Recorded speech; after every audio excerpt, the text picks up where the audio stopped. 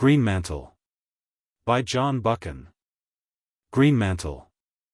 Chapter 1. A mission is proposed. I had just finished breakfast and was filling my pipe when I got Bullivant's telegram. It was at Furling, the big country house in Hampshire where I had come to convalesce after Loos, and Sandy, who was in the same case, was hunting for the marmalade. I flung him the flimsy with the blue strip pasted down on it, and he whistled. "Hello, Dick, you've got the battalion. Or maybe it's a staff billet. You'll be a blighted brass hat, coming it heavy over the hard-working regimental officer. And to think of the language you've wasted on brass hats in your time." I sat and thought for a bit, for the name Bullivant carried me back 18 months to the hot summer before the war. I had not seen the man since, though I had read about him in the papers. For more than a year I had been a busy battalion officer, with no other thought than to hammer a lot of raw stuff into good soldiers. I had succeeded pretty well, and there was no prouder man on earth than Richard Hannay when he took his Lennox Highlanders over the parapets on that glorious and bloody 25th day of September. Loos was no picnic, and we had had some ugly bits of scrapping before that. But the worst bit of the campaign I had seen was a tea party to the show I had been in with Bullivant before the war started. The sight of his name on a telegram form seemed to change all my outlook on life. I had been hoping for the command of the battalion, and looking forward to being in at the finish with Brother Bosch. But this message jerked my thoughts on to a new road. There might be other things in the war than straightforward fighting. Why on earth should the Foreign Office want to see an obscure major of the new army, and want to see him in double-quick time? "I'm going up to town by the 10 train, I announced. "I'll be back in time for dinner." "Try my tailor," said Sandy. "He's got a very nice taste in red tabs. You can use my name." An idea struck me. "You're pretty well all right now. If I wire for you, will you pack your own kit and mine and join me?" "Right-o. I'll accept a job on your staff if they give you a corps. If so be as you come down tonight, be a good chap and bring a barrel of oysters from Sweeting's." I travelled up to London in a regular November drizzle, which cleared up about Wimbledon to watery sunshine. I never could stand London during the war. It seemed to have lost its bearings and broken out into all manner of badges and uniforms which did not fit in with my notion of it. One felt the war more in its streets than in the field, or rather one felt the confusion of war without feeling the purpose. I dare say it was all right. But since August 1914 I never spent a day in town without coming home depressed to my boots. I took a taxi and drove straight to the Foreign Office. Sir Walter did not keep me waiting long. But when his secretary took me to his room I would not have recognized the man I had known 18 months before. His big frame seemed to have dropped flesh and there was a stoop in the square shoulders. His face had lost its rosiness and was red in patches, like that of a man who gets too little fresh air. His hair was much grayer and very thin about the temples, and there were lines of overwork below the eyes. But the eyes were the same as before, keen and kindly and shrewd, and there was no change in the firm set of the jaw. "We must on no account be disturbed for the next hour," he told his secretary. When the young man had gone he went across to both doors and turned the keys in them. "Well, Major Hannay," he said, flinging himself into a chair beside the fire. "How do you like soldiering?" "Right enough," I said, "though this isn't just the kind of war I would have picked myself. It's a comfortless, bloody business. But we've got the measure of the old Boche now, and it's dogged as does it. I count on getting back to the front in a week or two." "Will you get the battalion?" he asked. He seemed to have followed my doings pretty closely. "I believe I've a good chance. I'm not in this show for honor and glory, though. I want to do the best I can, but I wish to heaven it was over. All I think of is coming out of it with a whole skin." He laughed. "You do yourself an injustice. What about the forward observation post at the Lone Tree? You forgot about the whole skin then."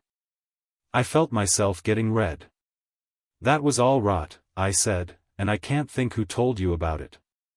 I hated the job, but I had to do it to prevent my subalterns going to glory. They were a lot of fire-eating young lunatics. If I had sent one of them, he'd have gone on his knees to Providence and asked for trouble. Sir Walter was still grinning. I'm not questioning your caution. You have the rudiments of it, or our friends of the Black Stone would have gathered you in at our last merry meeting. I would question it as little as your courage. What exercises my mind is whether it is best employed in the trenches. Is the War Office dissatisfied with me? I asked sharply. They are profoundly satisfied. They propose to give you command of your battalion. Presently, if you escape a stray bullet, you will no doubt be a brigadier. It is a wonderful war for youth and brains. But I take it you are in this business to serve your country, Hannay? I reckon I am, I said. I am certainly not in it for my health. He looked at my leg, where the doctors had dug out the shrapnel fragments, and smiled quizzically. Pretty fit again? He asked. Tough as a sjambok. I thrive on the racket and eat and sleep like a schoolboy. He got up and stood with his back to the fire, his eyes staring abstractedly out of the window at the wintry park. It is a great game, and you are the man for it, no doubt. But there are others who can play it, for soldiering today asks for the average rather than the exception in human nature. It is like a big machine where the parts are standardized. You are fighting, not because you are short of a job, but because you want to help England. How if you could help her better than by commanding a battalion, or a brigade, or, if it comes to that, a division?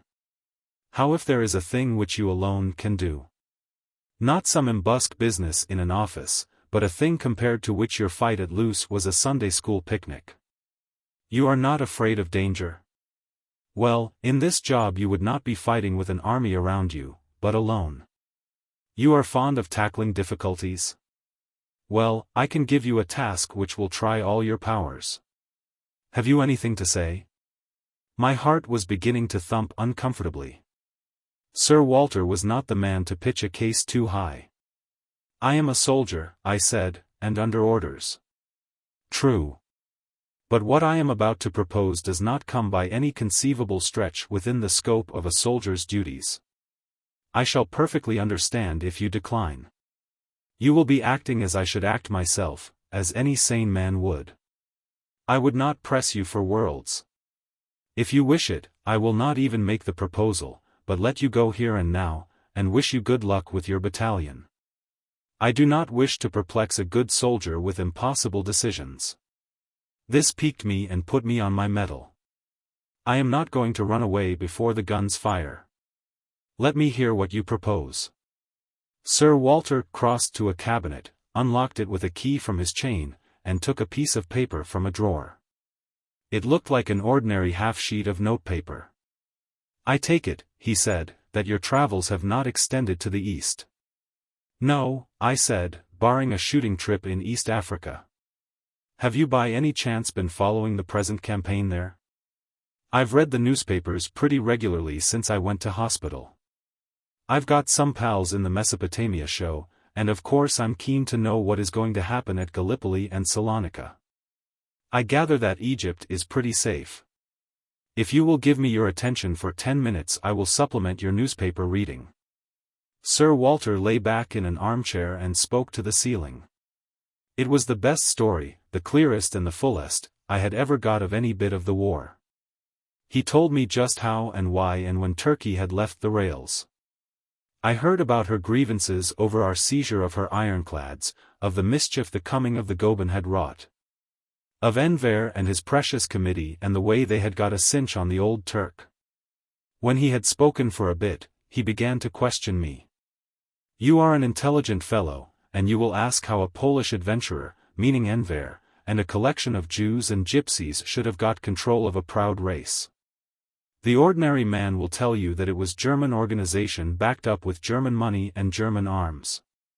You will inquire again how, since Turkey is primarily a religious power, Islam has played so small a part in it all. The Sheikh ul-Islam is neglected, and though the Kaiser proclaims a holy war and calls himself Haji Muhammad Guillermo, and says the Hohenzollerns are descended from the Prophet, that seems to have fallen pretty flat. The ordinary man again will answer that Islam in Turkey is becoming a back number, and that Krupp guns are the new gods. Yet, I don't know. I do not quite believe in Islam becoming a back number. Look at it in another way, he went on. If it were Enver and Germany alone dragging Turkey into a European war for purposes that no Turk cared a rush about, we might expect to find the regular army obedient, and Constantinople. But in the provinces, where Islam is strong, there would be trouble. Many of us counted on that. But we have been disappointed. The Syrian army is as fanatical as the hordes of the Mahdi. The Senussi have taken a hand in the game. The Persian Muslims are threatening trouble. There is a dry wind blowing through the east, and the parched grasses wait the spark. And that wind is blowing towards the Indian border. Whence comes that wind, think you? Sir Walter had lowered his voice and was speaking very slow and distinct. I could hear the rain dripping from the eaves of the window, and far off the hoot of taxis in Whitehall. Have you an explanation, Hannay? He asked again. It looks as if Islam had a bigger hand in the thing than we thought, I said. I fancy religion is the only thing to knit up such a scattered empire. You are right, he said. You must be right. We have laughed at the holy war, the jihad that old von der Goltz prophesied. But I believe that stupid old man with the big spectacles was right. There is a jihad preparing. The question is, how? I'm hanged if I know, I said, but I'll bet it won't be done by a pack of stout German officers in pickelhaubes. I fancy you can't manufacture holy wars out of Krupp guns alone and a few staff officers and a battle cruiser with her boilers burst. Agreed. They are not fools, however much we try to persuade ourselves of the contrary. But supposing they had got some tremendous sacred sanction, some holy thing, some book or gospel or some new prophet from the desert. Something which would cast over the whole ugly mechanism of German war the glamour of the old torrential raids which crumpled the Byzantine Empire and shook the walls of Vienna. Islam is a fighting creed, and the mullah still stands in the pulpit with the Quran in one hand and a drawn sword in the other. Supposing there is some Ark of the Covenant which will madden the remotest Muslim peasant with dreams of paradise? What then, my friend? Then there will be hell let loose in those parts pretty soon. Hell which may spread. Beyond Persia, remember, lies India. You keep to suppositions. How much do you know? I asked. Very little, except the fact. But the fact is beyond dispute. I have reports from agents everywhere, peddlers in South Russia, Afghan horse dealers, Turkoman merchants, pilgrims on the road to Mecca, sheiks in North Africa, sailors on the Black Sea coasters. Sheep-skinned Mongols, Hindu fakirs, Greek traders in the Gulf, as well as respectable consuls who use ciphers. They tell the same story. The East is waiting for a revelation. It has been promised one. Some star, man, prophecy, or trinket, is coming out of the West. The Germans know, and that is the card with which they are going to astonish the world. And the mission you spoke of for me is to go and find out? He nodded gravely. That is the crazy and impossible mission. Tell me one thing, Sir Walter, I said. I know it is the fashion in this country if a man has a special knowledge to set him to some job exactly the opposite. I know all about Damerland, but instead of being put on Botha's staff, as I applied to be, I was kept in Hampshire mud till the campaign in German South-West Africa was over. I know a man who could pass as an Arab, but do you think they would send him to the East? They left him in my battalion, a lucky thing for me, for he saved my life at Loos. I know the fashion, but isn't this just carrying it a bit too far? There must be thousands of men who have spent years in the East and talk any language. They're the fellows for this job. I never saw a Turk in my life except a chap who did wrestling turns in a show at Kimberley. You've picked about the most useless man on earth. You've been a mining engineer, Hannay, Sir Walter said. If you wanted a man to prospect for gold in Baratsaland, you would of course like to get one who knew the country and the people and the language. But the first thing you would require in him would be that he had a nose for finding gold and knew his business. That is the position now.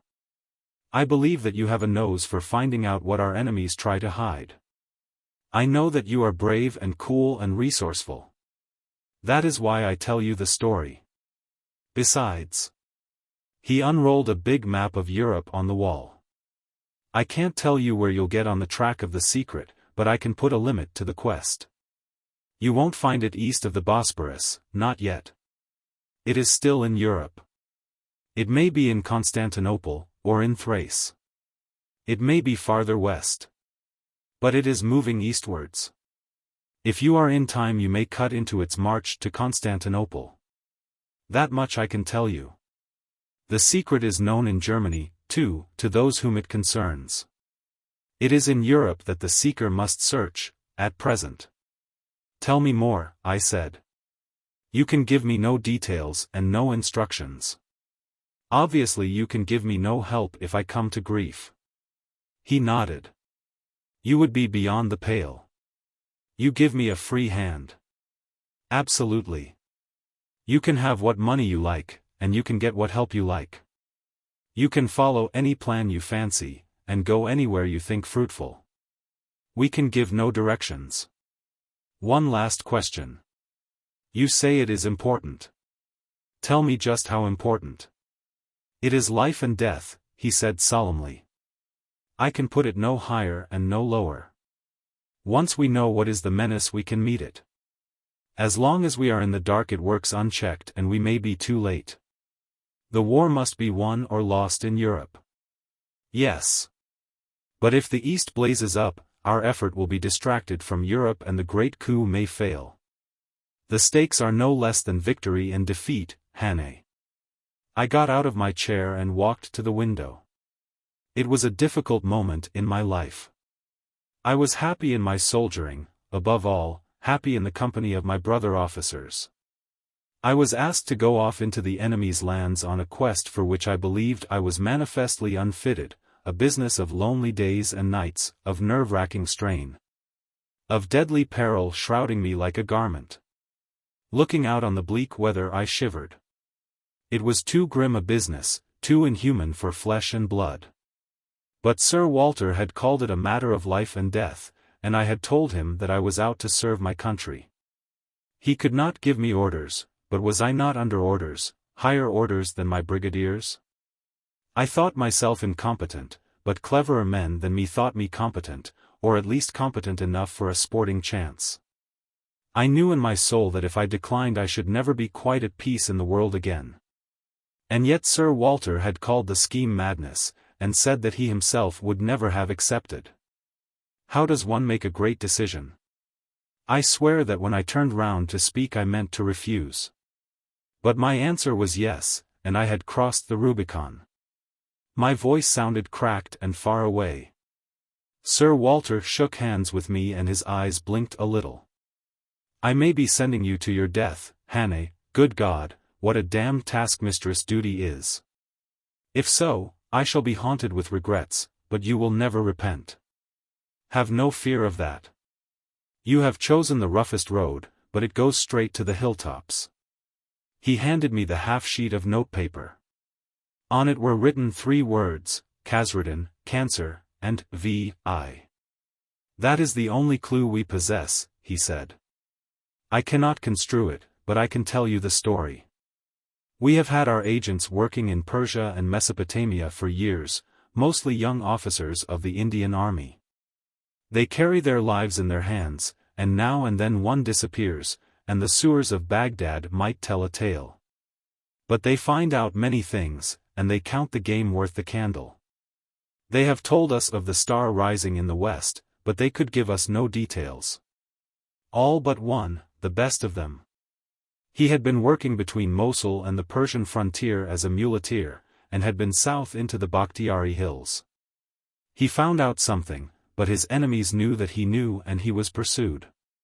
3 months ago, just before cut, he staggered into Delamain's camp with 10 bullet holes in him and a knife slash on his forehead. He mumbled his name, but beyond that and the fact that there was a something coming from the west, he told them nothing. He died in 10 minutes. They found this paper on him, and since he cried out the word Khazreddin in his last moments, it must have had something to do with his quest. It is for you to find out if it has any meaning. I folded it up and placed it in my pocketbook. What a great fellow! What was his name? I asked. Sir Walter did not answer at once. He was looking out of the window. His name, he said at last, was Harry Bullivant. He was my son. God rest his brave soul. How do you find this book? Any thoughts about the book or the author? Any suggestion for improvement? Please take a moment to share your thoughts in a comment.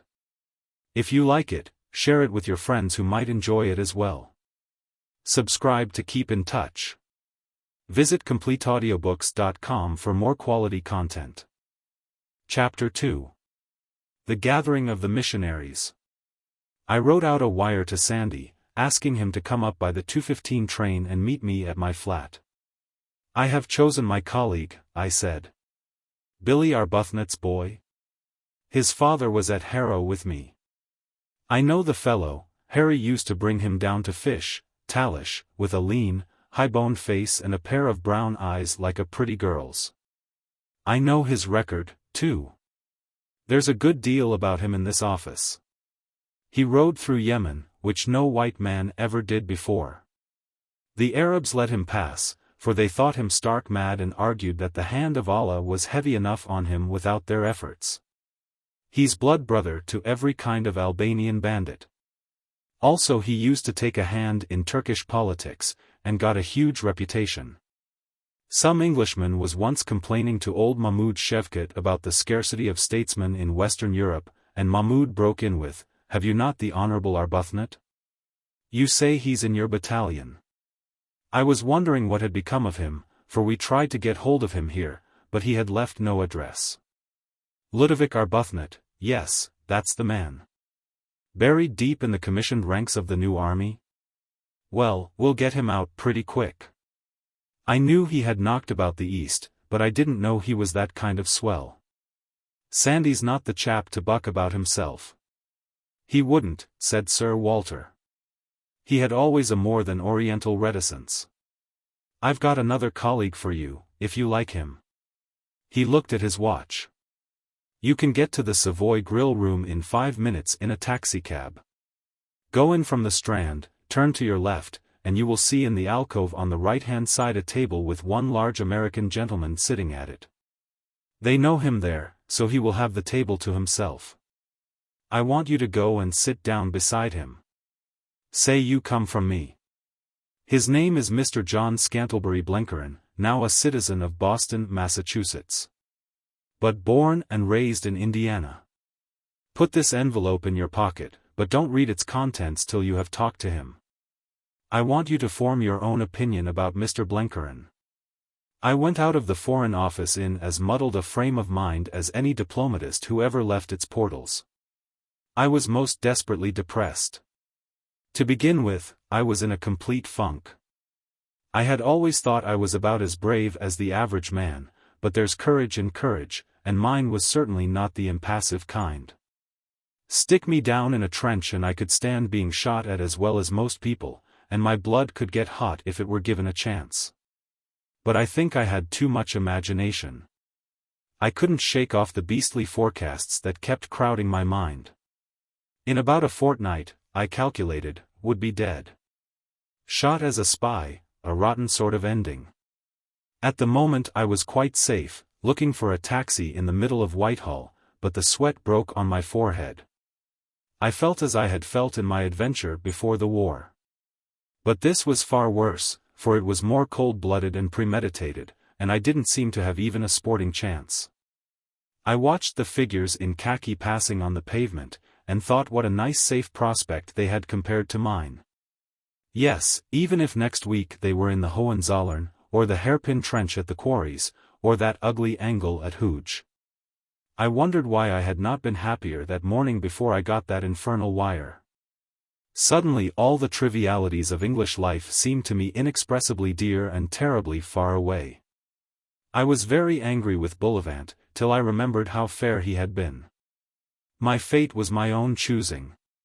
When I was hunting the black stone, the interest of the problem had helped to keep me going. But now I could see no problem. My mind had nothing to work on but 3 words of gibberish on a sheet of paper and a mystery of which Sir Walter had been convinced, but to which he couldn't give a name. It was like the story I had read of Saint Teresa setting off at the age of 10 with her small brother to convert the Moors. I sat huddled in the taxi with my chin on my breast, wishing that I had lost a leg at Loos and been comfortably tucked away for the rest of the war. Sure enough, I found my man in the grill room. There he was, feeding solemnly, with a napkin tucked under his chin. He was a big fellow with a fat, sallow, clean-shaven face. I disregarded the hovering waiter and pulled up a chair beside the American at the little table. He turned on me a pair of full sleepy eyes, like a ruminating ox. "Mr. Blenkerin?" I asked. "You have my name, sir," he said. "Mr. John Scantlebury Blenkerin. I would wish you good morning if I saw anything good in this darn British weather." "I come from Sir Walter Bullivant," I said, speaking low. "So," said he. "Sir Walter is a very good friend of mine. Pleased to meet you, Mr., or I guess it's Colonel." "Hannay," I said. "Major Hannay." I was wondering what this sleepy Yankee could do to help me. "Allow me to offer you luncheon, Major." "Here, waiter, bring the cart. I regret that I cannot join you in sampling the efforts of the management of this hotel. I suffer, sir, from dyspepsia, duodenal dyspepsia. It gets me 2 hours after a meal and gives me hell just below the breastbone. So I am obliged to adopt a diet. My nourishment is fish, sir, and boiled milk and a little dry toast. It's a melancholy descent from the days when I could do justice to a lunch at Sherry's and sup off oyster crabs and devilled bones." He sighed from the depths of his capacious frame.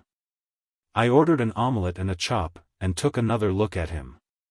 The large eyes seemed to be gazing steadily at me without seeing me. They were as vacant as an abstracted child's.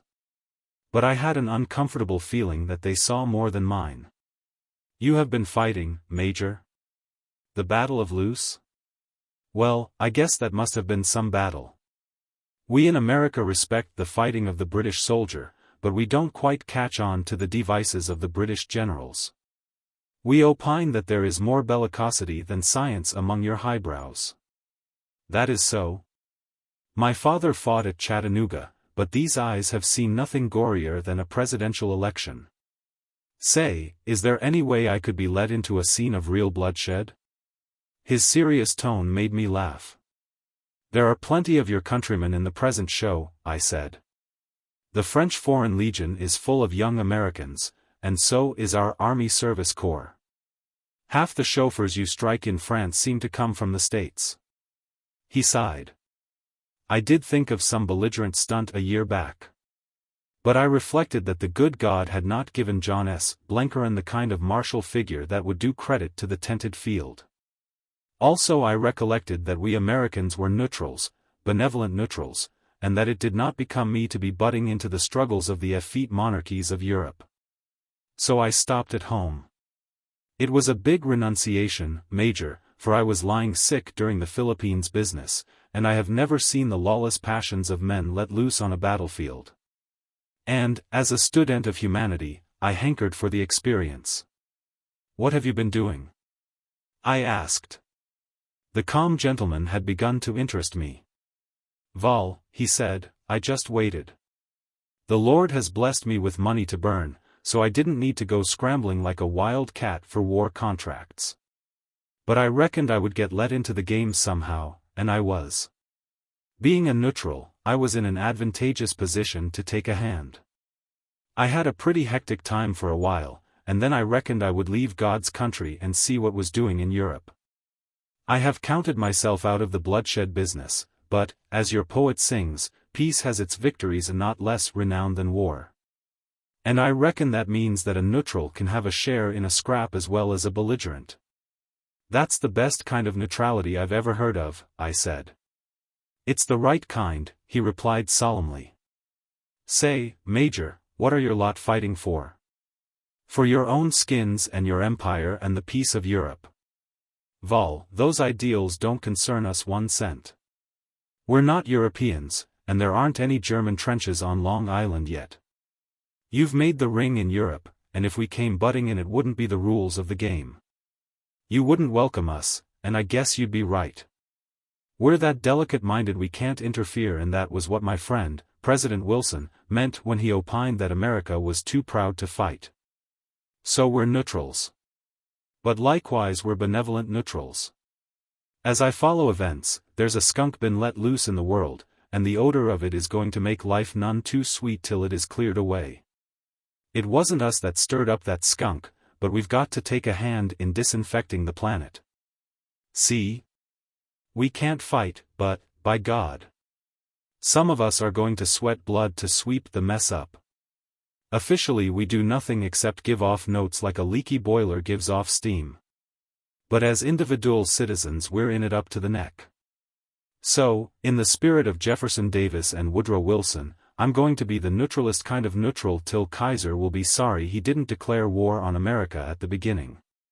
I was completely recovering my temper. This fellow was a perfect jewel, and his spirit put purpose into me.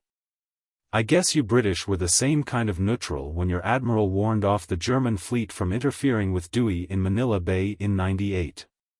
Mr. Blenkeron drank up the last drop of his boiled milk and lit a thin black cigar. I leaned forward. Have you talked to Sir Walter?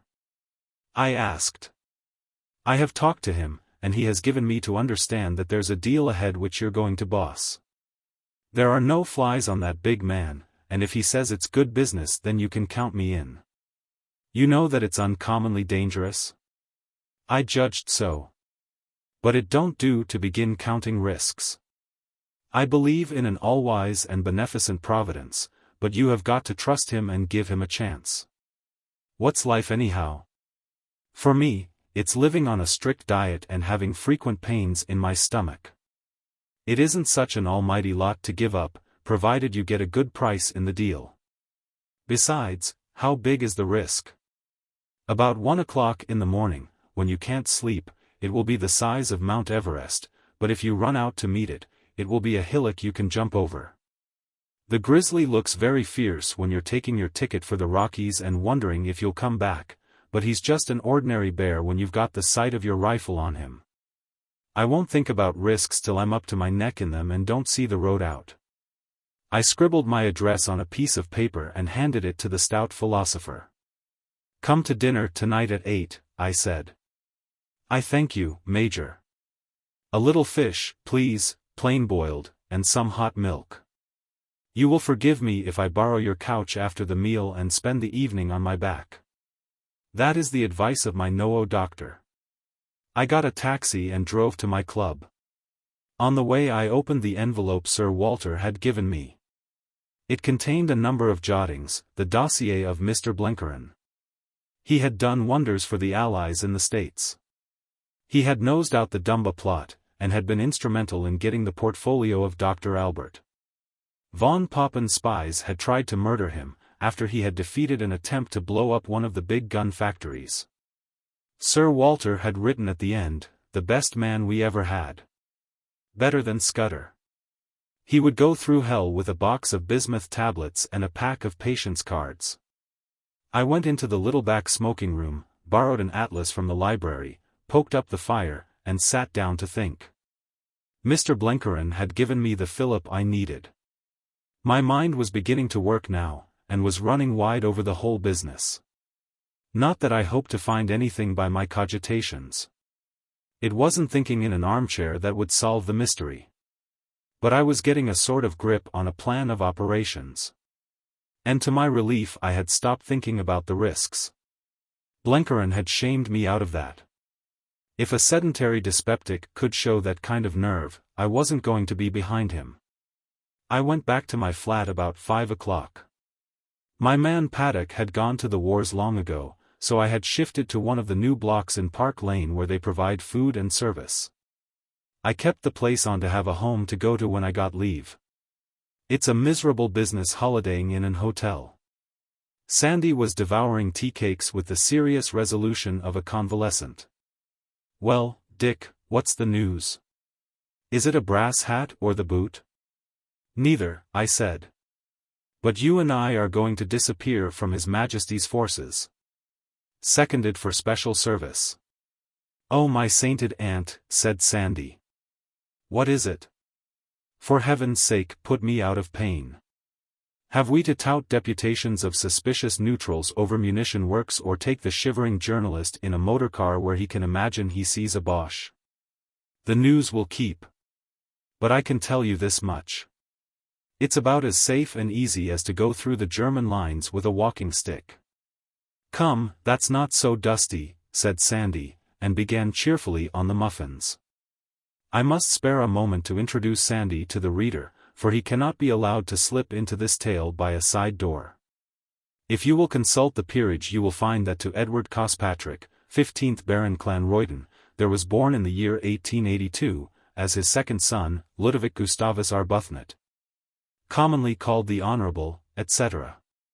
The said son was educated at Eton and New College, Oxford, was a captain in the Tweedale Yeomanry, and served for some years as honorary attaché at various embassies. The peerage will stop short at this point, but that is by no means the end of the story. For the rest you must consult very different authorities. Lean brown men from the ends of the earth may be seen on the London pavements now and then in creased clothes, walking with the light outland step. Slinking into clubs as if they could not remember whether or not they belonged to them. From them you may get news of Sandy.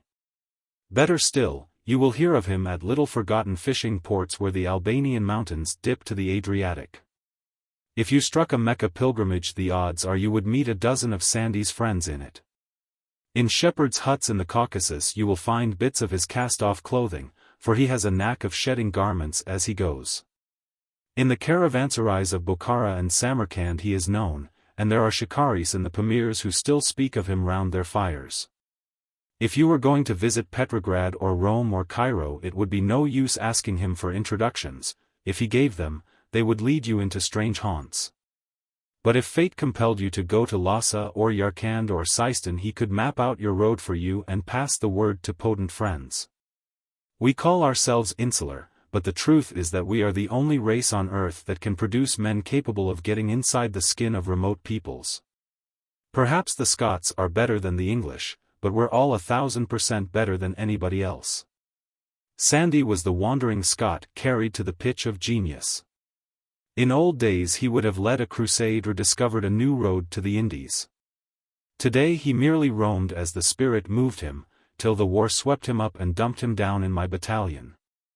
I got out Sir Walter's half-sheet of notepaper. It was not the original, naturally he wanted to keep that, but it was a careful tracing.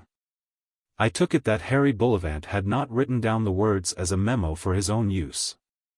People who follow his career have good memories. He must have written them in order that, if he perished and his body was found, his friends might get a clue. Wherefore, I argued, the words must be intelligible to somebody or other of our persuasion, and likewise they must be pretty well gibberish to any Turk or German that found them. The first, Khazruddin, I could make nothing of. I asked Sandy. You mean Nasr ed-Din, he said, still munching crumpets. What's that? I asked sharply. He's the general believed to be commanding against us in Mesopotamia. I remember him years ago in Aleppo. He talked bad French and drank the sweetest of sweet champagne. I looked closely at the paper. The K was unmistakable. Khazruddin is nothing. It means in Arabic the house of faith, and might cover anything from Hagia Sophia to a suburban villa. What's your next puzzle, Dick? Have you entered for a prize competition in a weekly paper? Cancer, I read out. It is the Latin for a crab. Likewise it is the name of a painful disease. It is also a sign of the zodiac. VIII, I read. There you have me. It sounds like the number of a motorcar. The police would find out for you. I call this rather a difficult competition. What's the prize? I passed him the paper. Who wrote it? It looks as if he had been in a hurry. Harry Bullivant, I said. Sandy's face grew solemn. Old Harry. He was at my tutor's. The best fellow God ever made. I saw his name in the casualty list before cut. Harry didn't do things without a purpose. What's the story of this paper? Wait till after dinner, I said. I'm going to change and have a bath. There's an American coming to dine, and he's part of the business. Mr. Blenkerin arrived punctual to the minute in a fur coat like a Russian prince's. Now that I saw him on his feet I could judge him better. He had a fat face, but was not too plump in figure, and very muscular wrists showed below his shirt cuffs. I fancied that, if the occasion called, he might be a good man with his hands. Sandy and I ate a hearty meal, but the American picked at his boiled fish and sipped his milk a drop at a time. When the servant had cleared away, he was as good as his word and laid himself out on my sofa. I offered him a good cigar, but he preferred one of his own lean black abominations. Sandy stretched his length in an easy chair and lit his pipe. Now for your story, Dick, he said. I began, as Sir Walter had begun with me, by telling them about the puzzle in the Near East. I pitched a pretty good yarn, for I had been thinking a lot about it, and the mystery of the business had caught my fancy.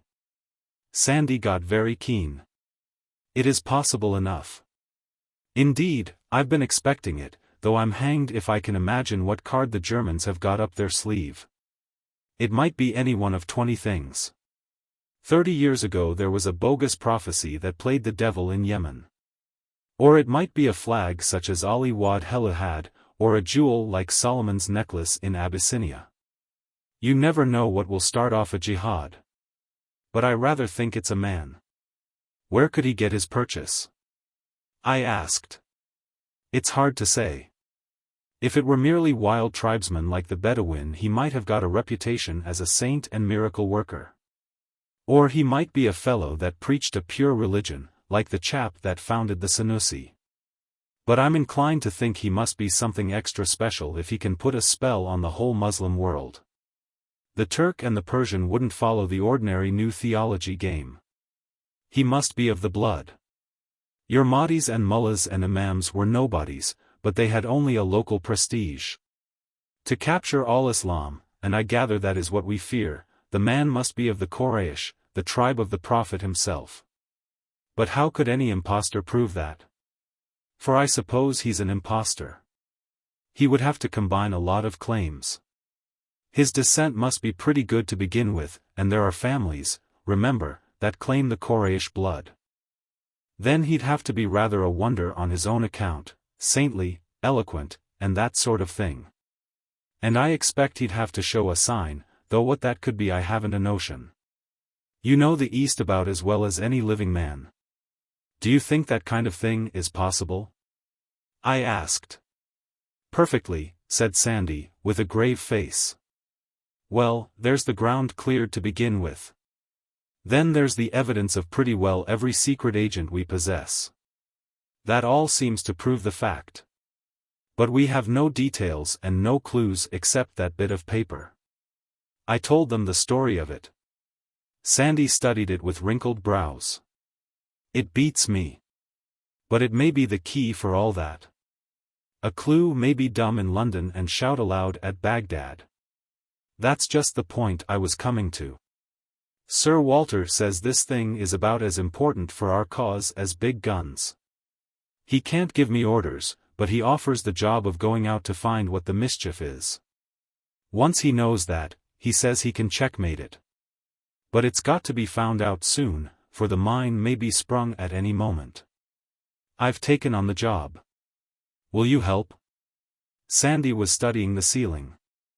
I should add that it's about as safe as playing chuck farthing at the Loos crossroads, the day you and I went in. And if we fail nobody can help us. "Oh, of course," said Sandy in an abstracted voice. Mr. Blenkiron, having finished his after-dinner recumbency, had sat up and pulled a small table towards him. From his pocket he had taken a pack of patience cards and had begun to play the game called the Double Napoleon. He seemed to be oblivious of the conversation. Suddenly I had a feeling that the whole affair was stark lunacy. Here were we three simpletons sitting in a London flat and projecting a mission into the enemy's citadel without an idea what we were to do or how we were to do it. And one of the three was looking at the ceiling, and whistling softly through his teeth, and another was playing patience. The farce of the thing struck me so keenly that I laughed. Sandy looked at me sharply. "You feel like that?" "Same with me. It's idiocy, but all war is idiotic, and the most wholehearted idiot is apt to win. We're to go on this mad trail wherever we think we can hit it. Well, I'm with you. But I don't mind admitting that I'm in a blue funk. I had got myself adjusted to this trench business and was quite happy. And now you have hoiked me out, and my feet are cold." "I don't believe you know what fear is," I said.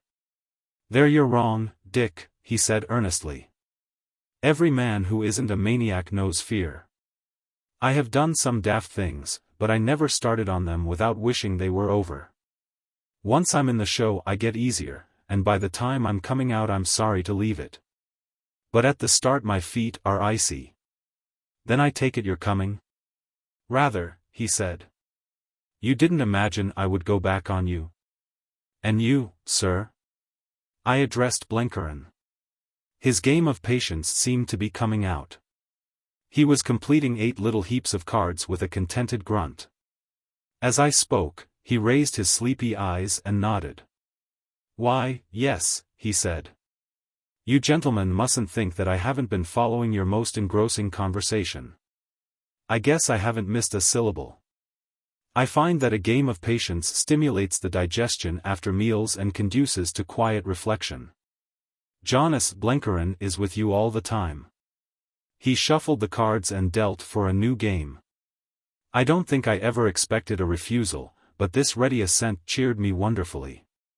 I couldn't have faced the thing alone. Well, that's settled. Now for ways and means. We three have got to put ourselves in the way of finding out Germany's secret, and we have to go where it is known. Somehow or other we have to reach Constantinople, and to beat the biggest area of country we must go by different roads. Sandy, my lad, you've got to get into Turkey. You're the only one of us that knows that engaging people. You can't get in by Europe very easily, so you must try Asia. What about the coast of Asia Minor? It could be done, he said. You'd better leave that entirely to me. I'll find out the best way. I suppose the Foreign Office will help me to get to the jumping-off place. Remember, I said, it's no good getting too far east. The secret, so far as concerns us, is still west of Constantinople. I see that. I'll blow in on the Bosporus by a short tack. For you, Mr. Blenkiron, would suggest a straight journey. You're an American, and can travel through Germany direct. But I wonder how far your activities in New York will allow you to pass as a neutral? I have considered that, sir, he said. I have given some thought to the peculiar psychology of the great German nation. As I read them they're as cunning as cats, and if you play the feline game they will outwit you every time. Yes, sir, they are no slouches at sleuth work. If I were to buy a pair of false whiskers and dye my hair and dress like a Baptist parson and go into Germany on the peace racket, I guess they'd be on my trail like a knife. And I should be shot as a spy inside of a week or doing solitary in the Moabite prison. But they lack the larger vision. They can be bluffed, sir. With your approval I shall visit the fatherland as Jonas Blenkiron, once a thorn in the side of their brightest boys on the other side. But it will be a different John S. I reckon he will have experienced a change of heart. He will have come to appreciate the great, pure, noble soul of Germany, and he will be sorrowing for his past like a converted gunman at a camp meeting. He will be a victim of the meanness and perfidy of the British government.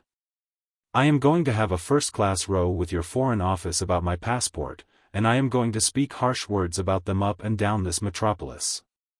I am going to be shadowed by your sleuths at my port of embarkation, and I guess I shall run up hard against the British legations in Scandinavia. By that time our Teutonic friends will have begun to wonder what has happened to John S., and to think that maybe they have been mistaken in that child. So, when I get to Germany they will be waiting for me with an open mind. Then I judge my conduct will surprise and encourage them. I will confide to them valuable secret information about British preparations, and I will show up the British lion as the meanest kind of cur. You may trust me to make a good impression. After that I'll move eastwards, to see the demolition of the British Empire in those parts.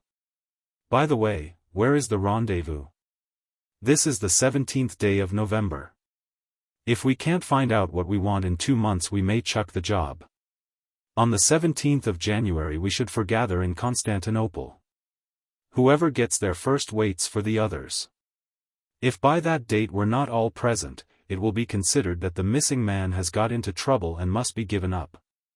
If ever we get there we'll be coming from different points and in different characters, so we want a rendezvous where all kinds of odd folk assemble. Sandy, you know Constantinople. You fix the meeting place. I've already thought of that, he said, and going to the writing table he drew a little plan on a sheet of paper. That lane runs down from the Kurdish bazaar in Galata to the ferry of Ratchik. Halfway down on the left-hand side is a café kept by a Greek called Kuprasso. Behind the café is a garden, surrounded by high walls which were parts of the old Byzantine theatre. At the end of the garden is a shanty called the Garden House of Suliman the Red. It has been in its time a dancing hall and a gambling hell and God knows what else.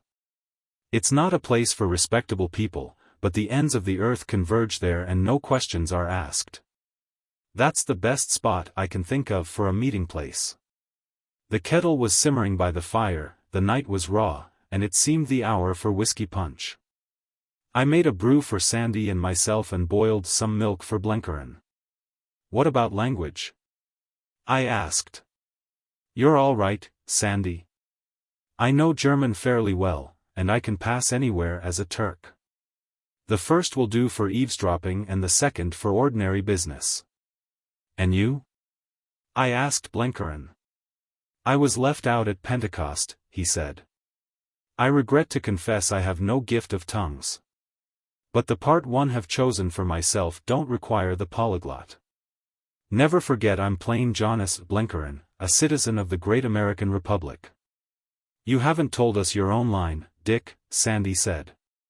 I am going to the Bosporus through Germany, and, not being a neutral, it won't be a very cushioned journey. Sandy looked grave. That sounds pretty desperate. Is your German good enough? Pretty fair. Quite good enough to pass as a native. But officially I shall not understand one word.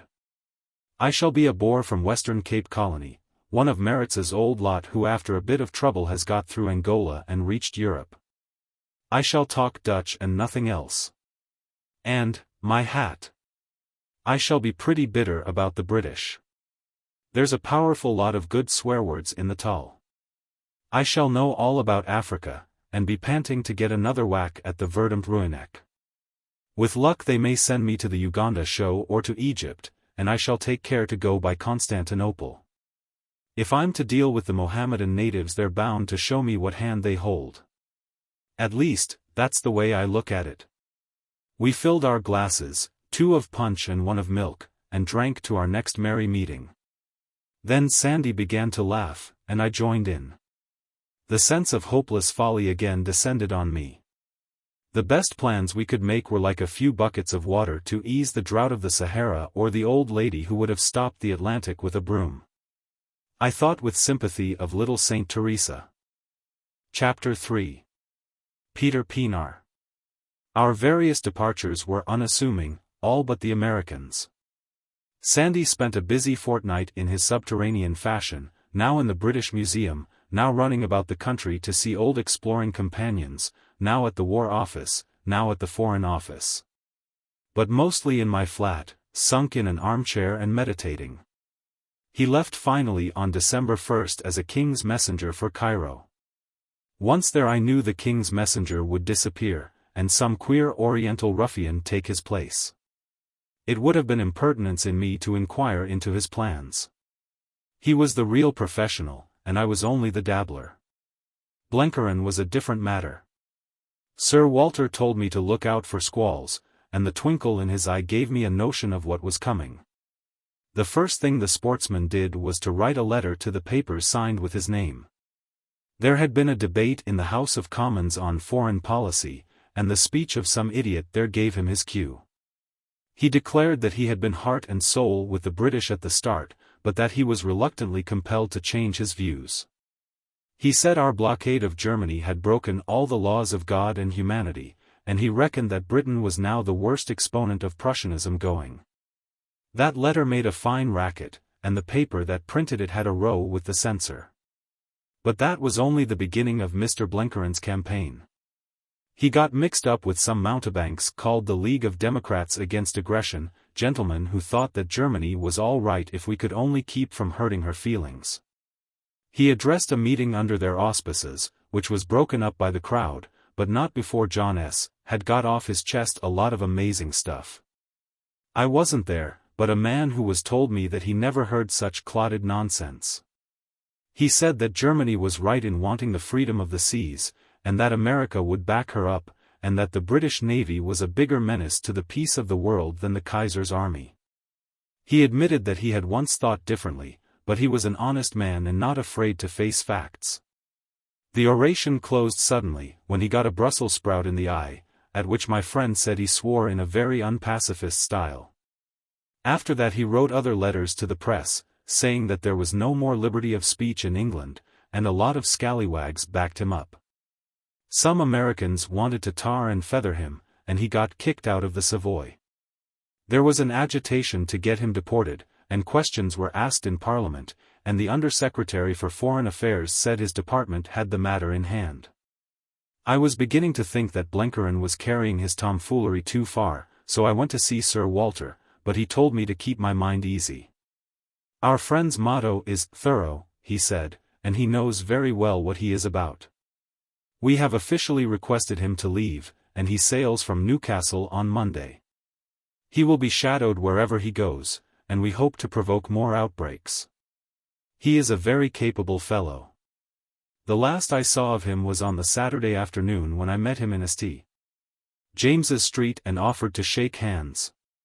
He told me that my uniform was a pollution, and made a speech to a small crowd about it. They hissed him and he had to get into a taxi.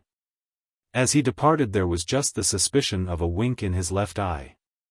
On Monday I read that he had gone off, and the papers observed that our shores were well quit of him. I sailed on December 3rd from Liverpool in a boat bound for the Argentine that was due to put in at Lisbon. I had of course to get a Foreign Office passport to leave England, but after that my connection with the government ceased. All the details of my journey were carefully thought out. Lisbon would be a good jumping-off place, for it was the rendezvous of scallywags from most parts of Africa. My kit was an old Gladstone bag, and my clothes were the relics of my South African wardrobe. I let my beard grow for some days before I sailed, and, since it grows fast, I went on board with the kind of hairy chin you will see on the young boar. My name was now Brant, Cornelis Brant, at least so my passport said, and passports never lie. There were just 2 other passengers on that beastly boat, and they never appeared till we were out of the bay. I was pretty bad myself, but managed to move about all the time, for the frowst in my cabin would have sickened a hippo. The old tub took 2 days and a night to waddle from Ushant to Finisterre. Then the weather changed and we came out of snow squalls into something very like summer.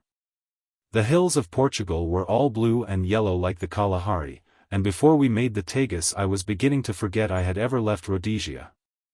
There was a Dutchman among the sailors with whom I used to patter the tull, and but for "good morning" and "good evening" in broken English to the captain. That was about all the talking I did on the cruise. We dropped anchor off the quays of Lisbon on a shiny blue morning, pretty near warm enough to wear flannels. I had now got to be very wary. I did not leave the ship with the shore-going boat, but made a leisurely breakfast. Then I strolled on deck, and there, just casting anchor in the middle of the stream, was another ship with a blue and white funnel I knew so well. I calculated that a month before she had been smelling the mangrove swamps of Angola. Nothing could better answer my purpose. I proposed to board her, pretending I was looking for a friend, and come on shore from her, so that anyone in Lisbon who chose to be curious would think I had landed straight from Portuguese Africa. I hailed one of the adjacent ruffians, and got into his rowboat, with my kit. We reached the vessel, they called her the Henry the Navigator, just as the first shore-boat was leaving.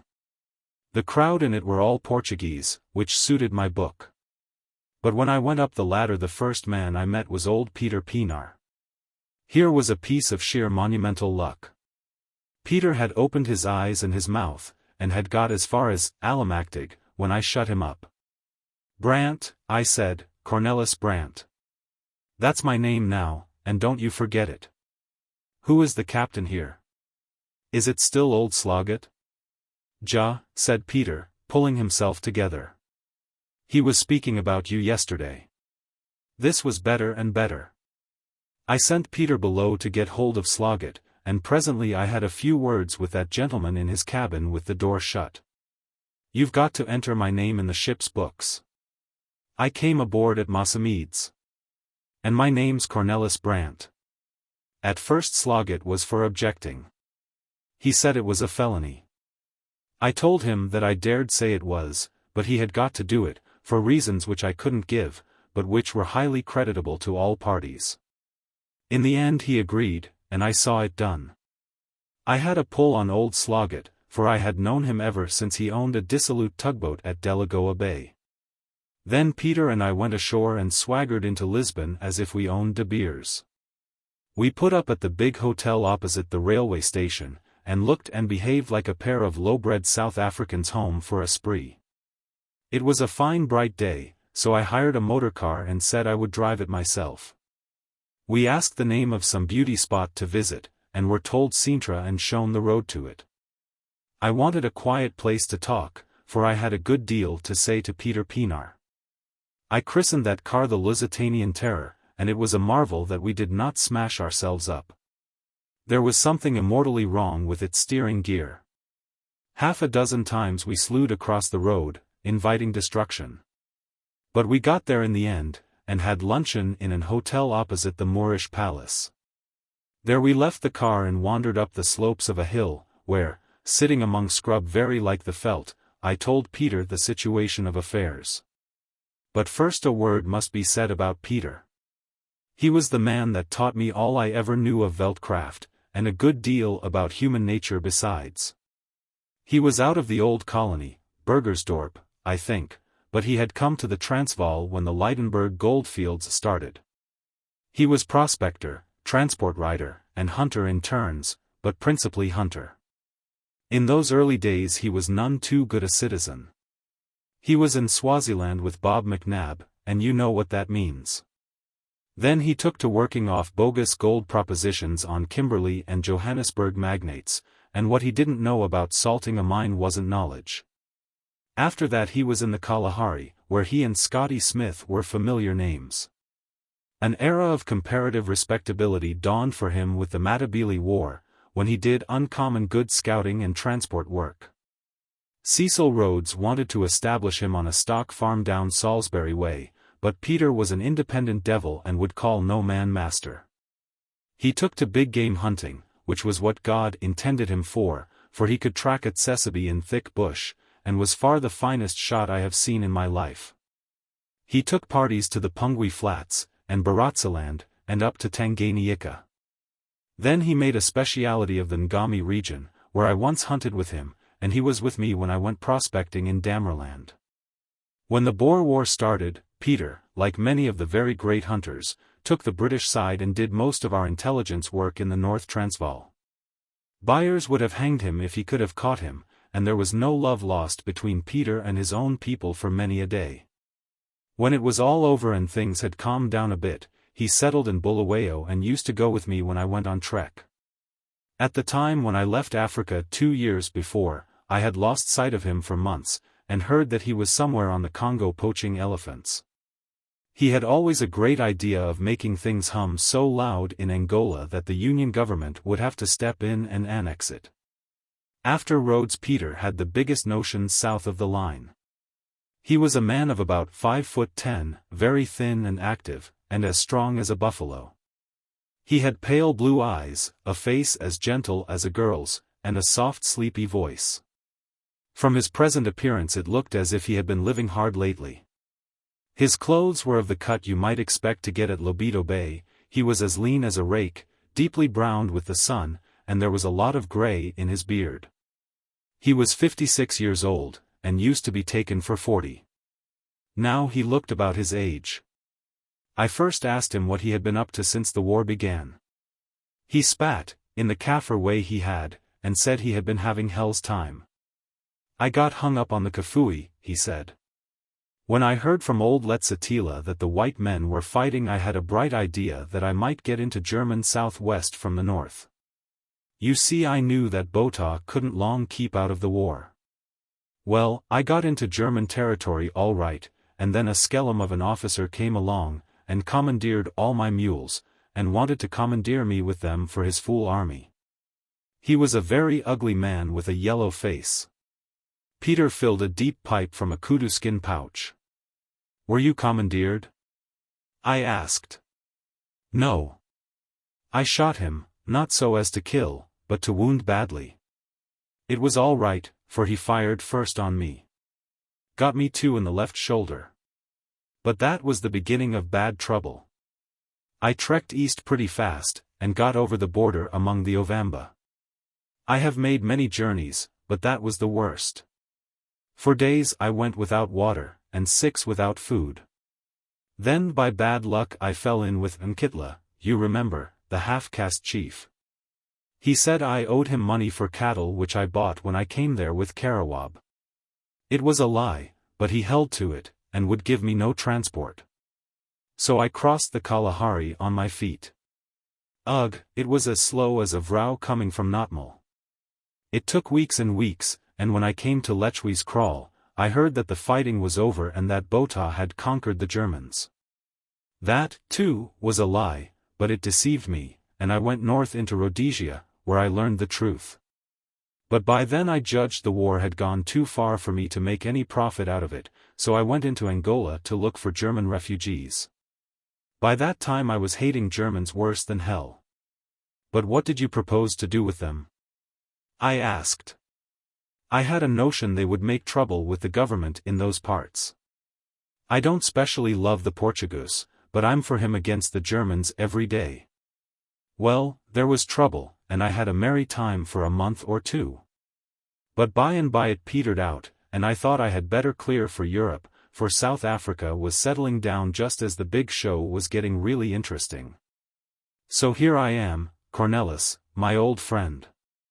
If I shave my beard, will they let me join the Flying Corps? I looked at Peter sitting there smoking, as imperturbable as if he had been growing mealies in Natal all his life and had run home for a month's holiday with his people in Peckham. You're coming with me, my lad, I said. We're going into Germany. Peter showed no surprise. Keep in mind that I don't like the Germans, was all he said. I'm a quiet Christian man, but I've the devil of a temper. Then I told him the story of our mission. You and I have got to be Maritz's men. We went into Angola, and now we're trekking for the fatherland to get a bit of our own back from the infernal English. Neither of us knows any German, publicly. We'd better plan out the fighting we were in, Kakamas will do for one, and shoe it drift. You were an Ngamaland hunter before the war. They won't have your dossier, so you can tell any lie you like. I'd better be an educated Afrikander, one of Byers's bright lads, and a pal of old Herzog. We can let our imagination loose about that part, but we must stick to the same yarn about the fighting. Ja, Cornelis, said Peter. He had called me Cornelis ever since I had told him my new name. He was a wonderful chap for catching on to any game. But after we get into Germany, what then? There can't be much difficulty about the beginning. But once we're among the beer swillers, I don't quite see our line. We're to find out about something that's going on in Turkey? When I was a boy, the predicant used to preach about Turkey. I wish I was better educated and remembered whereabouts in the map it was. You leave that to me, I said. I'll explain it all to you before we get there. We haven't got much of a spoor, but we'll cast about, and with luck we'll pick it up. I've seen you do it often enough when we hunted kudu on the Kafui. Peter nodded. Do we sit still in a German town? He asked anxiously. I shouldn't like that, Cornelis. We move gently eastward to Constantinople, I said. Peter grinned. We should cover a lot of new country. You can reckon on me, friend Cornelis. I've always had a hankering to see Europe. He rose to his feet and stretched his long arms. We'd better begin at once. God, I wonder what's happened to old Solly Merritz, with his bottle face? Yon was a fine battle at the drift when I was sitting up to my neck in the orange praying that Brits lads would take my head for a stone. Peter was as thorough a mountebank, when he got started, as Blenkerin himself. All the way back to Lisbon he yarned about Merritz and his adventures in German southwest till I half believed they were true. He made a very good story of our doings, and by his constant harping on it I pretty soon got it into my memory. That was always Peter's way. He said if you were going to play a part, you must think yourself into it, convince yourself that you were it, till you really were it and didn't act but behaved naturally. The two men who had started that morning from the hotel door had been bogus enough, but the two men that returned were genuine desperados itching to get a shot at England. We spent the evening piling up evidence in our favor. Some kind of republic had been started in Portugal, and ordinarily the cafés would have been full of politicians, but the war had quieted all these local squabbles. And the talk was of nothing but what was doing in France and Russia. The place we went to was a big, well-lighted show on a main street, and there were a lot of sharp-eyed fellows wandering about that I guessed were spies and police agents. I knew that Britain was the one country that doesn't bother about this kind of game, and that it would be safe enough to let ourselves go. I talked Portuguese fairly well, and Peter spoke it like a Lourenço Marques barkeeper, with a lot of Schengen words to fill up. He started on Curaçao, which I reckoned was a new drink to him, and presently his tongue ran freely. Several neighbors pricked up their ears, and soon we had a small crowd round our table. We talked to each other of Merritz and our doings. It didn't seem to be a popular subject in that café. One big blue-black fellow said that Merritz was a dirty swine who would soon be hanged. Peter quickly caught his knife wrist with one hand and his throat with the other, and demanded an apology. He got it. The Lisbon boulevardiers have not lost any lions. After that there was a bit of a squash in our corner. Those near to us were very quiet and polite, but the outer fringe made remarks. When Peter said that if Portugal, which he admitted he loved, was going to stick to England she was backing the wrong horse, there was a murmur of disapproval. One decent-looking old fellow, who had the air of a ship's captain, flushed all over his honest face, and stood up looking straight at Peter. I saw that we had struck an Englishman, and mentioned it to Peter in Dutch. Peter played his part perfectly. He suddenly shut up, and, with furtive looks around him, began to jabber to me in a low voice. He was the very picture of the old stage conspirator. The old fellow stood staring at us. I don't very well understand this damned lingo, he said, but if so be you dirty Dutchmen are sayin' anything against England, I'll ask you to repeat it. And if so be as you repeats it I'll take either of you on and knock the face off him. He was a chap after my own heart, but I had to keep the game up. I said in Dutch to Peter that we mustn't get brawling in a public house. Remember the big thing, I said darkly. Peter nodded, and the old fellow, after staring at us for a bit, spat scornfully, and walked out. The time is coming when the Englander will sing small, I observed to the crowd. We stood drinks to one or two, and then swaggered into the street. At the door a hand touched my arm, and, looking down, I saw a little scrap of a man in a fur coat. "Will the gentleman walk a step with me and drink a glass of beer?" he said in very stiff Dutch. "Who the devil are you?" I asked. "Got strafe England," was his answer, and, turning back the lapel of his coat, he showed some kind of ribbon in his buttonhole. "Amen," said Peter. "Lead on, friend. We don't mind if we do." He led us to a back street and then up 2 pairs of stairs to a very snug little flat. The place was filled with fine red lacquer, and I guessed that art dealing was his nominal business. Portugal, since the Republic broke up the convents and sold up the big royalist grandees, was full of bargains in the lacquer and curio line. He filled us 2 long tankards of very good Munich beer. "Prosit," he said, raising his glass. "You are from South Africa. What make you in Europe?" We both looked sullen and secretive. "That's our own business," I answered. "You don't expect to buy our confidence with a glass of beer." "So," he said. "Then I will put it differently. From your speech in the café I judge you do not love the English." Peter said something about stamping on their grandmothers, a Kaffir phrase which sounded gruesome in Dutch. The man laughed. "That is all I want to know. You are on the German side?" "That remains to be seen," I said. "If they treat me fair I'll fight for them, or for anybody else that makes war on England. England has stolen my country and corrupted my people and made me an exile. We Afrikanders do not forget. We may be slow but we win in the end. We too are men worth a great price. Germany fights England in East Africa. We know the natives as no Englishman can ever know them. They are too soft and easy and the Kaffirs laugh at them. But we can handle the blacks so that they will fight like devils for fear of us. What is the reward, little man, for our services? I will tell you. There will be no reward. We ask none. We fight for hate of England." Peter grunted a deep approval. "That is good talk," said our entertainer, and his close-set eyes flashed. "There is room in Germany for such men as you. Where are you going now, I beg to know?" "To Holland," I said. "Then maybe we will go to Germany. We are tired with travel and may rest a bit. This war will last long and our chance will come. But you may miss your market," he said significantly. "A ship sails tomorrow for Rotterdam. If you take my advice, you will go with her." This was what I wanted, for if we stayed in Lisbon some real soldier of merits might drop in any day and blow the gaff. "I recommend you to sail in the Machado," he repeated. "There is work for you in Germany, oh yes, much work, but if you delay the chance may pass. I will arrange your journey. It is my business to help the allies of my fatherland." He wrote down our names and an epitome of our doings contributed by Peter, who required 2 mugs of beer to help him through.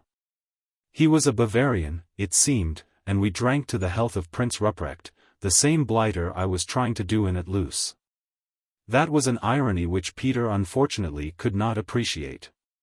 If he could he would have enjoyed it. The little chap saw us back to our hotel, and was with us the next morning after breakfast, bringing the steamer tickets. We got on board about 2 in the afternoon, but on my advice he did not see us off. I told him that, being British subjects and rebels at that, we did not want to run any risks on board, assuming a British cruiser caught us up and searched us. But Peter took £20 off him for travelling expenses, it being his rule never to miss an opportunity of spoiling the Egyptians. As we were dropping down the Tagus we passed the old Henry the Navigator. "I met Sloggett in the street this morning," said Peter, and he told me a little German man had been off in a boat at daybreak looking up the passenger list. "Yon was a right notion of yours, Cornelis. I am glad we are going among Germans. They are careful people whom it is a pleasure to meet." Chapter 4. Adventures of 2 Dutchmen on the Loose. The Germans, as Peter said, are a careful people. A man met us on the quay at Rotterdam. I was a bit afraid that something might have turned up in Lisbon to discredit us, and that our little friend might have warned his pals by telegram. But apparently all was serene. Peter and I had made our plans pretty carefully on the voyage. We had talked nothing but Dutch, and had kept up between ourselves the role of Maritz's men, which Peter said was the only way to play a part well.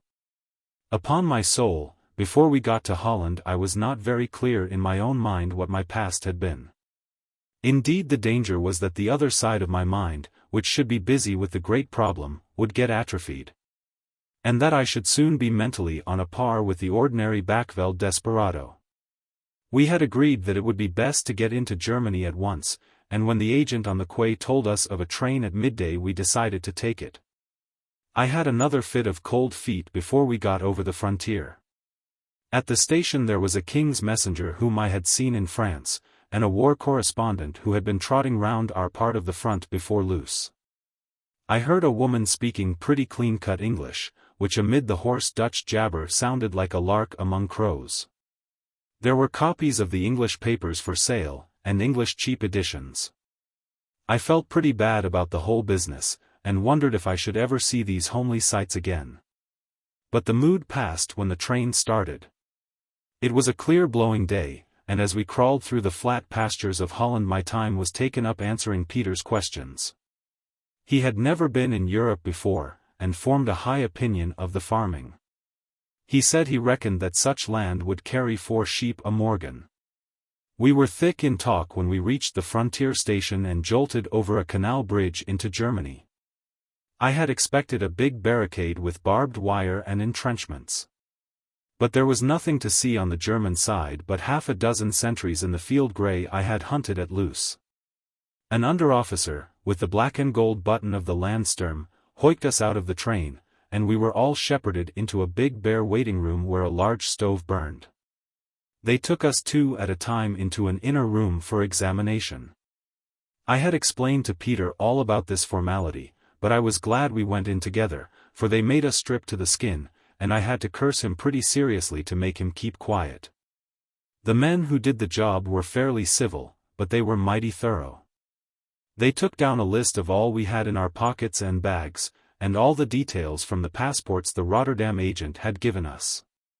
We were dressing when a man in a lieutenant's uniform came in with a paper in his hand. He was a fresh-faced lad of about 20, with short-sighted spectacled eyes. "Her Brant," he called out. I nodded. "And this is her Pienaar?" he asked in Dutch. He saluted. "Gentlemen, I apologize. I am late because of the slowness of the Herr Commandant's motor car. Had I been in time you would not have been required to go through this ceremony. We have been advised of your coming, and I am instructed to attend you on your journey. The train for Berlin leaves in half an hour. Pray do me the honor to join me in a bock." With a feeling of distinction we stalked out of the ordinary ruck of passengers and followed the lieutenant to the station restaurant. He plunged at once into conversation, talking the Dutch of Holland, which Peter, who had forgotten his schooldays, found a bit hard to follow. He was unfit for active service, because of his eyes and a weak heart, but he was a desperate fire-eater in that stuffy restaurant. By his way of it Germany could gobble up the French and the Russians whenever she cared, but she was aiming at getting all the Middle East in her hands first, so that she could come out conqueror with the practical control of half the world. "Your friends the English," he said grinning, "will come last. When we have starved them and destroyed their commerce with our undersea boats we will show them what our navy can do. For a year they have been wasting their time in brag and politics, and we have been building great ships, oh, so many. My cousin at Kiel," and he looked over his shoulder. But we never heard about that cousin at Kiel. A short sunburnt man came in and our friend sprang up and saluted, clicking his heels like a pair of tongs. "These are the South African Dutch, her captain," he said. The newcomer looked us over with bright intelligent eyes, and started questioning Peter in the taal. It was well that we had taken some pains with our story, for this man had been years in German Southwest, and knew every mile of the borders. Zorn was his name, and both Peter and I thought we remembered hearing him spoken of. I am thankful to say that we both showed up pretty well.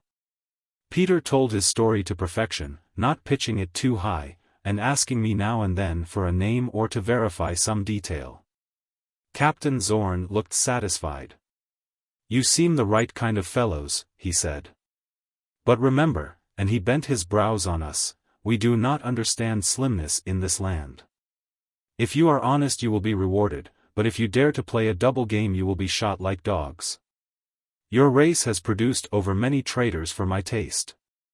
"I ask no reward," I said gruffly. "We are not Germans or Germany's slaves. But so long as she fights against England we will fight for her." "Bold words," he said, "but you must bow your stiff necks to discipline first. Discipline has been the weak point of you Boers, and you have suffered for it. You are no more a nation. In Germany we put discipline first and last, and therefore we will conquer the world. Off with you now. Your train starts in 3 minutes. We will see what von Stumm will make of you." That fellow gave me the best feel of any German I had yet met. He was a white man and I could have worked with him. I liked his stiff chin and steady blue eyes. My chief recollection of our journey to Berlin was its commonplaceness. The spectacled lieutenant fell asleep, and for the most part we had the carriage to ourselves. Now and again a soldier on leave would drop in, most of them tired men with heavy eyes. No wonder, poor devils, for they were coming back from the Yser or the Ypres salient. I would have liked to talk to them, but officially of course I knew no German, and the conversation I overheard did not signify much. It was mostly about regimental details, though one chap, who was in better spirits than the rest, observed that this was the last Christmas of misery. And that next year he would be holidaying at home with full pockets. The others assented, but without much conviction. The winter day was short, and most of the journey was made in the dark. I could see from the window the lights of little villages, and now and then the blaze of ironworks and forges. We stopped at a town for dinner, where the platform was crowded with drafts waiting to go westward. We saw no signs of any scarcity of food, such as the English newspapers wrote about. We had an excellent dinner at the station restaurant, which, with a bottle of white wine, cost just 3 shillings apiece.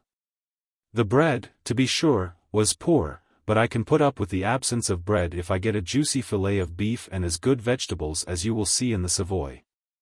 I was a little afraid of our giving ourselves away in our sleep, but I need have had no fear, for our escort slumbered like a hog with his mouth wide open.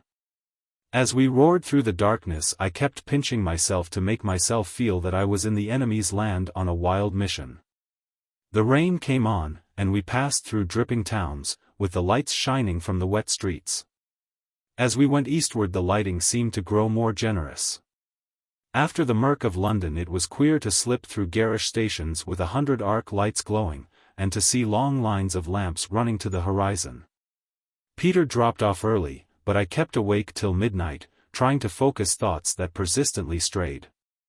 Then I, too, dozed and did not awake till about 5 in the morning, when we ran into a great busy terminus as bright as midday. It was the easiest and most unsuspicious journey I ever made. The lieutenant stretched himself and smoothed his rumpled uniform. We carried our scanty luggage to a droshk, for there seemed to be no porters. Our escort gave the address of some hotel and we rumbled out into brightly lit empty streets. "A mighty dorp," said Peter. "Of a truth the Germans are a great people." The lieutenant nodded good-humoredly. "The greatest people on earth," he said, "as their enemies will soon bear witness." I would have given a lot for a bath, but I felt that it would be outside my part, and Peter was not of the washing persuasion. But we had a very good breakfast of coffee and eggs, and then the lieutenant started on the telephone.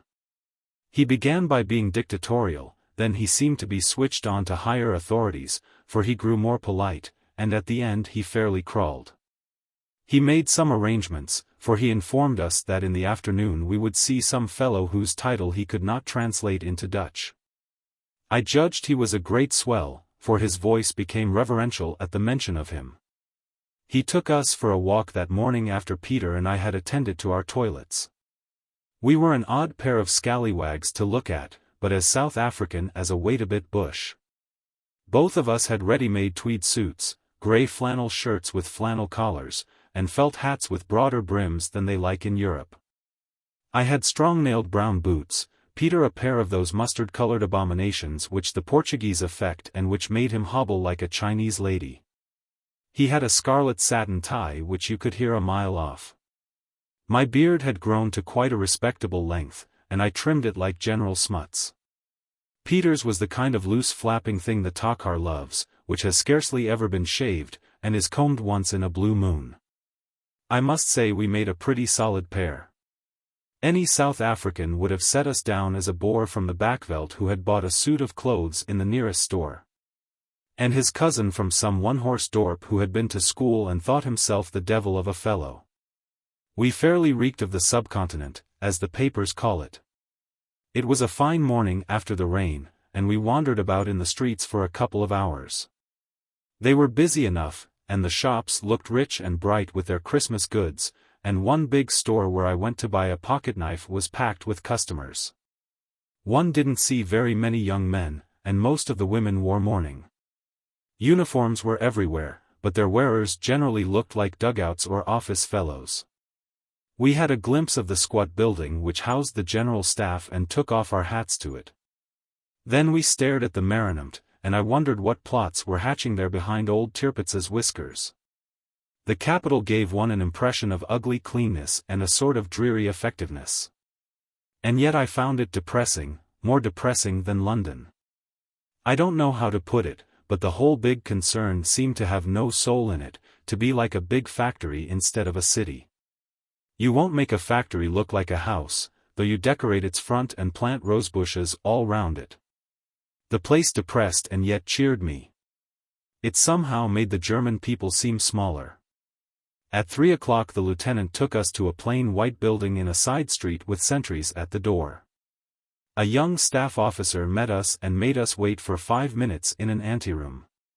Then we were ushered into a big room with a polished floor on which Peter nearly sat down. There was a log fire burning, and seated at a table was a little man in spectacles with his hair brushed back from his brow like a popular violinist. He was the boss, for the lieutenant saluted him and announced our names. Then he disappeared, and the man at the table motioned us to sit down in 2 chairs before him. "Herr Brandt and Herr Pienaar?" he asked, looking over his glasses. But it was the other man that caught my eye. He stood with his back to the fire leaning his elbows on the mantelpiece. He was a perfect mountain of a fellow, 6½ feet if he was an inch, with shoulders on him like a shorthorn bull. He was in uniform and the black and white ribbon of the Iron Cross showed at a buttonhole. His tunic was all wrinkled and strained as if it could scarcely contain his huge chest, and mighty hands were clasped over his stomach. That man must have had the length of reach of a gorilla. He had a great, lazy, smiling face, with a square cleft chin which stuck out beyond the rest. His brow retreated and the stubby back of his head ran forward to meet it, while his neck below bulged out over his collar. His head was exactly the shape of a pear with the sharp end topmost. He stared at me with his small bright eyes and I stared back.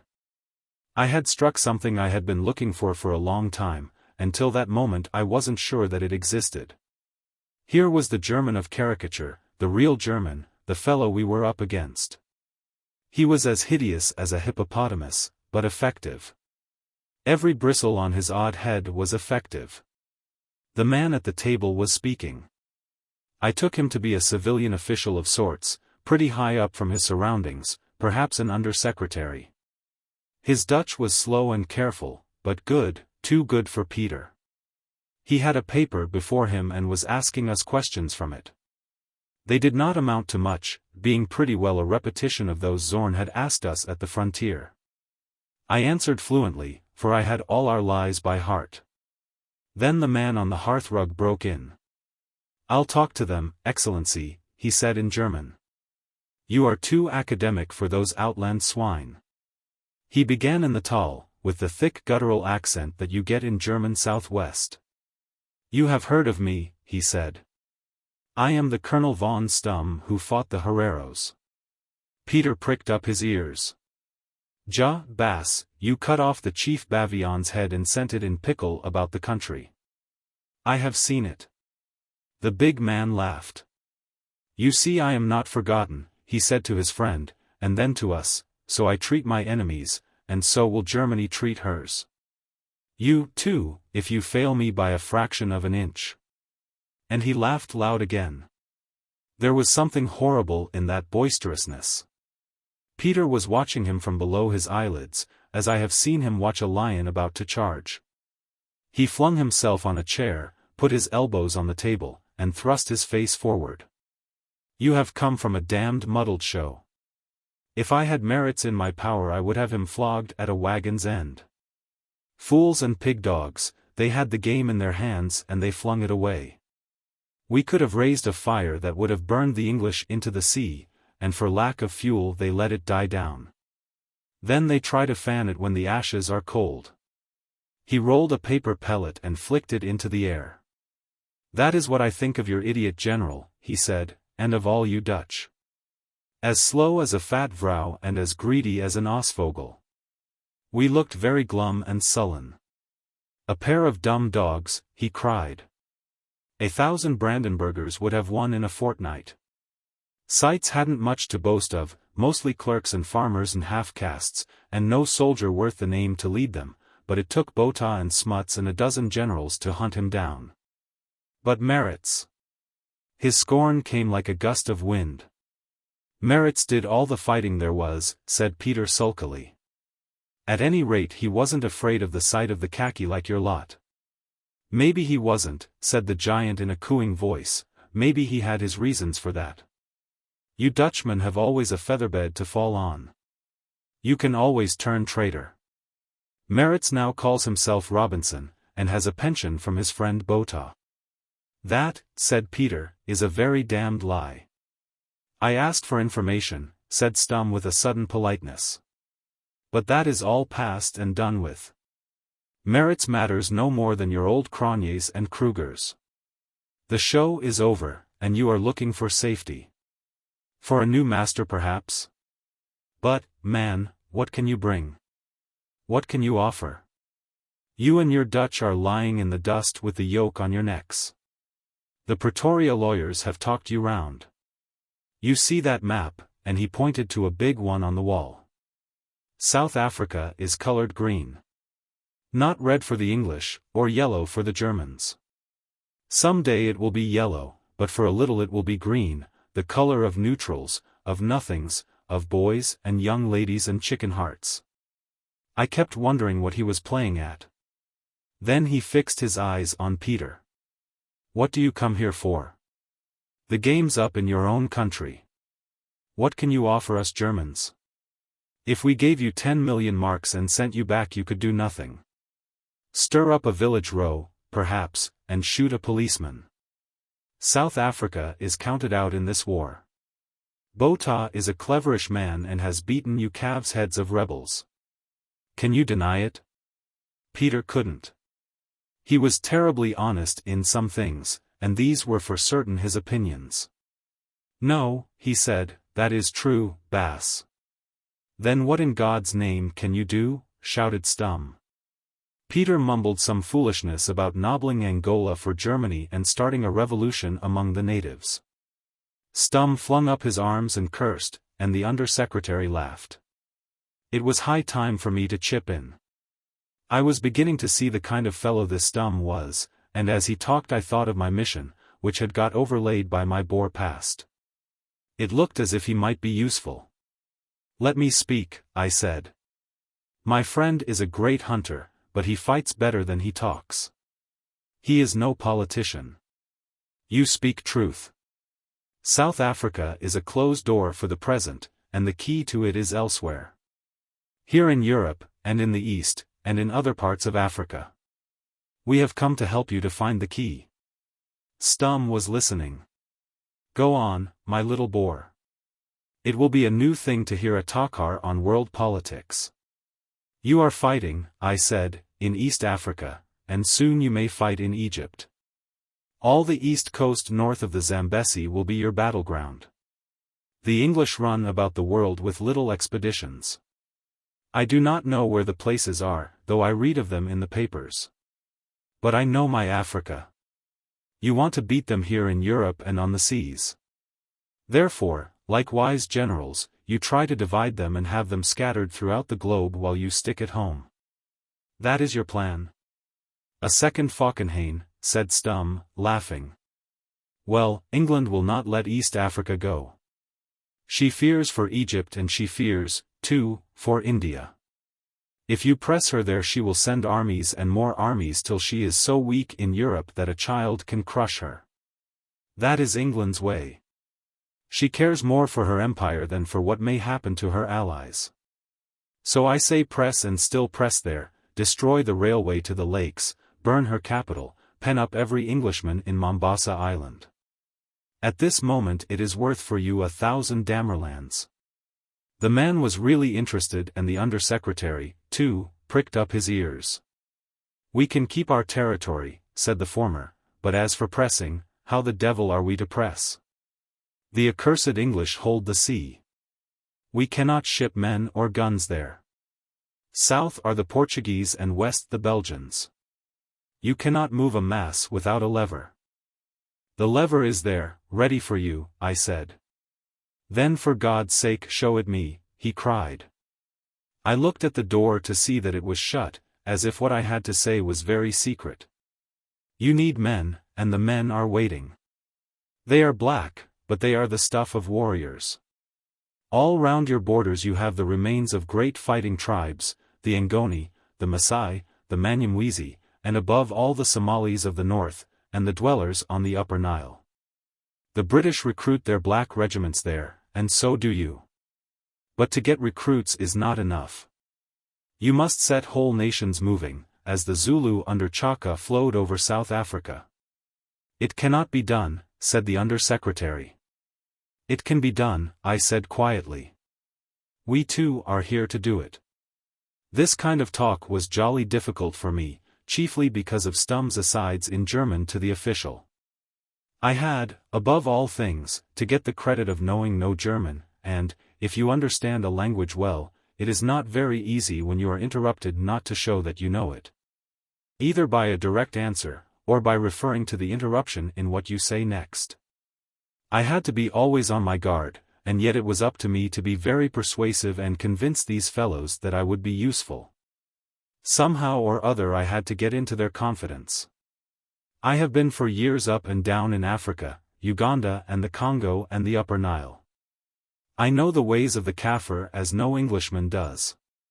We Afrikanders see into the black man's heart, and though he may hate us he does our will. You Germans are like the English, you are too big folk to understand plain men. Civilize, you cry. Educate, say the English. The black man obeys and puts away his gods, but he worships them all the time in his soul. We must get his gods on our side, and then he will move mountains. We must do as John Laputa did with Sheba's necklace. That's all in the air, said Stum, but he did not laugh. It is sober common sense, I said. But you must begin at the right end. First find the race that fears its priests. It is waiting for you, the Mussulmans of Somaliland and the Abyssinian border and the Blue and White Nile. They would be like dried grasses to catch fire if you used the flint and steel of their religion. Look what the English suffered from a crazy mullah who ruled only a dozen villages. Once get the flames going and they will lick up the pagans of the west and south. This is the way of Africa. How many thousands, think you, were in the Mahdi's army who never heard of the Prophet till they saw the black flags of the emirs going into battle? Stum was smiling. He turned his face to the official and spoke with his hand over his mouth, but I caught his words. They were, "This is the man for Hilda." The other pursed his lips and looked a little scared. Stum rang a bell and the lieutenant came in and clicked his heels. He nodded towards Peter. "Take this man away with you. We have done with him. The other fellow will follow presently." Peter went out with a puzzled face and Stum turned to me. "You are a dreamer, Brant," he said. "But I do not reject you on that account. Dreams sometimes come true, when an army follows the visionary. But who is going to kindle the flame? You, I said. What the devil do you mean? He asked. That is your part. You are the cleverest people in the world. You have already half the Mussulman lands in your power. It is for you to show us how to kindle a holy war, for clearly you have the secret of it. Never fear, but we will carry out your order. We have no secret, he said shortly, and glanced at the official, who stared out of the window. I dropped my jaw and looked the picture of disappointment. I do not believe you, I said slowly. You play a game with me. I have not come 6,000 miles to be made a fool of. Discipline, by God, Stumm cried. This is none of your ragged commandos. In 2 strides he was above me and had lifted me out of my seat. His great hands clutched my shoulders, and his thumbs gouged my armpits. I felt as if I were in the grip of a big ape. Then very slowly he shook me so that my teeth seemed loosened and my head swam. He let me go and I dropped limply back in the chair. Now, go. Futsack. And remember that I am your master. I, Ulrich von Stumm, who owns you as a Kaffir owns his mongrel. Germany may have some use for you, my friend, when you fear me as you never feared your God. As I walked dizzily away, the big man was smiling in his horrible way, and that little official was blinking and smiling too. I had struck a dashed queer country, so queer that I had had no time to remember that for the first time in my life I had been bullied without hitting back. When I realized it, I nearly choked with anger. But I thanked heaven I had shown no temper, for I remembered my mission. Luck seemed to have brought me into useful company. Chapter 5. Further adventures of the same. Next morning there was a touch of frost and a nip in the air which stirred my blood and put me in buoyant spirits. I forgot my precarious position and the long road I had still to travel. I came down to breakfast in great form, to find Peter's even temper badly ruffled. He had remembered Stumm in the night and disliked the memory. This he muttered to me as we rubbed shoulders at the dining-room door. Peter and I got no opportunity for private talk. The lieutenant was with us all the time, and at night we were locked in our rooms. Peter discovered this through trying to get out to find matches, for he had the bad habit of smoking in bed. Our guide started on the telephone, and announced that we were to be taken to see a prisoners' camp. In the afternoon I was to go somewhere with Stumm, but the morning was for sightseeing. You will see, he told us, how merciful is a great people. You will also see some of the hated English in our power. That will delight you. They are the forerunners of all their nation. We drove in a taxi through the suburbs and then over a stretch of flat market garden-like country to a low rise of wooded hills. After an hour's ride we entered the gate of what looked like a big reformatory or hospital. I believe it had been a home for destitute children. There were sentries at the gate and massive concentric circles of barbed wire through which we passed under an arch that was let down like a portcullis at nightfall. The lieutenant showed his permit, and we ran the car into a brick-paved yard and marched through a lot more sentries to the office of the commandant. He was away from home, and we were welcomed by his deputy, a pale young man with a head nearly bald. There were introductions in German which our guide translated into Dutch, and a lot of elegant speeches about how Germany was foremost in humanity as well as martial valor. Then they stood us sandwiches and beer, and we formed a procession for a tour of inspection. There were 2 doctors, both mild-looking men in spectacles, and a couple of warders, under-officers of the good old burly, bullying sort I knew well. That was the cement which kept the German army together. Her men were nothing to boast of on the average, no more were the officers, even in crack corps like the Guards and the Brandenburgers. But they seemed to have an inexhaustible supply of hard, competent NCOS.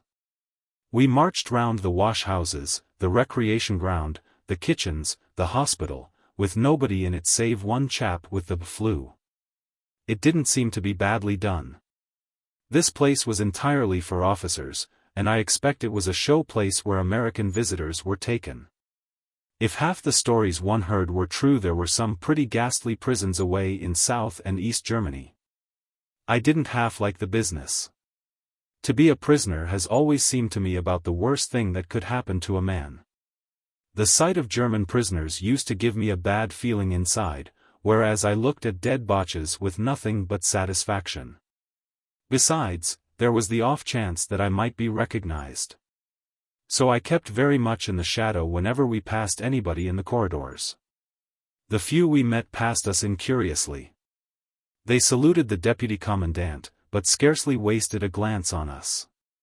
No doubt they thought we were inquisitive Germans come to gloat over them. They looked fairly fit, but a little puffy about the eyes, like men who get too little exercise. They seemed thin, too. I expect the food, for all the commandant's talk, was nothing to boast of. In one room people were writing letters. It was a big place with only a tiny stove to warm it, and the windows were shut so that the atmosphere was a cold frost. In another room a fellow was lecturing on something to a dozen hearers and drawing figures on a blackboard. Some were in ordinary khaki, others in any old thing they could pick up, and most wore greatcoats. Your blood gets thin when you have nothing to do but hope against hope and think of your pals and the old days. I was moving along, listening with half an ear to the lieutenant's prattle and the loud explanations of the deputy commandant, when I pitchforked into what might have been the end of my business. We were going through a sort of convalescent room, where people were sitting who had been in hospital. It was a big place, a little warmer than the rest of the building, but still abominably foggy. There were about half a dozen men in the room, reading and playing games. They looked at us with lackluster eyes for a moment, and then returned to their occupations. Being convalescents, I suppose they were not expected to get up and salute. All but one, who was playing patience at a little table by which we passed. I was feeling very bad about the thing, for I hated to see these good fellows locked away in this infernal German hole when they might have been giving the Boches deserts at the front. The commandant went first with Peter, who had developed a great interest in prisons. Then came our lieutenant with one of the doctors, then a couple of warders, and then the second doctor and myself. I was absent-minded at the moment and was last in the queue. The patience player suddenly looked up and I saw his face. I'm hanged if it wasn't Dolly Riddell, who was our brigade machine gun officer at Loos. I had heard that the Germans had got him when they blew up a mine at the quarries. I had to act pretty quick, for his mouth was agape, and I saw he was going to speak. The doctor was a yard ahead of me. I stumbled and spilt his cards on the floor. Then I kneeled to pick them up and gripped his knee. His head bent to help me and I spoke low in his ear. I'm Hannay, all right. For God's sake don't wink an eye. I'm here on a secret job. The doctor had turned to see what was the matter. I got a few more words in. Cheer up, old man. We're winning hands down. Then I began to talk excited Dutch and finished the collection of the cards. Dolly was playing his part well, smiling as if he was amused by the antics of a monkey. The others were coming back, the deputy commandant with an angry light in his dull eye. Speaking to the prisoners is forbidden, he shouted. I looked blankly at him till the lieutenant translated. What kind of fellow is he? Said Dolly in English to the doctor.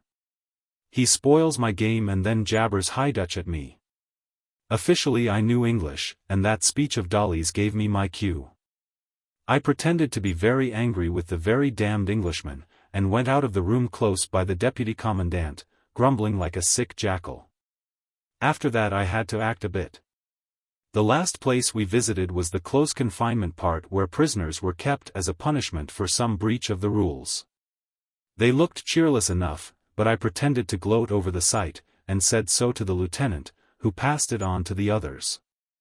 I have rarely in my life felt such a cad. On the way home the lieutenant discoursed a lot about prisoners and detention camps, for at one time he had been on duty at Suliman. Peter, who had been in quat more than once in his life, was deeply interested and kept on questioning him. Among other things he told us was that they often put bogus prisoners among the rest, who acted as spies. If any plot to escape was hatched, these fellows got into it and encouraged it. They never interfered till the attempt was actually made, and then they had them on toast. There was nothing the Boche liked so much as an excuse for sending a poor devil to solitary. That afternoon Peter and I separated. He was left behind with the lieutenant, and I was sent off to the station with my bag in the company of a Landsturm sergeant. Peter was very cross, and I didn't care for the look of things, but I brightened up when I heard I was going somewhere with Stum. If he wanted to see me again, he must think me of some use, and if he was going to use me, he was bound to let me into his game. I liked Stum about as much as a dog likes a scorpion, but I hankered for his society. At the station platform, where the ornament of the Landsturm saved me all the trouble about tickets, I could not see my companion. I stood waiting, while a great crowd, mostly of soldiers, swayed past me and filled all the front carriages. An officer spoke to me gruffly and told me to stand aside behind a wooden rail. I obeyed, and suddenly found Stum's eyes looking down at me. "You know German?" he asked sharply. "A dozen words," I said carelessly. "I've been to Windhoek and learned enough to ask for my dinner. Peter, my friend, speaks it a bit." "So," said Stum. "Well, get into the carriage." "Not that one. There, thickhead." I did as I was bid, he followed, and the door was locked behind us. The precaution was needless, for the sight of Stum's profile at the platform end would have kept out the most brazen. I wondered if I had woken up his suspicions.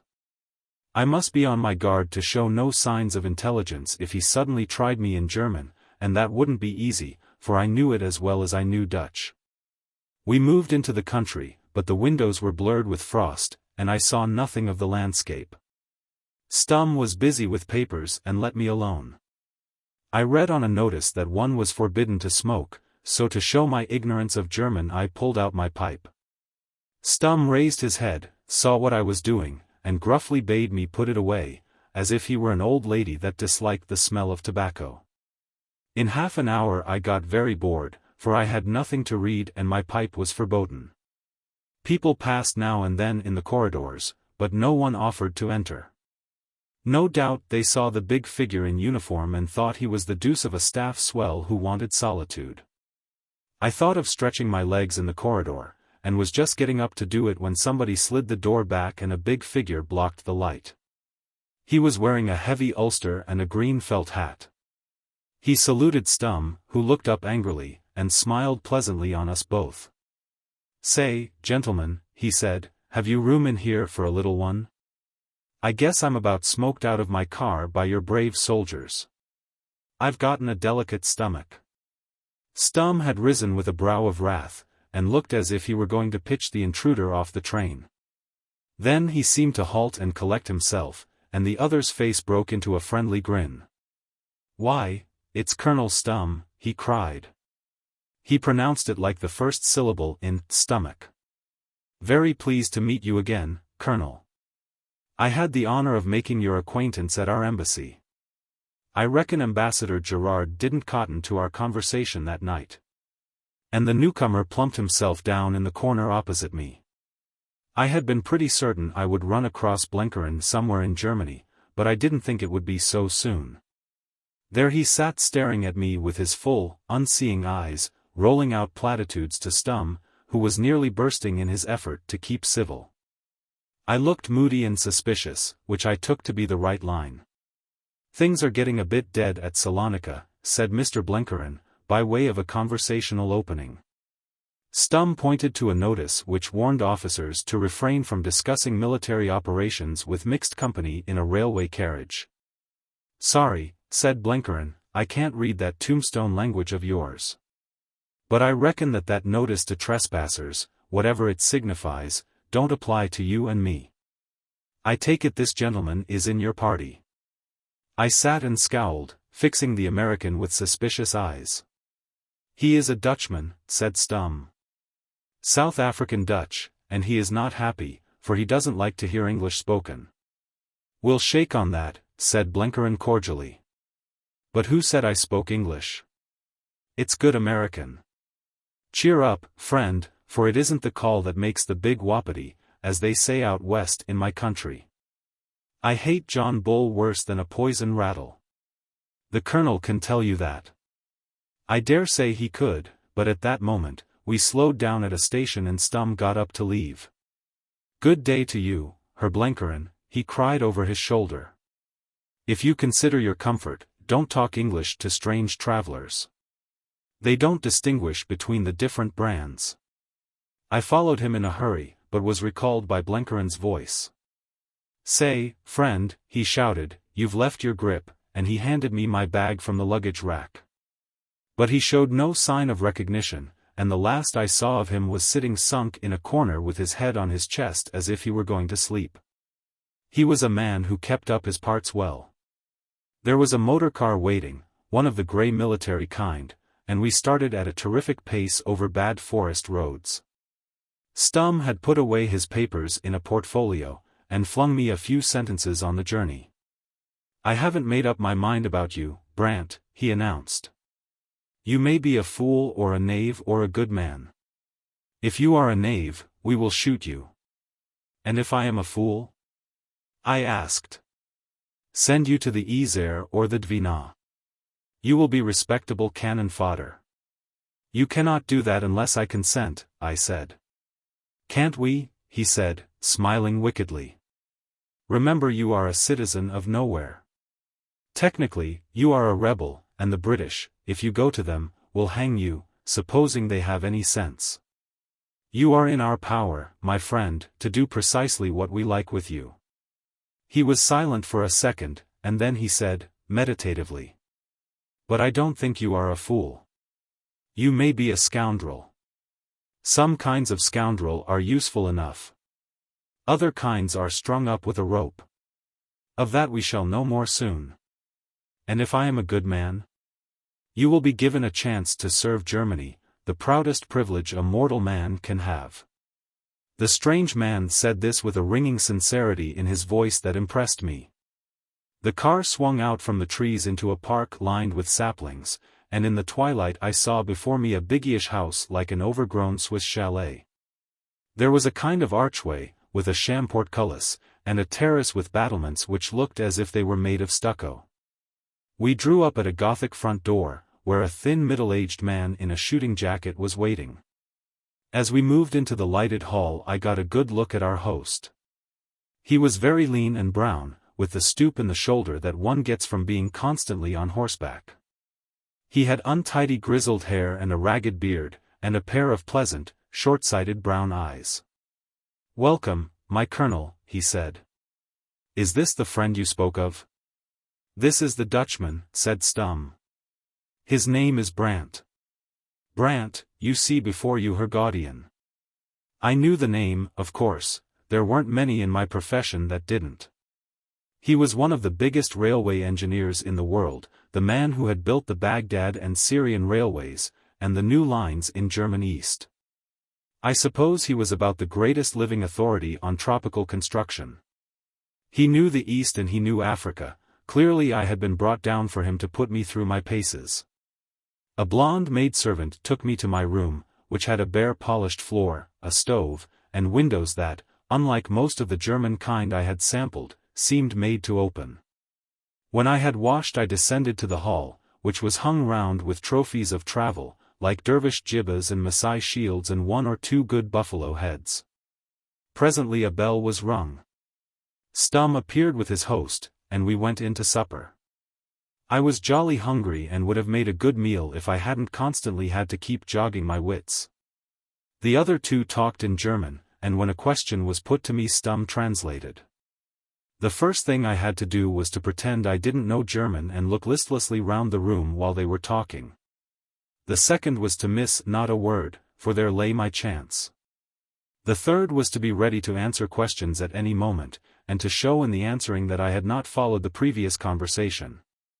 Likewise, I must not prove myself a fool in these answers, for I had to convince them that I was useful. It took some doing, and I felt like a witness in the box under a stiff cross-examination, or a man trying to play 3 games of chess at once.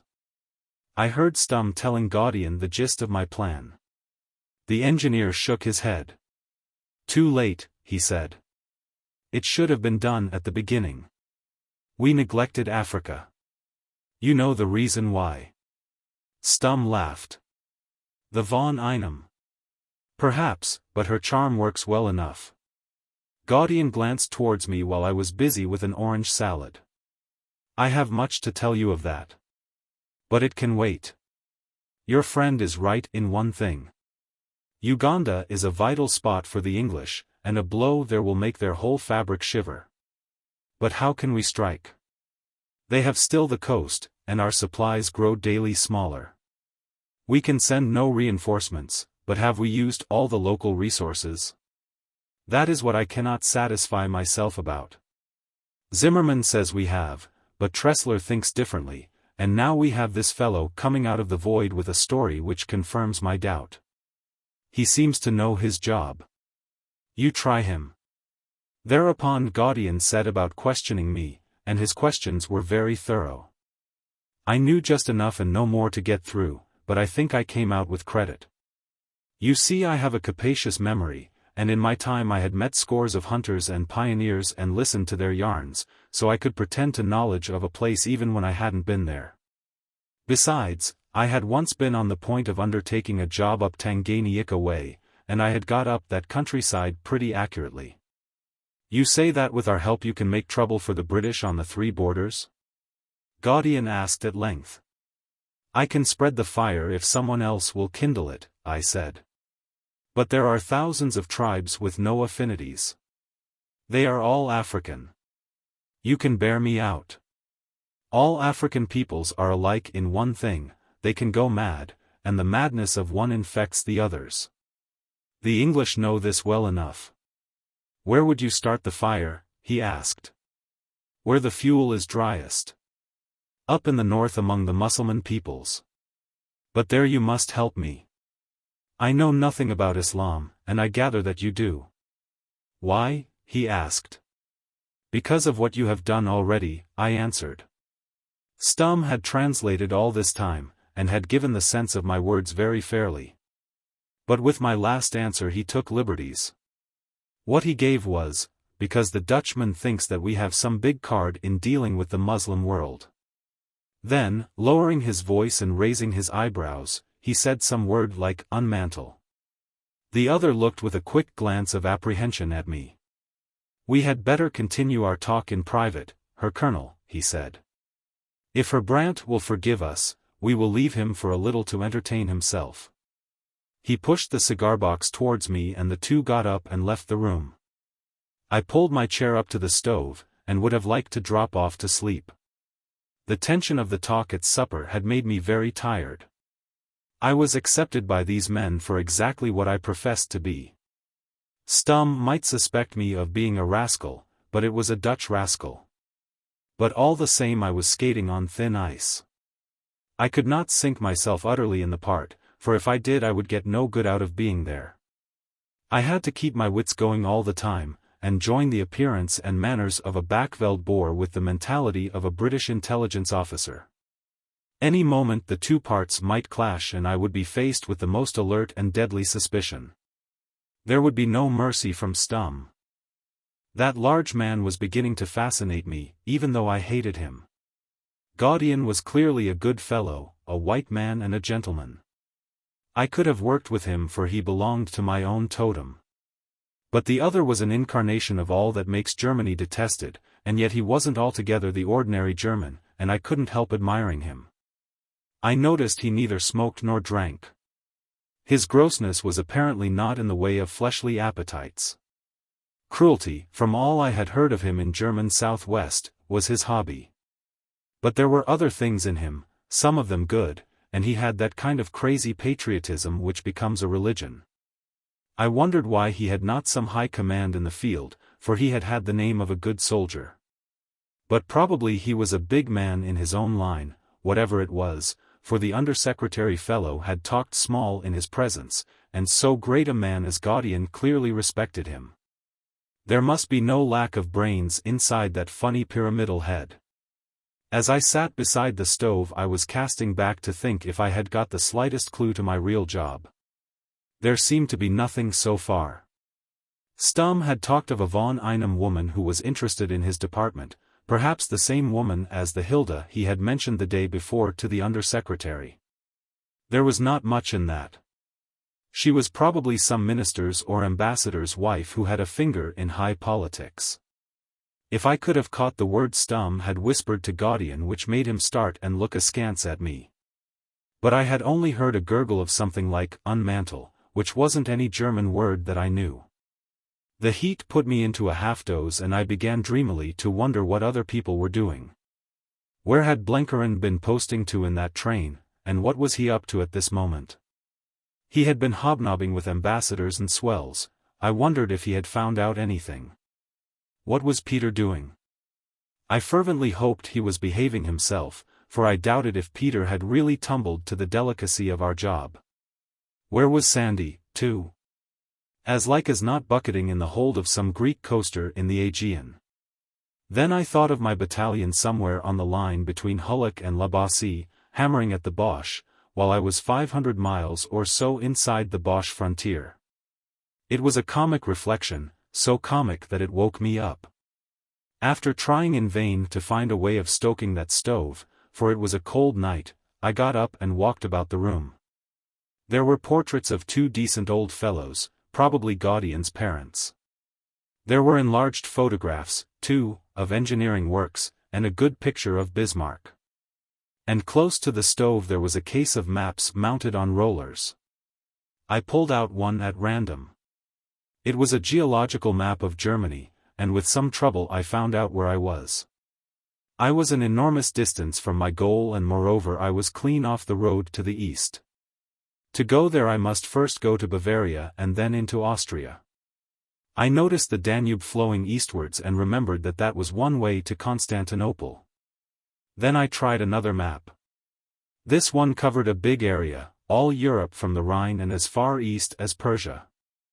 I guessed that it was meant to show the Baghdad Railway and the through routes from Germany to Mesopotamia.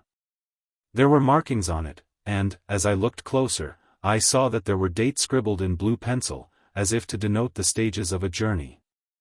The dates began in Europe, and continued right on into Asia Minor and then south to Syria.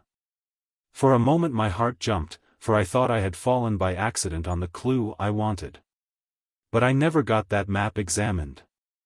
I heard footsteps in the corridor, and very gently I let the map roll up and turned away. When the door opened I was bending over the stove trying to get a light for my pipe. It was Gaudian, to bid me join him and Stum in his study. On our way there he put a kindly hand on my shoulder. I think he thought I was bullied by Stum and wanted to tell me that he was my friend, and he had no other language than a pat on the back.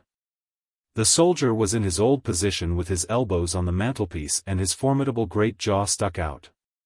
"Listen to me," he said. "Her Gaudian and I are inclined to make use of you.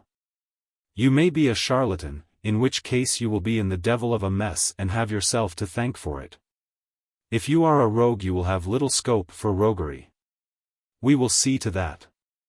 If you are a fool, you will yourself suffer for it.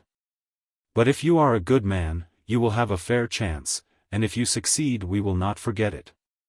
Tomorrow I go home and you will come with me and get your orders." I made shift to stand at attention and salute. Gaudian spoke in a pleasant voice, as if he wanted to atone for Stum's imperiousness. "We are men who love our fatherland, Herr Brandt," he said. "You are not of that fatherland, but at least you hate its enemies. Therefore we are allies, and trust each other like allies.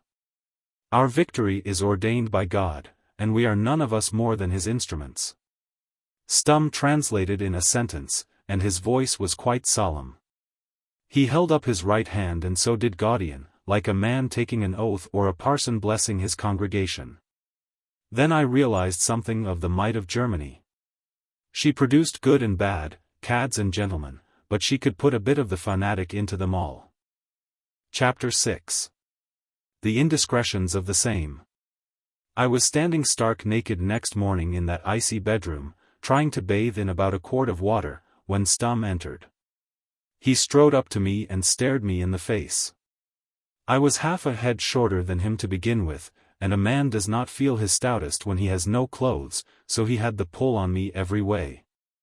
"I have reason to believe that you are a liar," he growled. I pulled the bed cover round me, for I was shivering with cold, and the German idea of a towel is a pocket handkerchief. I own I was in a pretty blue funk. "A liar," he repeated. "You and that swine Pienaar." With my best effort at surliness I asked what we had done. "You lied, because you said you know no German. Apparently your friend knows enough to talk treason and blasphemy." This gave me back some heart. "I told you I knew a dozen words. But I told you Peter could talk it a bit. I told you that yesterday at the station." Fervently I blessed my luck for that casual remark. He evidently remembered, for his tone became a trifle more civil. "You are a precious pair. If one of you is a scoundrel, why not the other?" "I take no responsibility for Peter," I said. I felt I was a cad in saying it, but that was the bargain we had made at the start. I have known him for years as a great hunter and a brave man. I knew he fought well against the English. But more I cannot tell you. You have to judge him for yourself. What has he done?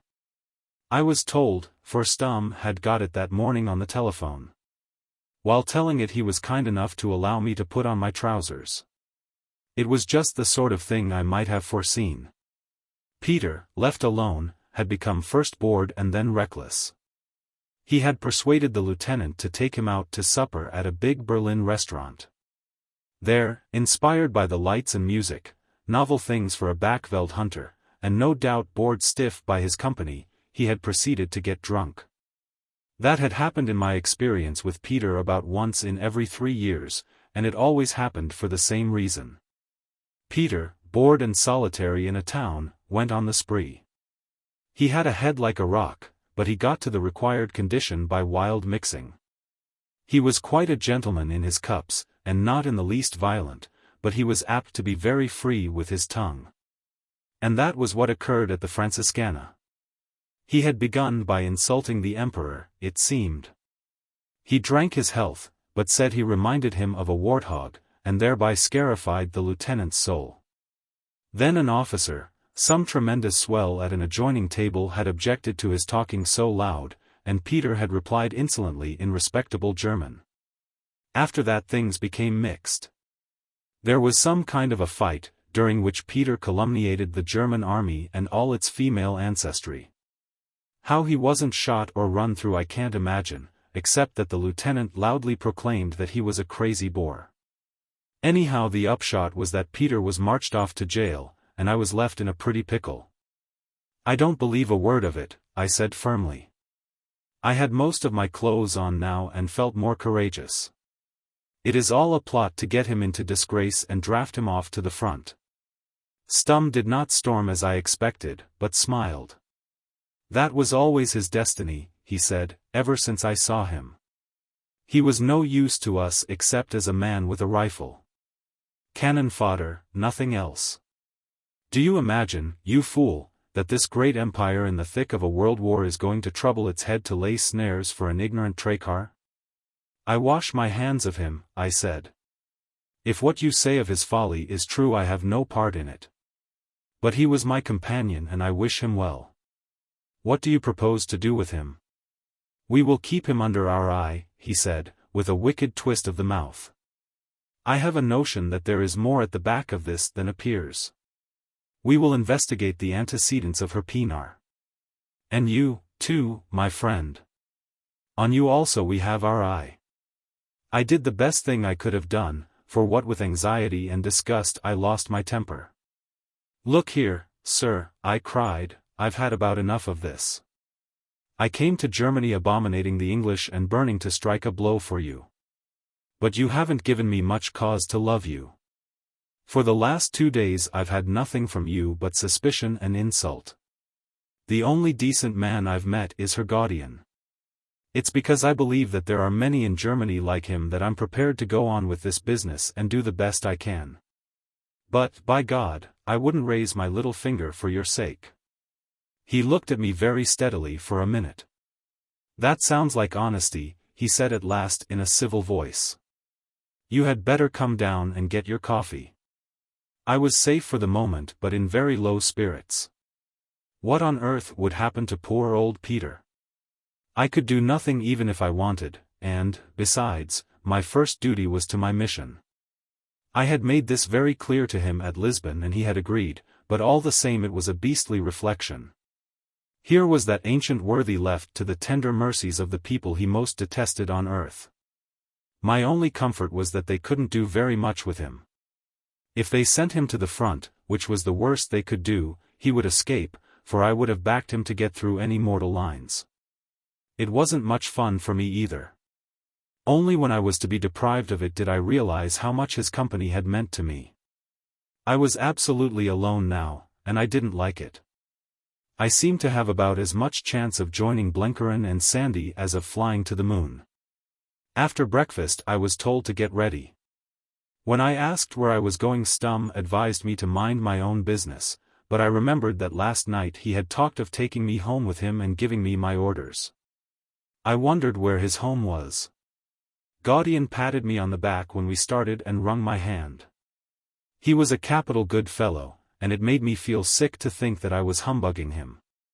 We got into the same big grey car, with Stum's servant sitting beside the chauffeur. It was a morning of hard frost, the bare fields were white with rime, and the fir trees powdered like a wedding cake. We took a different road from the night before, and after a run of half a dozen miles came to a little town with a big railway station. It was a junction on some main line, and after 5 minutes waiting we found our train. Once again we were alone in the carriage. Stum must have had some colossal graft, for the train was crowded. I had another 3 hours of complete boredom. I dared not smoke, and could do nothing but stare out of the window. We soon got into hilly country, where a good deal of snow was lying. It was the 23rd day of December, and even in wartime one had a sort of feel of Christmas. You could see girls carrying evergreens, and when we stopped at a station the soldiers on leave had all the air of holiday-making. The middle of Germany was a cheerier place than Berlin or the western parts.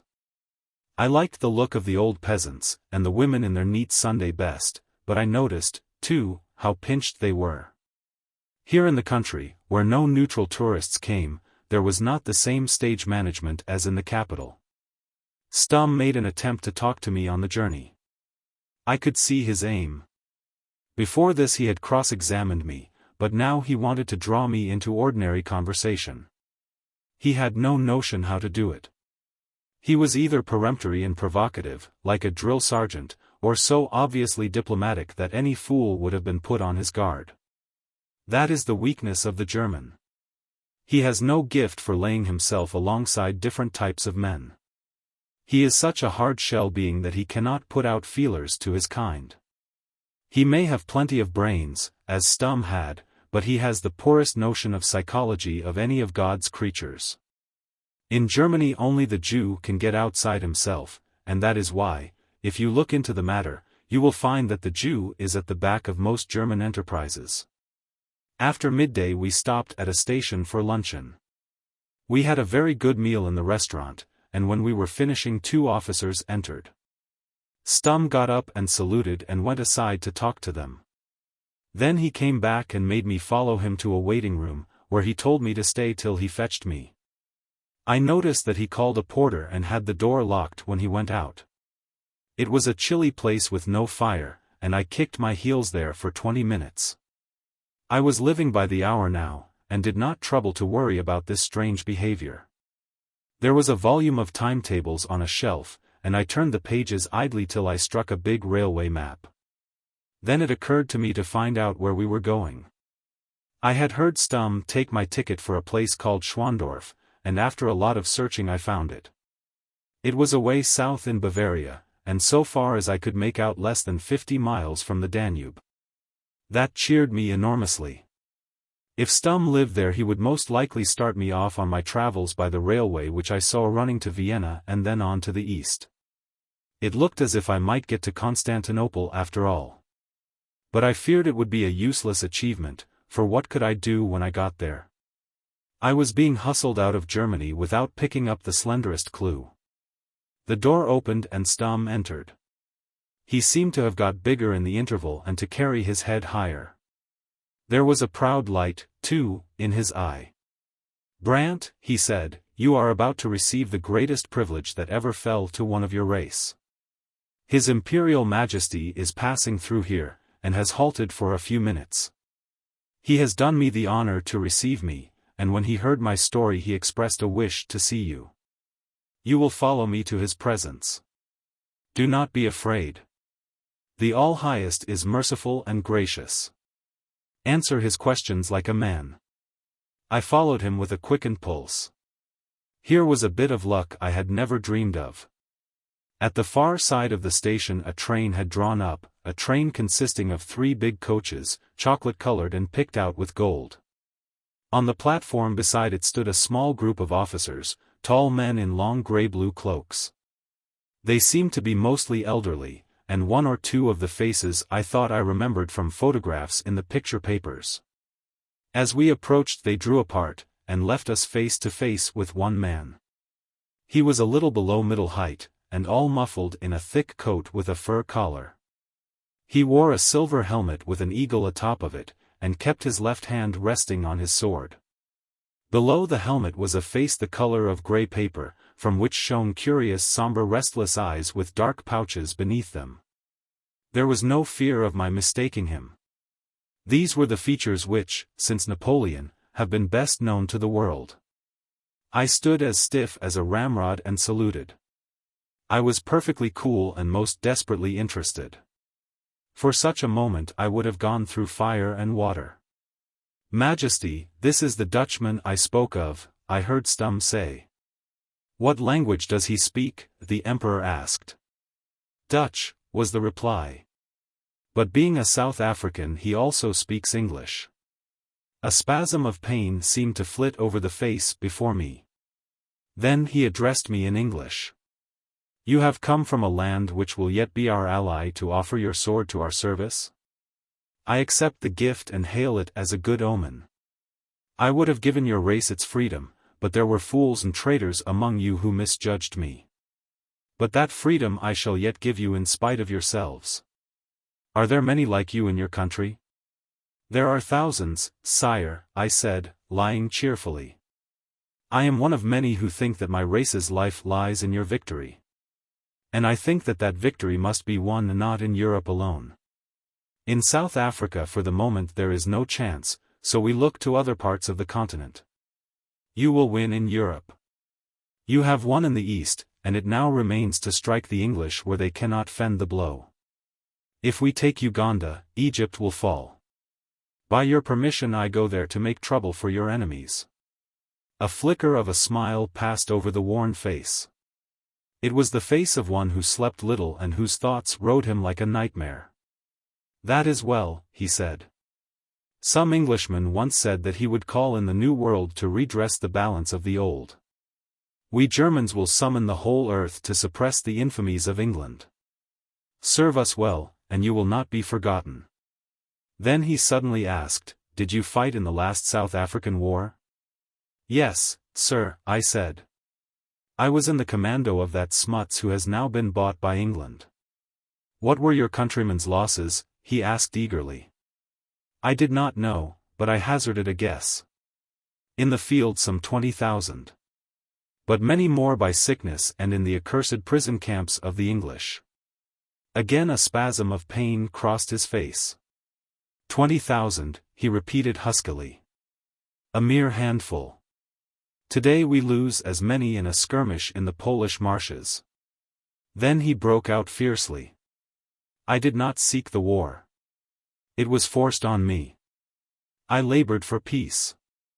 The blood of millions is on the heads of England and Russia, but England most of all. God will yet avenge it. He that takes the sword will perish by the sword. Mine was forced from the scabbard in self-defense, and I am guiltless. Do they know that among your people?" "All the world knows it, sire," I said. He gave his hand to Stum and turned away. The last I saw of him was a figure moving like a sleepwalker, with no spring in his step, amid his tall suite. I felt that I was looking on at a far bigger tragedy than any I had seen in action. Here was one that had loosed hell, and the furies of hell had got hold of him. He was no common man, for in his presence I felt an attraction which was not merely the mastery of one used to command. That would not have impressed me, for I had never owned a master. But here was a human being who, unlike Stum and his kind, had the power of laying himself alongside other men. That was the irony of it. Stum would not have cared a tinker's curse for all the massacres in history. But this man, the chief of a nation of Stums, paid the price in war for the gifts that had made him successful in peace. He had imagination and nerves, and the one was white-hot and the others were quivering. I would not have been in his shoes for the throne of the universe. All afternoon we sped southward, mostly in a country of hills and wooded valleys. Stum, for him, was very pleasant. His imperial master must have been gracious to him, and he passed a bit of it on to me. But he was anxious to see that I had got the right impression. "The All-Highest is merciful, as I told you," he said. I agreed with him. "Mercy is the prerogative of kings," he said sententiously, "but for us lesser folks it is a trimming we can well do without." I nodded my approval. "I am not merciful," he went on, as if I needed telling that. "If any man stands in my way I trample the life out of him. That is the German fashion. That is what has made us great. We do not make war with lavender gloves and fine phrases, but with hard steel and hard brains. We Germans will cure the green sickness of the world. The nations rise against us. Poof! They are soft flesh, and flesh cannot resist iron. The shining plowshare will cut its way through acres of mud." I hasten to add that these were also my opinions. What the hell do your opinions matter? You are a thick-head boor of the felt. Not but what, he added, there is metal in you slow Dutchmen once we Germans have had the forging of it. The winter evening closed in, and I saw that we had come out of the hills and were in flat country. Sometimes a big sweep of river showed, and, looking out at one station I saw a funny church with a thing like an onion on top of its spire. It might almost have been a mosque, judging from the pictures I remembered of mosques. I wish to heaven I had given geography more attention in my time. Presently we stopped, and Stum led the way out. The train must have been specially halted for him, for it was a one-horse little place whose name I could not make out. The stationmaster was waiting, bowing and saluting, and outside was a motor car with big headlights. Next minute we were sliding through dark woods where the snow lay far deeper than in the north. There was a mild frost in the air, and the tires slipped and skidded at the corners. We hadn't far to go. We climbed a little hill and on the top of it stopped at the door of a big black castle. It looked enormous in the winter night, with not a light showing anywhere on its front. The door was opened by an old fellow who took a long time about it and got well cursed for his slowness. Inside the place was very noble and ancient. Stum switched on the electric light, and there was a great hall with black tarnished portraits of men and women in old-fashioned clothes, and mighty horns of deer on the walls. There seemed to be no superfluity of servants. The old fellow said that food was ready. And without more ado we went into the dining room, another vast chamber with rough stone walls above the paneling, and found some cold meats on the table beside a big fire. The servant presently brought in a ham omelette, and on that and the cold stuff we dined. I remember there was nothing to drink but water. It puzzled me how Stum kept his great body going on the very moderate amount of food he ate. He was the type you expect to swill beer by the bucket and put away a pie in a sitting. When we had finished, he rang for the old man and told him that we should be in the study for the rest of the evening. "You can lock up and go to bed when you like," he said, "but see you have coffee ready at 7 sharp in the morning." Ever since I entered that house I had the uncomfortable feeling of being in a prison. Here was I alone in this great place with a fellow who could, and would, wring my neck if he wanted. Berlin and all the rest of it had seemed comparatively open country. I had felt that I could move freely and at the worst make a bolt for it. But here I was trapped, and I had to tell myself every minute that I was there as a friend and colleague. The fact is, I was afraid of Stum, and I don't mind admitting it. He was a new thing in my experience and I didn't like it. If only he had drunk and guzzled a bit, I should have been happier. We went up a staircase to a room at the end of a long corridor. Stum locked the door behind him and laid the key on the table. That room took my breath away, it was so unexpected. In place of the grim bareness of downstairs, here was a place all luxury and color and light. It was very large, but low in the ceiling, and the walls were full of little recesses with statues in them. A thick grey carpet of velvet pile covered the floor, and the chairs were low and soft and upholstered like a lady's boudoir. A pleasant fire burned on the hearth and there was a flavor of scent in the air, something like incense or burnt sandalwood. A French clock on the mantelpiece told me that it was 10 minutes past 8. Everywhere on little tables and in cabinets was a profusion of knickknacks, and there was some beautiful embroidery framed on screens. At first sight you would have said it was a woman's drawing room. But it wasn't. I soon saw the difference. There had never been a woman's hand in that place. It was the room of a man who had a passion for frippery, who had a perverted taste for soft, delicate things. It was the complement to his bluff brutality.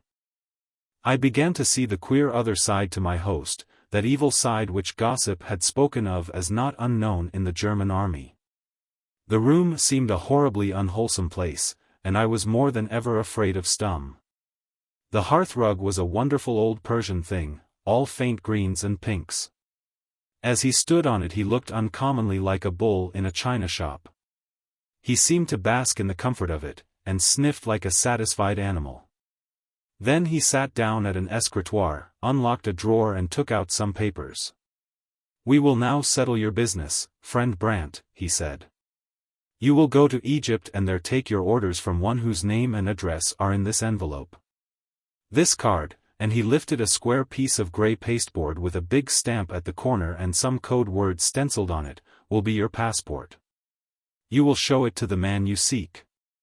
Keep it jealously, and never use it save under orders or in the last necessity. It is your badge as an accredited agent of the German crown." I took the card and the envelope and put them in my pocketbook. "Where do I go after Egypt?" I asked. "That remains to be seen. Probably you will go up the Blue Nile. Riza, the man you will meet, will direct you. Egypt is a nest of our agents who work peacefully under the nose of the English Secret Service."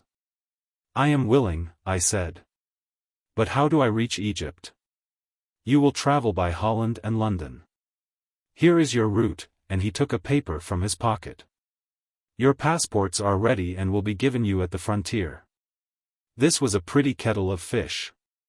I was to be packed off to Cairo by sea, which would take weeks, and God knows how I would get from Egypt to Constantinople.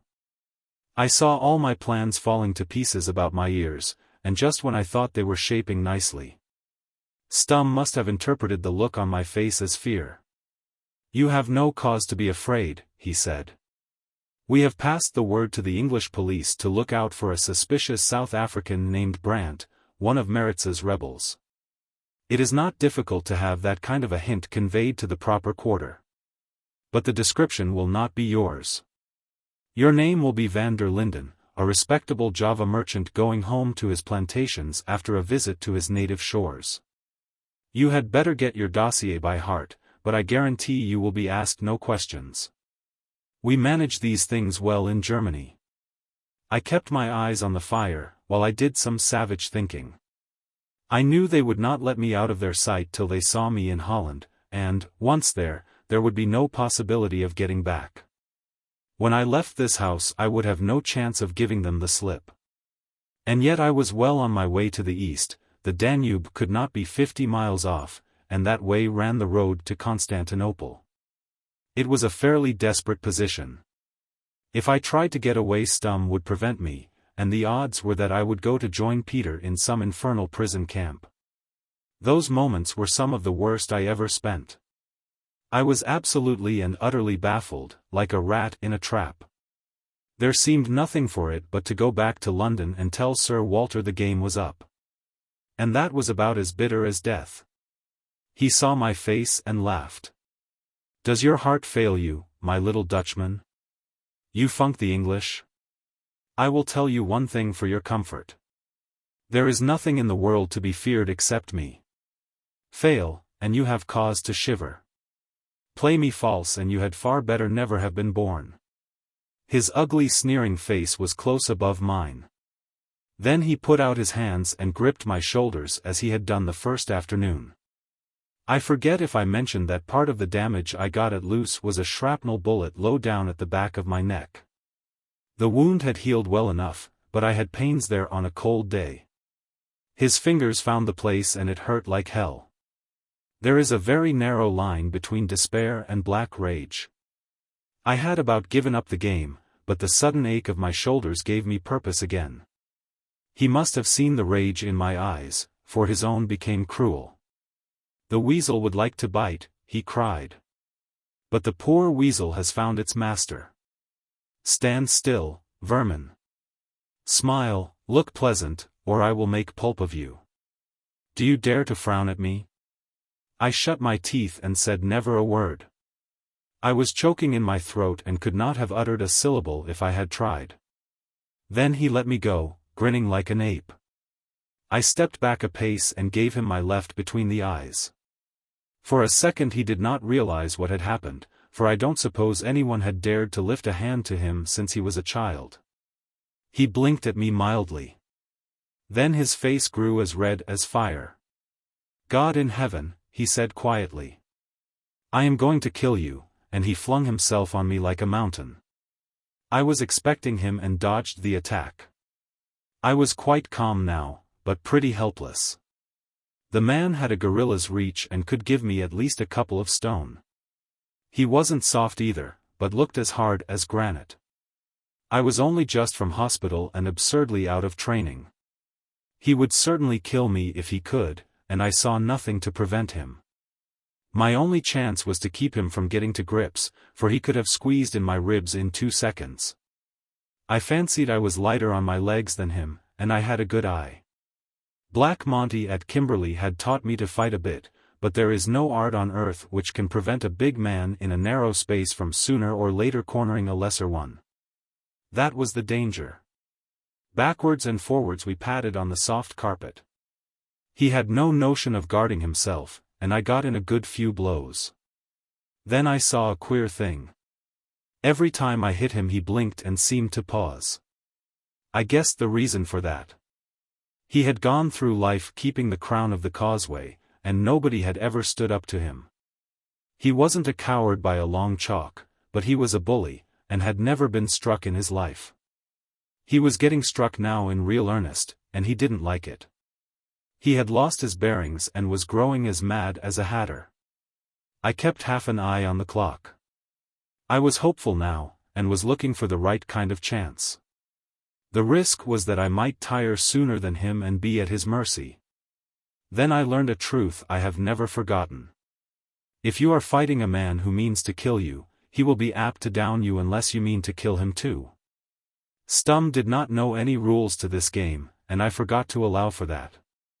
Suddenly, when I was watching his eyes, he launched a mighty kick at my stomach. If he had got me, this yarn would have had an abrupt ending. But by the mercy of God I was moving sideways when he let out, and his heavy boot just grazed my left thigh. It was the place where most of the shrapnel had lodged, and for a second I was sick with pain and stumbled. Then I was on my feet again but with a new feeling in my blood. I had to smash Stum or never sleep in my bed again. I got a wonderful power from this new cold rage of mine. I felt I couldn't tire, and I danced round and dotted his face till it was streaming with blood. His bulky padded chest was no good to me, so I couldn't try for the mark. He began to snort now and his breath came heavily. "You infernal cad," I said in good round English, "I'm going to knock the stuffing out of you," but he didn't know what I was saying. Then at last he gave me my chance. He half tripped over a little table and his face stuck forward. I got him on the point of the chin, and put every ounce of weight I possessed behind the blow. He crumpled up in a heap and rolled over, upsetting a lamp and knocking a big china jar in two. His head, I remember, lay under the escritoire from which he had taken my passport. I picked up the key and unlocked the door. In one of the gilded mirrors I smoothed my hair and tidied up my clothes. My anger had completely gone and I had no particular ill will left against Stum. He was a man of remarkable qualities, which would have brought him to the highest distinction in the Stone Age. But for all that he and his kind were back numbers. I stepped out of the room, locked the door behind me, and started out on the second stage of my travels. Chapter 7. Christmastide. Everything depended on whether the servant was in the hall. I had put Stum to sleep for a bit, but I couldn't flatter myself he would long be quiet, and when he came to he would kick the locked door to matchwood. I must get out of the house without a minute's delay, and if the door was shut and the old man gone to bed I was done. I met him at the foot of the stairs, carrying a candle. "Your master wants me to send off an important telegram." "Where is the nearest office?" "There's one in the village, isn't there?" I spoke in my best German, the first time I had used the tongue since I crossed the frontier. "The village is 5 minutes off at the foot of the avenue," he said. "Will you be long, sir?" "I'll be back in a quarter of an hour," I said. "Don't lock up till I get in." I put on my ulster and walked out into a clear starry night. My bag I left lying on a settle in the hall. There was nothing in it to compromise me, but I wished I could have got a toothbrush and some tobacco out of it. So began one of the craziest escapades you can well imagine. I couldn't stop to think of the future yet, but must take one step at a time. I ran down the avenue, my feet cracking on the hard snow, planning hard my program for the next hour. I found the village, half a dozen houses with one biggyish place that looked like an inn. The moon was rising, and as I approached I saw that there was some kind of a store. A funny little two-seated car was purring before the door, and I guessed this was also the telegraph office. I marched in and told my story to a stout woman with spectacles on her nose who was talking to a young man. "It is too late," she shook her head. "The Herr Burgrave knows that well. There is no connection from here after 8 o'clock. If the matter is urgent you must go to Schwandorf." "How far is that?" I asked, looking for some excuse to get decently out of the shop. 7 miles, she said, "but here is Franz and the post wagon. Franz, you will be glad to give the gentleman a seat beside you." The sheepish-looking youth muttered something which I took to be assent, and finished off a glass of beer. From his eyes and manner he looked as if he were half drunk. I thanked the woman, and went out to the car, for I was in a fever to take advantage of this unexpected bit of luck. I could hear the postmistress enjoining Franz not to keep the gentleman waiting, and presently he came out and flopped into the driver's seat. We started in a series of voluptuous curves, till his eyes got accustomed to the darkness. At first we made good going along the straight, broad highway lined with woods on one side and on the other snowy fields melting into haze. Then he began to talk, and, as he talked, he slowed down. This by no means suited my book, and I seriously wondered whether I should pitch him out and take charge of the thing. He was obviously a weakling, left behind in the conscription, and I could have done it with one hand. But by a fortunate chance I left him alone. "That is a fine hat of yours, mein Herr," he said. He took off his own blue peaked cap, the uniform, I suppose, of the driver of the post wagon, and laid it on his knee. The night air ruffled a shock of tow-colored hair. Then he calmly took my hat and clapped it on his head. "With this thing I should be a gentleman," he said. I said nothing, but put on his cap and waited. "That is a noble overcoat, mein Herr," he went on. "It goes well with the hat. It is the kind of garment I have always desired to own. In 2 days it will be the Holy Christmas, when gifts are given. Would that the good God sent me such a coat as yours." "You can try it on to see how it looks," I said good-humoredly. He stopped the car with a jerk, and pulled off his blue coat. The exchange was soon effected. He was about my height, and my ulster fitted not so badly. I put on his overcoat, which had a big collar that buttoned round the neck. The idiot preened himself like a girl. Drink and vanity had primed him for any folly. He drove so carelessly for a bit that he nearly put us into a ditch. We passed several cottages and at the last he slowed down. "A friend of mine lives here," he announced. "Gertrude would like to see me in the fine clothes which the most amiable her has given me. Wait for me, I will not be long." And he scrambled out of the car and lurched into the little garden. I took his place and moved very slowly forward. I heard the door open and the sound of laughing and loud voices. Then it shut, and looking back I saw that my idiot had been absorbed into the dwelling of his Gertrude. I waited no longer, but sent the car forward at its best speed.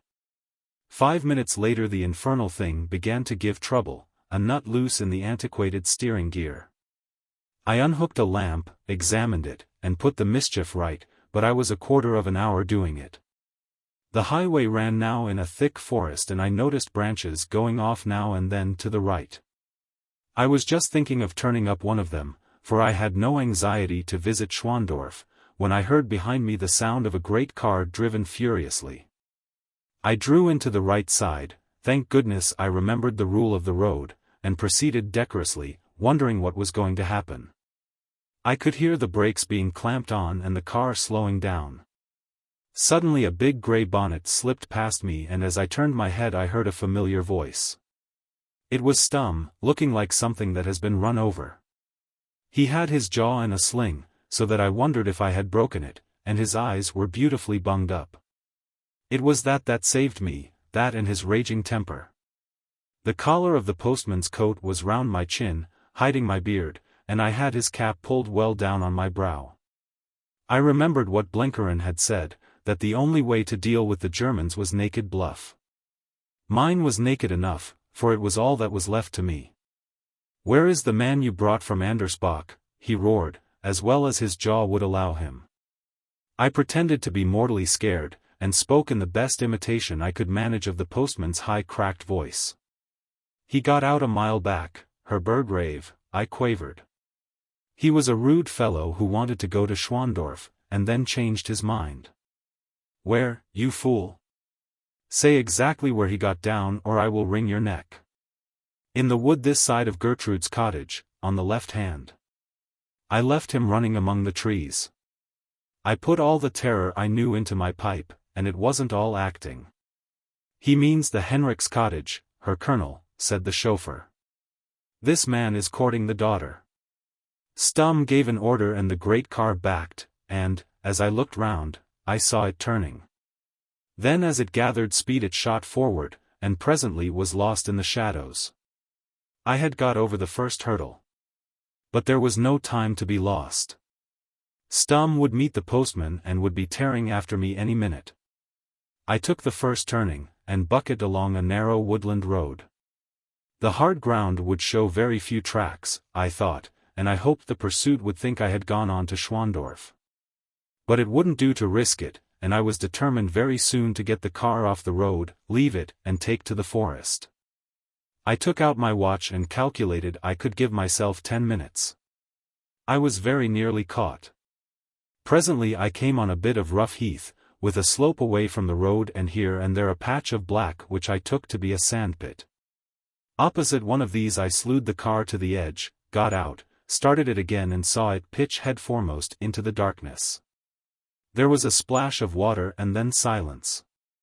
Craning over I could see nothing but murk, and the marks at the lip where the wheels had passed.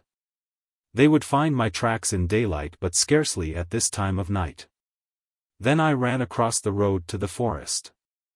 I was only just in time, for the echoes of the splash had hardly died away when I heard the sound of another car. I lay flat in a hollow below a tangle of snow-laden brambles and looked between the pine trees at the moonlit road. It was Stum's car again and to my consternation it stopped just a little short of the sandpit. I saw an electric torch flashed, and Stum himself got out and examined the tracks on the highway. Thank God, they would be still there for him to find, but had he tried half a dozen yards on he would have seen them turn towards the sandpit. If that had happened, he would have beaten the adjacent woods and most certainly found me. There was a third man in the car, with my hat and coat on him.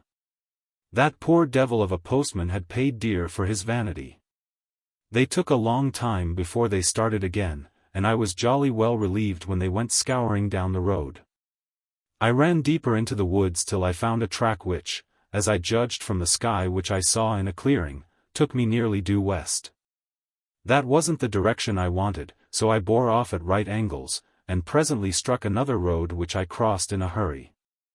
After that I got entangled in some confounded kind of enclosure and had to climb paling after paling of rough stakes plated with osiers. Then came a rise in the ground and I was on a low hill of pines which seemed to last for miles. All the time I was going at a good pace, and before I stopped to rest I calculated I had put 6 miles between me and the sandpit. My mind was getting a little more active now. For the first part of the journey I had simply staggered from impulse to impulse.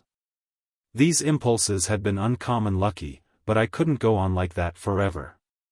XIII plan mock, says the old bore when he gets into trouble, and it was up to me now to make a plan. As soon as I began to think I saw the desperate business I was in for. Here was I, with nothing except what I stood up in, including a coat and cap that weren't mine, alone in midwinter in the heart of South Germany.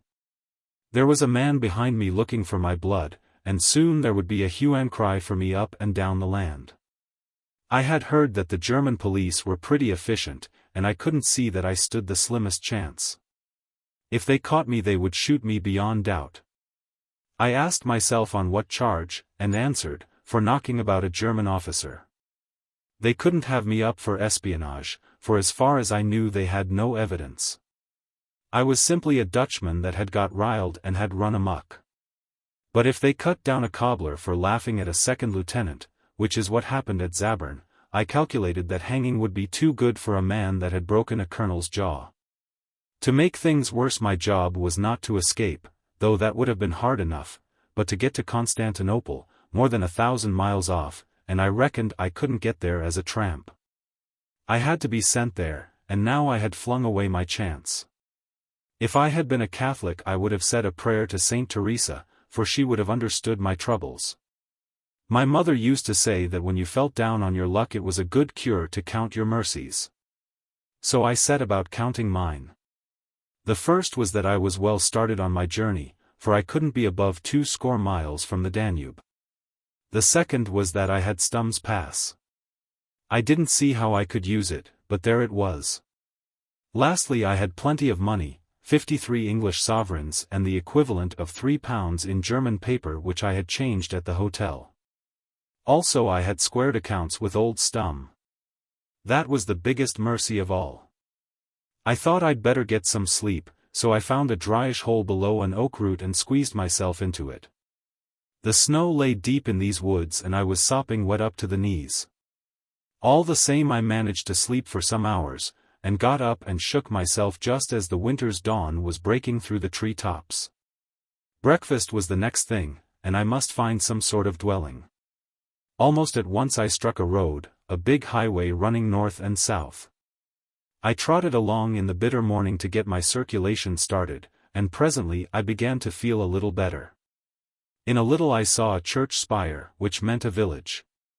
Stum wouldn't be likely to have got on my tracks yet, I calculated. But there was always the chance that he had warned all the villages round by telephone and that they might be on the lookout for me. But that risk had to be taken, for I must have food. It was the day before Christmas, I remembered, and people would be holidaying. The village was quite a big place, but at this hour, just after 8 o'clock, there was nobody in the street except a wandering dog.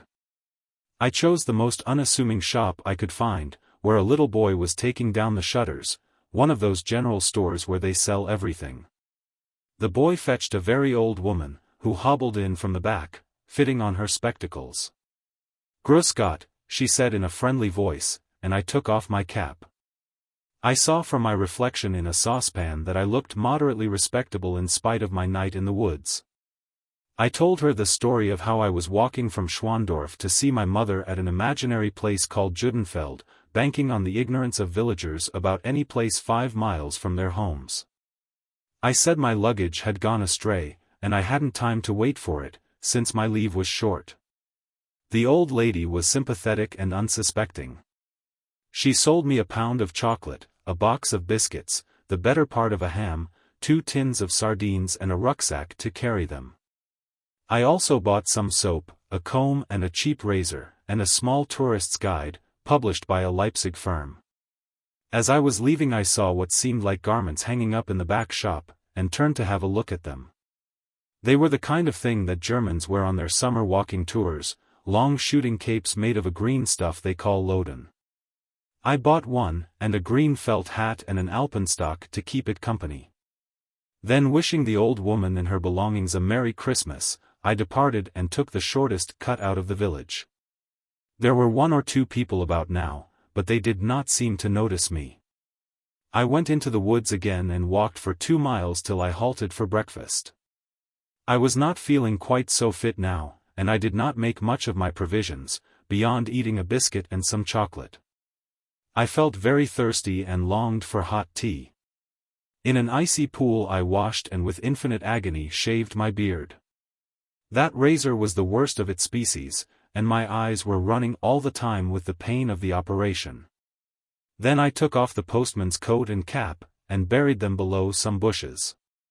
I was now a clean-shaven German pedestrian with a green cape and hat, and an absurd walking stick with an iron-shod end, the sort of person who roams in thousands over the fatherland in summer, but is a rarish bird in midwinter. The tourist's guide was a fortunate purchase, for it contained a big map of Bavaria which gave me my bearings. I was certainly not 40 miles from the Danube, more like 30. The road through the village I had left would have taken me to it. I had only to walk due south and I would reach it before night.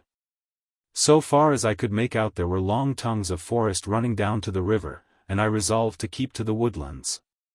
At the worst I would meet a forester or 2, and I had a good enough story for them. On the high road there might be awkward questions. When I started out again I felt very stiff and the cold seemed to be growing intense. This puzzled me, for I had not minded it much up to now, and, being warm-blooded by nature, it never used to worry me. A sharp winter night on the Highveld was a long sight chillier than anything I had struck so far in Europe. But now my teeth were chattering and the marrow seemed to be freezing in my bones. The day had started bright and clear, but a rack of grey clouds soon covered the sky, and a wind from the east began to whistle. As I stumbled along through the snowy undergrowth I kept longing for bright warm places. I thought of those long days on the veldt when the earth was like a great yellow bowl, with white roads running to the horizon and a tiny white farm basking in the heart of it, with its blue dam and patches of bright green lucerne. I thought of those baking days on the east coast, when the sea was like mother of pearl and the sky one burning turquoise. But most of all I thought of warm scented noons on trek, when one dozed in the shadow of the wagon and sniffed the wood smoke from the fire where the boys were cooking dinner.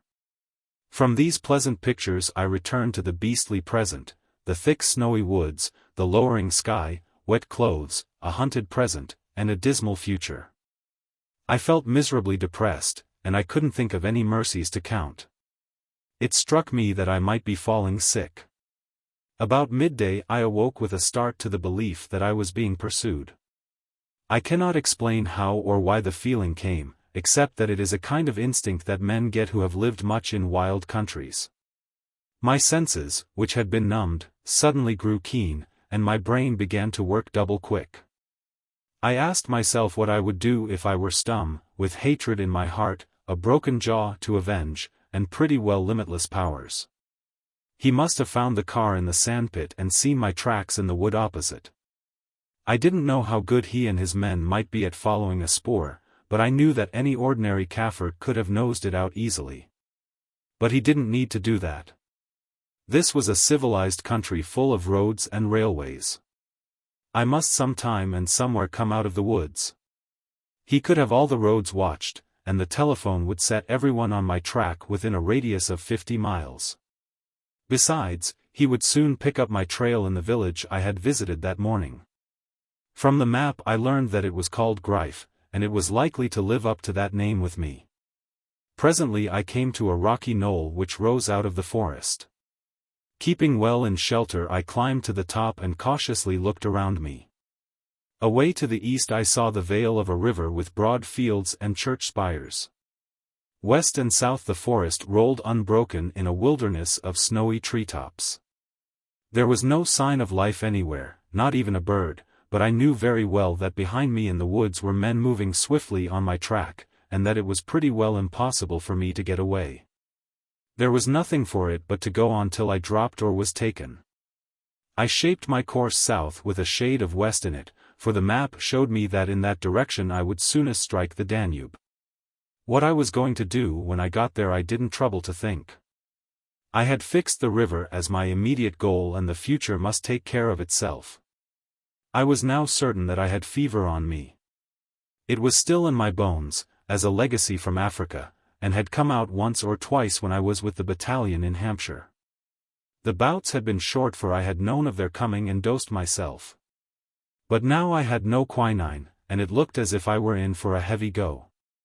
It made me feel desperately wretched and stupid, and I all but blundered into capture. For suddenly I came on a road and was going to cross it blindly, when a man rode slowly past on a bicycle. Luckily I was in the shade of a clump of hollies and he was not looking my way, though he was not 3 yards off. I crawled forward to reconnoiter. I saw about half a mile of road running straight through the forest, and every 200 yards was a bicyclist. They wore uniform and appeared to be acting as sentries. This could only have one meaning. Stum had picketed all the roads and cut me off in an angle of the woods. There was no chance of getting across unobserved. As I lay there with my heart sinking, I had the horrible feeling that the pursuit might be following me from behind, and that at any moment I would be enclosed between 2 fires. For more than an hour I stayed there with my chin in the snow. I didn't see any way out, and I was feeling so ill that I didn't seem to care. Then my chance came suddenly out of the skies. The wind rose, and a great gust of snow blew from the east. In 5 minutes it was so thick that I couldn't see across the road. At first I thought it a new addition to my troubles, and then very slowly I saw the opportunity. I slipped down the bank and made ready to cross. I almost blundered into one of the bicyclists. He cried out and fell off his machine, but I didn't wait to investigate. A sudden access of strength came to me and I darted into the woods on the farther side. I knew I would be soon swallowed from sight in the drift, and I knew that the falling snow would hide my tracks. So I put my best foot forward. I must have run miles before the hot fit passed, and I stopped from sheer bodily weakness. There was no sound except the crush of falling snow, the wind seemed to have gone, and the place was very solemn and quiet. But heavens! How the snow fell! It was partly screened by the branches, but all the same it was piling itself up deep everywhere. My legs seemed made of lead, my head burned, and there were fiery pains over all my body. I stumbled on blindly, without a notion of any direction, determined only to keep going to the last. For I knew that if I once lay down I would never rise again. When I was a boy I was fond of fairy tales, and most of the stories I remembered had been about great German forests and snow and charcoal burners and woodmen's huts. Once I had longed to see these things, and now I was fairly in the thick of them. There had been wolves, too, and I wondered idly if I should fall in with a pack. I felt myself getting light-headed. I fell repeatedly and laughed sillily every time. Once I dropped into a hole and lay for some time at the bottom giggling. If anyone had found me then he would have taken me for a madman. The twilight of the forest grew dimmer, but I scarcely noticed it. Evening was falling, and soon it would be night, a night without morning for me. My body was going on without the direction of my brain, for my mind was filled with craziness. I was like a drunk man who keeps running, for he knows that if he stops he will fall, and I had a sort of bet with myself not to lie down, not at any rate just yet. If I lay down I should feel the pain in my head worse.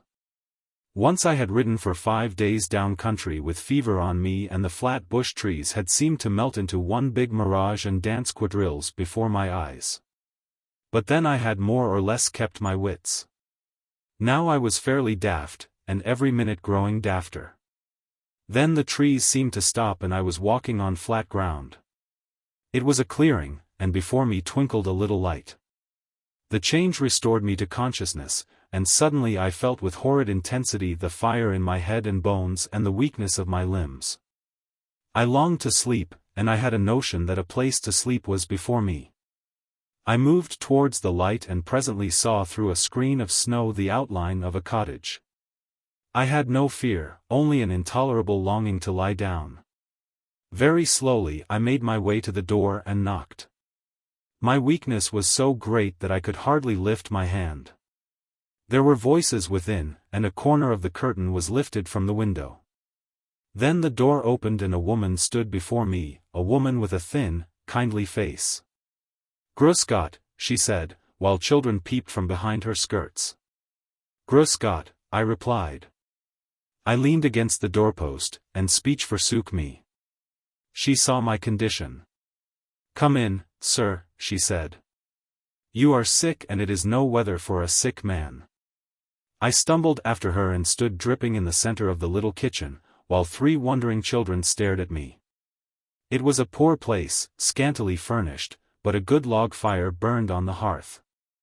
The shock of warmth gave me one of those minutes of self-possession which come sometimes in the middle of a fever. "I am sick, mother, and I have walked far in the storm and lost my way. I am from Africa, where the climate is hot, and your cold brings me fever. It will pass in a day or 2 if you can give me a bed." "You are welcome," she said, "but first I will make you coffee." I took off my dripping cloak, and crouched close to the hearth. She gave me coffee, poor washy stuff, but blessedly hot. Poverty was spelled large in everything I saw. I felt the tides of fever beginning to overflow my brain again, and I made a great attempt to set my affairs straight before I was overtaken. With difficulty I took out Stumm's pass from my pocketbook. "That is my warrant," I said. "I am a member of the Imperial Secret Service and for the sake of my work I must move in the dark. If you will permit it, mother, I will sleep till I am better, but no one must know that I am here. If anyone comes, you must deny my presence." She looked at the big seal as if it were a talisman. "Yes, yes," she said, "you will have the bed in the garret and be left in peace till you are well. We have no neighbors near, and the storm will shut the roads. I will be silent, I and the little ones." My head was beginning to swim, but I made one more effort. "There is food in my rucksack, biscuits and ham and chocolate. Pray take it for your use. And here is some money to buy Christmas fare for the little ones." And I gave her some of the German notes. After that my recollection becomes dim. She helped me up a ladder to the garret, undressed me, and gave me a thick coarse nightgown. I seem to remember that she kissed my hand, and that she was crying. "The good Lord has sent you," she said. "Now the little ones will have their prayers answered and the Christ-kind will not pass by our door." Chapter 8. The Essen Barges. I lay for 4 days like a log in that garret bed. The storm died down, the thaw set in, and the snow melted. The children played about the doors and told stories at night round the fire. Stumm's myrmidons no doubt beset every road and troubled the lives of innocent wayfarers. But no one came near the cottage, and the fever worked itself out while I lay in peace. It was a bad bout, but on the 5th day it left me, and I lay, as weak as a kitten, staring at the rafters and the little skylight. It was a leaky, draughty old place, but the woman of the cottage had heaped deerskins and blankets on my bed and kept me warm. She came in now and then, and once she brought me a brew of some bitter herbs which greatly refreshed me. A little thin porridge was all the food I could eat, and some chocolate made from the slabs in my rucksack. I lay and dozed through the day, hearing the faint chatter of children below, and getting stronger hourly. Malaria passes as quickly as it comes and leaves a man little the worse, though this was one of the sharpest turns I ever had. As I lay I thought, and my thoughts followed curious lines. One queer thing was that Stum and his doing seemed to have been shot back into a lumber room of my brain and the door locked. He didn't seem to be a creature of the living present, but a distant memory on which I could look calmly. I thought a good deal about my battalion and the comedy of my present position. You see, I was getting better, for I called it comedy now, not tragedy. But chiefly I thought of my mission. All that wild day in the snow it had seemed the merest farce. The 3 words Harry Bullivant had scribbled had danced through my head in a crazy fandango. They were present to me now, but coolly and sanely in all their meagerness. I remember that I took each one separately and chewed on it for hours. Kasredin, there was nothing to be got out of that. Cancer, there were too many meanings, all blind. VIII. That was the worst gibberish of all. Before this I had always taken the I as the letter of the alphabet. I had thought that the V must stand for von, and I had considered the German names beginning with I, Ingolstadt, Ingeborg, Ingenol, and all the rest of them. I had made a list of about 70 at the British Museum before I left London. Now I suddenly found myself taking the I as the numeral 1. Idly, not thinking what I was doing, I put it into German. Then I nearly fell out of the bed. Von Einem, the name I had heard at Gaudian's house, the name Stum had spoken behind his hand, the name to which Hilda was probably the prefix. It was a tremendous discovery, the first real bit of light I had found. Harry Bullivant knew that some man or woman called von Einem was at the heart of the mystery. Stum had spoken of the same personage with respect and in connection with the work I proposed to do in raising the Muslim Africans. If I found von Einem I would be getting very warm. What was the word that Stum had whispered to Gaudian and scared that worthy? It had sounded like unmantle. If I could only get that clear, I would solve the riddle. I think that discovery completed my cure. At any rate, on the evening of the 5th day, it was Wednesday, the 29th of December, I was well enough to get up. When the dark had fallen and it was too late to fear a visitor, I came downstairs and, wrapped in my green cape, took a seat by the fire. As we sat there in the firelight, with the 3 white-headed children staring at me with saucer eyes, and smiling when I looked their way, the woman talked. Her man had gone to the wars on the Eastern Front, and the last she had heard from him he was in a Polish bog and longing for his dry native woodlands. The struggle meant little to her. It was an act of God, a thunderbolt out of the sky, which had taken a husband from her, and might soon make her a widow and her children fatherless. She knew nothing of its causes and purposes, and thought of the Russians as a gigantic nation of savages, heathens who had never been converted, and who would eat up German homes if the good Lord and the brave German soldiers did not stop them. I tried hard to find out if she had any notion of affairs in the West, but she hadn't, beyond the fact that there was trouble with the French. I doubt if she knew of England's share in it. She was a decent soul, with no bitterness against anybody, not even the Russians if they would spare her man. That night I realized the crazy folly of war.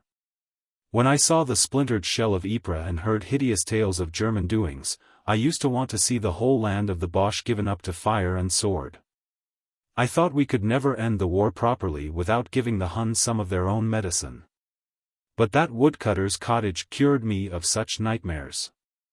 I was for punishing the guilty but letting the innocent go free.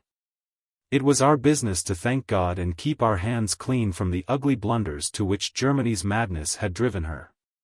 What good would it do Christian folk to burn poor little huts like this and leave children's bodies by the wayside?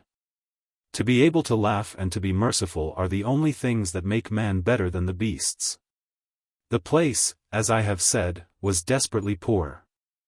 The woman's face had the skin stretched tight over the bones and that transparency which means underfeeding. I fancied she did not have the liberal allowance that soldiers' wives get in England. The children looked better nourished, but it was by their mother's sacrifice. I did my best to cheer them up. I told them long yarns about Africa and lions and tigers, and I got some pieces of wood and whittled them into toys. I am fairly good with a knife, and I carved very presentable likenesses of a monkey, a springbok, and a rhinoceros. The children went to bed hugging the first toys, I expect, they ever possessed. It was clear to me that I must leave as soon as possible. I had to get on with my business, and besides, it was not fair to the woman. Any moment I might be found here, and she would get into trouble for harboring me. I asked her if she knew where the Danube was, and her answer surprised me. "You will reach it in an hour's walk," she said. "The track through the wood runs straight to the ferry." Next morning after breakfast I took my departure. It was drizzling weather, and I was feeling very lean. Before going I presented my hostess and the children with 2 sovereigns apiece. "It is English gold," I said, "for I have to travel among our enemies and use our enemies' money. But the gold is good, and if you go to any town they will change it for you.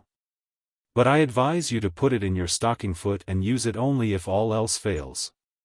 You must keep your home going, for some day there will be peace and your man will come back from the wars." I kissed the children, shook the woman's hand, and went off down the clearing.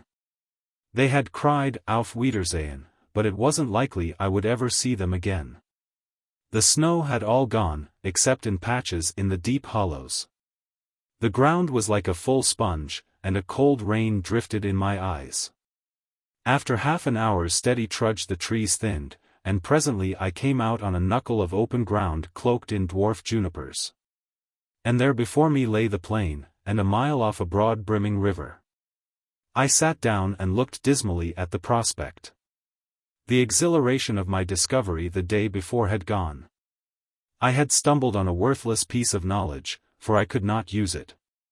Hilda von Einem, if such a person existed and possessed the great secret, was probably living in some big house in Berlin. And I was about as likely to get anything out of her as to be asked to dine with the Kaiser. Blenkiron might do something, but where on earth was Blenkiron? I dared say Sir Walter would value the information, but I could not get to Sir Walter. I was to go on to Constantinople, running away from the people who really pulled the ropes. But if I stayed I could do nothing, and I could not stay. I must go on, and I didn't see how I could go on. Every course seemed shut to me, and I was in as pretty a tangle as any man ever stumbled into. For I was morally certain that Stum would not let the thing drop. I knew too much, and besides I had outraged his pride. He would beat the countryside till he got me, and he undoubtedly would get me if I waited much longer. But how was I to get over the border? My passport would be no good, for the number of that pass would long ere this have been wired to every police station in Germany, and to produce it would be to ask for trouble. Without it I could not cross the borders by any railway. My studies of the tourist's guide had suggested that once I was in Austria I might find things slacker and move about easier. I thought of having a try at the Tyrol, and I also thought of Bohemia. But these places were a long way off, and there were several thousand chances each day that I would be caught on the road. This was Thursday, the 30th of December, the second last day of the year. I was due in Constantinople on the 17th of January. Constantinople. I had thought myself a long way from it in Berlin, but now it seemed as distant as the moon. But that big sullen river in front of me led to it. And as I looked my attention was caught by a curious sight. On the far eastern horizon, where the water slipped round a corner of hill, there was a long trail of smoke. The streamers thinned out, and seemed to come from some boat well round the corner, but I could see at least 2 boats in view. Therefore there must be a long train of barges, with a tug in tow. I looked to the west and saw another such procession coming into sight. First went a big river steamer, it can't have been much less than 1,000 tons, and after came a string of barges. I counted no less than 6 besides the tug. They were heavily loaded and their draft must have been considerable, but there was plenty of depth in the flooded river.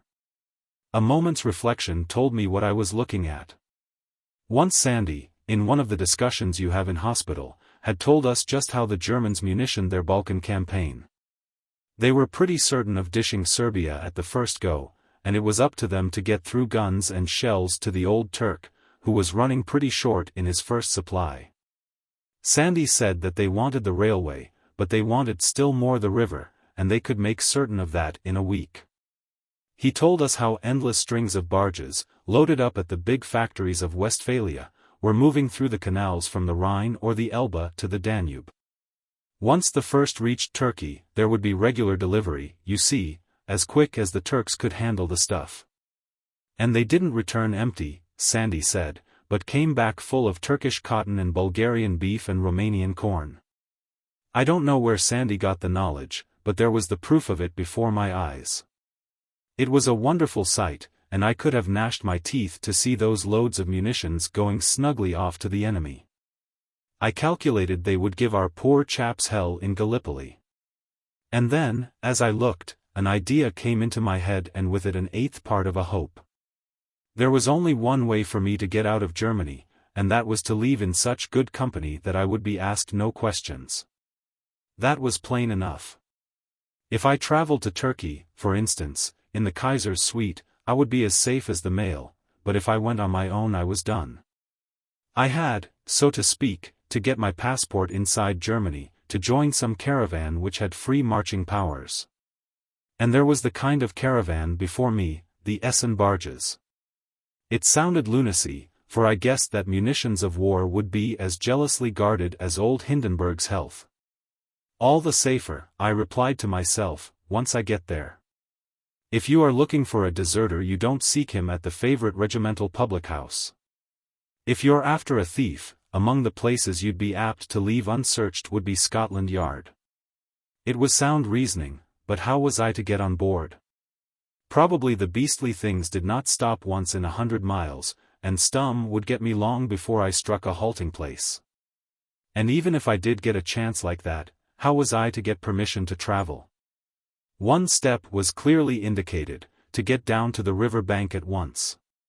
So I set off at a sharp walk across squelchy fields, till I struck a road where the ditches had overflowed so as almost to meet in the middle. The place was so bad that I hoped travelers might be few.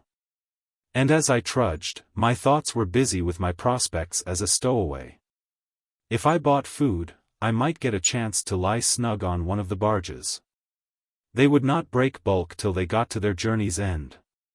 Suddenly I noticed that the steamer, which was now abreast me, began to move towards the shore, and as I came over a low rise, I saw on my left a straggling village with a church and a small landing stage. The houses stood about a quarter of a mile from the stream, and between them was a straight, poplar-fringed road. Soon there could be no doubt about it. The procession was coming to a standstill. The big tug nosed her way in and lay up alongside the pier, where in that season of flood there was enough depth of water. She signaled to the barges and they also started to drop anchors, which showed that there must be at least 2 men aboard each. Some of them dragged a bit and it was rather a cockeyed train that lay in midstream. The tug got out a gangway, and from where I lay I saw half a dozen men leave it, carrying something on their shoulders. It could be only one thing, a dead body. Someone of the crew must have died, and this halt was to bury him. I watched the procession move towards the village and I reckoned they would take some time there, though they might have wired ahead for a grave to be dug. Anyhow, they would be long enough to give me a chance. For I had decided upon the brazen course. Blenkeron had said you couldn't cheat the Boche, but you could bluff him. I was going to put up the most monstrous bluff. If the whole countryside was hunting for Richard Hannay would walk through as a pal of the hunters. For I remembered the pass Stum had given me. If that was worth a tinker's curse it should be good enough to impress a ship's captain. Of course there were 1,000 risks. They might have heard of me in the village and told the ship's party the story. For that reason I resolved not to go there but to meet the sailors when they were returning to the boat. Or the captain might have been warned and got the number of my pass, in which case Stum would have his hands on me pretty soon. Or the captain might be an ignorant fellow who had never seen a Secret Service pass and did not know what it meant, and would refuse me transport by the letter of his instructions. In that case I might wait on another convoy. I had shaved and made myself a fairly respectable figure before I left the cottage. It was my cue to wait for the men when they left the church, wait on that quarter-mile of straight highway. I judged the captain must be in the party. The village, I was glad to observe, seemed very empty. I have my own notions about the Bavarians as fighting men, but I am bound to say that, judging by my observations, very few of them stayed at home. That funeral took hours. They must have had to dig the grave, for I waited near the road in a clump of cherry trees, with my feet in 2 inches of mud and water, till I felt chilled to the bone. I prayed to God it would not bring back my fever, for I was only 1 day out of bed. I had very little tobacco left in my pouch, but I stood myself 1 pipe, and I ate one of the 3 cakes of chocolate I still carried. At last, well after midday, I could see the ship's party returning. They marched 2 by 2 and I was thankful to see that they had no villagers with them. I walked to the road, turned up it, and met the vanguard, carrying my head as high as I knew how. "Where's your captain?" I asked, and a man jerked his thumb over his shoulder. The others wore thick jerseys and knitted caps, but there was one man at the rear in uniform. He was a short, broad man with a weather-beaten face and an anxious eye. "May I have a word with you, Herr Captain?" I said, with what I hoped was a judicious blend of authority and conciliation. He nodded to his companion, who walked on.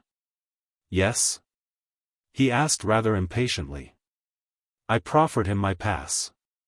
Thank heaven he had seen the kind of thing before, for his face at once took on that curious look which one person in authority always wears when he is confronted with another. He studied it closely and then raised his eyes. "Well, sir," he said. "I observe your credentials. What can I do for you? I take it you are bound for Constantinople?" I asked. "The boats go as far as Rustchuk," he replied. "There the stuff is transferred to the railway." "And you reach Rustchuk when?" "In 10 days, bar accidents. Let us say 12 to be safe." "I want to accompany you," I said. "In my profession, Herr Captain, it is necessary sometimes to make journeys by other than the common route. That is now my desire. I have the right to call upon some other branch of our country's service to help me. Hence my request." Very plainly he did not like it. "I must telegraph about it. My instructions are to let no one aboard, not even a man like you." "I am sorry, sir, but I must get authority first before I can fall in with your desire. Besides, my boat is ill-found. You had better wait for the next batch and ask Dracer to take you. I lost Walter today. He was ill when he came aboard, a disease of the heart, but he would not be persuaded. And last night he died." "Was that him you have been burying?" I asked. "Even so. He was a good man and my wife's cousin, and now I have no engineer. Only a fool of a boy from Hamburg. I have just come from wiring to my owners for a fresh man, but even if he comes by the quickest train he will scarcely overtake us before Vienna or even Buda." I saw light at last. "We will go together," I said, "and cancel that wire. For behold, Herr Captain, I am an engineer, and will gladly keep an eye on your boilers till we get to Rustchuk." He looked at me doubtfully. "I am speaking truth," I said. "Before the war I was an engineer in Dammerland. Mining was my branch, but I had a good general training, and I know enough to run a riverboat. Have no fear. I promise you I will earn my passage." His face cleared, and he looked what he was, an honest, good-humored North German seaman. "Come then in God's name," he cried, "and we will make a bargain. I will let the telegraph sleep. I require authority from the government to take a passenger, but I need none to engage a new engineer." He sent one of the hands back to the village to cancel his wire. In 10 minutes I found myself on board, and 10 minutes later we were out in midstream and our tows were lumbering into line. Coffee was being made ready in the cabin, and while I waited for it I picked up the captain's binoculars and scanned the place I had left. I saw some curious things. On the first road I had struck on leaving the cottage there were men on bicycles moving rapidly. They seemed to wear uniform. On the next parallel road, the one that ran through the village, I could see others. I noticed, too, that several figures appeared to be beating the intervening fields. Stumm's cordon had got busy at last, and I thanked my stars that not one of the villagers had seen me. I had not got away much too soon, for in another half-hour he would have had me. Chapter 9. The Return of the Straggler. Before I turned in that evening I had done some good hours' work in the engine-room. The boat was oil-fired, and in very fair order, so my duties did not look as if they would be heavy. There was nobody who could be properly called an engineer. Only, besides the furnace men, a couple of lads from Hamburg who had been a year ago apprentices in a shipbuilding yard. They were civil fellows, both of them consumptive, who did what I told them and said little. By bedtime, if you had seen me in my blue jumper, a pair of carpet slippers, and a flat cap, all the property of the deceased Walter, you would have sworn I had been bred to the firing of river boats, whereas I had acquired most of my knowledge on one run down the Zambesi. When the proper engineer got drunk and fell overboard among the crocodiles. The captain, they called him Schenk, was out of his bearings in the job. He was a Frisian and a first-class deep-water seaman, but, since he knew the Rhine Delta, and because the German mercantile marine was laid on the ice till the end of war, they had turned him on to this show. He was bored by the business, and didn't understand it very well. The river charts puzzled him, and though it was pretty plain going for hundreds of miles, yet he was in a perpetual fidget about the pilotage. You could see that he would have been far more in his element smelling his way through the shoals of the EMS mouth, or beating against a northeaster in the shallow Baltic. He had 6 barges in tow, but the heavy flood of the Danube made it an easy job except when it came to going slow. There were 2 men on each barge, who came aboard every morning to draw rations. That was a funny business, for we never lay to if we could help it. There was a dinghy belonging to each barge, and the men used to row to the next and get a lift in that barge's dinghy, and so forth. 6 men would appear in the dinghy of the barge nearest us and carry off supplies for the rest. The men were mostly Frisians, slow-spoken, sandy-haired lads, very like the breed you strike on the Essex coast. It was the fact that Schenk was really a deep-water sailor, and so a novice to the job, that made me get on with him. He was a good fellow and quite willing to take a hint, so before I had been 24 hours on board he was telling me all his difficulties, and I was doing my best to cheer him. And difficulties came thick, because the next night was New Year's Eve. I knew that that night was a season of gaiety in Scotland, but Scotland wasn't in it with the fatherland. Even Schenk, though he was in charge of valuable stores and was voyaging against time, was quite clear that the men must have permission for some kind of beano. Just before darkness we came abreast a fair-sized town, whose name I never discovered, and decided to lie to for the night. The arrangement was that one man should be left on guard in each barge, and the other get 4 hours leave ashore. Then he would return and relieve his friend, who should proceed to do the same thing. I foresaw that there would be some fun when the first batch returned, but I did not dare to protest. I was desperately anxious to get past the Austrian frontier, for I had a half notion we might be searched there. But Schenk took his Sylvesterabend business so seriously that I would have risked a row if I had tried to argue. The upshot was what I expected. We got the first batch aboard about midnight, blind to the world, and the others straggled in at all hours next morning. I stuck to the boat for obvious reasons, but next day it became too serious, and I had to go ashore with the captain to try and round up the stragglers. We got them all in but 2, and I am inclined to think these 2 had never meant to come back. If I had a soft job like a riverboat I shouldn't be inclined to run away in the middle of Germany with the certainty that my best fate would be to be scooped up for the trenches. But your Frisian has no more imagination than a haddock. The absentees were both watchmen from the barges, and I fancy the monotony of the life had got on their nerves. The captain was in a raging temper, for he was short-handed to begin with. He would have started a press gang, but there was no superfluity of men in that township, nothing but boys and grandfathers. As I was helping to run the trip I was pretty annoyed also, and I sluiced down the drunkards with icy Danube water, using all the worst language I knew in Dutch and German. It was a raw morning, and as we raged through the riverside streets I remember I heard the dry crackle of wild geese going overhead, and wished I could get a shot at them. I told one fellow, he was the most troublesome, that he was a disgrace to a great empire, and was only fit to fight with the filthy English. God in heaven! Said the captain, we can delay no longer. We must make shift the best we can. I can spare one man from the deck hands, and you must give up one from the engine room.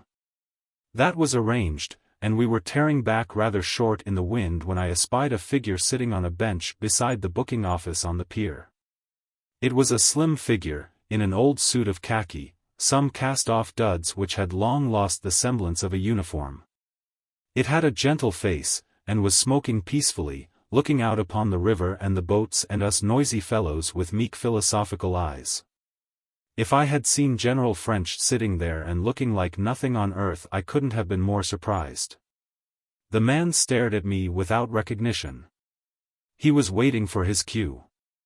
I spoke rapidly in Sesotho, for I was afraid the captain might know Dutch.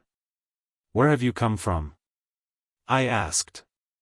They shut me up in Tronk, said Peter, and I ran away. I am tired, Cornelis, and want to continue the journey by boat. Remember you have worked for me in Africa, I said. You are just home from Dammerland. You are a German who has lived 30 years away from home. You can tend a furnace and have worked in mines. Then I spoke to the captain. Here is a fellow who used to be in my employ, Captain Schenk. It's almighty luck we've struck him. He's old, and not very strong in the head, but I'll go bail he's a good worker. He says he'll come with us and I can use him in the engine room. Stand up, said the captain. Peter stood up, light and slim and wiry as a leopard. A sailor does not judge men by girth and weight. He'll do, said Schenk, and the next minute he was readjusting his crews and giving the strayed revellers the rough side of his tongue. As it chanced, I couldn't keep Peter with me, but had to send him to one of the barges, and I had time for no more than 5 words with him. When I told him to hold his tongue and live up to his reputation as a half-wit. That accursed Sylvesterabend had played havoc with the whole outfit, and the captain and I were weary men before we got things straight. In one way it turned out well. That afternoon we passed the frontier and I never knew it till I saw a man in a strange uniform come aboard, who copied some figures on a schedule, and brought us a mail. With my dirty face and general air of absorption in duty, I must have been an unsuspicious figure. He took down the names of the men in the barges, and Peter's name was given as it appeared on the ship's roll, Anton Blum. You must feel it strange, Herr Brandt, said the captain, to be scrutinized by a policeman, you who give orders, I doubt not, to many policemen. I shrugged my shoulders. It is my profession. It is my business to go unrecognized often by my own servants. I could see that I was becoming rather a figure in the captain's eyes. He liked the way I kept the men up to their work, for I hadn't been a nigger driver for nothing. Late on that Sunday night we passed through a great city which the captain told me was Vienna. It seemed to last for miles and miles, and to be as brightly lit as a circus. After that, we were in big plains and the air grew perishing cold. Peter had come aboard once for his rations, but usually he left it to his partner, for he was lying very low. But one morning, I think it was the 5th of January. When we had passed Buda and were moving through great sodden flats just sprinkled with snow, the captain took it into his head to get me to overhaul the barge loads. Armed with a mighty typewritten list, I made a tour of the barges, beginning with the hindmost. There was a fine old stock of deadly weapons, mostly machine guns and some field pieces, and enough shells to blow up the Gallipoli Peninsula. All kinds of shell were there, from the big 14-inch crumps to rifle grenades and trench mortars. It made me fairly sick to see all these good things preparing for our own fellows, and I wondered whether I would not be doing my best service if I engineered a big explosion. Happily I had the common sense to remember my job and my duty and to stick to it. Peter was in the middle of the convoy, and I found him pretty unhappy, principally through not being allowed to smoke. His companion was an ox-eyed lad, whom I ordered to the lookout while Peter and I went over the lists. "Cornelis, my old friend," he said, "there are some pretty toys here. With a spanner and a couple of clear hours I could make these Maxims about as deadly as bicycles. What do you say to a try?" "I've considered that," I said, "but it won't do. We're on a bigger business than wrecking munition convoys. I want to know how you got here." He smiled with that extraordinary Sunday school docility of his. "It was very simple, Cornelis. I was foolish in the café, but they have told you of that. You see, I was angry and did not reflect. They had separated us, and I could see would treat me as dirt. Therefore, my bad temper came out, for, as I have told you, I do not like Germans." Peter gazed lovingly at the little bleak farms which dotted the Hungarian plain. "All night I lay in trunk with no food. In the morning they fed me, and took me hundreds of miles in a train to a place which I think is called Neuburg. It was a great prison, full of English officers. I asked myself many times on the journey what was the reason of this treatment, for I could see no sense in it. If they wanted to punish me for insulting them, they had the chance to send me off to the trenches. No one could have objected. If they thought me useless, they could have turned me back to Holland. I could not have stopped them. But they treated me as if I were a dangerous man, whereas all their conduct hitherto had shown that they thought me a fool. I could not understand it. But I had not been one night in that Neuburg place before I thought of the reason. They wanted to keep me under observation as a check upon you, Cornelis. I figured it out this way. They had given you some very important work which required them to let you into some big secret. So far, good. They evidently thought much of you, even yon Stum man, though he was as rude as a buffalo. But they did not know you fully, and they wanted to check on you. That check they found in Peter Pienaar. Peter was a fool, and if there was anything to blab, sooner or later Peter would blab it. Then they would stretch out a long arm and nip you short, wherever you were. Therefore they must keep old Peter under their eye. That sounds likely enough, I said. It was God's truth, said Peter. And when it was all clear to me, I settled that I must escape. Partly because I am a free man and do not like to be in prison, but mostly because I was not sure of myself. Some day my temper would go again, and I might say foolish things for which Cornelis would suffer. So it was very certain that I must escape. Now, Cornelis, I noticed pretty soon that there were two kinds among the prisoners. There were the real prisoners, mostly English and French, and there were humbugs. The humbugs were treated, apparently, like the others, but not really, as I soon perceived. There was one man who passed as an English officer, another as a French Canadian, and the others called themselves Russians. None of the honest men suspected them, but they were there as spies to hatch plots for escape and get the poor devils caught in the act, and to worm out confidences which might be of value. That is the German notion of good business. I am not a British soldier to think all men are gentlemen. I know that amongst men there are desperate skellums, so I soon picked up this game. It made me very angry, but it was a good thing for my plan. I made my resolution to escape the day I arrived at Neuburg, and on Christmas Day I had a plan made. Peter, you're an old marvel. Do you mean to say you were quite certain of getting away whenever you wanted? Quite certain, Cornelis. You see, I have been wicked in my time and know something about the inside of prisons. You may build them like great castles, or they may be like a Backveld trunk, only mud and corrugated iron, but there is always a key in a man who keeps it, and that man can be bested. I knew I could get away, but I did not think it would be so easy. That was due to the bogus prisoners, my friends, the spies. I made great pals with them. On Christmas night we were very jolly together. I think I spotted every one of them the first day. I bragged about my past and all I had done, and I told them I was going to escape. They backed me up and promised to help. Next morning I had a plan. In the afternoon, just after dinner, I had to go to the commandant's room. They treated me a little differently from the others, for I was not a prisoner of war, and I went there to be asked questions and to be cursed as a stupid Dutchman. There was no strict guard kept there, for the place was on the second floor, and distant by many yards from any staircase. In the corridor outside the commandant's room there was a window which had no bars, and 4 feet from the window the limb of a great tree. A man might reach that limb, and if he were active as a monkey might descend to the ground. Beyond that I knew nothing, but I am a good climber, Cornelis. I told the others of my plan.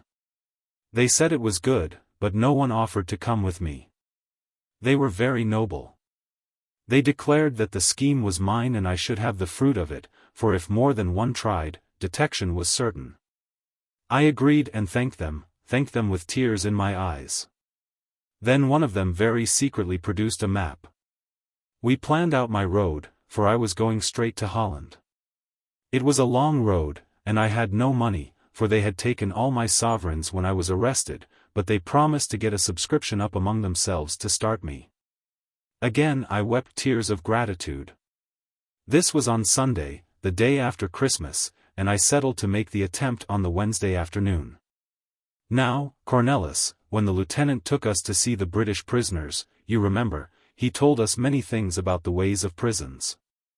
He told us how they loved to catch a man in the act of escape, so that they could use him harshly with a clear conscience. I thought of that, and calculated that now my friends would have told everything to the commandant, and that they would be waiting to bottle me on the Wednesday. Till then I reckoned I would be slackly guarded, for they would look on me as safe in the net. So I went out of the window next day. It was the Monday afternoon. That was a bold stroke, I said admiringly. The plan was bold, but it was not skillful, said Peter modestly. I had no money beyond 7 marks, and I had but 1 stick of chocolate. I had no overcoat, and it was snowing hard. Further, I could not get down the tree, which had a trunk as smooth and branchless as a blue gum. For a little I thought I should be compelled to give in, and I was not happy. But I had leisure, for I did not think I would be missed before nightfall, and given time a man can do most things. By and by I found a branch which led beyond the outer wall of the yard and hung above the river. This I followed, and then dropped from it into the stream. It was a drop of some yards, and the water was very swift, so that I nearly drowned. I would rather swim the Limpopo, Cornelis, among all the crocodiles than that icy river. Yet I managed to reach the shore and get my breath lying in the bushes. After that it was plain going, though I was very cold. I knew that I would be sought on the northern roads, as I had told my friends, for no one could dream of an ignorant Dutchman going south away from his kinsfolk. But I had learned enough from the map to know that our road lay southeast, and I had marked this big river. Did you hope to pick me up? I asked. No, Cornelis. I thought you would be traveling in first-class carriages while I should be plodding on foot. But I was set on getting to the place you spoke of, how do you call it? Constantinople? Where our big business lay. I thought I might be in time for that. You're an old Trojan, Peter, I said, but go on. How did you get to that landing stage where I found you? It was a hard journey, he said meditatively. It was not easy to get beyond the barbed wire entanglements which surrounded Newburgh, yes, even across the river. But in time I reached the woods and was safe, for I did not think any German could equal me in wild country. The best of them, even their foresters, are but babes in veldcraft compared with such as me. My troubles came only from hunger and cold. Then I met a Peruvian smouse, won and sold him my clothes and bought from him these. I did not want to part with my own, which were better, but he gave me 10 marks on the deal. After that I went into a village and ate heavily. Were you pursued? I asked. I do not think so. They had gone north, as I expected, and were looking for me at the railway stations which my friends had marked for me. I walked happily and put a bold face on it. If I saw a man or woman look at me suspiciously, I went up to them at once and talked. I told a sad tale, and all believed it. I was a poor Dutchman traveling home on foot to see a dying mother, and I had been told that by the Danube I should find the main railway to take me to Holland. There were kind people who gave me food, and one woman gave me half a mark, and wished me Godspeed. Then on the last day of the year I came to the river and found many drunkards. Was that when you resolved to get on one of the river boats? Ja, Cornelis. As soon as I heard of the boats I saw where my chance lay. But you might have knocked me over with a straw when I saw you come on shore. That was good fortune, my friend. I have been thinking much about the Germans, and I will tell you the truth. It is only boldness that can baffle them. They are a most diligent people. They will think of all likely difficulties, but not of all possible ones. They have not much imagination. They are like steam engines which must keep to prepared tracks. There they will hunt any man down, but let him trek for open country and they will be at a loss. Therefore boldness, my friend. Forever boldness. Remember, as a nation they wear spectacles, which means that they are always peering. Peter broke off to gloat over the wedges of geese and the strings of wild swans that were always winging across those plains. His tale had bucked me up wonderfully. Our luck had held beyond all belief, and I had a kind of hope in the business now which had been wanting before. That afternoon, too, I got another fillip. I came on deck for a breath of air and found it pretty cold after the heat of the engine room. So I called to one of the deck hands to fetch me up my cloak from the cabin, the same I had bought that first morning in the Greif village. Der Greenmantle? The man shouted up, and I cried, yes.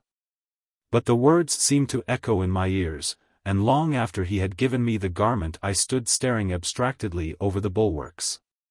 His tone had awakened a chord of memory, or, to be accurate, they had given emphasis to what before had been only blurred and vague. For he had spoken the words which Stum had uttered behind his hand to Gaudian. I had heard something like unmantle, and could make nothing of it. Now I was as certain of those words as of my own existence. They had been Greenmantle. Greenmantle, whatever it might be, was the name which Stum had not meant me to hear, which was some talisman for the task I had proposed. And which was connected in some way with the mysterious von Einem.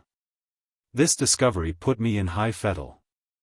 I told myself that, considering the difficulties, I had managed to find out a wonderful amount in a very few days. It only shows what a man can do with the slenderest evidence if he keeps chewing and chewing on it. 2 mornings later we lay alongside the quays at Belgrade. And I took the opportunity of stretching my legs.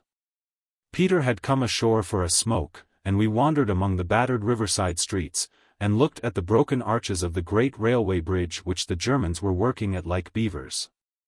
There was a big temporary pontoon affair to take the railway across, but I calculated that the main bridge would be ready inside a month.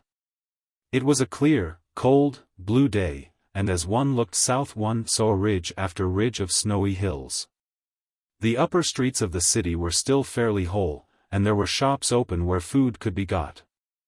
I remember hearing English spoken, and seeing some Red Cross nurses in the custody of Austrian soldiers coming from the railway station.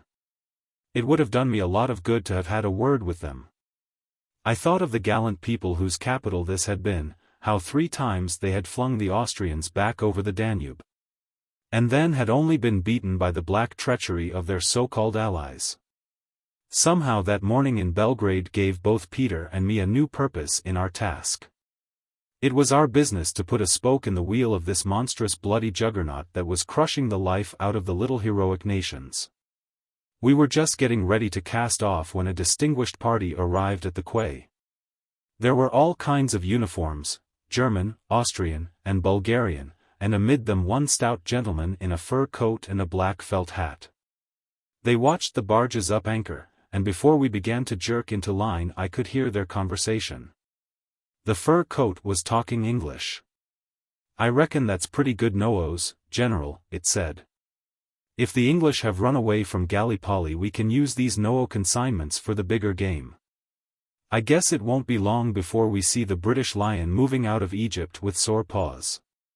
They all laughed. "The privilege of that spectacle may soon be ours," was the reply. I did not pay much attention to the talk. Indeed, I did not realize till weeks later that that was the first tidings of the great evacuation of Cape Helles. What rejoiced me was the sight of Blenheim, as bland as a barber among those swells. Here were two of the missionaries within reasonable distance of their goal. Chapter 10. The Garden House of Suliman the Red. We reached Rustchuk on January 10th, but by no means landed on that day. Something had gone wrong with the unloading arrangements, or more likely with the railway behind them, and we were kept swinging all day well out in the turbid river. On the top of this Captain Schenk got an ague, and by that evening was a blue and shivering wreck. He had done me well, and I reckoned I would stand by him. So I got his ship's papers, and the manifests of cargo, and undertook to see to the transshipment. It wasn't the first time I had tackled that kind of business, and I hadn't much to learn about steam cranes. I told him I was going on to Constantinople and would take Peter with me, and he was agreeable. He would have to wait at Rustchuk to get his return cargo, and could easily inspan a fresh engineer. I worked about the hardest 24 hours of my life getting the stuff ashore. The landing officer was a Bulgarian, quite a competent man if he could have made the railways give him the trucks he needed. There was a collection of hungry German transport officers always putting in their oars, and being infernally insolent to everybody. I took the high and mighty line with them. And, as I had the Bulgarian commandant on my side, after about 2 hours blasphemy got them quieted. But the big trouble came the next morning when I had got nearly all the stuff aboard the trucks. A young officer in what I took to be a Turkish uniform rode up with an aide-de-camp. I noticed the German guards saluting him, so I judged he was rather a swell. He came up to me and asked me very civilly in German for the waybills. I gave him them and he looked carefully through them, marking certain items with a blue pencil. Then he coolly handed them to his aide-de-camp and spoke to him in Turkish. "Look here, I want these back," I said. "I can't do without them, and we've no time to waste." "Presently," he said, smiling, and went off. I said nothing, reflecting that the stuff was for the Turks and they naturally had to have some say in its handling. The loading was practically finished when my gentleman returned. He handed me a neatly typed new set of waybills. One glance at them showed that some of the big items had been left out. "Here, this won't do," I cried. "Give me back the right set. This thing's no good to me." For answer he winked gently, smiled like a dusky seraph, and held out his hand. In it I saw a roll of money. "For yourself," he said. "It is the usual custom." It was the first time anyone had ever tried to bribe me, and it made me boil up like a geyser. I saw his game clearly enough. Turkey would pay for the lot to Germany, probably had already paid the bill, but she would pay double for the things not on the waybills, and pay to this fellow and his friends. This struck me as rather steep even for Oriental methods of doing business. "Now look here, sir," I said, "I don't stir from this place till I get the correct waybills. If you won't give me them, I will have every item out of the trucks and make a new list. But a correct list I have, or the stuff stays here till doomsday." He was a slim, foppish fellow, and he looked more puzzled than angry. "I offer you enough," he said, again stretching out his hand. At that I fairly roared. "If you try to bribe me, you infernal little haberdasher, I'll have you off that horse and chuck you in the river." He no longer misunderstood me. He began to curse and threaten, but I cut him short. "Come along to the commandant, my boy," I said, and I marched away, tearing up his typewritten sheets as I went and strewing them behind me like a paper chase. We had a fine old racket in the commandant's office. I said it was my business, as representing the German government, to see the stuff delivered to the consignee at Constantinople shipshape and Bristol fashion. I told him it wasn't my habit to proceed with cooked documents.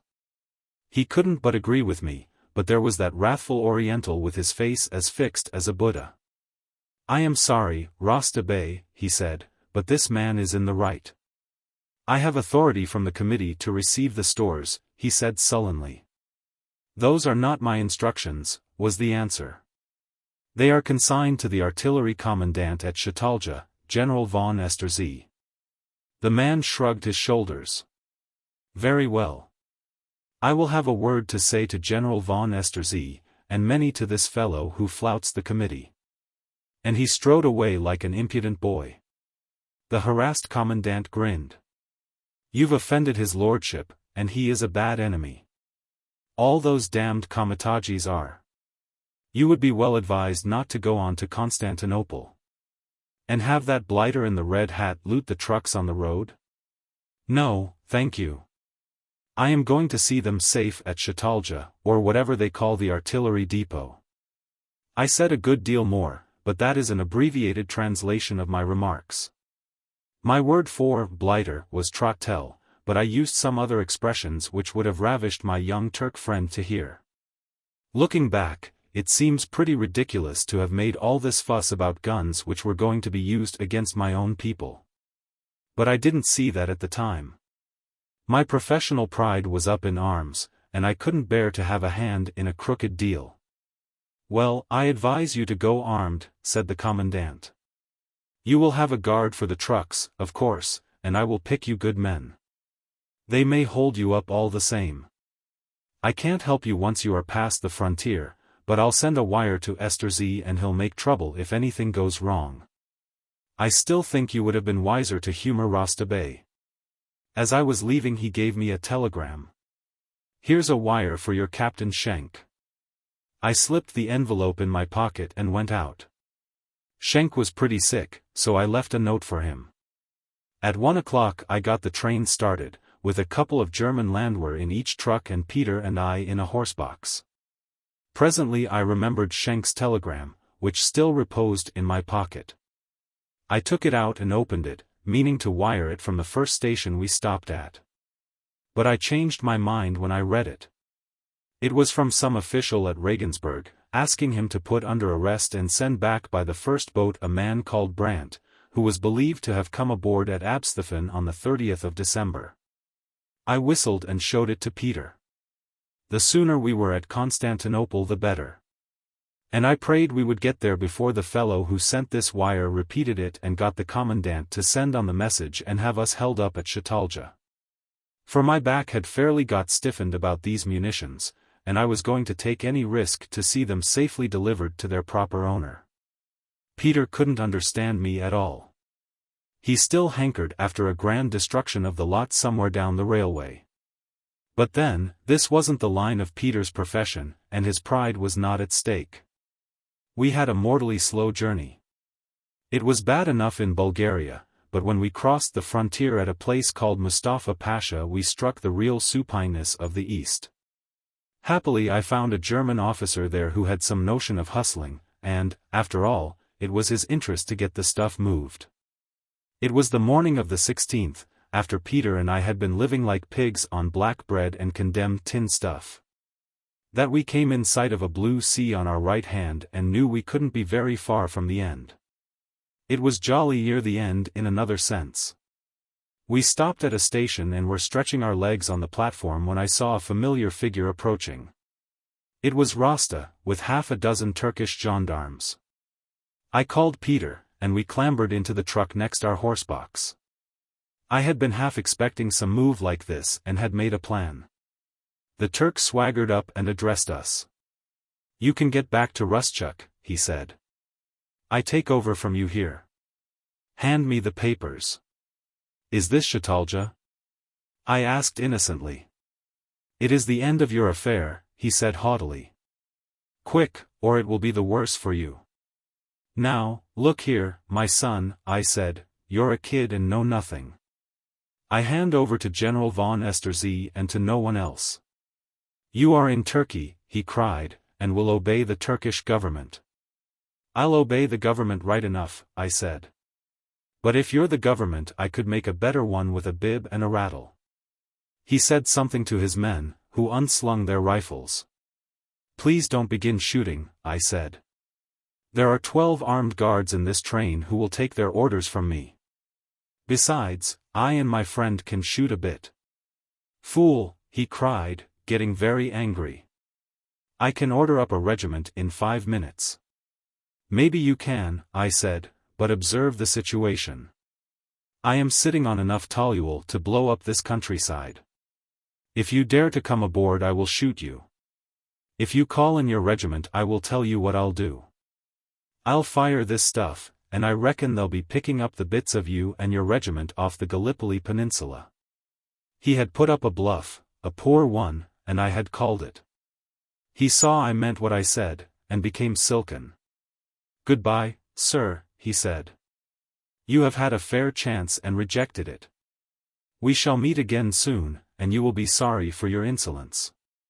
He strutted away, and it was all I could do to keep from running after him. I wanted to lay him over my knee and spank him. We got safely to Chatalja, and were received by von Esterzy like long-lost brothers. He was the regular gunner officer, not thinking about anything except his guns and shells. I had to wait about 3 hours while he was checking the stuff with the invoices, and then he gave me a receipt which I still possess. I told him about Rasta, and he agreed that I had done right. It didn't make him as mad as I expected, because, you see, he got his stuff safe in any case. It was only that the wretched Turks had to pay twice for the lot of it. He gave Peter and me luncheon, and was altogether very civil and inclined to talk about the war. I would have liked to hear what he had to say, for it would have been something to get the inside view of Germany's eastern campaign, but I did not dare to wait. Any moment there might arrive an incriminating wire from Rustchuk. Finally he lent us a car to take us the few miles to the city. So it came about that at 3:05 on the 16th day of January, with only the clothes we stood up in, Peter and I entered Constantinople. I was in considerable spirits, for I had got the final lap successfully over, and I was looking forward madly to meeting my friends, but, all the same, the first sight was a mighty disappointment. I don't quite know what I had expected, a sort of fairyland eastern city, all white marble and blue water, and stately Turks in surplices, and veiled houris, and roses and nightingales. And some sort of string band discoursing sweet music. I had forgotten that winter is pretty much the same everywhere. It was a drizzling day, with a southeast wind blowing, and the streets were long troughs of mud. The first part one struck looked like a dingy colonial suburb, wooden houses and corrugated iron roofs, and endless dirty, sallow children. There was a cemetery, I remember, with Turks' caps stuck at the head of each grave. Then we got into narrow steep streets which descended to a kind of big canal. I saw what I took to be mosques and minarets, and they were about as impressive as factory chimneys. By and by we crossed a bridge, and paid a penny for the privilege. If I had known it was the famous Golden Horn I would have looked at it with more interest, but I saw nothing save a lot of moth-eaten barges and some queer little boats like gondolas. Then we came into busier streets, where ramshackle cabs drawn by lean horses spluttered through the mud. I saw one old fellow who looked like my notion of a Turk, but most of the population had the appearance of London old-clothes men. All but the soldiers, Turk and German, who seemed well-set-up fellows. Peter had paddled along at my side like a faithful dog, not saying a word, but clearly not approving of this wet and dirty metropolis. "Do you know that we are being followed, Cornelis?" he said suddenly, "ever since we came into this evil-smelling dorp." Peter was infallible in a thing like that. The news scared me badly, for I feared that the telegram had come to Chatalja. Then I thought it couldn't be that, for if von Esterzy had wanted me he wouldn't have taken the trouble to stalk me. It was more likely my friend Rasta. I found the ferry of Ratchik by asking a soldier, and a German sailor there told me where the Kurdish bazaar was. He pointed up a steep street which ran past a high block of warehouses with every window broken. Sandy had said the left-hand side coming down, so it must be the right-hand side going up. We plunged into it, and it was the filthiest place of all. The wind whistled up it and stirred the garbage. It seemed densely inhabited, for at all the doors there were groups of people squatting, with their heads covered, though scarcely a window showed in the blank walls. The street corkscrewed endlessly. Sometimes it seemed to stop, then it found a hole in the opposing masonry and edged its way in. Often it was almost pitch dark. Then would come a grayish twilight where it opened out to the width of a decent lane. To find a house in that murk was no easy job, and by the time we had gone a quarter of a mile I began to fear we had missed it. It was no good asking any of the crowd we met. They didn't look as if they understood any civilized tongue. At last we stumbled on it, a tumble-down coffee house, with a Caprasso above the door in queer amateur lettering. There was a lamp burning inside, and 2 or 3 men smoking at small wooden tables. We ordered coffee, thick black stuff like treacle, which Peter anathematized. A Negro brought it, and I told him in German I wanted to speak to Mr. Caprasso. He paid no attention, so I shouted louder at him, and the noise brought a man out of the back parts.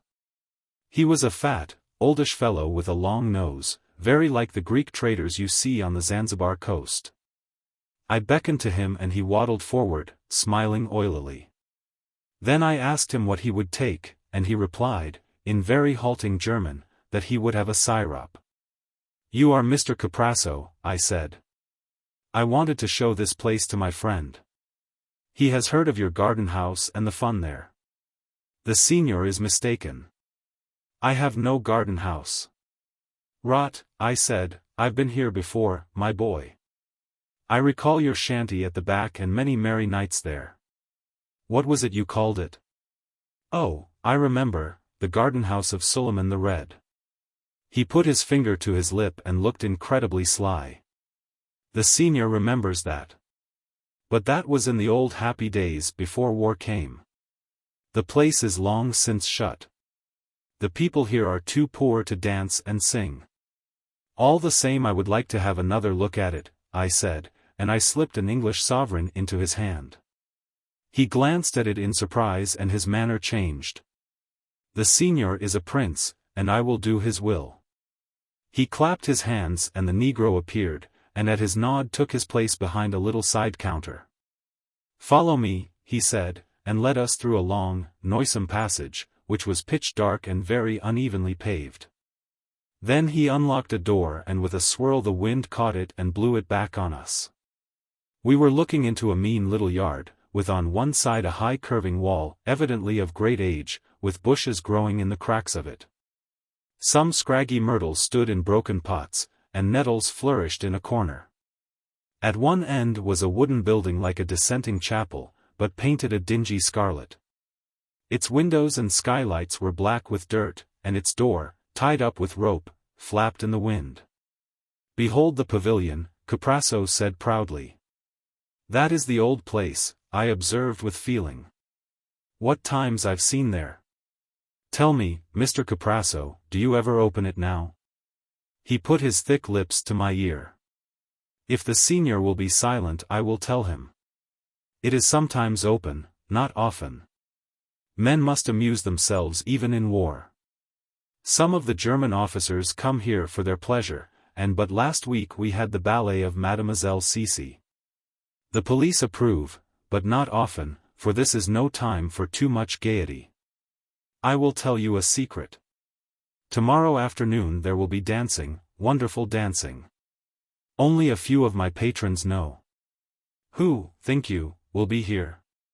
He bent his head closer and said in a whisper, "The Company des Roses." "Oh, indeed," I said with a proper tone of respect, though I hadn't a notion what he meant. "Will the senior wish to come?" "Sure," I said. "Both of us. We're all for the rosy hours. Then the 4th hour after midday. Walk straight through the café and one will be there to unlock the door. You are newcomers here. Take the advice of Angelo Caprasso and avoid the streets after nightfall. Stamboul is no safe place nowadays for quiet men." I asked him to name a hotel, and he rattled off a list from which I chose one that sounded modest and in keeping with our get-up. It was not far off, only 100 yards to the right at the top of the hill. When we left his door the night had begun to drop. We hadn't gone 20 yards before Peter drew very near to me and kept turning his head like a hunted stag. "We are being followed close, Cornelis," he said calmly. Another 10 yards and we were at a crossroads, where a little place faced a biggish mosque. I could see in the waning light a crowd of people who seemed to be moving towards us. I heard a high-pitched voice cry out a jabber of excited words, and it seemed to me that I had heard the voice before. Chapter 11. The Companions of the Rosy Hours. We battled to a corner, where a jut of building stood out into the street. It was our only chance to protect our backs, to stand up with the rib of stone between us. It was only the work of seconds. One instant we were groping our solitary way in the darkness, the next we were pinned against a wall with a throaty mob surging round us. It took me a moment or two to realize that we were attacked. Every man has one special funk in the back of his head, and mine was to be the quarry of an angry crowd. I hated the thought of it, the mess, the blind struggle, the sense of unleashed passions different from those of any single blackguard. It was a dark world to me, and I don't like darkness. But in my nightmares I had never imagined anything just like this. The narrow, fetid street, with the icy winds fanning the filth, the unknown tongue, the hoarse savage murmur, and my utter ignorance as to what it might all be about, made me cold in the pit of my stomach. "We've got it in the neck this time, old man," I said to Peter, who had out the pistol the commandant at Rustchuk had given him. These pistols were our only weapons. The crowd saw them and hung back, but if they chose to rush us it wasn't much of a barrier 2 pistols would make. Rasta's voice had stopped. He had done his work, and had retired to the background. There were shouts from the crowd, Suliman, and a word, kafia, constantly repeated. I didn't know what it meant at the time, but now I know that they were after us because we were botches and spies. There was no love lost between the Constantinople scum and their new masters. It seemed an ironical end for Peter and me to be done in because we were botches. And done in we should be. I had heard of the East as a good place for people to disappear in. There were no inquisitive newspapers or incorruptible police. I wished to heaven I had a word of Turkish. But I made my voice heard for a second in a pause of the din, and shouted that we were German sailors who had brought down big guns for Turkey, and were going home next day. I asked them what the devil they thought we had done.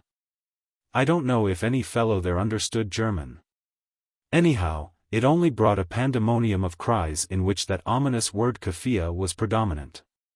Then Peter fired over their heads. He had to, for a chap was pawing at his throat. The answer was a clatter of bullets on the wall above us. It looked as if they meant to take us alive, and that I was very clear should not happen. Better a bloody end in a street scrap than the tender mercies of that bandbox bravo. I don't quite know what happened next. A press drove down at me and I fired. Someone squealed, and I looked the next moment to be strangled. And then, suddenly, the scrimmage ceased, and there was a wavering splash of light in that pit of darkness. I never went through many worse minutes than these. When I had been hunted in the past weeks there had been mystery enough, but no immediate peril to face. When I had been up against a real, urgent, physical risk, like Loos, the danger at any rate had been clear. One knew what one was in for. But here was a threat I couldn't put a name to, and it wasn't in the future, but pressing hard at our throats. And yet I couldn't feel it was quite real. The patter of the pistol bullets against the wall, like so many crackers, the faces felt rather than seen in the dark, the clamor which to me was pure gibberish, had all the madness of a nightmare. Only Peter, cursing steadily in Dutch by my side, was real. And then the light came, and made the scene more eerie. It came from 1 or 2 torches carried by wild fellows with long staves who drove their way into the heart of the mob. The flickering glare ran up the steep walls and made monstrous shadows. The wind swung the flame into long streamers, dying away in a fan of sparks. And now a new word was heard in the crowd. It was Chingana, shouted not in anger but in fear. At first I could not see the newcomers. They were hidden in the deep darkness under their canopy of light, for they were holding their torches high at the full stretch of their arms. They were shouting, too, wild shrill cries ending sometimes in a gush of rapid speech. Their words did not seem to be directed against us, but against the crowd. A sudden hope came to me that for some unknown reason they were on our side. The press was no longer heavy against us. It was thinning rapidly and I could hear the scuffle as men made off down the side streets. My first notion was that these were the Turkish police. But I changed my mind when the leader came out into a patch of light. He carried no torch, but a long stave with which he belabored the heads of those who were too tightly packed to flee. It was the most eldritch apparition you can conceive. A tall man dressed in skins, with bare legs and sandal-shod feet. A wisp of scarlet cloth clung to his shoulders, and, drawn over his head down close to his eyes, was a skullcap of some kind of pelt with the tail waving behind it. He capered like a wild animal, keeping up a strange high monotone that fairly gave me the creeps. I was suddenly aware that the crowd had gone. Before us was only this figure and his half-dozen companions, some carrying torches and all wearing clothes of skin. But only the one who seemed to be their leader wore the skullcap. The rest had bare heads and long tangled hair. The fellow was shouting gibberish at me. His eyes were glassy, like a man who smokes hemp, and his legs were never still for a second. You would think such a figure no better than a mountebank, and yet there was nothing comic in it. Fearful and sinister and uncanny it was, and I wanted to do anything but laugh. As he shouted he kept pointing with his stave up the street which climbed the hillside. "He means us to move," said Peter. "For God's sake let us get away from this witch doctor." I couldn't make sense of it, but one thing was clear. These maniacs had delivered us for the moment from Rasta and his friends. Then I did a dashed silly thing. I pulled out a sovereign and offered it to the leader. I had some kind of notion of showing gratitude, and as I had no words I had to show it by deed. He brought his stick down on my wrist and sent the coin spinning in the gutter.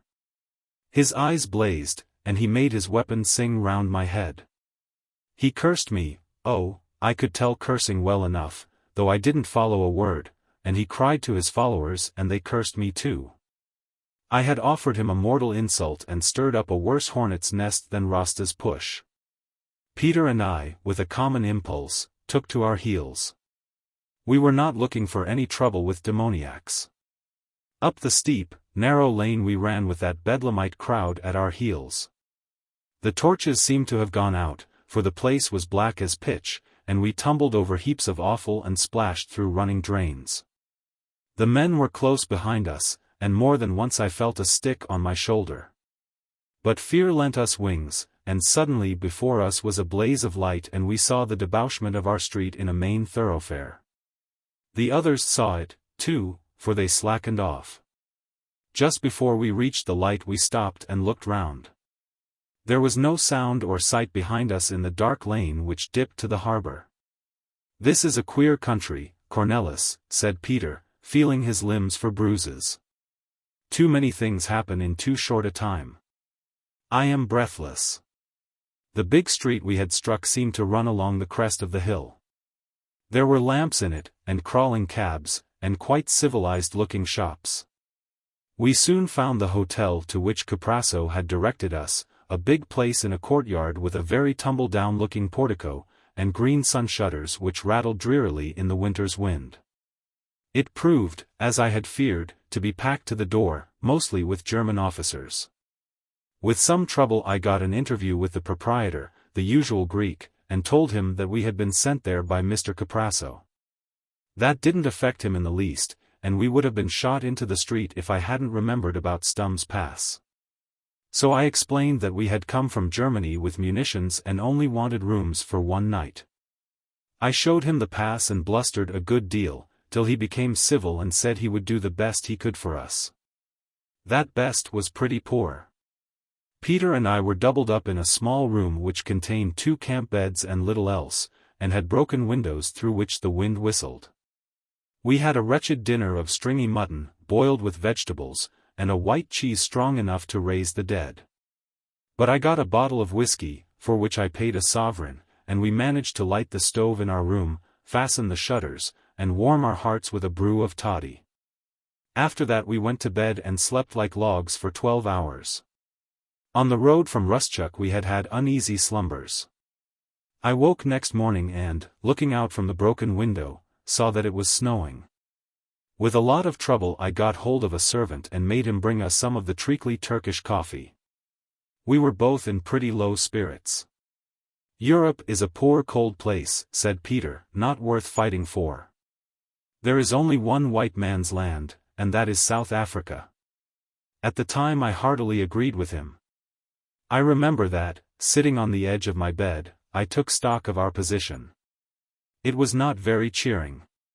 We seemed to have been amassing enemies at a furious pace.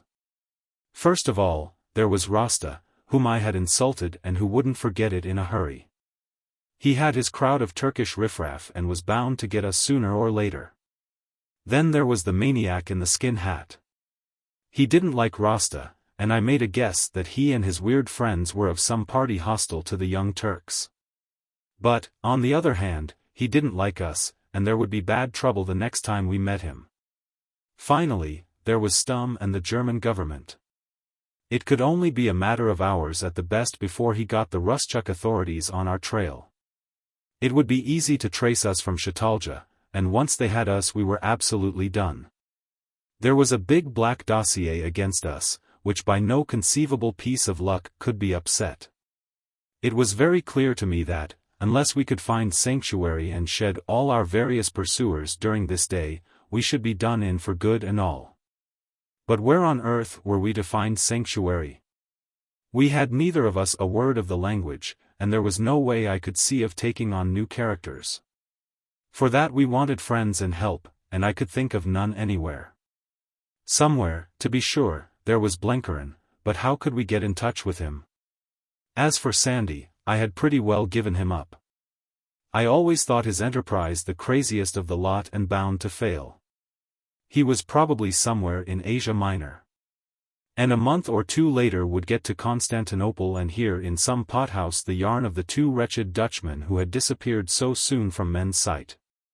That rendezvous at Caprassos was no good. It would have been all right if we had got here unsuspected, and could have gone on quietly frequenting the place till Blenkerin picked us up.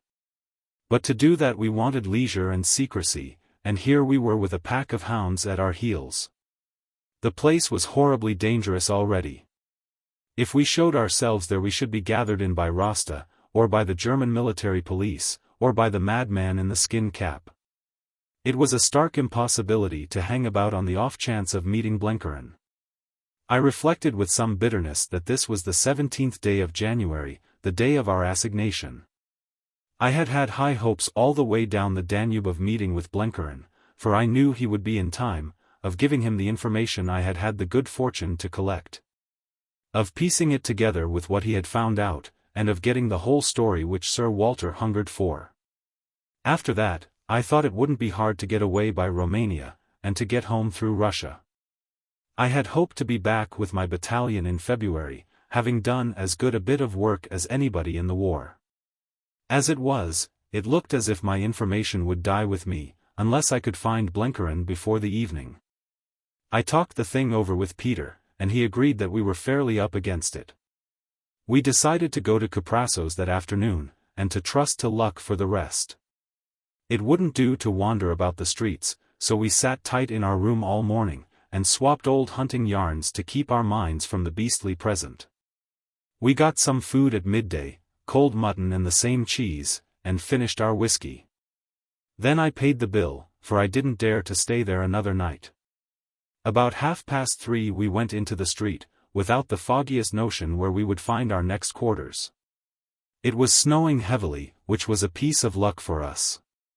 Poor old Peter had no greatcoat, so we went into a Jew's shop and bought a ready-made abomination, which looked as if it might have been meant for a descending parson.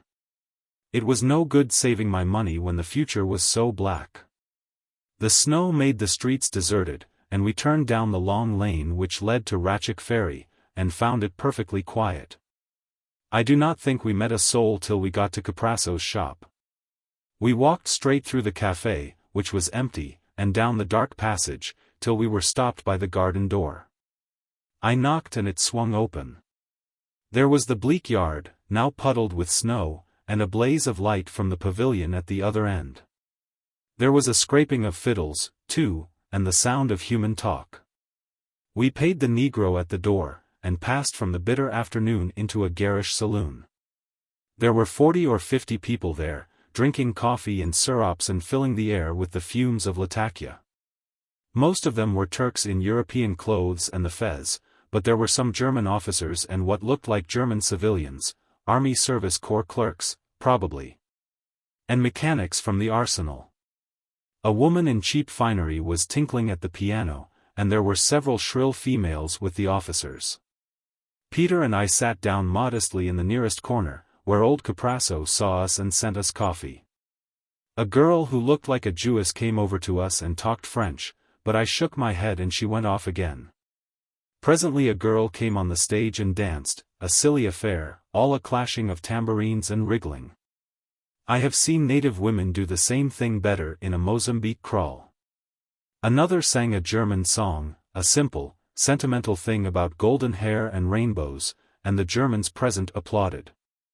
The place was so tinselly and common that, coming to it from weeks of rough traveling, it made me impatient.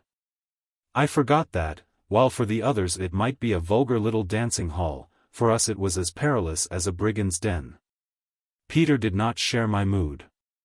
He was quite interested in it, as he was interested in everything new. He had a genius for living in the moment. I remember there was a drop scene on which was daubed a blue lake with very green hills in the distance. As the tobacco smoke grew thicker and the fiddles went on squealing, this tawdry picture began to mesmerize me. I seemed to be looking out of a window at a lovely summer landscape where there were no wars or danger. I seemed to feel the warm sun and to smell the fragrance of blossom from the islands. And then I became aware that a queer scent had stolen into the atmosphere. There were braziers burning at both ends to warm the room, and the thin smoke from these smelt like incense. Somebody had been putting a powder in the flames, for suddenly the place became very quiet. The fiddles still sounded, but far away like an echo. The lights went down, all but a circle on the stage, and into that circle stepped my enemy of the skin cap. He had 3 others with him. I heard a whisper behind me, and the words were those which Caprasso had used the day before. These bedlamites were called the companions of the rosy hours, and Caprasso had promised great dancing. I hoped to goodness they would not see us, for they had fairly given me the horrors. Peter felt the same, and we both made ourselves very small in that dark corner. But the newcomers had no eyes for us. In a twinkling the pavilion changed from a common saloon, which might have been in Chicago or Paris, to a place of mystery, yes, and of beauty. It became the garden house of Suliman the Red, whoever that sportsman may have been. Sandy had said that the ends of the earth converged there, and he had been right. I lost all consciousness of my neighbors, stout German, frock-coated Turk, frosy Jewess, and saw only strange figures leaping in a circle of light. Figures that came out of the deepest darkness to make a big magic. The leader flung some stuff into the brazier, and a great fan of blue light flared up. He was weaving circles, and he was singing something shrill and high, whilst his companions made a chorus with their deep monotone. I can't tell you what the dance was. I had seen the Russian ballet just before the war, and one of the men in it reminded me of this man. But the dancing was the least part of it. It was neither sound nor movement nor scent that wrought the spell, but something far more potent. In an instant I found myself reft away from the present with its dull dangers, and looking at a world all young and fresh and beautiful. The gaudy drop scene had vanished. It was a window I was looking from, and I was gazing at the finest landscape on earth, lit by the pure clean light of morning. It seemed to be part of the felt, but like no felt I had ever seen. It was wider and wilder and more gracious. Indeed, I was looking at my first youth. I was feeling the kind of immortal light-heartedness which only a boy knows in the dawning of his days. I had no longer any fear of these magic makers. They were kindly wizards, who had brought me into fairyland. Then slowly from the silence there distilled drops of music. They came like water falling a long way into a cup, each the essential quality of pure sound. We, with our elaborate harmonies, have forgotten the charm of single notes. The African natives know it, and I remember a learned man once telling me that the Greeks had the same art. Those silver bells broke out of infinite space, so exquisite and perfect that no mortal words could have been fitted to them. That was the music, I expect, that the morning stars made when they sang together. Slowly, very slowly, it changed. The glow passed from blue to purple, and then to an angry red. Bit by bit the notes spun together till they had made a harmony, a fierce, restless harmony. And I was conscious again of the skin-clad dancers beckoning out of their circle. There was no mistake about the meaning now. All the daintiness and youth had fled, and passion was beating the air, terrible, savage passion, which belonged neither to day nor night, life nor death, but to the half-world between them. I suddenly felt the dancers as monstrous, inhuman, devilish. The thick scents that floated from the brazier seemed to have a tang of new-shed blood. Cries broke from the hearers, cries of anger and lust and terror. I heard a woman sob, and Peter, who is as tough as any mortal, took tight hold of my arm. I now realized that these companions of the rosy hours were the only thing in the world to fear. Rasta and Stum seemed feeble simpletons by contrast. The window I had been looking out of was changed to a prison wall. I could see the mortar between the massive blocks. In a second these devils would be smelling out their enemies like some foul witch doctors. I felt the burning eyes of their leader looking for me in the gloom. Peter was praying audibly beside me, and I could have choked him. His infernal chatter would reveal us, for it seemed to me that there was no one in the place except us and the magic workers. Then suddenly the spell was broken. The door was flung open and a great gust of icy wind swirled through the hall, driving clouds of ashes from the braziers. I heard loud voices without, and a hubbub began inside. For a moment it was quite dark, and then someone lit one of the flare lamps by the stage. It revealed nothing but the common squalor of a low saloon, white faces, sleepy eyes, and frowsy heads. The drop-piece was there in all its tawdriness. The companions of the rosy hours had gone. But at the door stood men in uniform. I heard a German a long way off murmur, "Enver's bodyguards," and I heard him distinctly, for, though I could not see clearly, my hearing was desperately acute. That is often the way when you suddenly come out of a swoon. The place emptied like magic. Turk and German tumbled over each other, while Caprasso wailed and wept. No one seemed to stop them, and then I saw the reason. Those guards had come for us. This must be Stum at last. The authorities had tracked us down, and it was all up with Peter and me. A sudden revulsion leaves a man with a low vitality. I didn't seem to care greatly. We were done, and there was an end of it. It was Kismet, the act of God, and there was nothing for it but to submit. I hadn't a flicker of a thought of escape or resistance. The game was utterly and absolutely over. A man who seemed to be a sergeant pointed to us and said something to Caprasso, who nodded. We got heavily to our feet and stumbled towards them. With one on each side of us we crossed the yard, walked through the dark passage and the empty shop, and out into the snowy street. There was a closed carriage waiting which they motioned us to get into. It looked exactly like the Black Maria. Both of us sat still, like truant schoolboys, with our hands on our knees. I didn't know where I was going and I didn't care. We seemed to be rumbling up the hill, and then I caught the glare of lighted streets. "This is the end of it, Peter," I said. "Ja, Cornelis," he replied, and that was all our talk. By and by, hours later it seemed, we stopped. Someone opened the door and we got out, to to find ourselves in a courtyard with a huge dark building around. The prison, I guessed, and I wondered if they would give us blankets, for it was perishing cold. We entered a door, and found ourselves in a big stone hall. It was quite warm, which made me more hopeful about our cells. A man in some kind of uniform pointed to the staircase, up which we plodded wearily. My mind was too blank to take clear impressions, or in any way to forecast the future. Another warder met us and took us down a passage till we halted at a door. He stood aside and motioned us to enter. I guessed that this was the governor's room, and we should be put through our first examination. My head was too stupid to think, and I made up my mind to keep perfectly mum. Yes, even if they tried thumbscrews. I had no kind of story, but I resolved not to give anything away. As I turned the handle, I wondered idly what kind of sallow Turk or bulging-necked German we should find inside. It was a pleasant room, with a polished wood floor and a big fire burning on the hearth.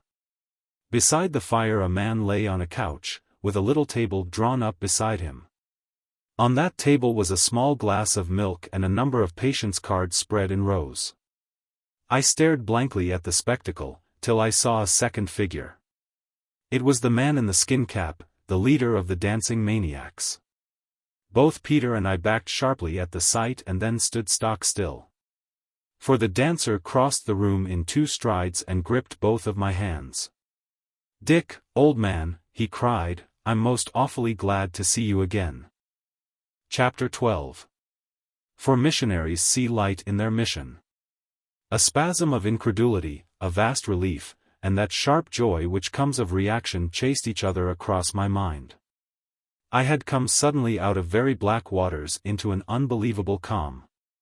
I dropped into the nearest chair and tried to grapple with something far beyond words. "Sandy," I said, as soon as I got my breath, "you're an incarnate devil.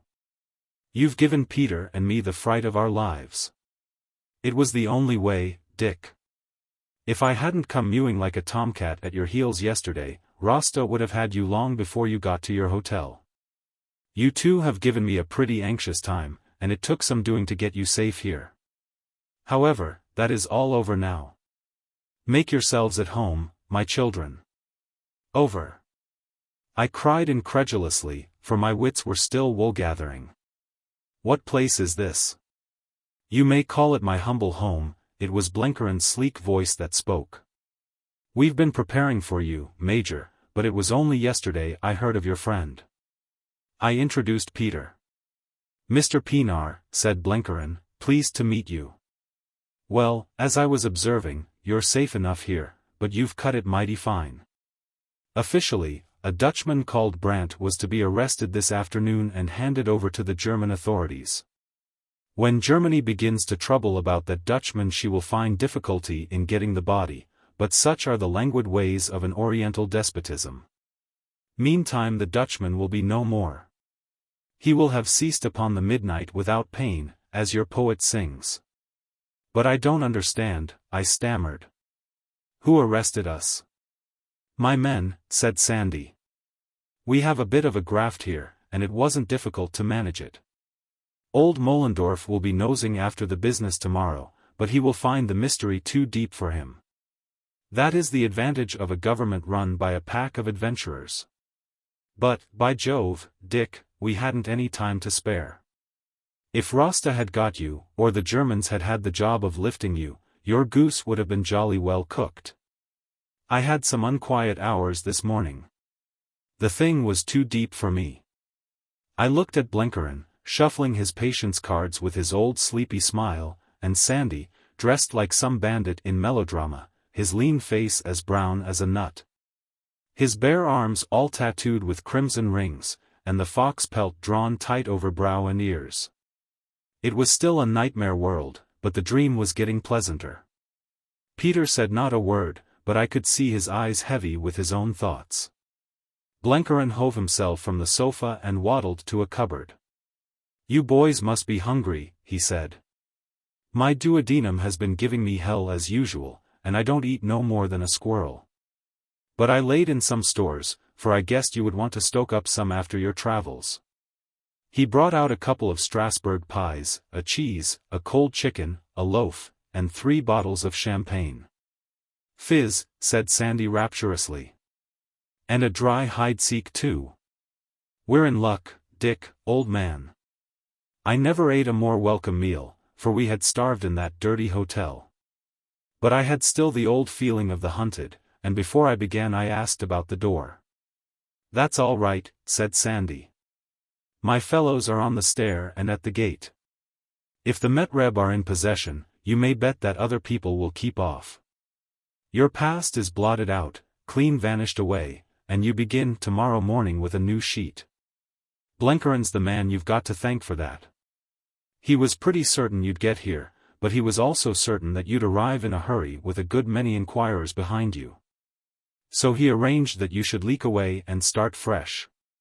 Your name is Richard Hannay," Blenkeren said, "born in Cleveland, Ohio, of German parentage on both sides. One of our brightest mining engineers, and the apple of Guggenheim's eye. You arrived this afternoon from Constanza, and I met you at the packet. The clothes for the part are in your bedroom next door. But I guess all that can wait, for I'm anxious to get to business. We're not here on a joyride, Major, so I reckon we'll leave out the dime novel adventures. I'm just dying to hear them, but they'll keep. I want to know how our mutual inquiries have prospered." He gave Peter and me cigars, and we sat ourselves in armchairs in front of the blaze. Sandy squatted cross-legged on the hearthrug and lit a foul old briar pipe, which he extricated from some pouch among his skins. And so began that conversation which had never been out of my thoughts for 4 hectic weeks. "If I presume to begin," said Blenkeren, "it's because I reckon my story is the shortest. I have to confess to you, gentlemen, that I have failed." He drew down the corners of his mouth till he looked across between a music-hall comedian and a sick child.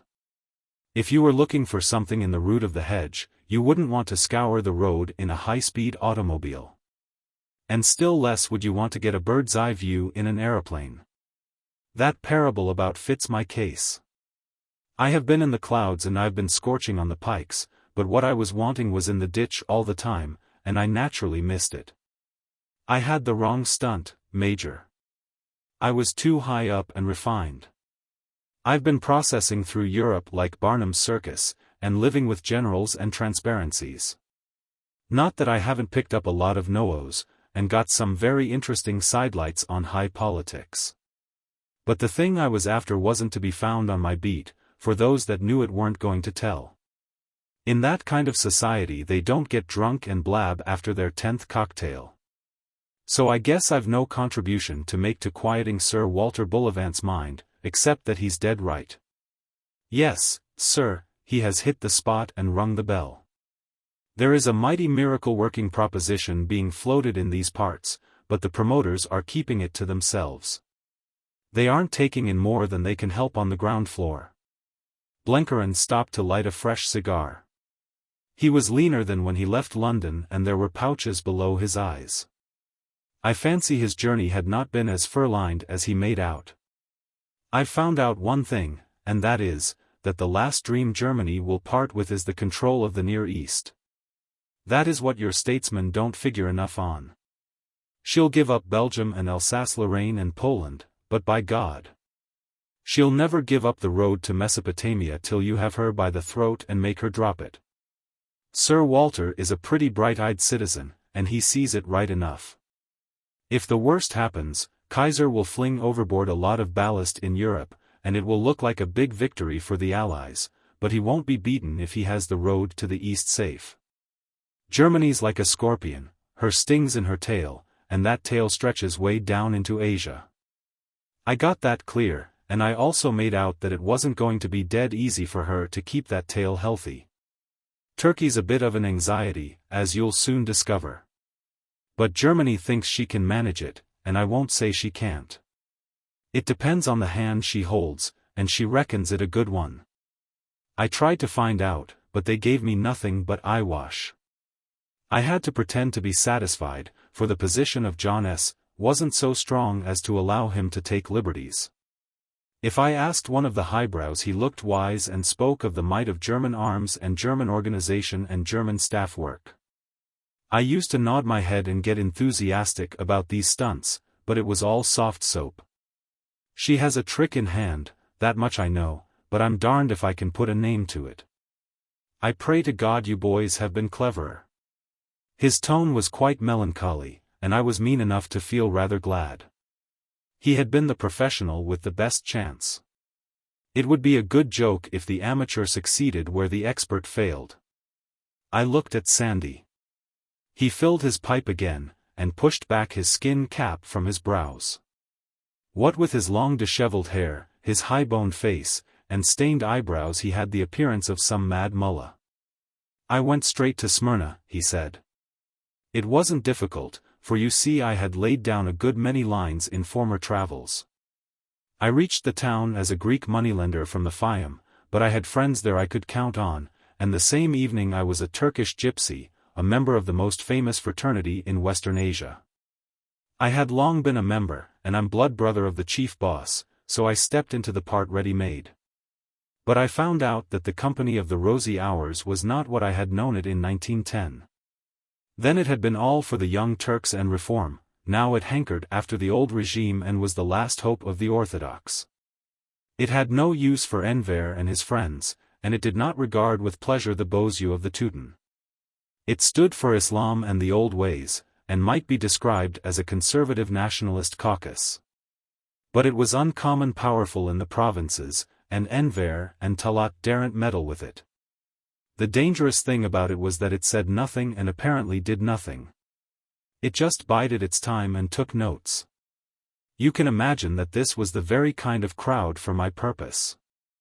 I knew of old its little ways, for with all its orthodoxy it dabbled a good deal in magic, and owed half its power to its atmosphere of the uncanny. The companions could dance the heart out of the ordinary Turk. You saw a bit of one of our dances this afternoon, Dick. Pretty good, wasn't it? They could go anywhere, and no questions asked. They knew what the ordinary man was thinking, for they were the best intelligence department in the Ottoman Empire, far better than Enver's Kafia. And they were popular, too, for they had never bowed the knee to the Nemse, the Germans who are squeezing out the lifeblood of the Osmanli for their own ends. It would have been as much as the life of the committee or its German masters was worth to lay a hand on us, for we clung together like leeches and we were not in the habit of sticking at trifles. Well, you may imagine it wasn't difficult for me to move where I wanted. My dress and the password franked me anywhere. I traveled from Smyrna by the new railway to Panderma on the Marmora, and got there just before Christmas. That was after Anzac and Suvla had been evacuated, but I could hear the guns going hard at Cape Helles. From Panderma I started to cross to Thrace in a coasting steamer. And there an uncommon funny thing happened, I got torpedoed. It must have been about the last effort of a British submarine in those waters. But she got us all right. She gave us 10 minutes to take to the boats, and then sent the blighted old packet and a fine cargo of 6-inch shells to the bottom. There weren't many passengers, so it was easy enough to get ashore in the ship's boats. The submarine sat on the surface watching us, as we wailed and howled in the true Oriental way, and I saw the captain quite close in the conning tower. Who do you think it was? Tommy Elliot, who lives on the other side of the hill from me at home. I gave Tommy the surprise of his life. As we bumped past him, I started the Flowers of the Forest, the old version, on the antique stringed instrument I carried, and I sang the words very plain. Tommy's eyes bulged out of his head, and he shouted at me in English to know who the devil I was. I replied in the broadest Scots, which no man in the submarine or in our boat could have understood a word of. "Maester Tammy," I cried, "what for wad ye scale a dacent tinkler lad until a called sea? I'll gie ye your kale through the reek for this ploy the next time I forgather why ye on the tap o' Cairden." Tommy spotted me in a second. He laughed till he cried, and as we moved off shouted to me in the same language to "pit a stut hurt te a stay bray." I hope to heaven he had the sense not to tell my father, or the old man will have had a fit.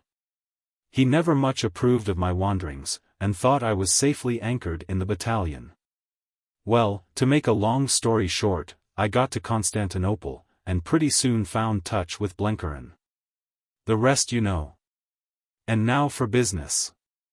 I have been fairly lucky, but no more, for I haven't got to the bottom of the thing nor anything like it. But I've solved the first of Harry Bullivant's riddles. I know the meaning of Khazradan. Sir Walter was right, as Blenheim has told us. There's a great stirring in Islam, something moving on the face of the waters. They make no secret of it. Those religious revivals come in cycles, and one was due about now. And they are quite clear about the details. A seer has arisen of the blood of the Prophet, who will restore the Caliphate to its old glories and Islam to its old purity. His sayings are everywhere in the Muslim world. All the Orthodox believers have them by heart. That is why they are enduring grinding poverty and preposterous taxation, and that is why their young men are rolling up to the armies and dying without complaint in Gallipoli and Transcaucasia. They believe they are on the eve of a great deliverance. Now the first thing I found out was that the young Turks had nothing to do with this. They are unpopular and unorthodox, and no true Turks. But Germany has. How, I don't know, but I could see quite plainly that in some subtle way Germany was regarded as a collaborator in the movement. It is that belief that is keeping the present regime going. The ordinary Turk loathes the committee, but he has some queer perverted expectation from Germany. It is not a case of Enver and the rest carrying on their shoulders the unpopular Teuton, it is a case of the Teuton carrying the unpopular committee. And Germany's graft is just this and nothing more, that she has some hand in the coming of the new deliverer. They talk about the thing quite openly. It is called the Kaaba-i-Hurriya, the Palladium of Liberty. The Prophet himself is known as Zimrud, the Emerald, and his 4 ministers are called also after jewels, sapphire, ruby, pearl, and topaz. You will hear their names as often in the talk of the towns and villages as you will hear the names of generals in England. But no one knew where Zimrud was or when he would reveal himself, though every week came his messages to the faithful. All that I could learn was that he and his followers were coming from the west. You will say, what about Khazradan? That puzzled me dreadfully, for no one used the phrase. The home of the spirit. It is an obvious cliché, just as in England some new sect might call itself the Church of Christ. Only no one seemed to use it. But by and by I discovered that there was an inner and an outer circle in this mystery. Every creed has an esoteric side which is kept from the common herd. I struck this side in Constantinople. Now there is a very famous Turkish shaka called Khazradan, one of those old half-comic miracle plays with an allegorical meaning which they call Orda Ayun, and which take a week to read. That tale tells of the coming of a prophet, and I found that the select of the faith spoke of the new revelation in terms of it. The curious thing is that in that tale the prophet is aided by one of the few women who play much part in the hagiology of Islam. That is the point of the tale, and it is partly a jest, but mainly a religious mystery. The prophet, too, is not called Emerald. I know, I said, he is called Greenmantle. Sandy scrambled to his feet, letting his pipe drop in the fireplace. Now how on earth did you find out that? He cried. Then I told them of Stum and Gaudian and the whispered words I had not been meant to hear. Blenheim was giving me the benefit of a steady stare, unusual from one who seemed always to have his eyes abstracted, and Sandy had taken to ranging up and down the room. Germany's in the heart of the plan. That is what I always thought. If we're to find the Kaaba-i-Hurriya, it is no good fossicking among the committee or in the Turkish provinces. The secret's in Germany. Dick, you should not have crossed the Danube. That's what I half feared, I said. But on the other hand it is obvious that the thing must come east, and sooner rather than later. I take it they can't afford to delay too long before they deliver the goods. If we can stick it out here we must hit the trail. I've got another bit of evidence. I have solved Harry Bullivant's third puzzle. Sandy's eyes were very bright and I had an audience on wires. Did you say that in the tale of Khazruddin a woman is the ally of the Prophet? Yes, said Sandy, what of that? Only that the same thing is true of Greenmantle. I can give you her name. I fetched a piece of paper and a pencil from Blenkeren's desk and handed it to Sandy. Write down Harry Bullivant's third word. He promptly wrote down VI. Then I told them of the other names Stum and Gaudian had spoken. I told of my discovery as I lay in the woodman's cottage. The I is not the letter of the alphabet, but the numeral. The name is von Einem, Hilda von Einem. Good old Harry, said Sandy softly. He was a dashed clever chap. Hilda von Einem. Who and where is she? For if we find her we have done the trick. Then Blenkeren spoke. I reckon I can put you wise on that, gentlemen, he said. I saw her no later than yesterday. She is a lovely lady. She happens also to be the owner of this house. Both Sandy and I began to laugh. It was too comic to have stumbled across Europe and lighted on the very headquarters of the puzzle we had set out to unriddle. But Blenkeren did not laugh. At the mention of Hilda von Einem he had suddenly become very solemn, and the sight of his face pulled me up short. I don't like it, gentlemen, he said. I would rather you had mentioned any other name on God's earth. I haven't been long in this city, but I have been long enough to size up the various political bosses. They haven't much to them. I reckon they wouldn't stand up against what we could show them in the United States. But I have met the Frau von Einem, and that lady's a very different proposition. The man that will understand her has got to take a biggyish size in hats. Who is she? I asked. Why, that is just what I can't tell you.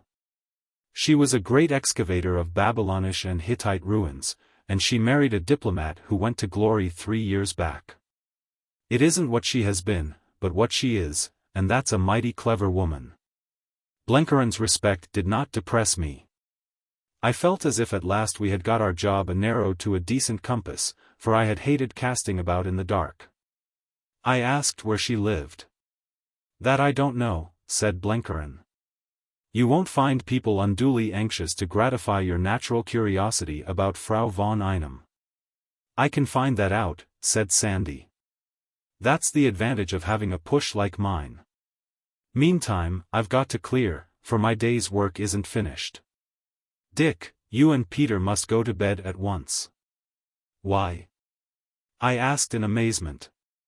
Sandy spoke like a medical advisor.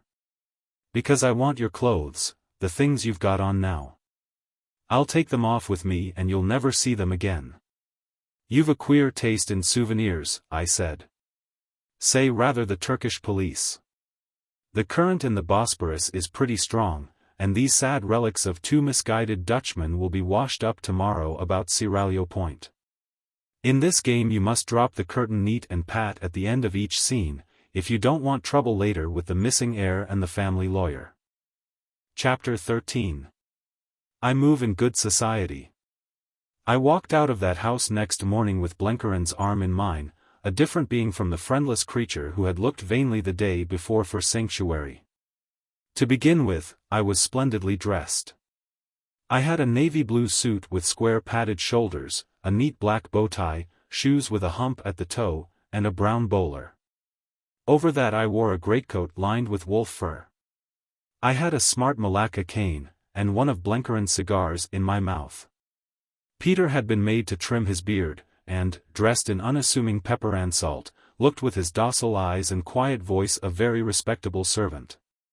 Old Blenkeren had done the job in style, for, if you'll believe it, he had brought the clothes all the way from London. I realized now why he and Sandy had been fossicking in my wardrobe. Peter's suit had been of Sandy's procuring, and it was not the fit of mine. I had no difficulty about the accent. Any man brought up in the colonies can get his tongue round American, and I flattered myself I made a very fair shape at the lingo of the Middle West. The wind had gone to the south and the snow was melting fast. There was a blue sky above Asia, and away to the north masses of white cloud drifting over the Black Sea. What had seemed the day before the dingiest of cities now took on a strange beauty, the beauty of unexpected horizons and tongues of grey water winding below cypress-studded shores. A man's temper has a lot to do with his appreciation of scenery. I felt a free man once more, and could use my eyes. That street was a jumble of every nationality on earth. There were Turkish regulars in their queer conical khaki helmets, and wild-looking levies who had no kin with Europe. There were squads of Germans in flat forage caps, staring vacantly at novel sights, and quick to salute any officer on the sidewalk. Turks in closed carriages passed, and Turks on good Arab horses, and Turks who looked as if they had come out of the Ark. But it was the rabble that caught the eye, very wild, pinched, miserable rabble. I never in my life saw such swarms of beggars, and you walk down that street to the accompaniment of entreaties for alms in all the tongues of the Tower of Babel. Blenheim and I behaved as if we were interested tourists. We would stop and laugh at one fellow and give a penny to a second, passing comments in high-pitched Western voices. We went into a cafe and had a cup of coffee. A beggar came in and asked alms. Hitherto Blenheim's purse had been closed, but now he took out some small nickels and planked 5 down on the table. The man cried down blessings and picked up 3. Blenheim very swiftly swept the other 2 into his pocket. That seemed to me queer, and I remarked that I had never before seen a beggar who gave change. Blenheim said nothing, and presently we moved on and came to the harbour side. There were a number of small tugs moored alongside, and 1 or 2 bigger craft, fruit boats, I judged, which used to ply in the Aegean. They looked pretty well moth-eaten from disuse. We stopped at one of them and watched a fellow in a blue nightcap splicing ropes. He raised his eyes once and looked at us, and then kept on with his business. Blenheim asked him where he came from, but he shook his head, not understanding the tongue. A Turkish policeman came up and stared at us suspiciously, till Blenheim opened his coat, as if by accident, and displayed a tiny square of ribbon, at which he saluted. Failing to make conversation with the sailor, Blenheim flung him 3 of his black cigars. "I guess you can smoke, friend, if you can't talk," he said. The man grinned and caught the 3 neatly in the air. Then to my amazement he tossed one of them back. The donor regarded it quizzically as it lay on the pavement. "That boy's a connoisseur of tobacco," he said. As we moved away I saw the Turkish policeman pick it up and put it inside his cap. We returned by the long street on the crest of the hill. There was a man selling oranges on a tray, and Blenheim stopped to look at them. I noticed that the man shuffled 15 into a cluster. Blenheim felt the oranges, as if to see that they were sound, and pushed 2 aside. The man instantly restored them to the group, never raising his eyes. "This ain't the time of year to buy fruit," said Blenheim as we passed on. "Those oranges are rotten as medlars." We were almost on our own doorstep before I guessed the meaning of the business. "Is your morning's work finished?" I said. "Our morning's walk?" he asked innocently. I said, "Work." He smiled blandly. "I reckoned you'd tumble to it." "Why, yes, except that I've some figuring still to do." "Give me half an hour and I'll be at your service, Major."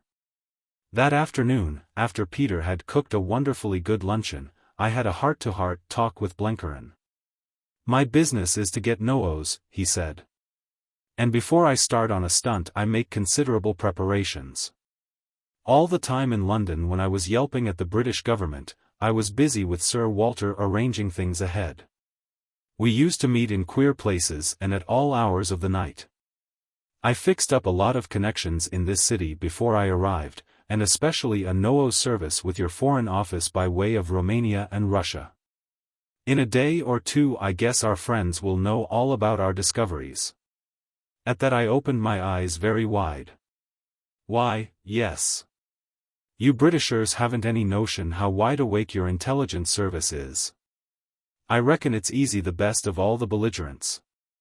You never talked about it in peacetime, and you shunned the theatrical ways of the Teuton. But you had the wires laid good and sure.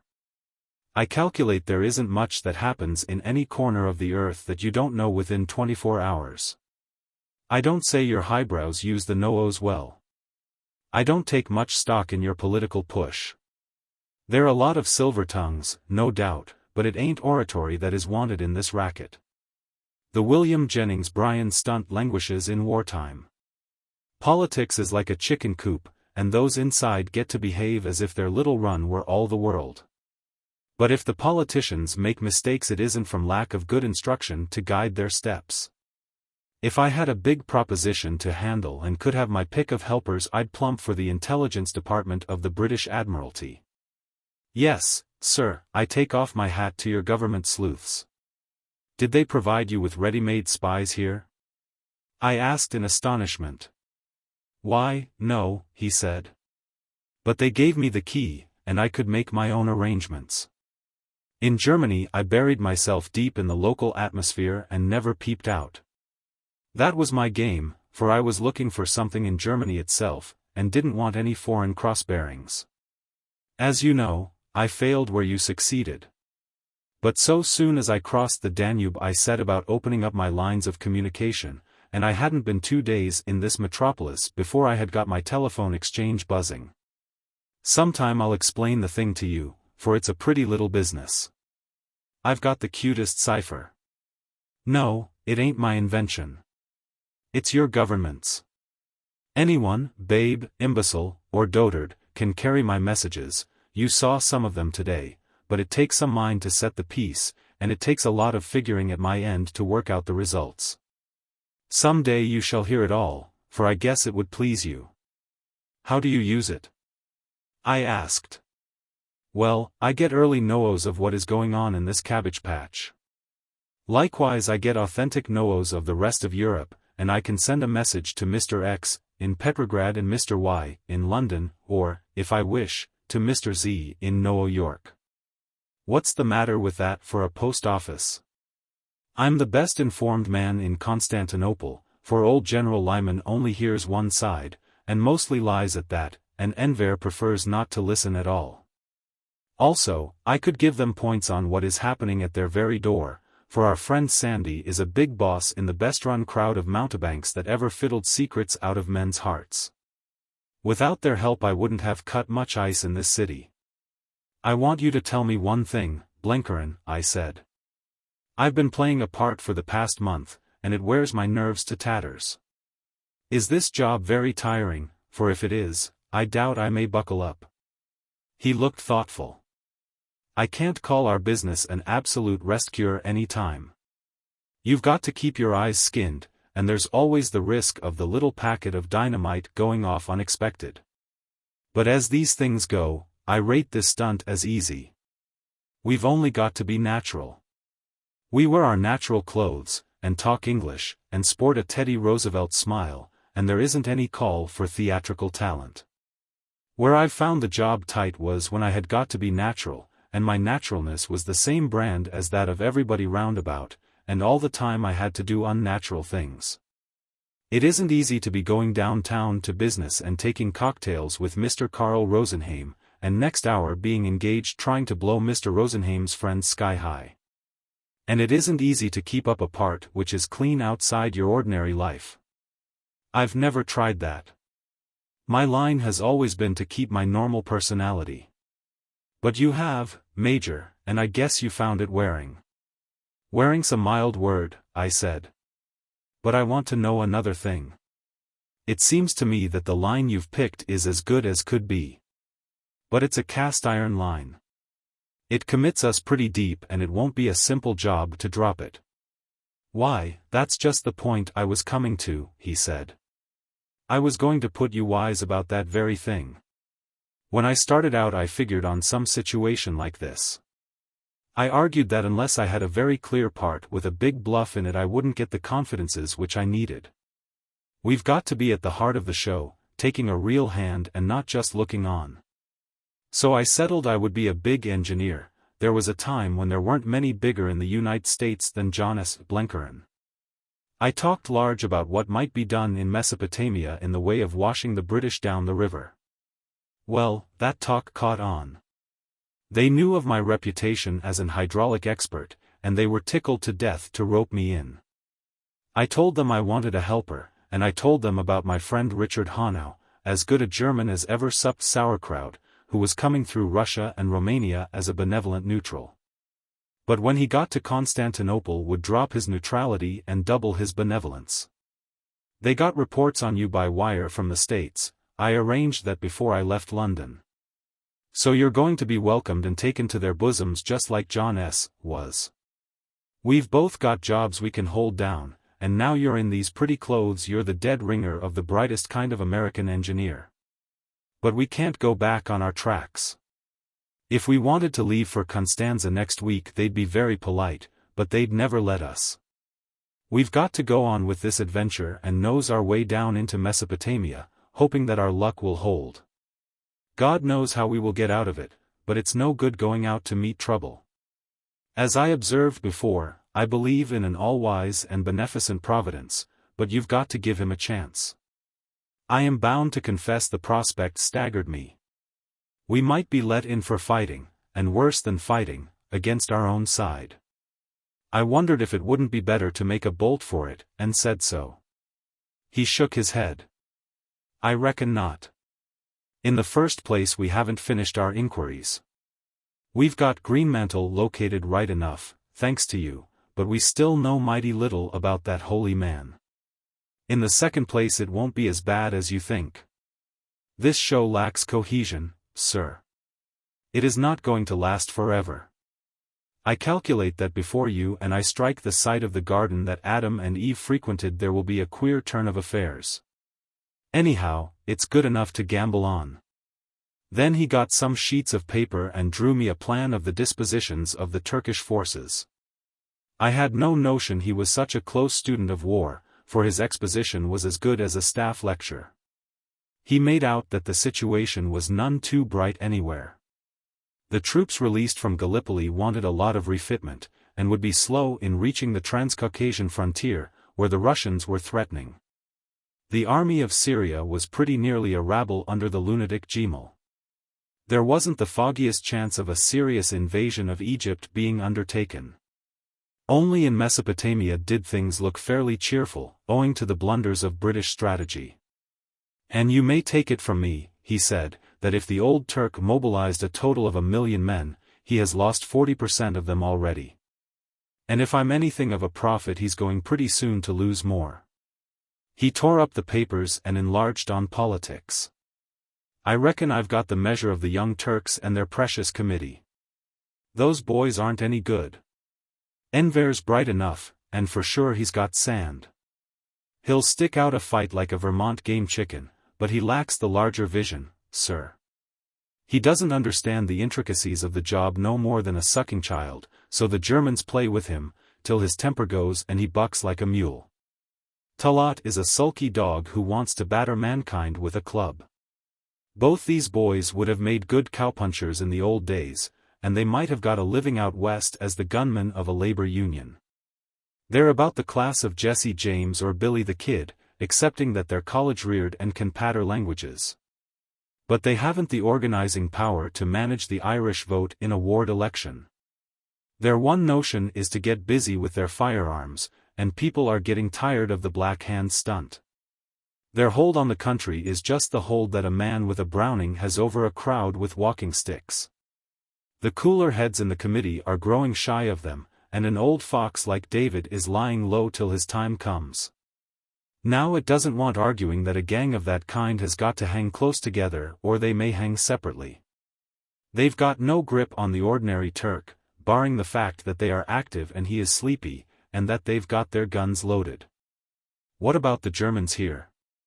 I asked. Blenkerin laughed. It is no sort of a happy family. But the Young Turks know that without the German boost they'll be strung up like Haman, and the Germans can't afford to neglect an ally. Consider what would happen if Turkey got sick of the game and made a separate peace. The road would be open for Russia to the Aegean. Ferdy of Bulgaria would take his depreciated goods to the other market, and not waste a day thinking about it. You'd have Romania coming in on the Allies' side. Things would look pretty black for that control of the Near East on which Germany has banked her winnings. Kaiser says that's got to be prevented at all costs, but how is it going to be done? Blenkeren's face had become very solemn again. It won't be done unless Germany's got a trump card to play. Her game's mighty near bust, but it's still got a chance. And that chance is a woman and an old man. I reckon our landlady has a bigger brain than Enver and Lyman. She's the real boss of the show. When I came here, I reported to her, and presently you've got to do the same. I am curious as to how she'll strike you, for I'm free to admit that she impressed me considerable. It looks as if our job were a long way from the end, I said. It's scarcely begun, said Blenkeren. That talk did a lot to cheer my spirits, for I realized that it was the biggest of big game we were hunting this time. I'm an economical soul, and if I'm going to be hanged I want a good stake for my neck. Then began some varied experiences. I used to wake up in the morning, wondering where I should be at night, and yet quite pleased at the uncertainty. Greenmantle became a sort of myth with me. Somehow I couldn't fix any idea in my head of what he was like. The nearest I got was a picture of an old man in a turban coming out of a bottle in a cloud of smoke, which I remembered from a child's edition of the Arabian Nights. But if he was dim, the lady was dimmer. Sometimes I thought of her as a fat old German crone, sometimes as a harsh-featured woman like a schoolmistress with thin lips and eyeglasses. But I had to fit the East into the picture, so I made her young and gave her a touch of the languid houri in a veil. I was always wanting to pump Blenkeren on the subject, but he shut up like a rat trap. He was looking for bad trouble in that direction, and was disinclined to speak about it beforehand. We led a peaceful existence. Our servants were two of Sandy's lot, for Blenkeren had very rightly cleared out the Turkish caretakers, and they worked like beavers under Peter's eye. Till I reflected I had never been so well looked after in my life. I walked about the city with Blenkeren, keeping my eyes open, and speaking very civil. The third night we were bidden to dinner at Moellendorff's, so we put on our best clothes and set out in an ancient cab. Blenkeren had fetched a dress suit of mine, from which my own tailor's label had been cut and a New York one substituted. General Lyman and Metternich the ambassador had gone up the line to Nisch to meet the Kaiser, who was touring in those parts, so Moellendorff was the biggest German in the city. He was a thin, foxy-faced fellow, cleverish but monstrously vain, and he was not very popular either with the Germans or the Turks. He was polite to both of us, but I am bound to say that I got a bad fright when I entered the room, for the first man I saw was Gaudian. I doubt if he would have recognized me even in the clothes I had worn in Stumm's company, for his eyesight was wretched. As it was, I ran no risk in dress clothes, with my hair brushed back and a fine American accent. I paid him high compliments as a fellow engineer, and translated part of a very technical conversation between him and Blenkeren. Gaudian was in uniform, and I liked the look of his honest face better than ever. But the great event was the sight of Enver. He was a slim fellow of Rasta's build, very foppish and precise in his dress, with a smooth oval face like a girl's, and rather fine straight black eyebrows. He spoke perfect German, and had the best kind of manners, neither pert nor overbearing. He had a pleasant trick, too, of appealing all round the table for confirmation, and so bringing everybody into the talk. Not that he spoke a great deal, but all he said was good sense, and he had a smiling way of saying it. Once or twice he ran counter to Moellendorff, and I could see there was no love lost between these two. I didn't think I wanted him as a friend, he was too cold-blooded and artificial. And I was pretty certain that I didn't want those steady black eyes as an enemy. But it was no good denying his quality. The little fellow was all cold courage, like the fine polished blue steel of a sword. I fancy I was rather a success at that dinner. For one thing I could speak German, and so had a pull on Blenkeren. For another I was in a good temper, and really enjoyed putting my back into my part. They talked very high-flown stuff about what they had done and were going to do, and Enver was great on Gallipoli. I remember he said that he could have destroyed the whole British army if it hadn't been for somebody's cold feet, at which Moellendorff looked daggers. They were so bitter about Britain and all her works that I gathered they were getting pretty panicky, and that made me as jolly as a sand boy. I'm afraid I was not free from bitterness myself on that subject. I said things about my own country that I sometimes wake in the night and sweat to think of. Gaudian got on to the use of water power in war, and that gave me a chance. In my country, I said, when we want to get rid of a mountain we wash it away. There's nothing on earth that will stand against water. Now, speaking with all respect, gentlemen, and as an absolute novice in the military art, I sometimes ask why this God-given weapon isn't more used in the present war. I haven't been to any of the fronts, but I've studied them some from maps and the newspapers. Take your German position in Flanders, where you've got the high ground. If I were a British general I reckon I would very soon make it no sort of position. Moellendorff asked, how? Why, I'd wash it away. Wash away the 14 feet of soil down to the stone.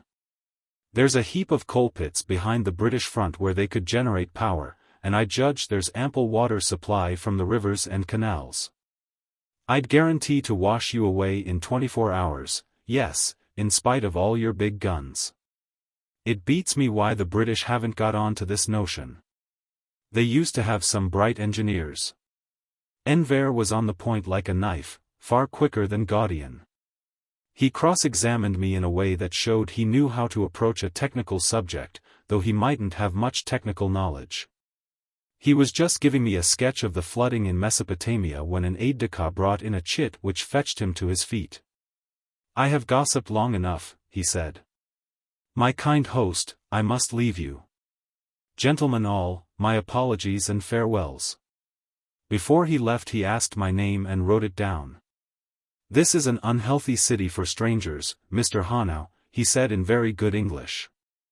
I have some small power of protecting a friend, and what I have is at your disposal. This with the condescension of a king promising his favor to a subject. The little fellow amused me tremendously, and rather impressed me too. I said so to Gaudian after he had left, but that decent soul didn't agree. I do not love him, he said. We are allies, yes, but friends, no.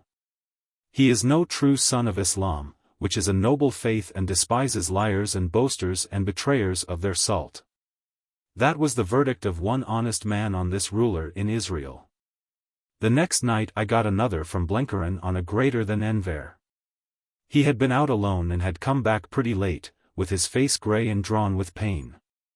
The food we ate, not at all bad of its kind, and the cold east wind played havoc with his dyspepsia. I can see him yet, boiling milk on a spirit lamp, while Peter worked at a Primus stove to get him a hot water bottle. He was using horrid language about his inside. My God, Major, if I were you with a sound stomach I'd fairly conquer the world. As it is, I've got to do my work with half my mind, while the other half is dwelling in my intestines. I'm like the child in the Bible that had a fox gnawing at its vitals. He got his milk boiling and began to sip it. I've been to see our pretty landlady, he said. She sent for me and I hobbled off with a grip full of plans, for she's mighty set on Mesopotamy. Anything about Greenmantle? I asked eagerly. Why, no, but I have reached one conclusion. I opine that the hapless prophet has no sort of time with that lady. I opine that he will soon wish himself in paradise. For if Almighty God ever created a female devil it's Madame von Einem. He sipped a little more milk with a grave face. That isn't my duodenal dyspepsia, Major. It's the verdict of a ripe experience, for I have a cool and penetrating judgment, even if I've a deranged stomach. And I give it as my considered conclusion that that woman's mad and bad, but principally bad. Chapter 14. The Lady of the Mantilla. Since that first night I had never clapped eyes on Sandy. He had gone clean out of the world, and Blenkiron and I waited anxiously for a word of news. Our own business was in good trim, for we were presently going east towards Mesopotamia, but unless we learned more about Greenmantle our journey would be a grotesque failure. And learn about Greenmantle we could not, for nobody by word or deed suggested his existence, and it was impossible of course for us to ask questions.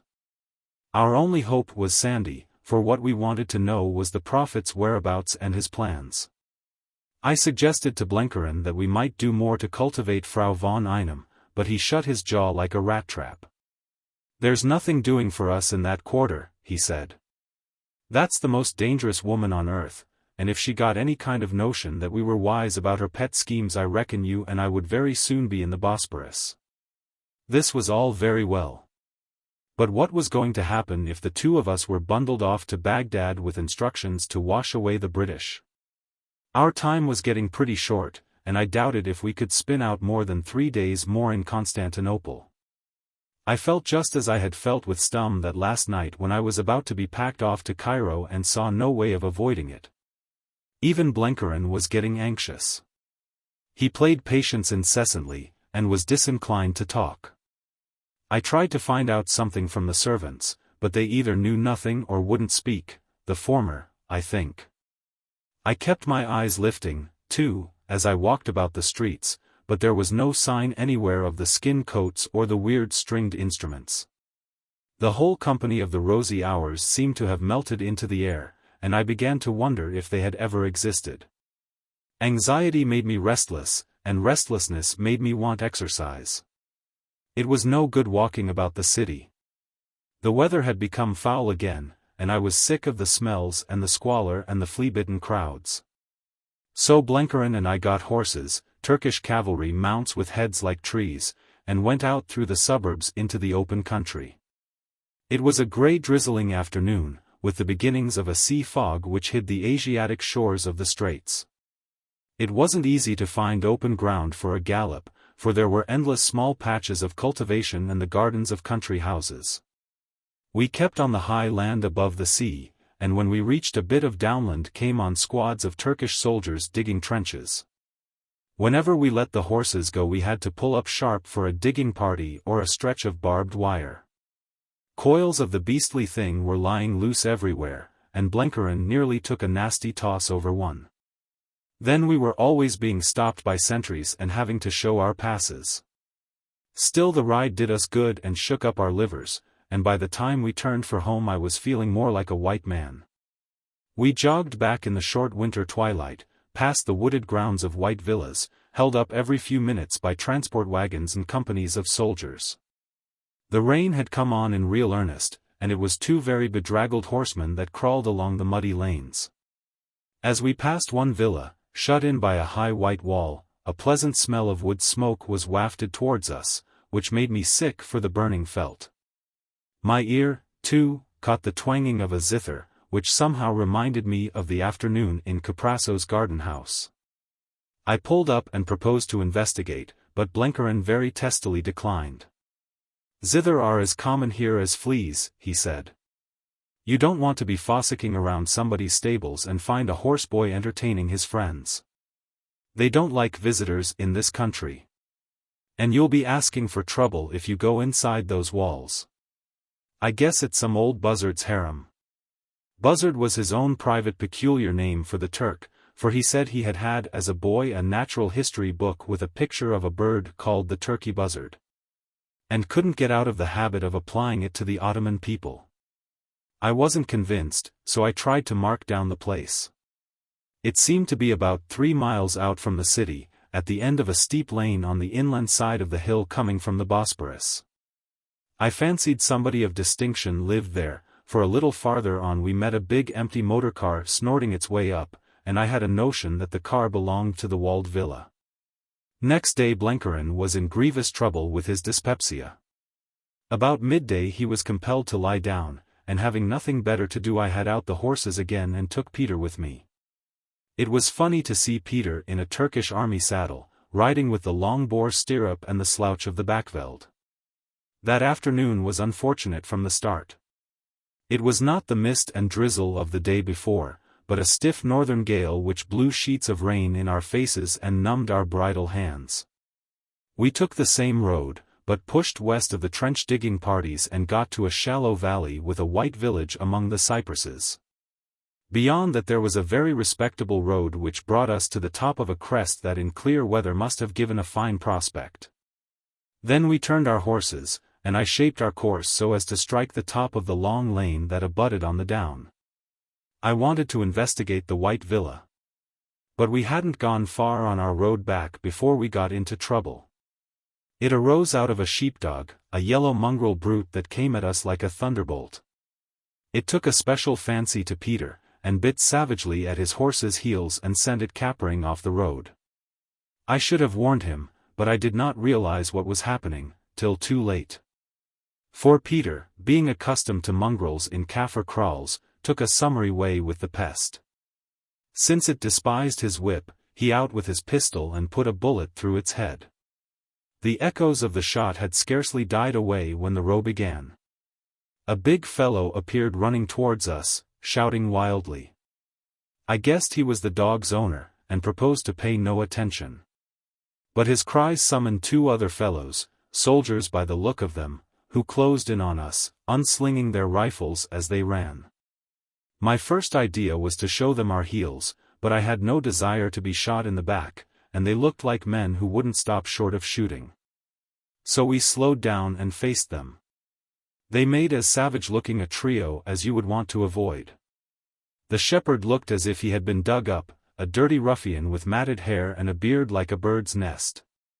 The two soldiers stood staring with sullen faces, fingering their guns, while the other chap raved and stormed and kept pointing at Peter, whose mild eyes stared unwinkingly at his assailant. The mischief was that neither of us had a word of Turkish. I tried German, but it had no effect. We sat looking at them and they stood storming at us, and it was fast getting dark. Once I turned my horse round as if to proceed, and the two soldiers jumped in front of me. They jabbered among themselves, and then one said very slowly, "He want pounds," and he held up 5 fingers. They evidently saw by the cut of our jib that we weren't Germans. "I'll be hanged if he gets a penny," I said angrily, and the conversation languished. The situation was getting serious, so I spoke a word to Peter. The soldiers had their rifles loose in their hands, and before they could lift them we had the pair covered with our pistols. "If you move," I said, "you are dead." They understood that all right and stood stock still, while the shepherd stopped his raving and took to muttering like a gramophone when the record is finished. "Drop your guns," I said sharply. "Quick, or we shoot." The tone, if not the words, conveyed my meaning. Still staring at us, they let the rifles slide to the ground. The next second we had forced our horses on the top of them, and the 3 were off like rabbits. I sent a shot over their heads to encourage them. Peter dismounted and tossed the guns into a bit of scrub where they would take some finding. This hold-up had wasted time. By now it was getting very dark, and we hadn't ridden a mile before it was black night. It was an annoying predicament, for I had completely lost my bearings and at the best I had only a foggy notion of the lie of the land. The best plan seemed to be to try and get to the top of a rise in the hope of seeing the lights of the city, but all the countryside was so pockety that it was hard to strike the right kind of rise. We had to trust to Peter's instinct. I asked him where our line lay, and he sat very still for a minute sniffing the air. Then he pointed the direction. It wasn't what I would have taken myself, but on a point like that he was pretty near infallible. Presently we came to a long slope which cheered me. But at the top there was no light visible anywhere, only a black void like the inside of a shell.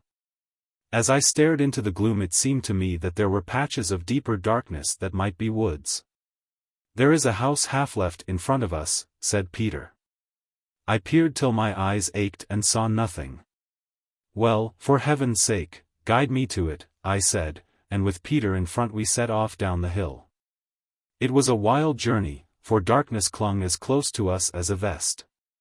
Twice we stepped into patches of bog, and once my horse saved himself by a hair from going head forward into a gravel pit. We got tangled up in strands of wire, and often found ourselves rubbing our noses against tree trunks. Several times I had to get down and make a gap in barricades of loose stones. But after a ridiculous amount of slipping and stumbling we finally struck what seemed the level of a road, and a piece of special darkness in front which turned out to be a high wall. I argued that all mortal walls had doors, so we set to groping along it, and presently found a gap. There was an old iron gate on broken hinges, which we easily pushed open, and found ourselves on a back path to some house. It was clearly disused, for masses of rotting leaves covered it, and by the feel of it underfoot it was grass-grown. We dismounted now, leading our horses, and after about 50 yards the path ceased and came out on a well-made carriage drive. So, at least, we guessed, for the place was as black as pitch.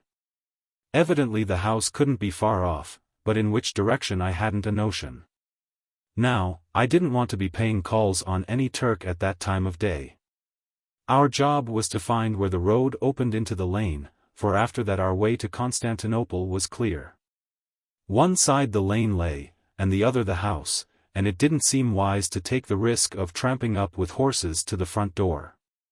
So I told Peter to wait for me at the end of the back road, while I would prospect a bit. I turned to the right, my intention being if I saw the light of a house to return, and with Peter take the other direction. I walked like a blind man in that nether pit of darkness. The road seemed well kept, and the soft wet gravel muffled the sounds of my feet. Great trees overhung it, and several times I wandered into dripping bushes. And then I stopped short in my tracks, for I heard the sound of whistling. It was quite close, about 10 yards away. And the strange thing was that it was a tune I knew, about the last tune you would expect to hear in this part of the world. It was the Scots air, ca. The Youse to the Nose, which was a favorite of my father's. The whistler must have felt my presence, for the air suddenly stopped in the middle of a bar. An unbounded curiosity seized me to know who the fellow could be.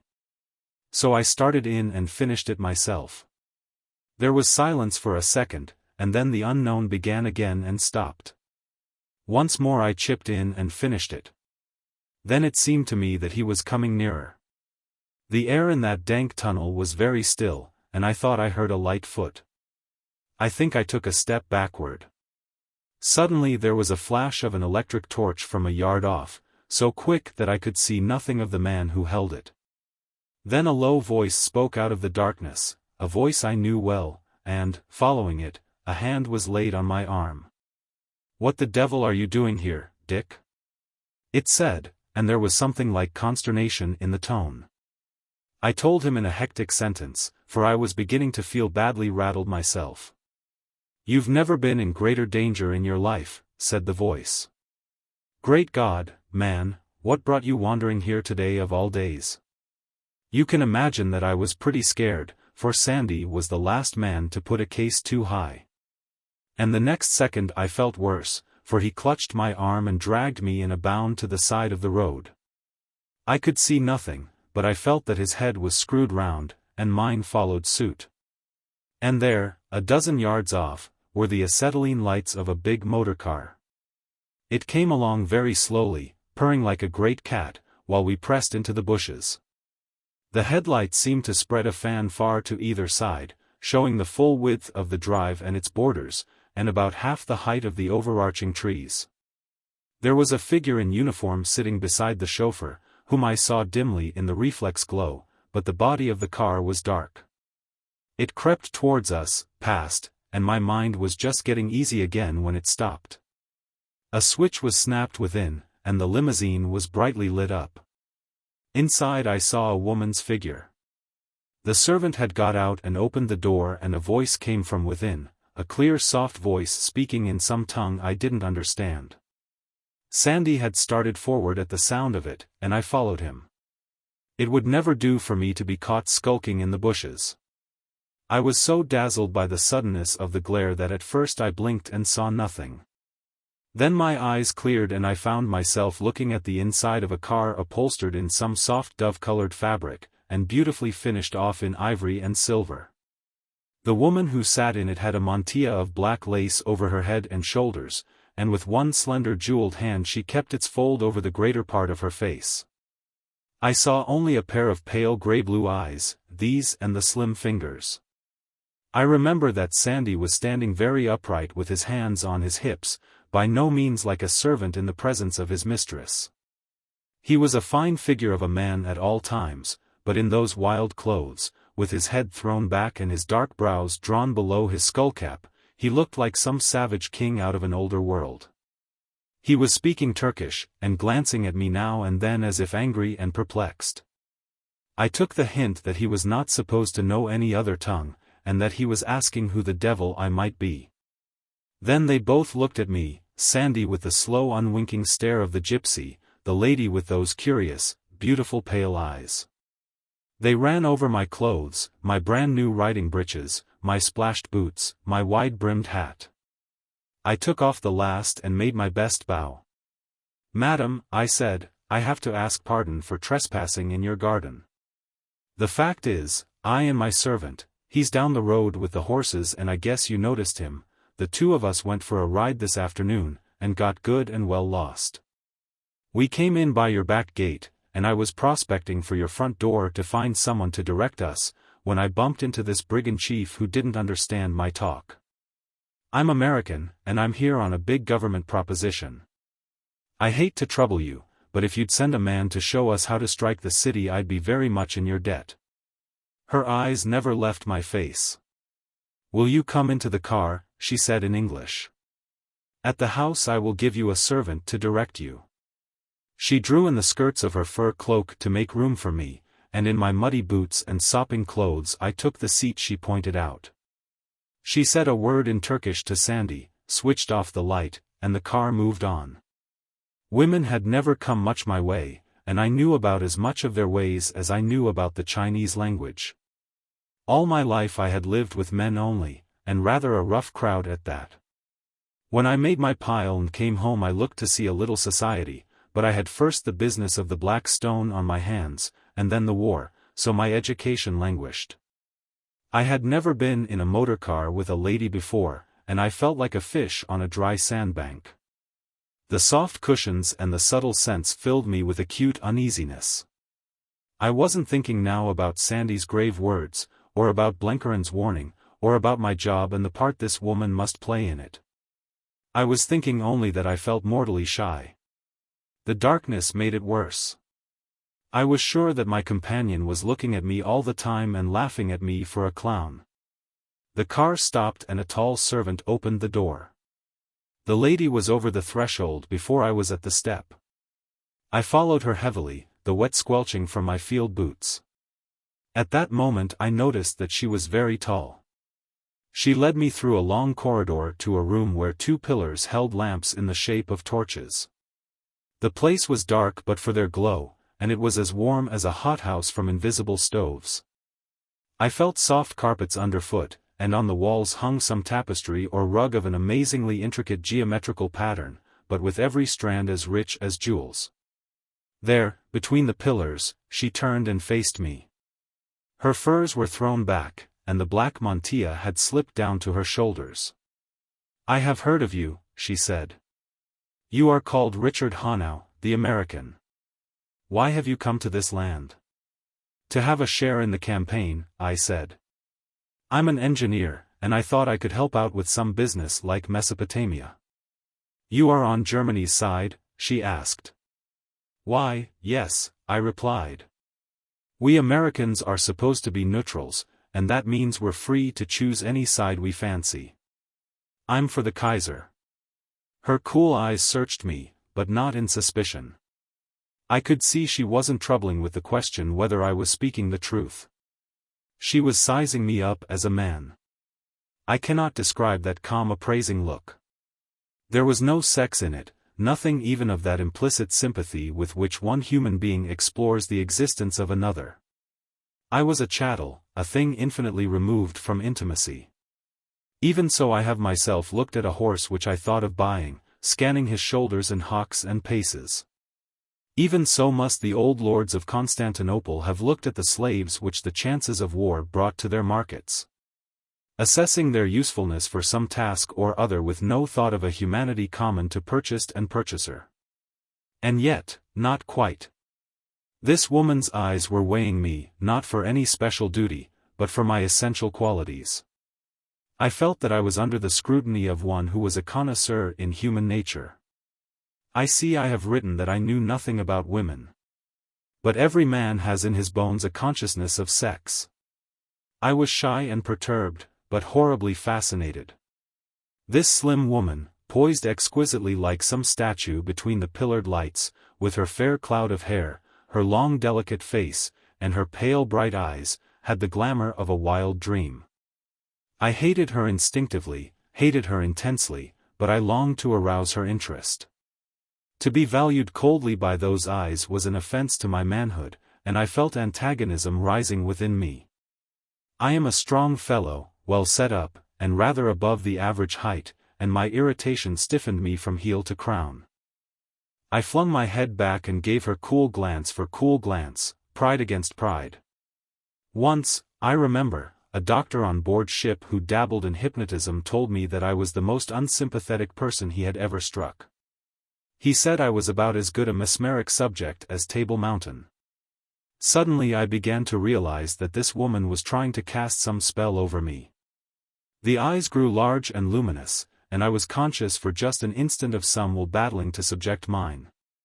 I was aware, too, in the same moment of a strange scent which recalled that wild hour in Caprasso's garden house. It passed quickly, and for a second her eyes drooped. I seemed to read in them failure, and yet a kind of satisfaction, too, as if they had found more in me than they expected. "What life have you led?" the soft voice was saying. I was able to answer quite naturally, rather to my surprise. "I have been a mining engineer up and down the world." "You have faced danger many times?" "I have faced danger." "You have fought with men in battles?" "I have fought in battles." Her bosom rose and fell in a kind of sigh. A smile, a very beautiful thing, flitted over her face. She gave me her hand. "The horses are at the door now," she said, "and your servant is with them. One of my people will guide you to the city." She turned away and passed out of the circle of light into the darkness beyond. Peter and I jogged home in the rain with one of Sandy's skin-clad companions loping at our side. We did not speak a word, for my thoughts were running like hounds on the track of the past hours. I had seen the mysterious Hilda von Einem, I had spoken to her, I had held her hand. She had insulted me with the subtlest of insults, and yet I was not angry. Suddenly the game I was playing became invested with a tremendous solemnity. My old antagonists, Stumm and Rosta and the whole German Empire, seemed to shrink into the background, leaving only the slim woman with her inscrutable smile and devouring eyes. Mad and bad, Blenkerin had called her, but principally bad. I did not think they were the proper terms, for they belonged to the narrow world of our common experience. This was something beyond and above it, as a cyclone or an earthquake is outside the decent routine of nature. Mad and bad she might be, but she was also great. Before we arrived our guide had plucked my knee and spoken some words which he had obviously got by heart. "The master says," ran the message, "expect him at midnight." Chapter 15. An embarrassed toilet. I was soaked to the bone, and while Peter set off to look for dinner I went to my room to change. I had a rub-down and then got into pajamas for some dumbbell exercises with 2 chairs, for that long wet ride had stiffened my arm and shoulder muscles. They were a vulgar suit of primitive blue, which Blenkerin had looted from my London wardrobe. As Cornelis Brandt I had sported a flannel nightgown. My bedroom opened off the sitting room, and while I was busy with my gymnastics I heard the door open. I thought at first it was Blenkerin, but the briskness of the tread was unlike his measured gait. I had left the light burning there, and the visitor, whoever he was, had made himself at home. I slipped on a green dressing gown Blenkerin had lent me, and sallied forth to investigate. My friend Rosta was standing by the table, on which he had laid an envelope. He looked round at my entrance and saluted. "I come from the Minister of War, sir," he said, "and bring you your passports for tomorrow. You will travel by," and then his voice tailed away and his black eyes narrowed to slits. He had seen something which switched him off the metals. At that moment I saw it too. There was a mirror on the wall behind him, and as I faced him I could not help seeing my reflection. It was the exact image of the engineer on the Danube boat, blue jeans, loden cloak, and all. The accursed mischance of my costume had given him the clue to an identity which was otherwise buried deep in the Bosporus. I am bound to say for Rasta that he was a man of quick action. In a trice he had whipped round to the other side of the table between me and the door, where he stood regarding me wickedly. By this time I was at the table and stretched out a hand for the envelope. My one hope was nonchalance. "Sit down, sir," I said, "and have a drink. It's a filthy night to move about in." "Thank you, no, Herr Brandt," he said. "You may burn these passports for they will not be used." "Whatever's the matter with you?" I cried. "You've mistaken the house, my lad. I'm called Hannay, Richard Hannay, and my partner's Mr. John S. Blenkeren. He'll be here presently." Never knew anyone of the name of Brandt, barring a tobacconist in Denver City. "You have never been to Rustchuk," he said with a sneer. "Not that I know of. But, pardon me, sir, if I ask your name and your business here. I'm darned if I'm accustomed to be called by Dutch names or have my word doubted. In my country we consider that impolite as between gentlemen." I could see that my bluff was having its effect. His stare began to waver, and when he next spoke it was in a more civil tone. "I will ask pardon if I'm mistaken, sir, but you're the image of a man who a week ago was at Rustchuk, a man much wanted by the imperial government. A week ago I was tossing in a dirty little hooker coming from Constanza. Unless Rustchuk's in the middle of the Black Sea I've never visited the township. I guess you're barking up the wrong tree. Come to think of it, I was expecting passports. Say, do you come from Enver Damad?" "I have that honor," he said. "Well, Enver is a very good friend of mine. He's the brightest citizen I've struck this side of the Atlantic." The man was calming down, and in another minute his suspicions would have gone. But at that moment, by the crookedest kind of luck, Peter entered with a tray of dishes.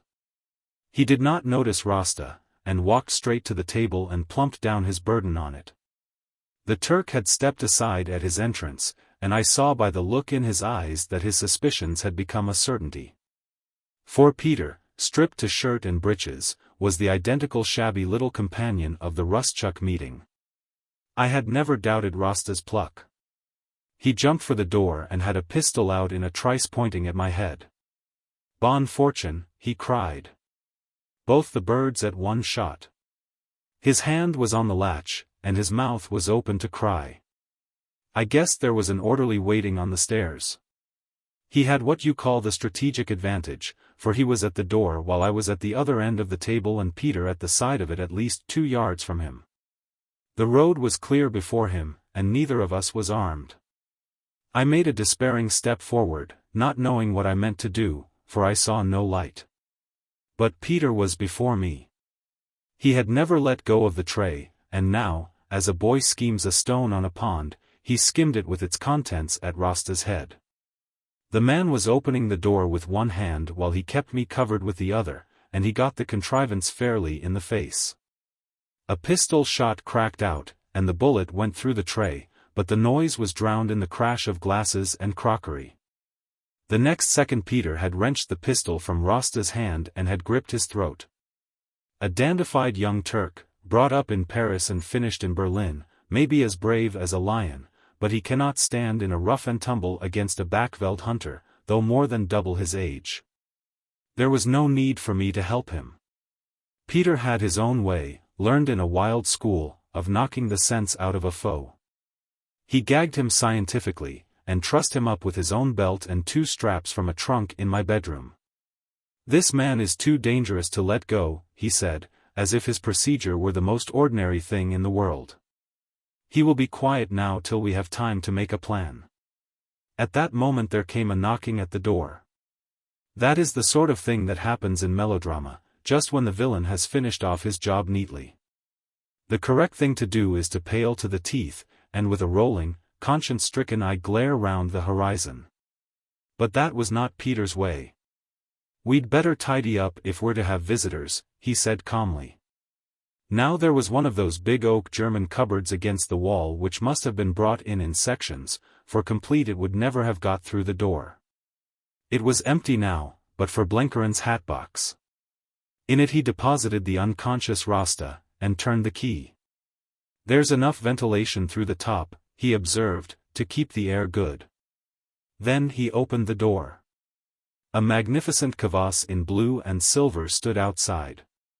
He saluted and proffered a card on which was written in pencil, "Hilda von Einem."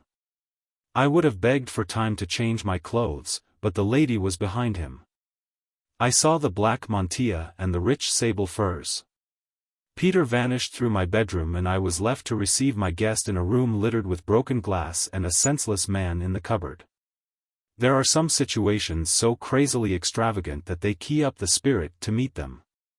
I was almost laughing when that stately lady stepped over my threshold. "Madam," I said, with a bow that shamed my old dressing gown and strident pajamas. "You find me at a disadvantage. I came home soaking from my ride, and was in the act of changing. My servant has just upset a tray of crockery, and I fear this room's no fit place for a lady.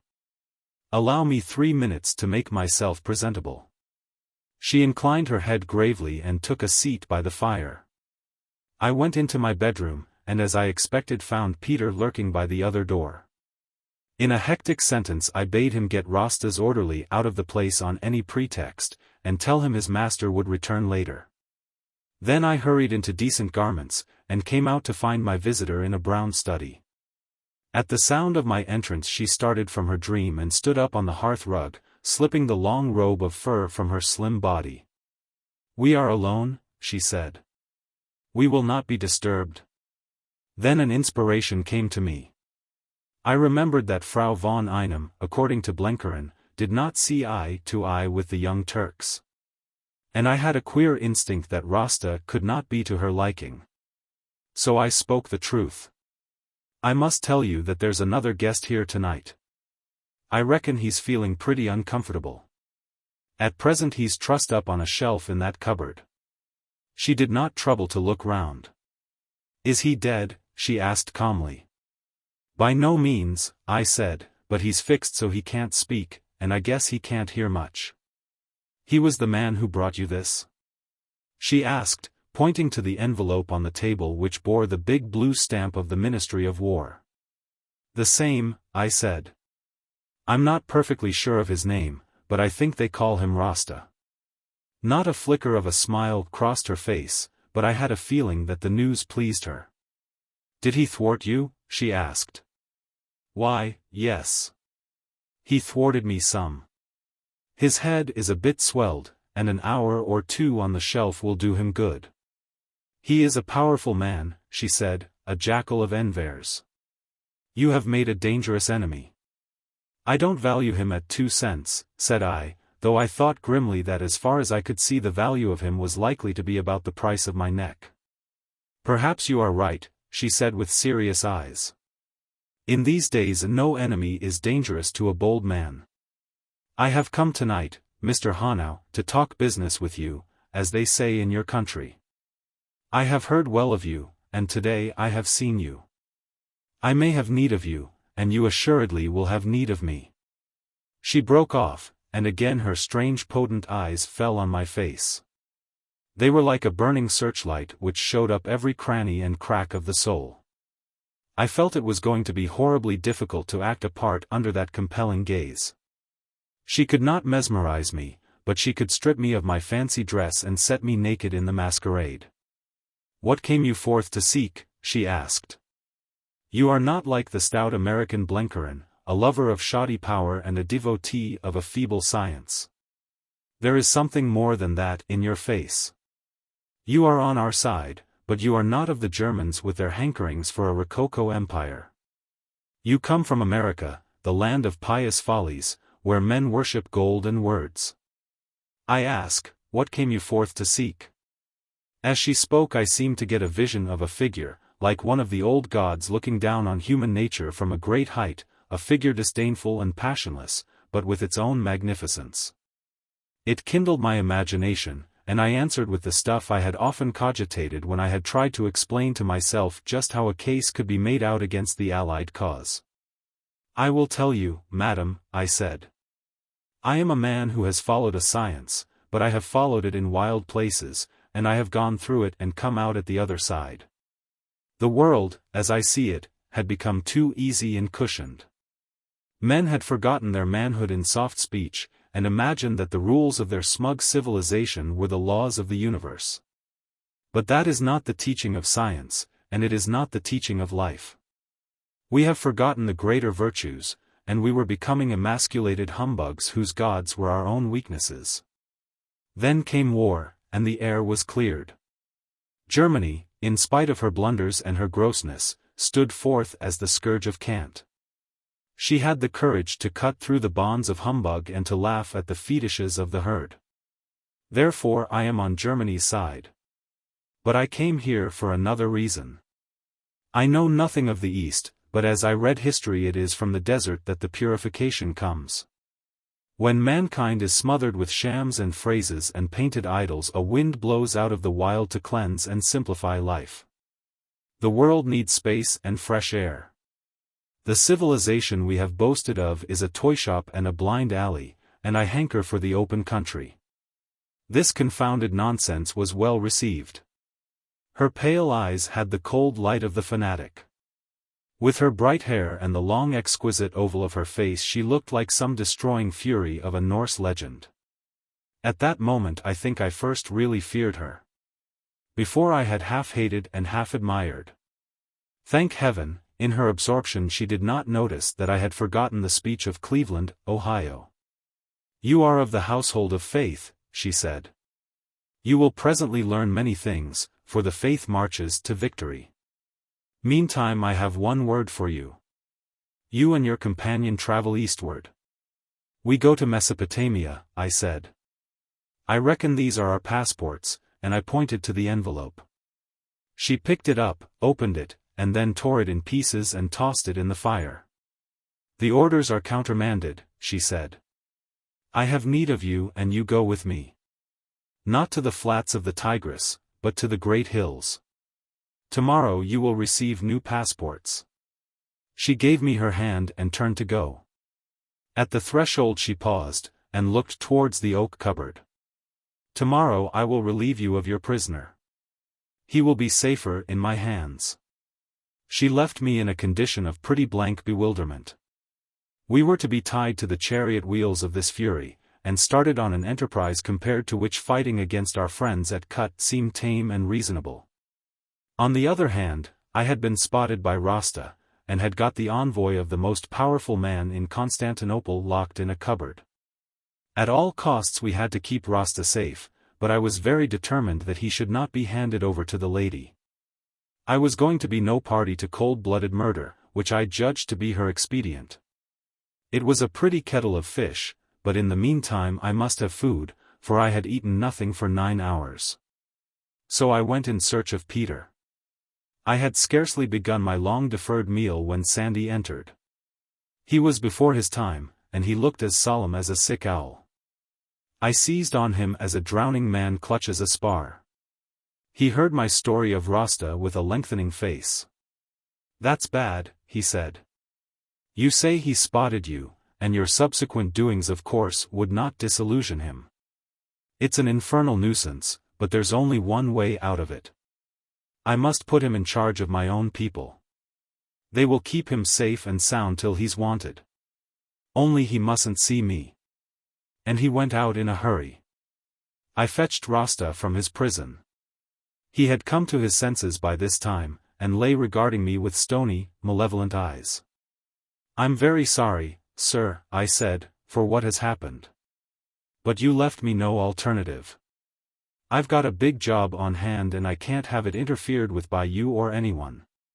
You're paying the price of a suspicious nature. When you know a little more you'll want to apologize to me. I'm going to see that you are kept quiet and comfortable for a day or two. You've no cause to worry, for you'll suffer no harm. I give you my word of honor as an American citizen. 2 of Sandy's miscreants came in and bore him off, and presently Sandy himself returned. When I asked him where he was being taken, Sandy said he didn't know. They've got their orders, and they'll carry them out to the letter. There's a big unknown area in Constantinople to hide a man, into which the Kafia never enter. Then he flung himself in a chair and lit his old pipe. Dick, he said, this job is getting very difficult and very dark. But my knowledge has grown in the last few days. I've found out the meaning of the second word that Harry Bullivant scribbled. Cancer? I asked. Yes. It means just what it reads and no more. Greenmantle is dying, has been dying for months. This afternoon they brought a German doctor to see him, and the man gave him a few hours of life. By now he may be dead. The news was a staggerer. For a moment I thought it cleared up things. Then that busts the show, I said. You can't have a crusade without a prophet. I wish I thought it did. It's the end of one stage, but the start of a new and blacker one. Do you think that woman will be beaten by such a small thing as the death of her prophet? She'll find a substitute, one of the 4 ministers, or someone else. She's a devil incarnate, but she has the soul of a Napoleon. The big danger is only beginning. Then he told me the story of his recent doings. He had found out the house of Frau von Einem without much trouble, and had performed with his ragamuffins in the servants' quarters. The prophet had a large retinue, and the fame of his minstrels, for the companions were known far and wide in the land of Islam, came speedily to the ears of the holy ones. Sandy, a leader in this most orthodox coterie, was taken into favor and brought to the notice of the 4 ministers. He and his half-dozen retainers became inmates of the villa, and Sandy, from his knowledge of Islamic lore and his ostentatious piety, was admitted to the confidence of the household. Frau von Einem welcomed him as an ally, for the companions had been the most devoted propagandists of the new revelation. As he described it, it was a strange business. Greenmantle was dying and often in great pain, but he struggled to meet the demands of his protectress. The 4 ministers, as Sandy saw them, were unworldly ascetics. The prophet himself was a saint, though a practical saint with some notions of policy, but the controlling brain and will were those of the lady. Sandy seemed to have won his favor, even his affection.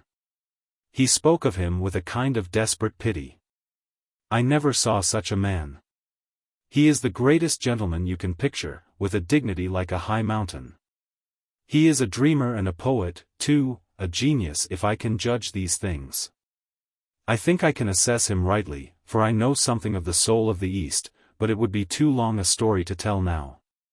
The West knows nothing of the true Oriental.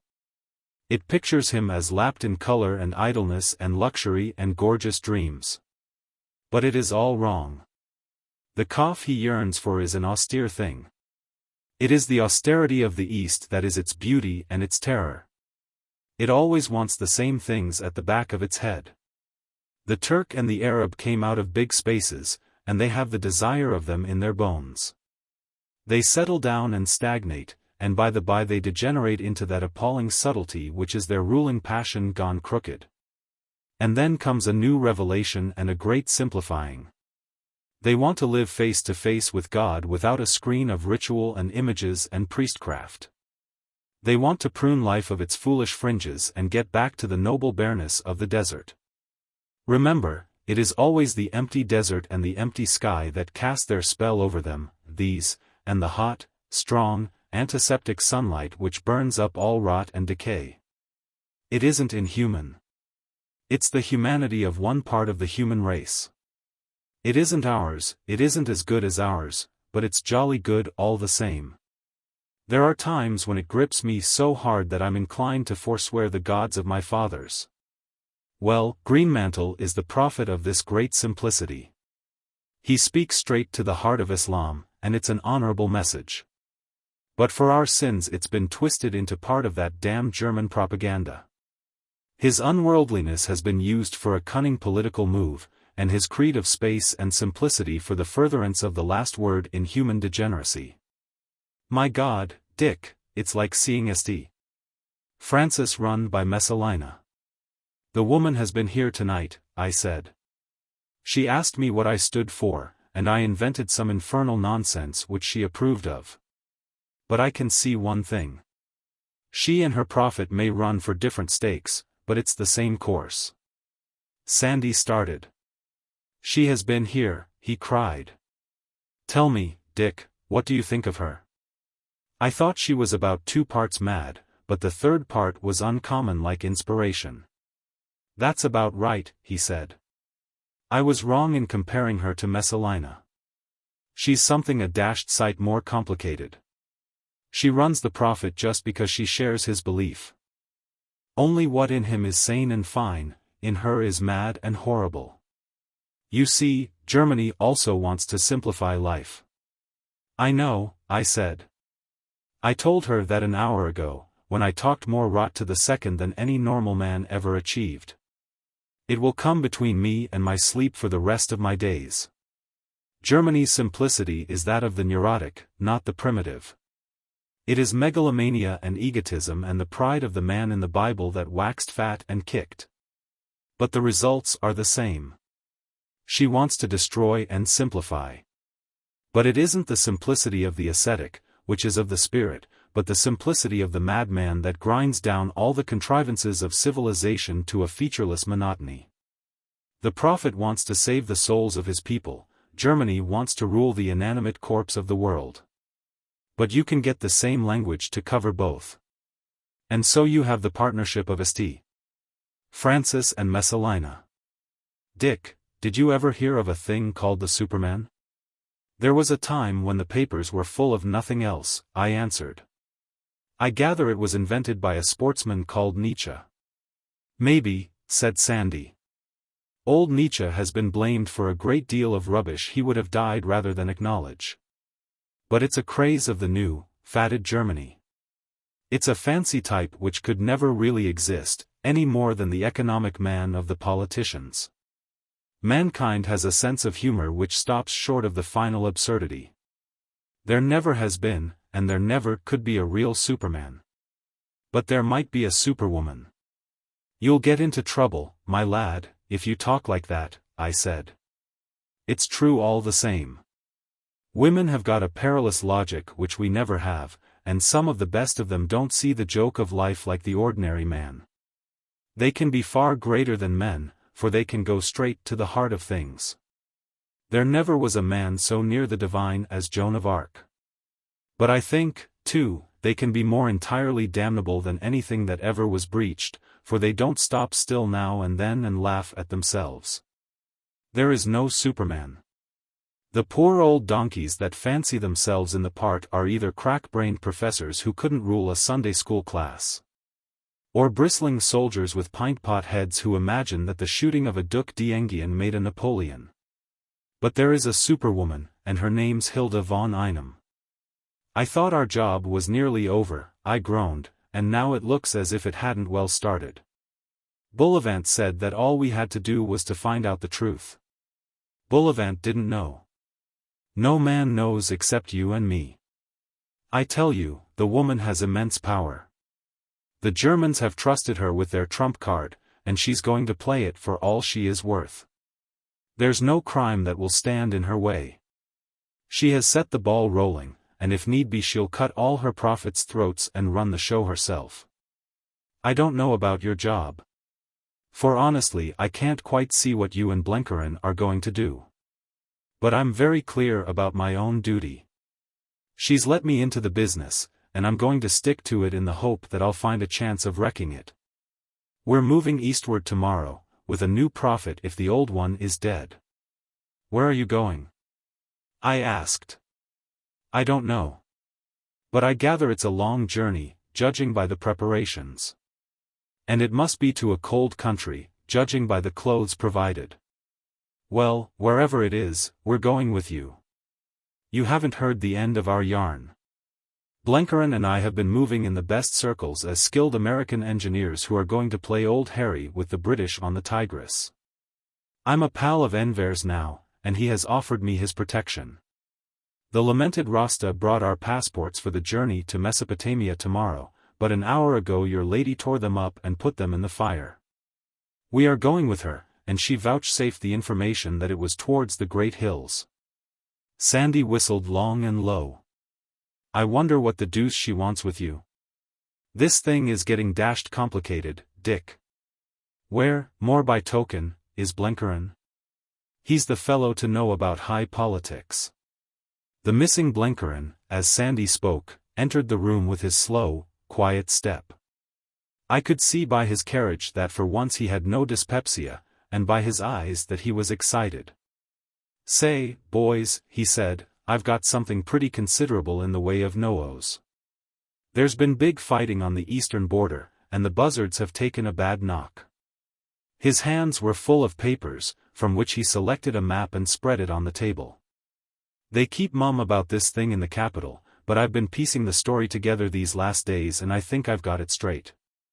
A fortnight ago old man Nicholas descended from his mountains and scuppered his enemies there, at Cupercuy, where the main road eastwards crosses the Araxes. That was only the beginning of the stunt, for he pressed on a broad front, and the gentleman called Kiamil, who commands in those parts, was not up to the job of holding him. The buzzards were shepherded in from north and east and south, and now the Muscovite is sitting down outside the forts of Erzurum. I can tell you they're pretty miserable about the situation in the highest quarters. Enver is sweating blood to get fresh divisions to Erzurum from Gallipoli. But it's a long road and it looks as if they would be too late for the fair. You and I, Major, start for Mesopotamia tomorrow. And that's about the meanest bit of bad luck that ever happened to John S. We're missing the chance of seeing the goriest fight of this campaign. I picked up the map and pocketed it. Maps were my business, and I had been looking for one. We're not going to Mesopotamia, I said. Our orders have been cancelled. But I've just seen Enver, and he said he had sent round our passports. They're in the fire, I said. The right ones will come along tomorrow morning. Sandy broke in, his eyes bright with excitement. The great hills. We're going to Erzurum. Don't you see that the Germans are playing their big card? They're sending Greenmantle to the point of danger in the hope that his coming will rally the Turkish defense. Things are beginning to move, Dick, old man. No more kicking the heels for us. We're going to be in it up to the neck, and heaven help the best man. I must be off now, for I've a lot to do. Au revoir. We meet sometime in the hills. Blencaran still looked puzzled, till I told him the story of that night's doings. As he listened, all the satisfaction went out of his face, and that funny, childish air of bewilderment crept in. It's not for me to complain, for it's in the straight line of our duty, but I reckon there's going to be big trouble ahead of this caravan. It's kismet, and we've got to bow. But I won't pretend that I'm not considerable scared at the prospect. Oh, so am I said. The woman frightens me into fits. We're up against it this time all right. All the same I'm glad we're to be let into the real star metropolitan performance. I didn't relish the idea of touring the provinces. I guess that's correct. But I could wish that the good God would see fit to take that lovely lady to himself. She's too much for a quiet man at my time of life. When she invites us to go in on the ground floor I feel like taking the elevator to the roof garden. Chapter 16. The Battered Caravanserai. 2 days later, in the evening, we came to Angora, the first stage in our journey. The passports had arrived next morning, as Frau von Einem had promised, and with them a plan of our journey. Moore, one of the companions, who spoke a little English, was detailed to accompany us, a wise precaution, for no one of us had a word of Turkish. These were the sum of our instructions. I heard nothing more of Sandy or Greenmantle or the lady. We were meant to travel in our own party. We had the railway to Angora, a very comfortable German Schlafwagen, tacked to the end of a troop train. There wasn't much to be seen of the country, for after we left the Bosporus we ran into scuds of snow, and except that we seemed to be climbing onto a big plateau, I had no notion of the landscape. It was a marvel that we made such good time, for that line was congested beyond anything I have ever seen. The place was crawling with the Gallipoli troops, and every siding was packed with supply trucks. When we stopped, which we did on an average about once an hour, you could see vast camps on both sides of the line, and often we struck regiments on the march along the railway track. They looked a fine, hardy lot of ruffians, but many were deplorably ragged, and I didn't think much of their boots. I wondered how they would do the 500 miles of road to Erzurum. Blenkerin played patience, and Peter and I took a hand at piquet, but mostly we smoked and yarned. Getting away from that infernal city had cheered us up wonderfully. Now we were out on the open road, moving to the sound of the guns. At the worst, we should not perish like rats in a sewer. We would be all together, too, and that was a comfort. I think we felt the relief which a man who has been on a lonely outpost feels when he is brought back to his battalion. Besides, the thing had gone clean beyond our power to direct. It was no good planning and scheming, for none of us had a notion what the next step might be. We were fatalists now, believing in Kismet, and that is a comfortable faith. All but Blenkerin. The coming of Hilda von Einem into the business had put a very ugly complexion on it for him. It was curious to see how she affected the different members of our gang. Peter did not care a rush, man, woman, and hippogriff were the same to him. He met it all as calmly as if he were making plans to round up an old lion in a patch of bush, taking the facts as they came and working at them as if they were a sum in arithmetic. Sandy and I were impressed, it's no good denying it, horribly impressed, but we were too interested to be scared, and we weren't a bit fascinated. We hated her too much for that. But she fairly struck Blenkerin dumb. He said himself it was just like a rattlesnake and a bird. I made him talk about her, for if he sat and brooded he would get worse. It was a strange thing that this man, the most imperturbable and, I think, about the most courageous I have ever met, should be paralyzed by a slim woman. There was no doubt about it. The thought of her made the future to him as black as a thunder cloud. It took the power out of his joints, and if she was going to be much around, it looked as if Blenkerin might be counted out. I suggested that he was in love with her, but this he vehemently denied. No, sir, I haven't got no sort of affection for the lady. My trouble is that she puts me out of countenance, and I can't fit her in as an antagonist. I guess we Americans haven't got the right poise for dealing with that kind of female. We've exalted our womenfolk into little tin gods, and at the same time left them out of the real business of life. Consequently, when we strike one playing the biggest kind of man's game we can't place her. We aren't used to regarding them as anything except angels and children. I wish I had had you boys' upbringing. Angora was like my notion of some place such as Amiens in the retreat from Mons. It was one mass of troops and transport, the neck of the bottle, for more arrived every hour, and the only outlet was the single eastern road. The town was pandemonium into which distracted German officers were trying to introduce some order. They didn't worry much about us, for the heart of Anatolia wasn't a likely hunting ground for suspicious characters. We took our passport to the commandant, who visaed them readily, and told us he'd do his best to get us transport. We spent the night in a sort of hotel, where all four crowded into one little bedroom, and next morning I had my work cut out getting a motor car.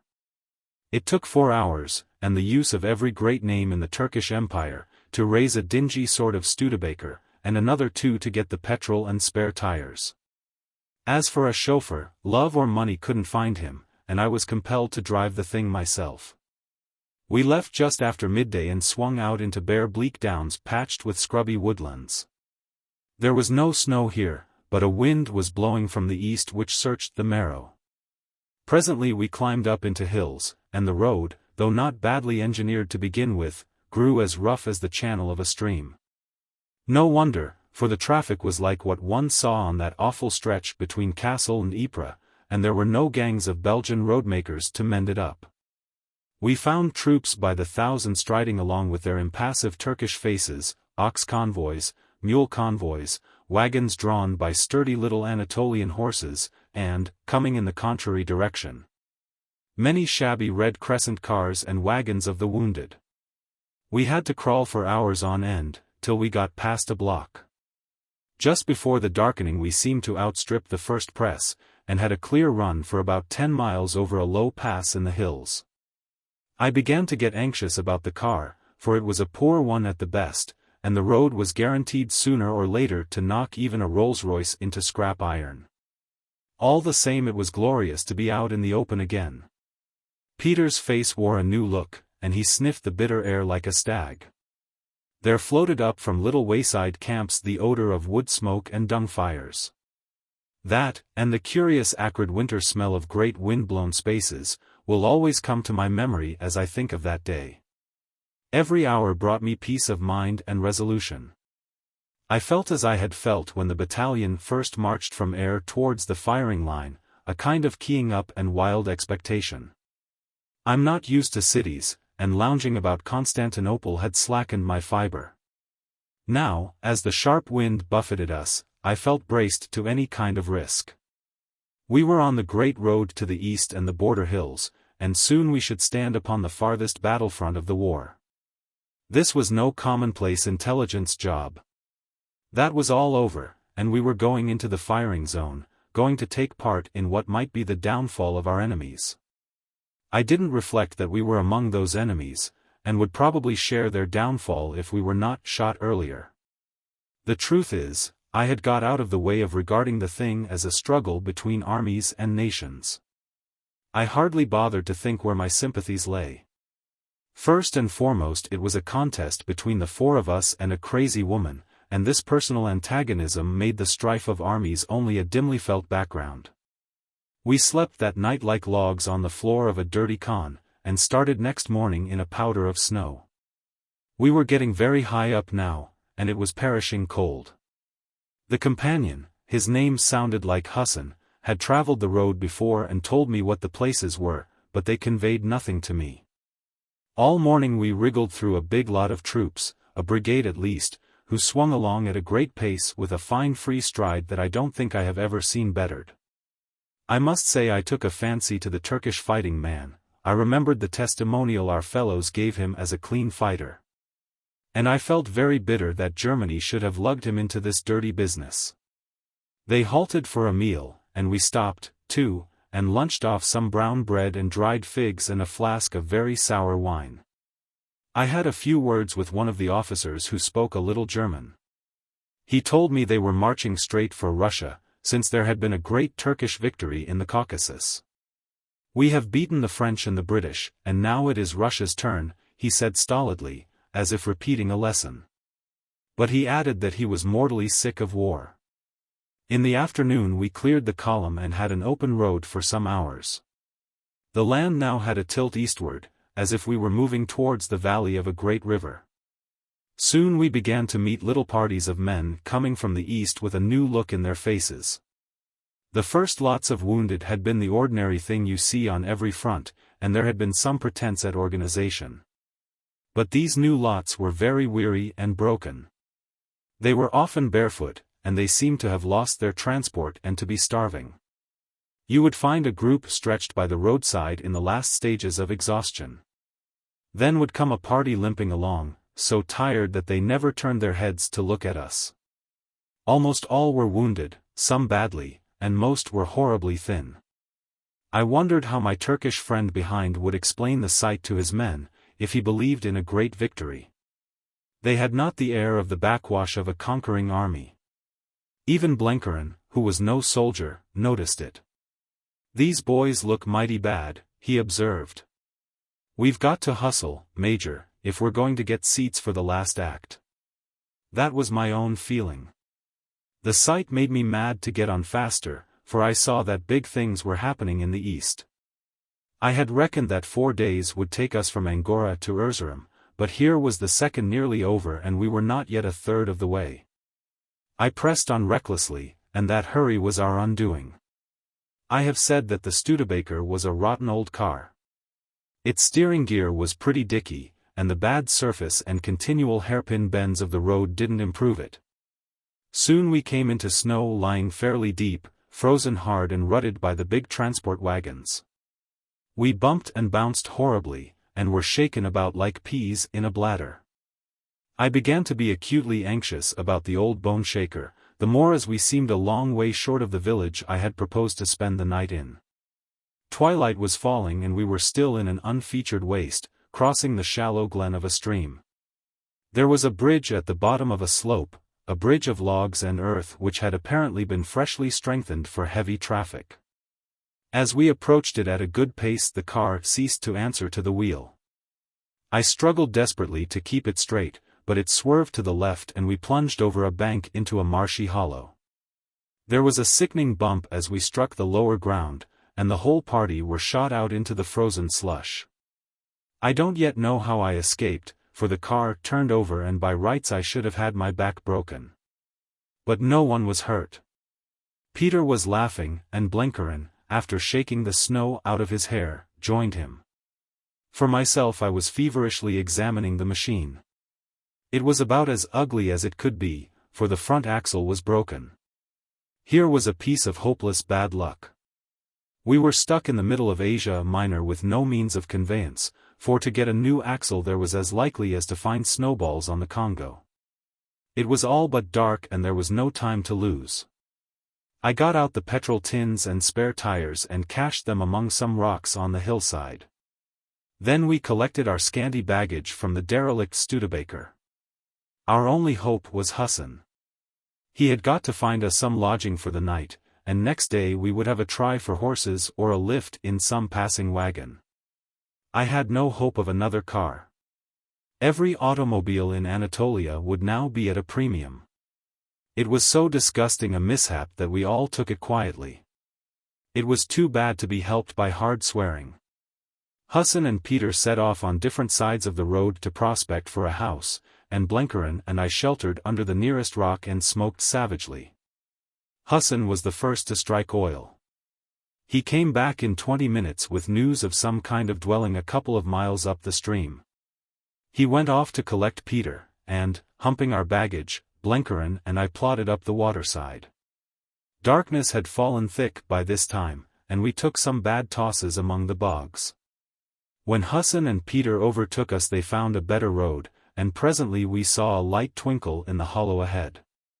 It proved to be a wretched tumble-down farm in a grove of poplars, a foul-smelling, muddy yard, a two-roomed hovel of a house, and a barn which was tolerably dry and which we selected for our sleeping place. The owner was a broken old fellow whose sons were all at the war, and he received us with the profound calm of one who expects nothing but unpleasantness from life. By this time we had recovered our tempers, and I was trying hard to put my new Kismet philosophy into practice. I reckoned that if risks were foreordained, so were difficulties, and both must be taken as part of the day's work. With the remains of our provisions and some curdled milk we satisfied our hunger and curled ourselves up among the pea straw of the barn. Blenkerin announced with a happy sigh that he had now been for 2 days quit of his dyspepsia. That night, I remember, I had a queer dream. I seemed to be in a wild place among mountains, and I was being hunted, though who was after me I couldn't tell. I remember sweating with fright, for I seemed to be quite alone and the terror that was pursuing me was more than human. The place was horribly quiet and still, and there was deep snow lying everywhere, so that each step I took was heavy as lead. A very ordinary sort of nightmare, you will say. Yes, but there was one strange feature in this one.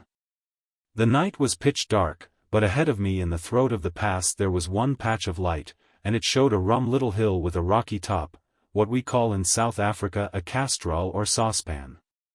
I had a notion that if I could get to that castrol I should be safe, and I panted through the drifts towards it with the Avenger of Blood at my heels.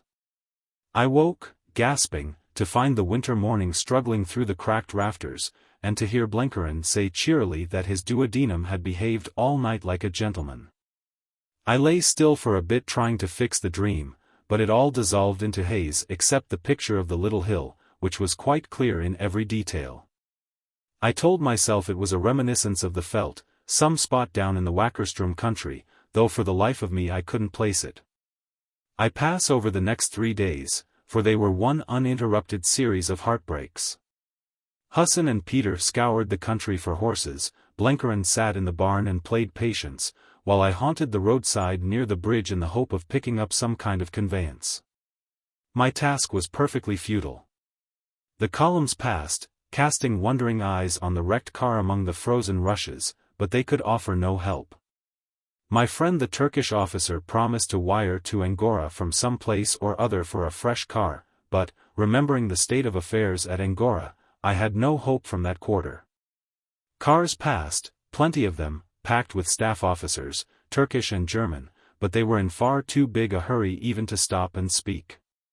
The only conclusion I reached from my roadside vigil was that things were getting very warm in the neighborhood of Erzurum. Everybody on that road seemed to be in mad haste either to get there or to get away. Hassan was the best chance, for, as I have said, the companions had a very special and peculiar graft throughout the Turkish Empire.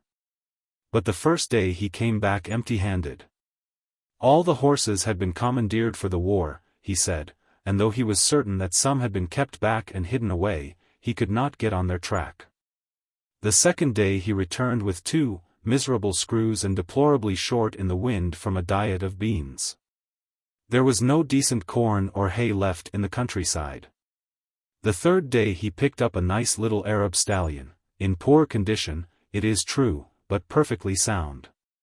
For these beasts we paid good money, for Blenkerin was well supplied and we had no time to spare for the interminable oriental bargaining. Hassan said he had cleaned up the countryside, and I believed him. I dared not delay another day, even though it meant leaving him behind. But he had no notion of doing anything of the kind. He was a good runner, he said, and could keep up with such horses as ours forever. If this was the manner of our progress, I reckoned we would be weeks in getting to Erzurum. We started at dawn on the morning of the 4th day, after the old farmer had blessed us and sold us some stale rye bread. Blenkerin bestrode the Arab, being the heaviest, and Peter and I had the screws. My worst forebodings were soon realized, and Hassan, loping along at my side, had an easy job to keep up with us. We were about as slow as an ox wagon. The brutes were unshod, and with the rough roads I saw that their feet would very soon go to pieces. We jogged along like a tinker's caravan, about 5 miles to the hour, as feckless a party as ever disgraced a high road. The weather was now a drizzle, which increased my depression. Cars passed us and disappeared in the mist, going at 30 miles an hour to mock our slowness. None of us spoke, for the futility of the business clogged our spirits. I bit hard on my lip to curb my restlessness, and I think I would have sold my soul there and then for anything that could move fast. I don't know any sorer trial than to be mad for speed and have to crawl at a snail's pace. I was getting ripe for any kind of desperate venture.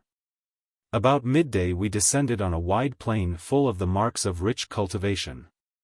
Villages became frequent, and the land was studded with olive groves and scarred with water furrows. From what I remembered of the map I judged that we were coming to that champaign country near Siwas, which is the granary of Turkey, and the home of the true Osmanli stock. Then at the turning of the road we came to the Caravanserai. It was a dingy, battered place, with the pink plaster falling in patches from its walls. There was a courtyard abutting on the road, and a flat-topped house with a big hole in its side. It was a long way from any battleground, and I guessed that some explosion had wrought the damage. Behind it, a few hundred yards off, a detachment of cavalry were encamped beside a stream, with their horses tied up in long lines of pickets. And by the roadside, quite alone and deserted, stood a large new motor car. In all the road before and behind there was no man to be seen except the troops by the stream. The owners, whoever they were, must be inside the caravanserai. I have said I was in the mood for some desperate deed, and lo and behold Providence had given me the chance. I coveted that car as I have never coveted anything on earth. At the moment all my plans had narrowed down to a feverish passion to get to the battlefield. We had to find Greenmantle at Erzurum, and once there we should have Hilda von Einem's protection. It was a time of war, and a front of brass was the surest safety. But, indeed, I could not figure out any plan worth speaking of. I saw only one thing, a fast car which might be ours. I said a word to the others, and we dismounted and tethered our horses at the near end of the courtyard. I heard the low hum of voices from the cavalrymen by the stream, but they were 300 yards off and could not see us. Peter was sent forward to scout in the courtyard. In the building itself there was but one window looking on the road, and that was in the upper floor. Meantime I crawled along beside the wall to where the car stood, and had a look at it. It was a splendid 6-cylinder affair, brand new, with the tires little worn. There were 7 tins of petrol stacked behind as well as spare tires, and, looking in, I saw map cases and field glasses strewn on the seats as if the owners had only got out for a minute to stretch their legs. Peter came back and reported that the courtyard was empty. "There are men in the upper room," he said, "more than one, for I heard their voices. They are moving about restlessly, and may soon be coming out." I reckoned that there was no time to be lost, so I told the others to slip down the road 50 yards beyond the caravanserai and be ready to climb in as I passed. I had to start the infernal thing, and there might be shooting. I waited by the car till I saw them reach the right distance. I could hear voices from the second floor of the house and footsteps moving up and down. I was in a fever of anxiety, for any moment a man might come to the window. Then I flung myself on the starting handle and worked like a demon. The cold made the job difficult, and my heart was in my mouth, for the noise in that quiet place must have woke the dead. Then, by the mercy of heaven, the engine started, and I sprang to the driving seat, released the clutch, and opened the throttle. The great car shot forward, and I seemed to hear behind me shrill voices. A pistol bullet bored through my hat, and another buried itself in a cushion beside me.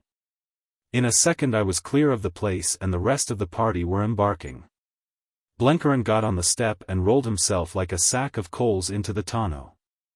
Peter nipped up beside me, and Husson scrambled in from the back over the folds of the hood. We had our baggage in our pockets and had nothing to carry. Bullets dropped round us, but did no harm. Then I heard a report at my ear, and out of a corner of my eye saw Peter lower his pistol. Presently we were out of range, and, looking back, I saw 3 men gesticulating in the middle of the road. "May the devil fly away with this pistol," said Peter ruefully. "I never could make good shooting with a little gun. Had I had my rifle." "What did you shoot for?" I asked in amazement. "We've got the fellow's car, and we don't want to do them any harm." "It would have saved trouble had I had my rifle," said Peter, quietly. "The little man you call Rosto was there, and he knew you. I heard him cry your name. He is an angry little man, and I observe that on this road there is a telegraph." Chapter 17. Trouble by the Waters of Babylon. From that moment I date the beginning of my madness. Suddenly I forgot all cares and difficulties of the present and future and became foolishly light-hearted. We were rushing towards the great battle where men were busy at my proper trade. I realized how much I had loathed the lonely days in Germany, and still more the dawdling week in Constantinople. Now I was clear of it all, and bound for the clash of armies. It didn't trouble me that we were on the wrong side of the battle line. I had a sort of instinct that the darker and wilder things grew the better chance for us. "Seems to me," said Blenkerin, bending over me, "that this joyride is going to come to an untimely end pretty soon." Peter's right. That young man will set the telegraph going, and will be held up at the next township. "He's got to get to a telegraph office first," I answered. "That's where we have the pull on him. He's welcome to the screws we left behind, and if he finds an operator before the evening I'm the worst kind of a Dutchman. I'm going to break all the rules and bucket this car for what she's worth. Don't you see that the nearer we get to Erzurum the safer we are?" "I don't follow," he said slowly. "At Erzurum I reckon they'll be waiting for us with the handcuffs." Why in thunder couldn't those hairy ragamuffins keep the little cuss safe?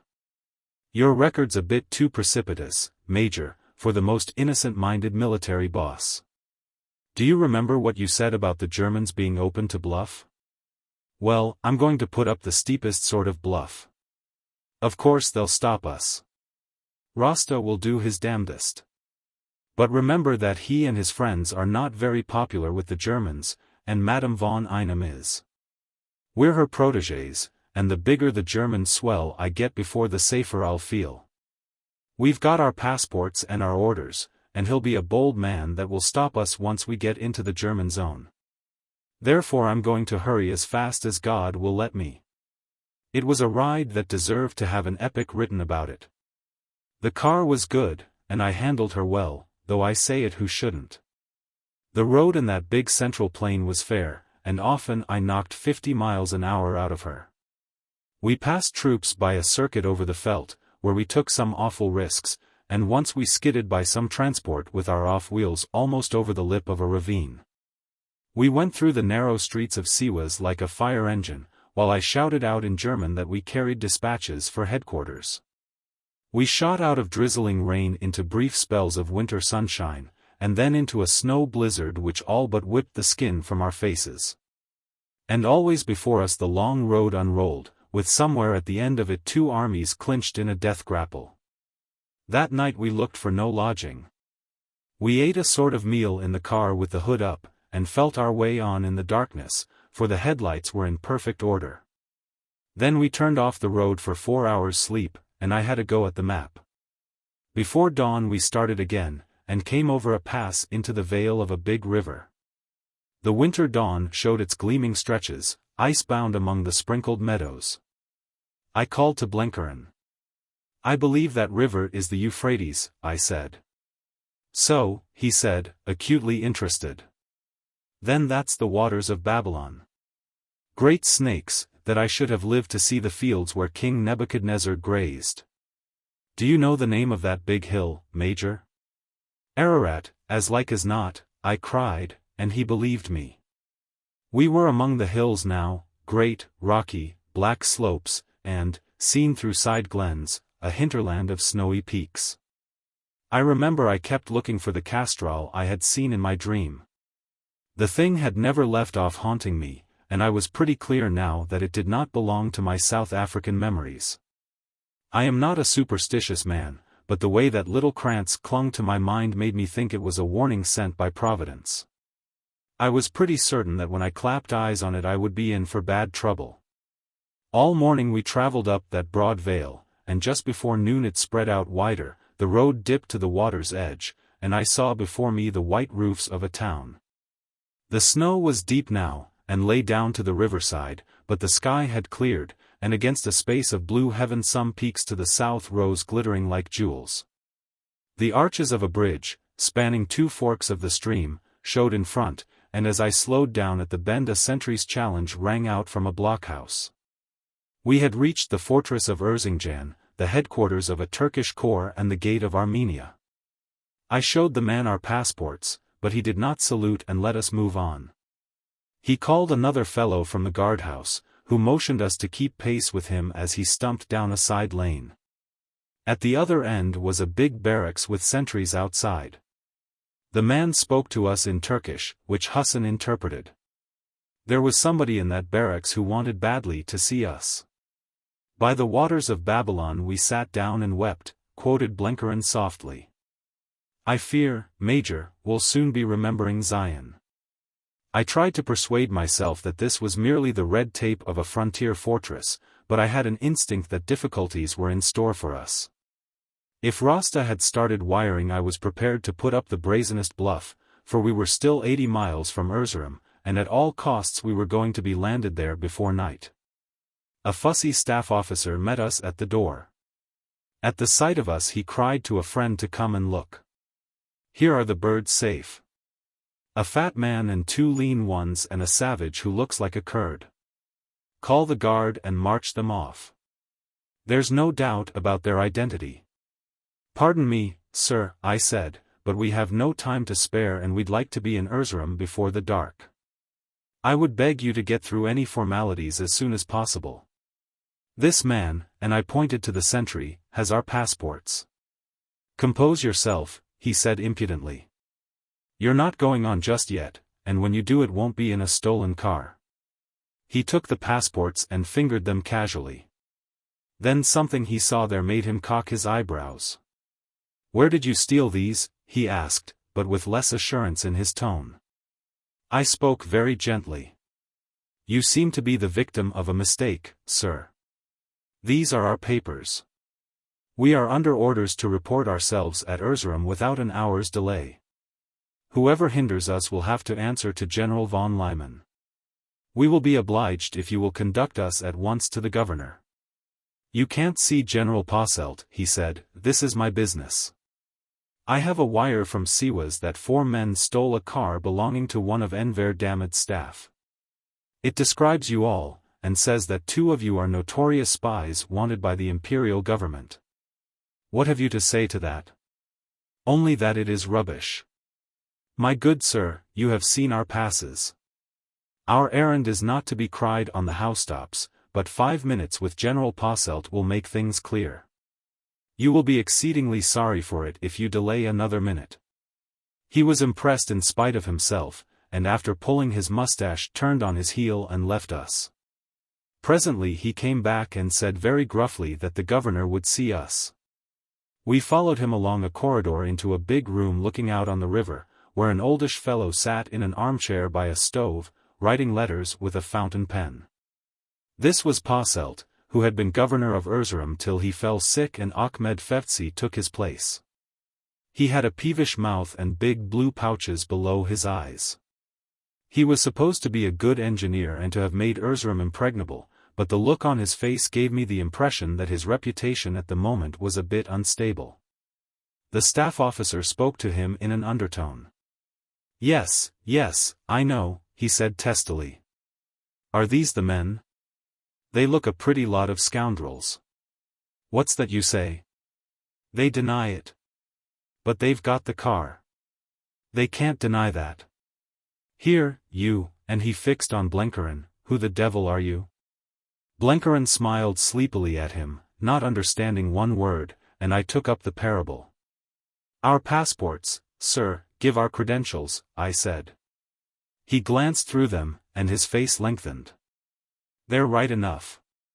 But what about this story of stealing a car?" "It is quite true," I said, "but I would prefer to use a pleasanter word. You will see from our papers that every authority on the road is directed to give us the best transport.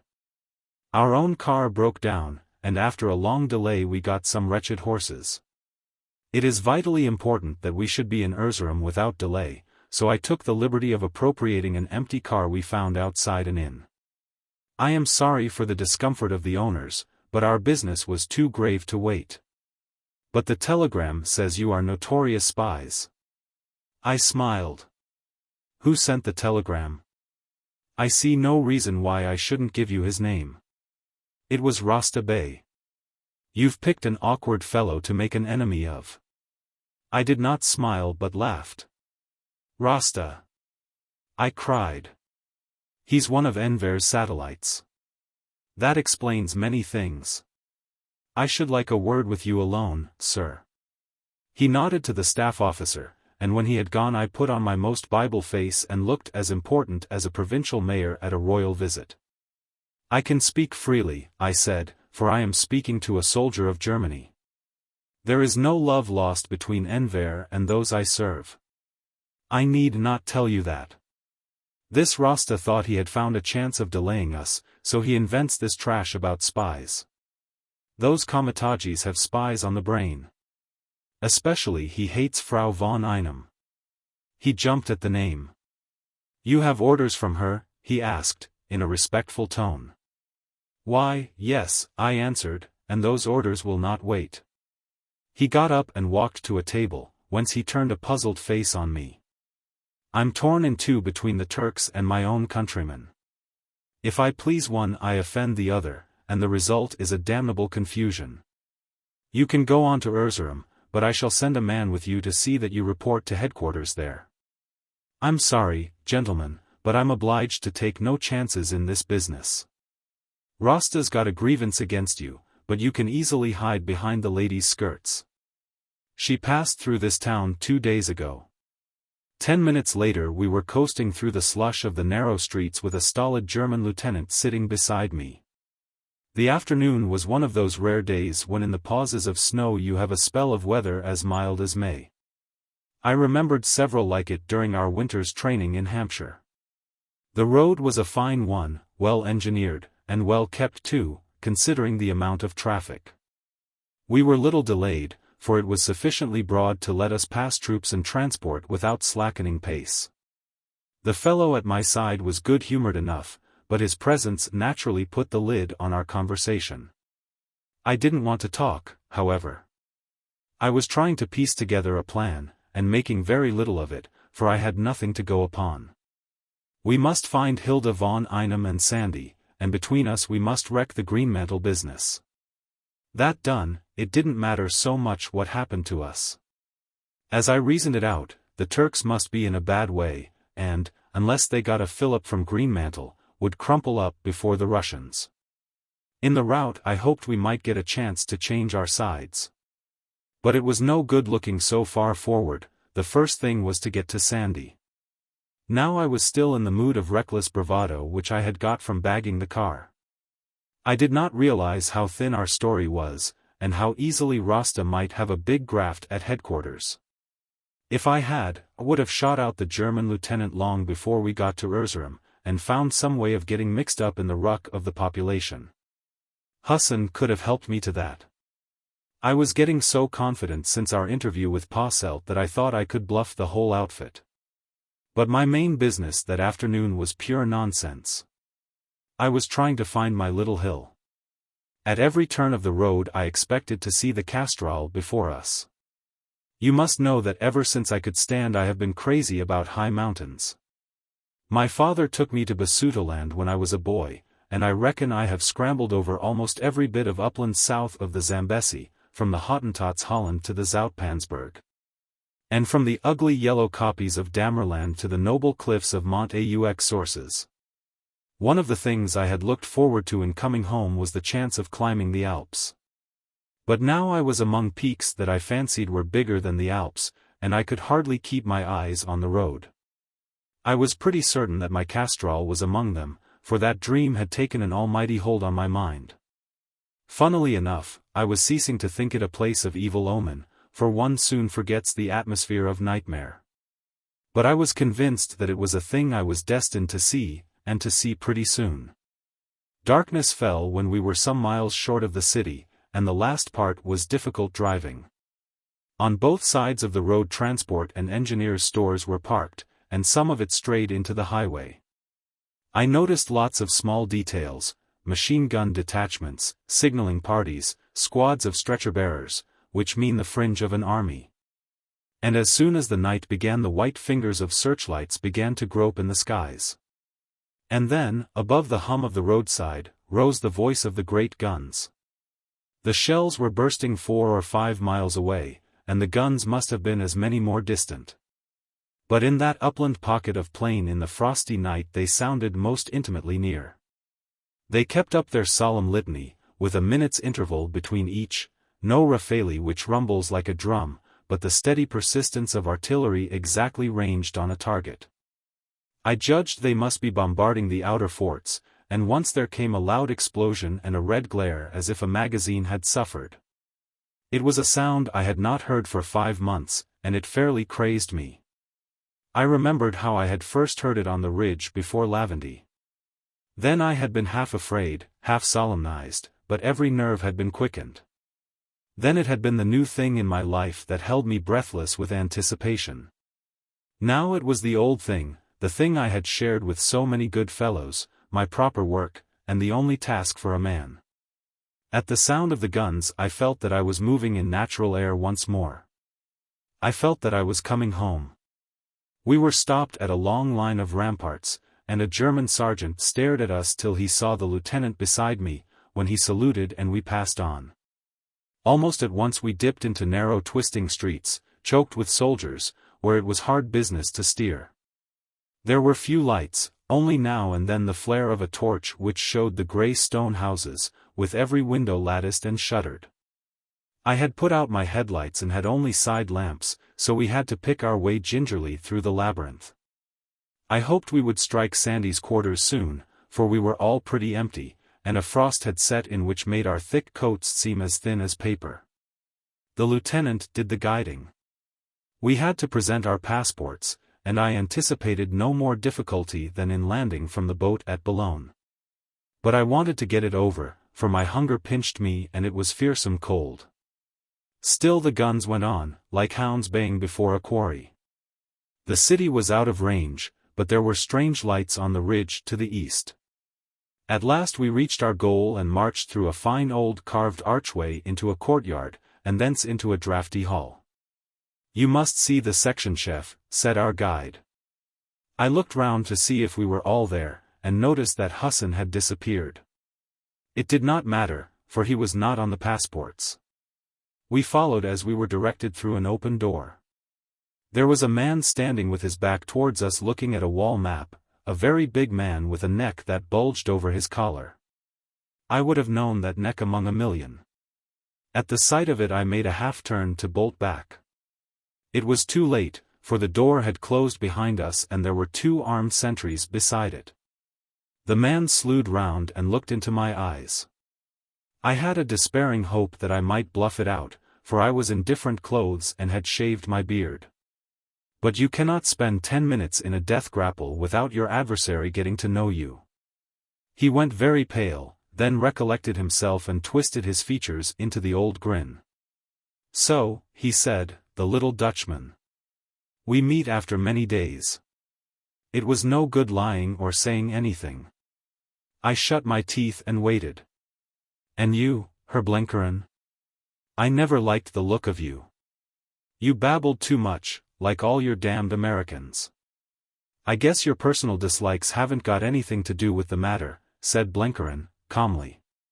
"If you're the boss here, I'll thank you to cast your eye over these passports, for we can't stand waiting forever." This fairly angered him. "I'll teach you manners," he cried, and took a step forward to reach for Blenkerin's shoulder, the game he had twice played with me. Blenkerin never took his hands from his coat pockets.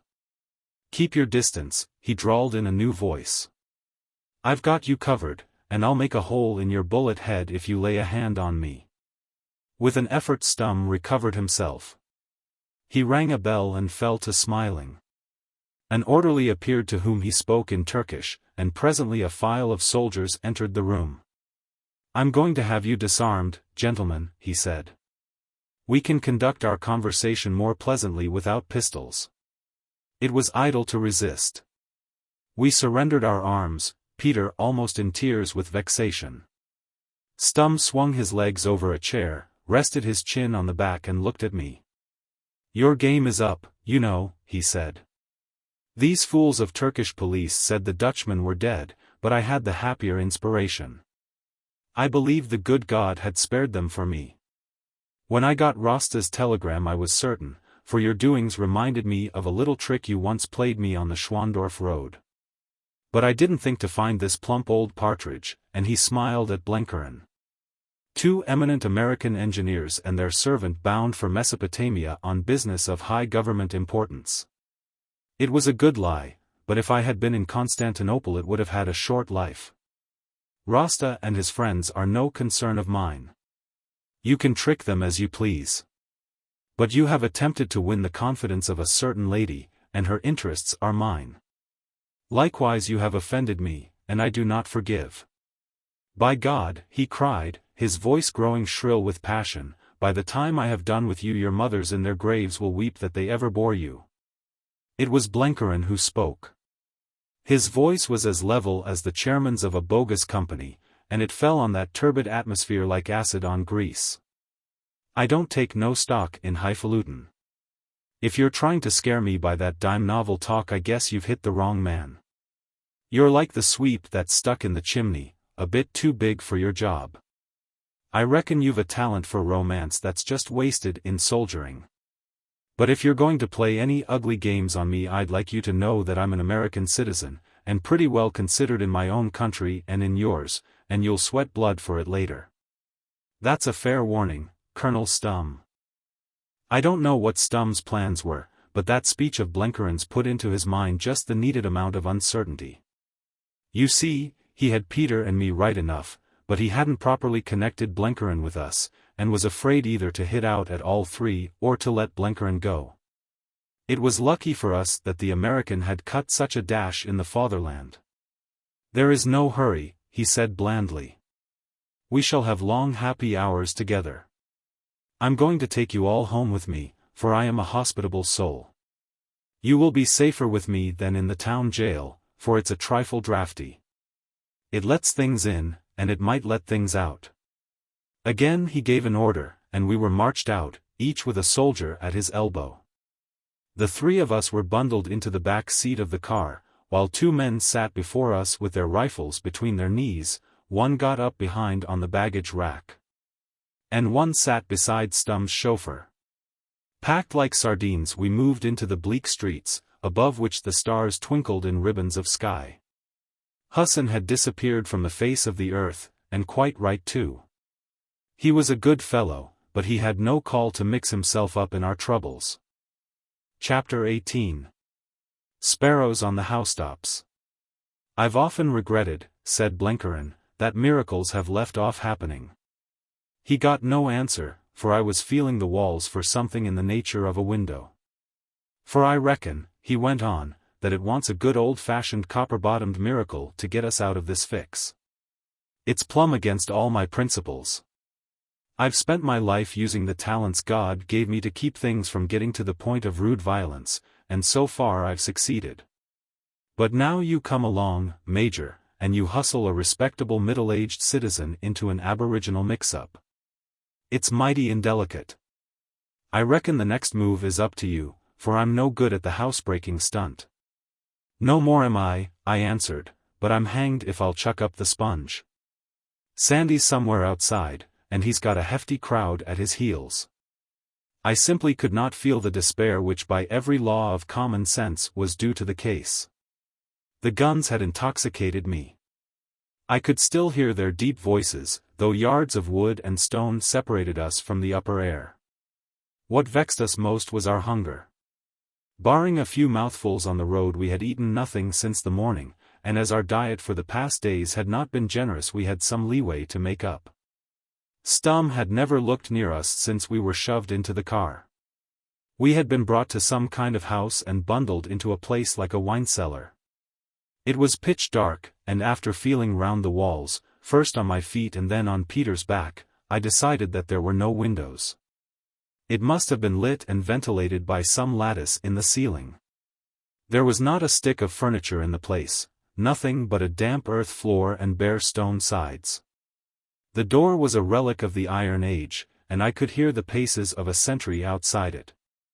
When things get to the pass that nothing you can do can better them, the only thing is to live for the moment. All three of us sought in sleep a refuge from our empty stomachs. The floor was the poorest kind of bed, but we rolled up our coats for pillows and made the best of it. Soon I knew by Peter's regular breathing that he was asleep, and I presently followed him. I was awakened by a pressure below my left ear. I thought it was Peter, for it is the old hunter's trick of waking a man so that he makes no noise. But another voice spoke. It told me that there was no time to lose and to rise and follow, and the voice was the voice of Hassan. Peter was awake, and we stirred Blenkeren out of heavy slumber. We were bidden take off our boots and hang them by their laces round our necks as country boys do when they want to go barefoot. Then we tiptoed to the door, which was ajar. Outside was a passage with a flight of steps at one end which led to the open air. On these steps lay a faint shine of starlight, and by its help I saw a man huddled up at the foot of them. It was our sentry, neatly and scientifically gagged and tied up. The steps brought us to a little courtyard about which the walls of the houses rose like cliffs. We halted while Hassan listened intently. Apparently the coast was clear, and our guide led us to one side, which was clothed by a stout wooden trellis. Once it may have supported fig trees, but now the plants were dead and only withered tendrils and rotten stumps remained. It was child's play for Peter and me to go up that trellis, but it was the deuce and all for Blenkiron. He was in poor condition and puffed like a grampus, and he seemed to have no sort of head for heights. But he was as game as a buffalo, and started in gallantly till his arms gave out and he fairly stuck. So Peter and I went up on each side of him, taking an arm apiece, as I had once seen done to a man with vertigo in the kloof chimney on Table Mountain. I was mighty thankful when I got him panting on the top and Hassan had shinned up beside us. We crawled along a broadish wall, with an inch or two of powdery snow on it, and then up a sloping buttress on to the flat roof of the house. It was a miserable business for Blenkiron, who would certainly have fallen if he could have seen what was below him, and Peter and I had to stand to attention all the time. Then began a more difficult job. Hassan pointed out a ledge which took us past a stack of chimneys to another building slightly lower, this being the route he fancied. At that I sat down resolutely and put on my boots, and the others followed. Frostbitten feet would be a poor asset in this kind of traveling. It was a bad step for Blenkiron, and we only got him past it by Peter and I spread-eagling ourselves against the wall and passing him in front of us with his face towards us. We had no grip, and if he had stumbled we should all three have been in the courtyard. But we got it over, and dropped as softly as possible onto the roof of the next house. Hassan had his finger on his lips, and I soon saw why. For there was a lighted window in the wall we had descended. Some imp prompted me to wait behind and explore. The others followed Hassan and were soon at the far end of the roof, where a kind of wooden pavilion broke the line, while I tried to get a look inside. The window was curtained, and had two folding sashes which clasped in the middle. Through a gap in the curtain I saw a little lamplit room and a big man sitting at a table littered with papers. I watched him, fascinated, as he turned to consult some document and made a marking on the map before him. Then he suddenly rose, stretched himself, cast a glance at the window, and went out of the room, making a great clatter in descending the wooden staircase. He left the door ajar and the lamp burning. I guessed he had gone to have a look at his prisoners, in which case the show was up. But what filled my mind was an insane desire to get a sight of his map. It was one of those mad impulses which utterly cloud right reason, a thing independent of any plan, a crazy leap in the dark. But it was so strong that I would have pulled that window out by its frame, if need be, to get to that table. There was no need, for the flimsy clasp gave at the first pull, and the sashes swung open. I scrambled in, after listening for steps on the stairs. I crumpled up the map and stuck it in my pocket, as well as the paper from which I had seen him copying. Very carefully I removed all marks of my entry, brushed away the snow from the boards, pulled back the curtain, got out and refastened the window. Still there was no sound of his return. Then I started off to catch up the others. I found them shivering in the roof pavilion. "We've got to move pretty fast," I said, "for I've just been burgling old Stum's private cabinet." "Hassan, my lad, d'you hear that? They may be after us any moment, so I pray heaven we soon strike better going." Hassan understood. He led us at a smart pace from one roof to another, for here they were all of the same height, and only low parapets and screens divided them. We never saw a soul, for a winter's night is not the time you choose to saunter on your housetop. I kept my ears open for trouble behind us, and in about 5 minutes I heard it. A riot of voices broke out, with one louder than the rest, and, looking back, I saw lanterns waving. Stum had realized his loss and found the tracks of the thief. Hassan gave one glance behind and then hurried us on at breakneck pace, with old Blenkiron gasping and stumbling. The shouts behind us grew louder, as if some eye quicker than the rest had caught our movement in the starlit darkness. It was very evident that if they kept up the chase we should be caught, for Blenkiron was about as useful on a roof as a hippo. Presently we came to a big drop, with a kind of ladder down it, and at the foot a shallow ledge running to the left into a pit of darkness. Hassan gripped my arm and pointed down it. "Follow it," he whispered, "and you will reach a roof which spans a street. Cross it, and on the other side is a mosque.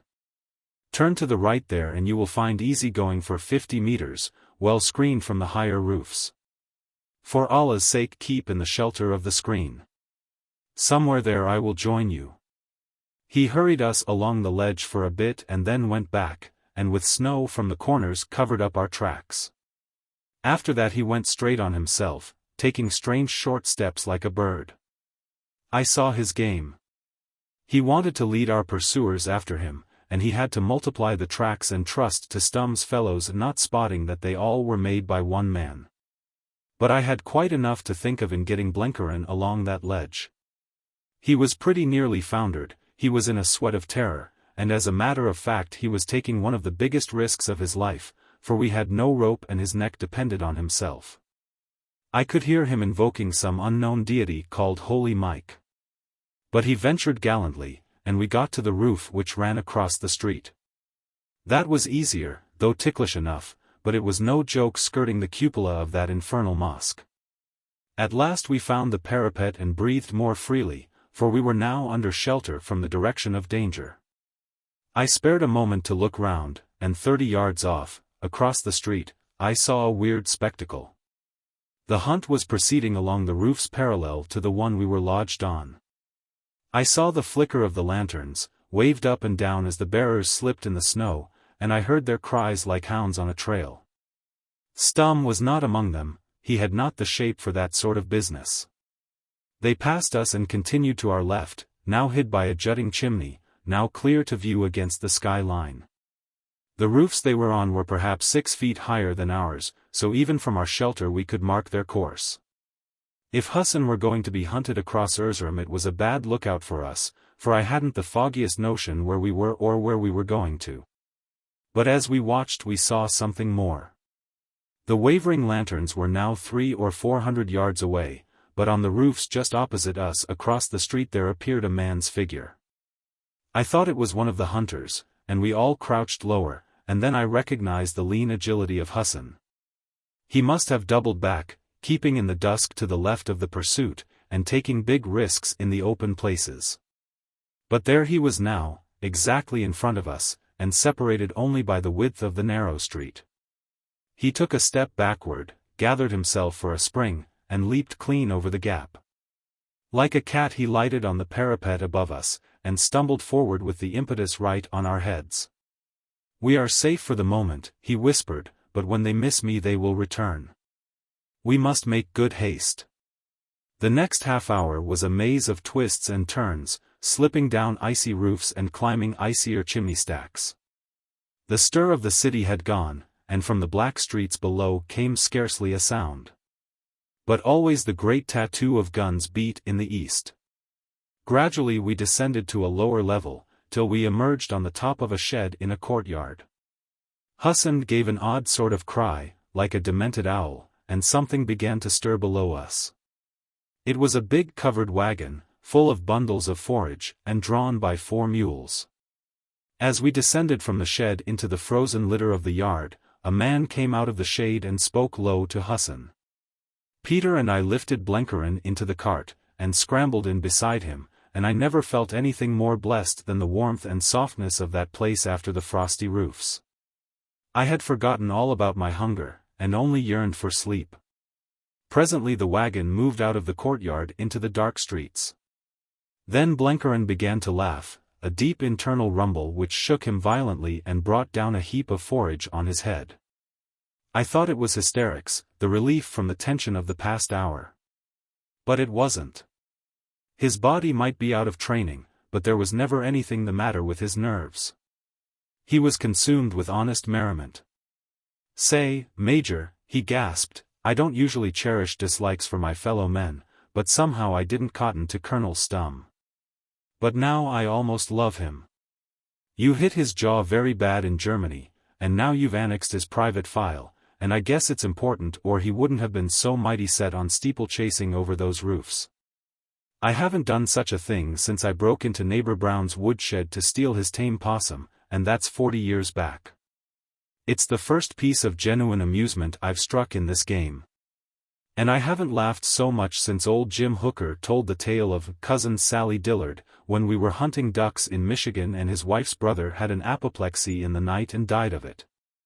To the accompaniment of Blenkeren's chuckles I did what Peter had done in the first minute, and fell asleep. When I woke it was still dark. The wagon had stopped in a courtyard which seemed to be shaded by great trees.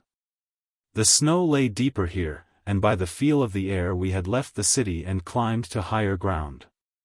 There were big buildings on one side, and on the other what looked like the lift of a hill. No lights were shown, the place was in profound gloom, but I felt the presence near me of others besides Hassan and the driver. We were hurried, Blenkeren only half awake, into an outbuilding, and then down some steps to a roomy cellar. There Hassan lit a lantern, which showed what had once been a storehouse for fruit. Old husks still strewed the floor and the place smelt of apples. Straw had been piled in corners for beds, and there was a rude table and a divan of boards covered with sheepskins. "Where are we?" I asked Hassan. "In the house of the master," he said. "You will be safe here, but you must keep still till the master comes." "Is the Frankish lady here?" I asked. Hassan nodded, and from a wallet brought out some food, raisins and cold meat and a loaf of bread. We fell on it like vultures, and as we ate Hassan disappeared. I noticed that he locked the door behind him. As soon as the meal was ended the others returned to their interrupted sleep. But I was wakeful now and my mind was sharp set on many things. I got Blenkeren's electric torch and lay down on the divan to study Stumm's map. The first glance showed me that I had lit on a treasure. It was the staff map of the Erzurum defences, showing the forts and the field trenches, with little notes scribbled in Stumm's neat small handwriting. I got out the big map which I had taken from Blenkeren, and made out the general lie of the land. I saw the horseshoe of Dievebuyen to the east which the Russian guns were battering. Stumm's was just like the kind of squared artillery map we used in France, 1 in 10,000, with spidery red lines showing the trenches. But with the difference that it was the Turkish trenches that were shown in detail and the Russian only roughly indicated. The thing was really a confidential plan of the whole Erzurum enceinte, and would be worth untold gold to the enemy. No wonder Stumm had been in a wax at its loss. The Dievebuyen lines seemed to me monstrously strong, and I remembered the merits of the Turk as a fighter behind strong defenses. It looked as if Russia were up against a second Plevna or a new Gallipoli. Then I took to studying the flanks. South lay the Palantuken range of mountains, with forts defending the passes, where ran the roads to Mush and Lake Van. That side, too, looked pretty strong. North in the valley of the Euphrates I made out two big forts, Tafta and Karagubek, defending the road from Alti. On this part of the map Stumm's notes were plentiful, and I gave them all my attention.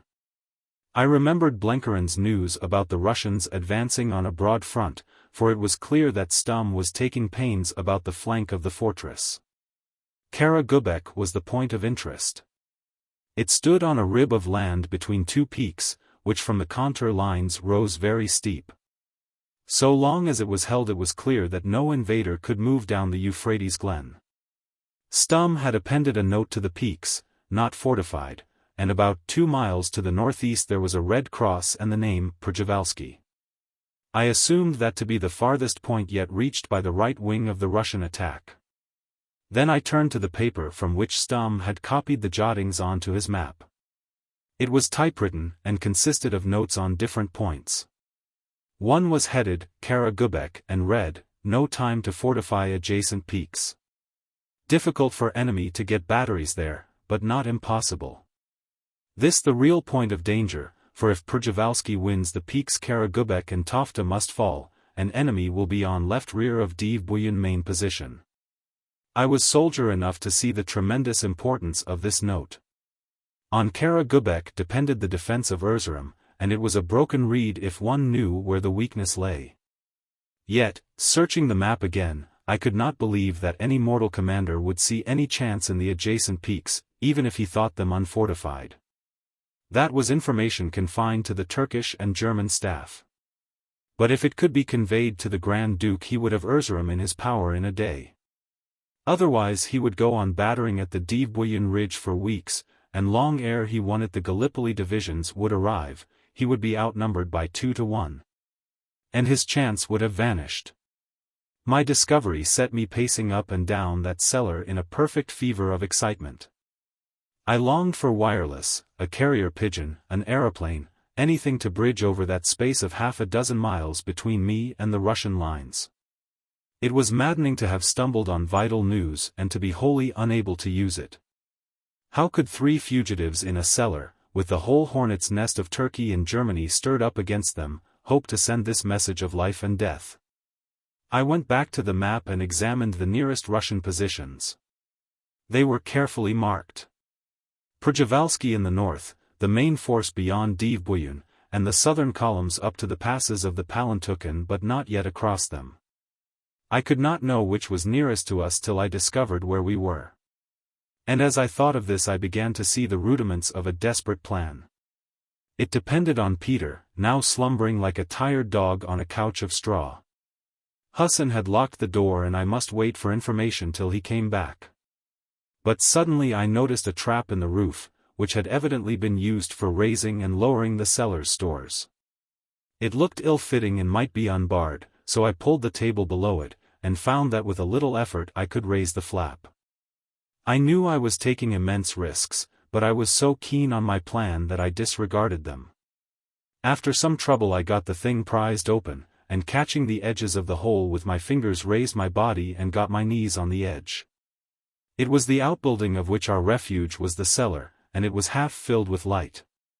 Not a soul was there, and I hunted about till I found what I wanted. This was a ladder leading to a sort of loft, which in turn gave access to the roof. Here I had to be very careful, for I might be overlooked from the high buildings. But by good luck there was a trellis for grapevines across the place, which gave a kind of shelter. Lying flat on my face I stared over a great expanse of country. Looking north I saw the city in a haze of morning smoke, and, beyond, the plain of the Euphrates and the opening of the glen where the river left the hills. Up there, among the snowy heights, were Tofta and Kara Gubek. To the east was the ridge of Dvboyun, where the mist was breaking before the winter's sun. On the roads up to it I saw transport moving, I saw the circle of the inner forts, but for a moment the guns were silent. South rose a great wall of white mountain, which I took to be the Palantuken. I could see the roads running to the passes, and the smoke of camps and horse lines right under the cliffs. I had learned what I needed. We were in the outbuildings of a big country house 2 or 3 miles south of the city.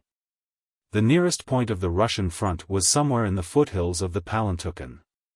As I descended I heard, thin and faint and beautiful, like the cry of a wild bird, the muezzin from the minarets of Erzurum. When I dropped through the trap the others were awake. Hassan was setting food on the table, and viewing my descent with anxious disapproval. "It's all right," I said, "I won't do it again, for I've found out all I wanted." "Peter, old man, the biggest job of your life is before you." Chapter 19. Greenmantle. Peter scarcely looked up from his breakfast. "I'm willing, Dick," he said. "But you mustn't ask me to be friends with Stum. He makes my stomach cold, that one." For the first time he had stopped calling me Cornelis.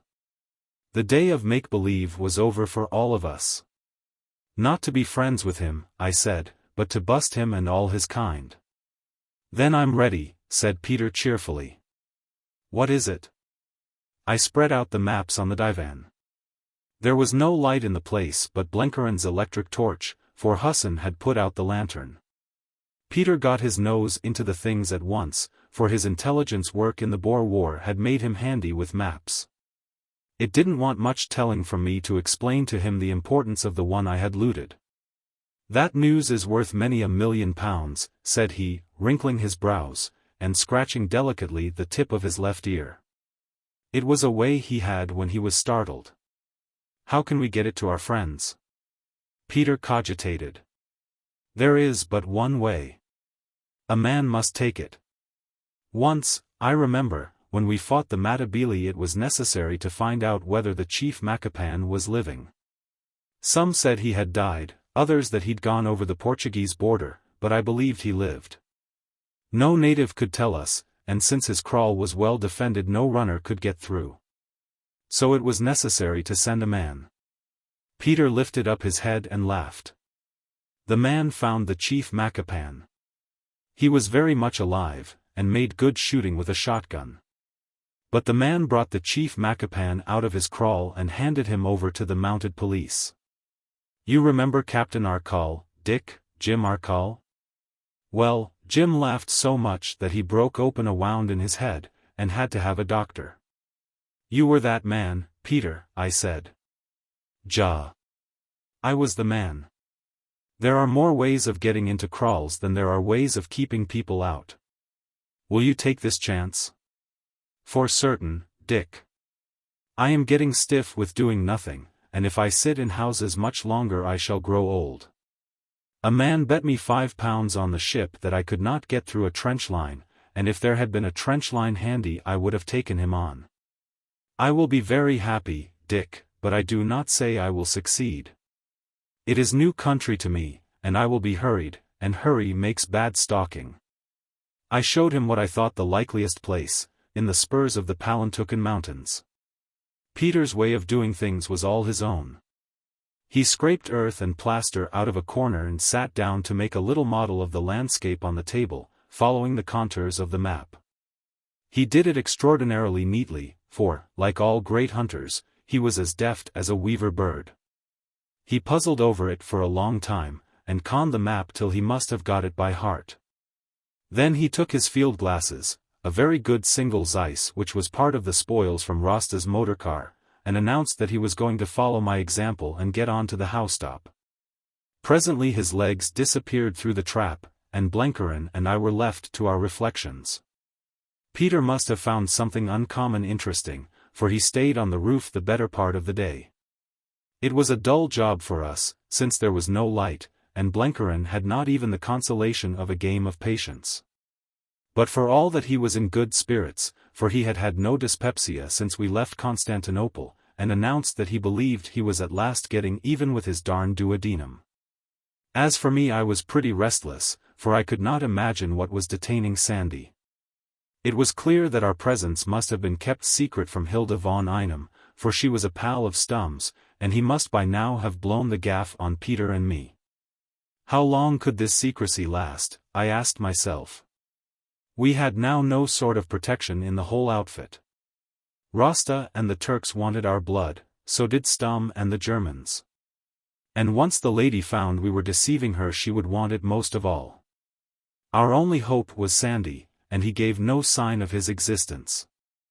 I began to fear that with him, too, things had miscarried. And yet I wasn't really depressed, only impatient. I could never again get back to the beastly stagnation of that Constantinople week. The guns kept me cheerful. There was the devil of a bombardment all day, and the thought that our allies were thundering their half a dozen miles off gave me a perfectly groundless hope. If they burst through the defense Hilda von Einem and her prophet and all our enemies would be overwhelmed in the deluge. And that blessed chance depended very much on old Peter, now brooding like a pigeon on the housetops. It was not till the late afternoon that Hassan appeared again. He took no notice of Peter's absence, but lit a lantern and set it on the table. Then he went to the door and waited.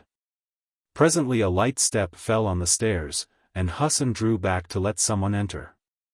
He promptly departed and I heard the key turn in the lock behind him. Sandy stood there, but a new Sandy who made Blenkerin and me jump to our feet. The pelts and skin cap had gone, and he wore instead a long linen tunic clasped at the waist by a broad girdle. A strange green turban adorned his head, and as he pushed it back I saw that his hair had been shaved. He looked like some acolyte, a weary acolyte, for there was no spring in his walk or nerve in his carriage.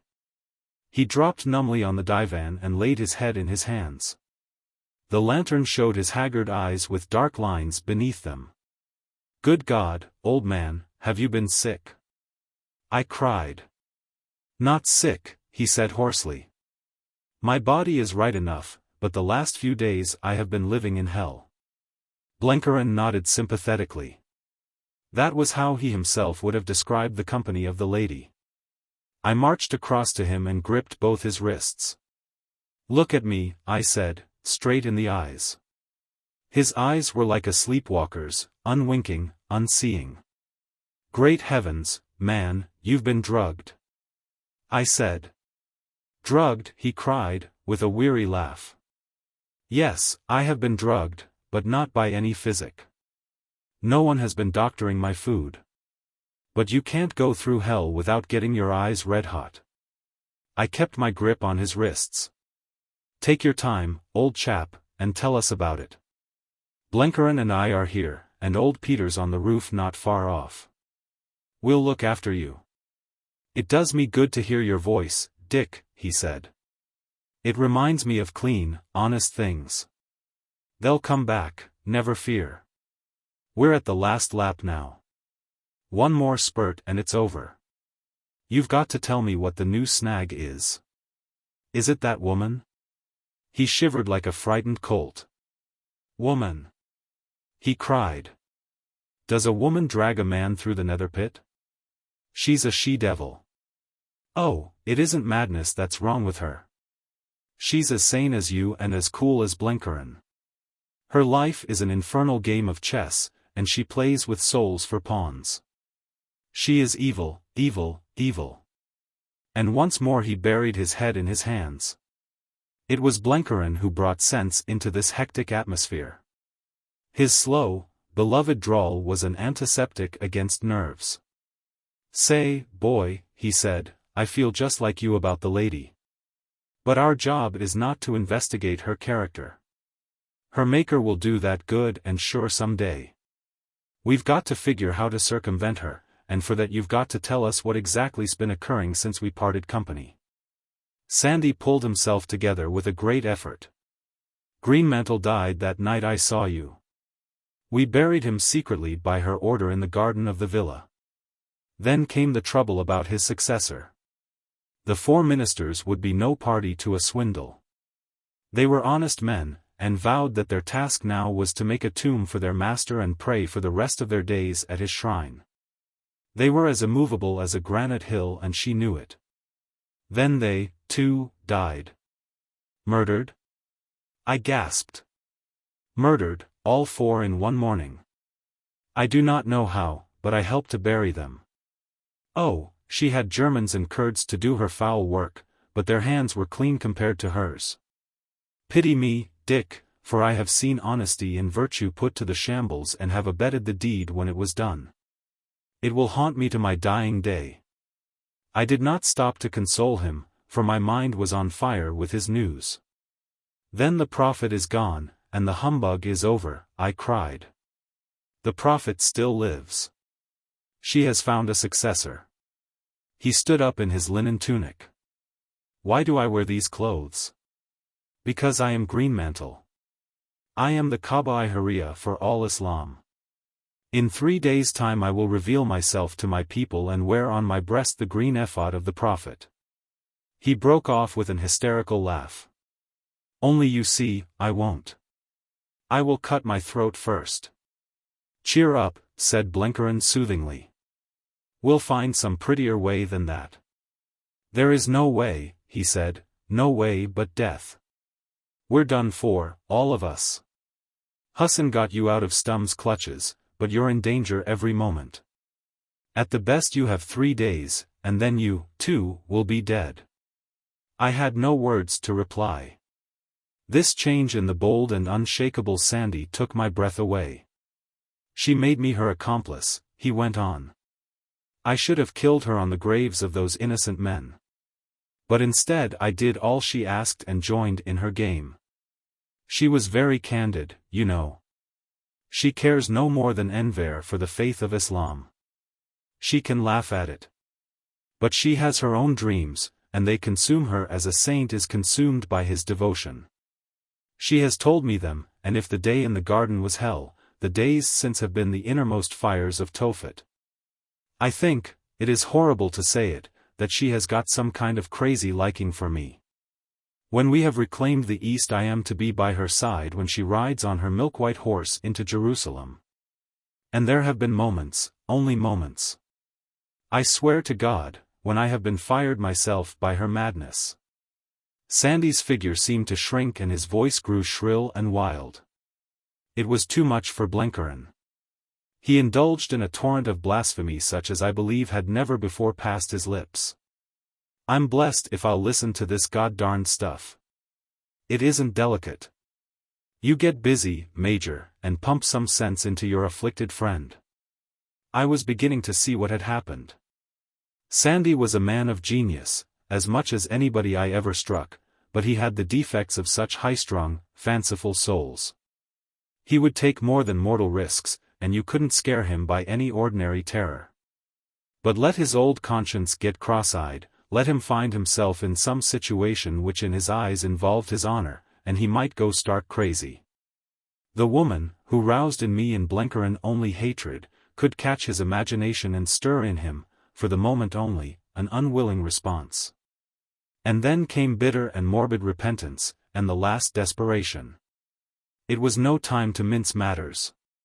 "Sandy, you old fool," I cried, "be thankful you have friends to keep you from playing the fool. You saved my life at Loos, and I'm jolly well going to get you through this show. I'm bossing the outfit now, and for all your confounded prophetic manners, you've got to take your orders from me. You aren't going to reveal yourself to your people, and still less are you going to cut your throat. Greenmantle will avenge the murder of his ministers, and make that bedlamite woman sorry she was born. We're going to get clear away, and inside of a week we'll be having tea with the Grand Duke Nicholas." I wasn't bluffing. Puzzled as I was about ways and means, I had still the blind belief that we should win out. And as I spoke, 2 legs dangled through the trap and a dusty and blinking Peter descended in our midst. I took the maps from him and spread them on the table. "First, you must know that we've had an almighty piece of luck. Last night Hassan took us for a walk over the roofs of Erzurum, and by the blessing of Providence I got into Stum's room, and bagged his staff map. Look there, d'you see his notes? That's the danger point of the whole defense. Once the Russians get that fort, Karagubek, they've turned the main position. And it can be got, Stum knows it can. For these 2 adjacent hills are not held. It looks a mad enterprise on paper, but Stum knows that it is possible enough. The question is, will the Russians guess that? I say no, not unless someone tells them. Therefore, by hook or by crook, we've got to get that information through to them." Sandy's interest in ordinary things was beginning to flicker up again. He studied the map and began to measure distances. "Peter's going to have a try for it. He thinks there's a sporting chance of his getting through the lines. If he does, if he gets this map to the Grand Duke's staff, then Stum's goose is cooked. In 3 days the Cossacks will be in the streets of Erzurum." "What are the chances?" Sandy asked. I glanced at Peter. "We're hard-bitten fellows and can face the truth. I think the chances against success are about 5 to 1. 2 to 1, said Peter modestly. "Not worse than that." "I don't think you're fair to me, Dick, my old friend." I looked at that lean, tight figure and the gentle, resolute face, and I changed my mind. "I'm hanged if I think there are any odds," I said. "With anybody else it would want a miracle, but with Peter I believe the chances are level." 2 to 1, Peter persisted. "If it was evens I wouldn't be interested." "Let me go," Sandy cried. "I talk the lingo, and can pass as a Turk, and I'm a million times likelier to get through. For God's sake, Dick, let me go." "Not you. You're wanted here. If you disappear the whole show's busted too soon, and the 3 of us left behind will be strung up before morning. No, my son. You're going to escape, but it will be in company with Blenheim and me. We've got to blow the whole Greenmantle business so high that the bits of it will never come to earth again. First, tell me how many of your fellows will stick by you. I mean the companions." "The whole half dozen." They are very worried already about what has happened. She made me sound them in her presence, and they were quite ready to accept me as Greenmantle's successor. But they have their suspicions about what happened at the villa, and they've no love for the woman. They'd follow me through hell if I bade them, but they would rather it was my own show. That's all right, I cried. It is the one thing I've been doubtful about. Now observe this map. Erzurum isn't invested by a long chalk. The Russians are rounded in a broad half-moon. That means that all the west, southwest, and northwest is open and undefended by trench lines. There are flanks far away to the north and south in the hills which can be turned, and once we get round a flank there's nothing between us and our friends. I've figured out our road. And I traced it on the map. If we can make that big circuit to the west and get over that pass unobserved, we're bound to strike a Russian column the next day. It'll be a rough road, but I fancy we've all ridden as bad in our time. But one thing we must have, and that's horses. Can we and your 6 ruffians slip off in the darkness on the best beasts in this township? If you can manage that, we'll do the trick. Sandy sat down and pondered.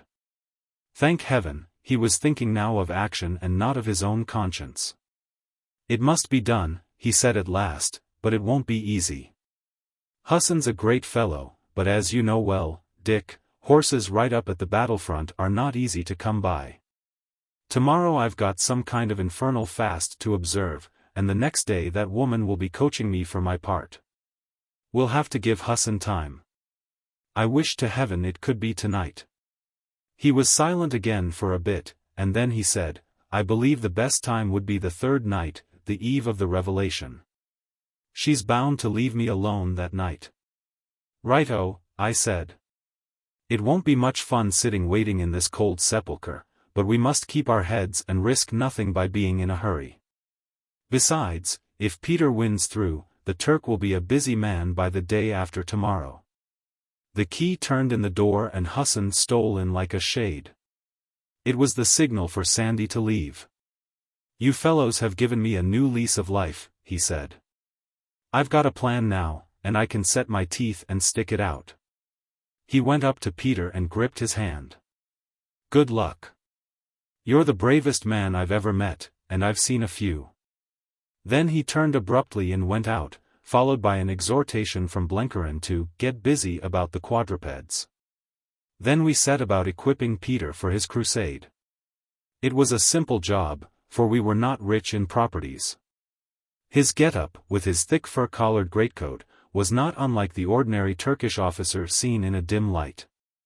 But Peter had no intention of passing for a Turk, or indeed of giving anybody the chance of seeing him, and he was more concerned to fit in with the landscape. So he stripped off the greatcoat and pulled a grey sweater of mine over his jacket, and put on his head a woolen helmet of the same color. He had no need of the map, for he had long since got his route by heart, and what was once fixed in that mind stuck like wax, but I made him take Stumm's plan and paper, hidden below his shirt. The big difficulty, I saw, would be getting to the Russians without getting shot, assuming he passed the Turkish trenches. He could only hope that he would strike someone with a smattering of English or German. Twice he ascended to the roof and came back cheerful, for there was promise of wild weather. Hassan brought in our supper, and Peter made up a parcel of food. Blenkerin and I had both small flasks of brandy, and I gave him mine. Then he held out his hand quite simply, like a good child who is going off to bed. It was too much for Blenkerin. With large tears rolling down his face, he announced that, if we all came through, he was going to fit him into the softest berth that money could buy. I don't think he was understood, for old Peter's eyes had now the far-away absorption of the hunter who has found game. He was thinking only of his job.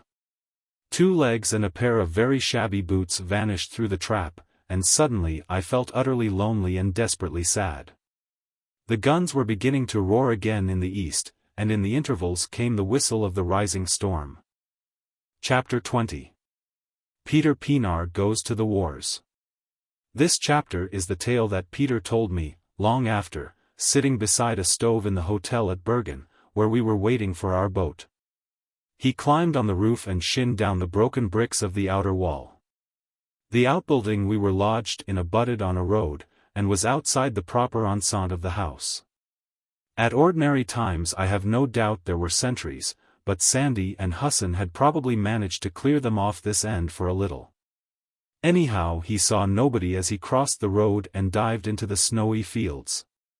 He knew very well that he must do the job in the 12 hours of darkness ahead of him. The immediate front of a battle is a bit too public for anyone to lie hidden in by day, especially when 2 or 3 feet of snow make everything kenspeckle. Now hurry in a job of this kind was abhorrent to Peter's soul, for, like all Boers, his tastes were for slowness and sureness, though he could hustle fast enough when haste was needed. As he pushed through the winter fields he reckoned up the things in his favor, and found the only one the dirty weather. There was a high, gusty wind, blowing scuds of snow but never coming to any great fall. The frost had gone, and the lying snow was as soft as butter. That was all to the good, he thought, for a clear, hard night would have been the devil. The first bit was through farmlands, which were seamed with little snow-filled water furrows. Now and then would come a house and a patch of fruit trees, but there was nobody abroad. The roads were crowded enough, but Peter had no use for roads.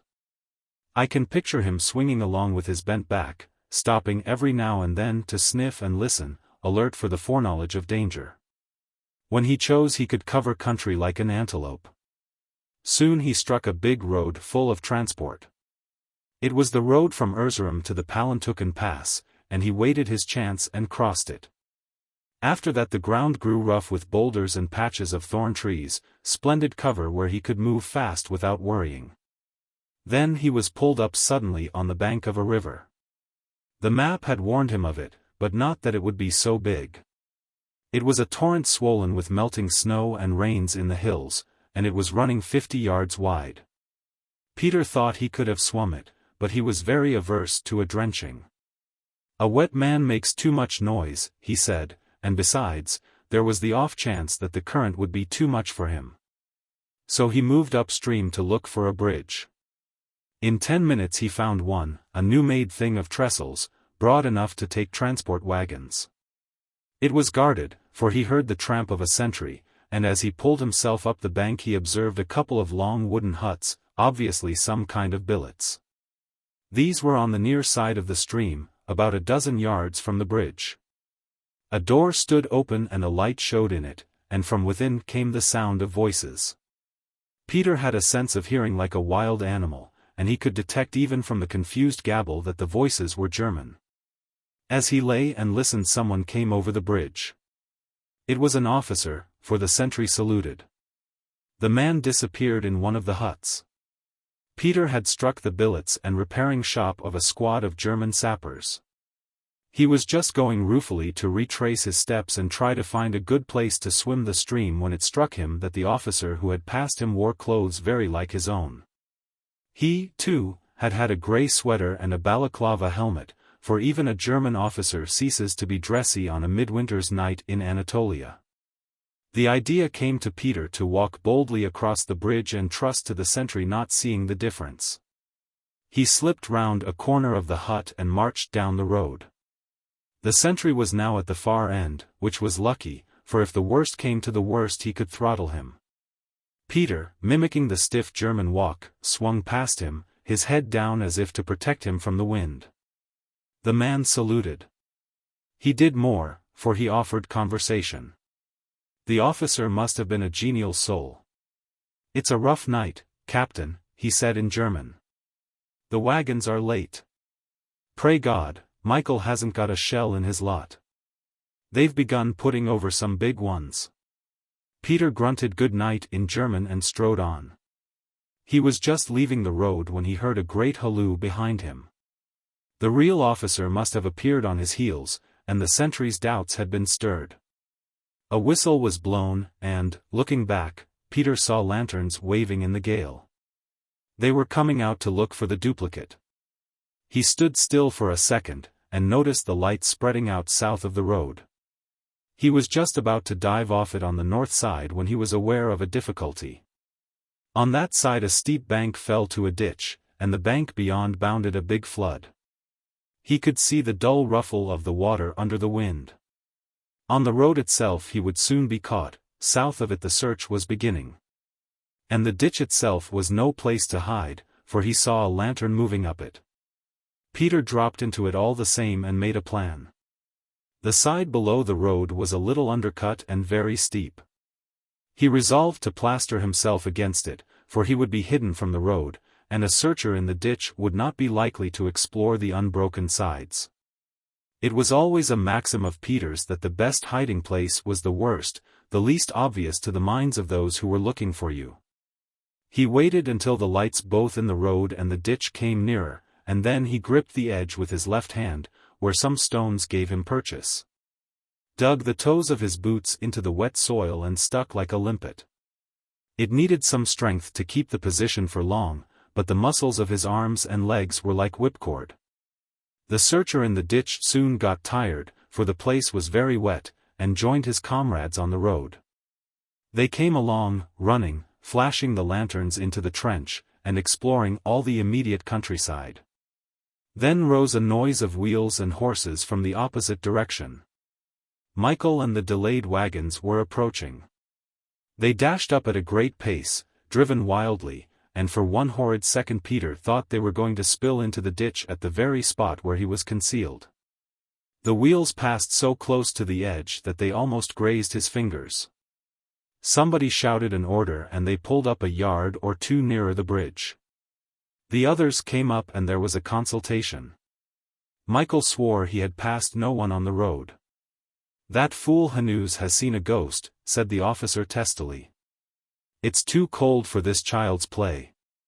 Hannay, almost in tears, repeated his tale. "The man spoke to me in good German," he cried. "Ghost or no ghost, he is safe enough up the road," said the officer. Kind God, that was a big one.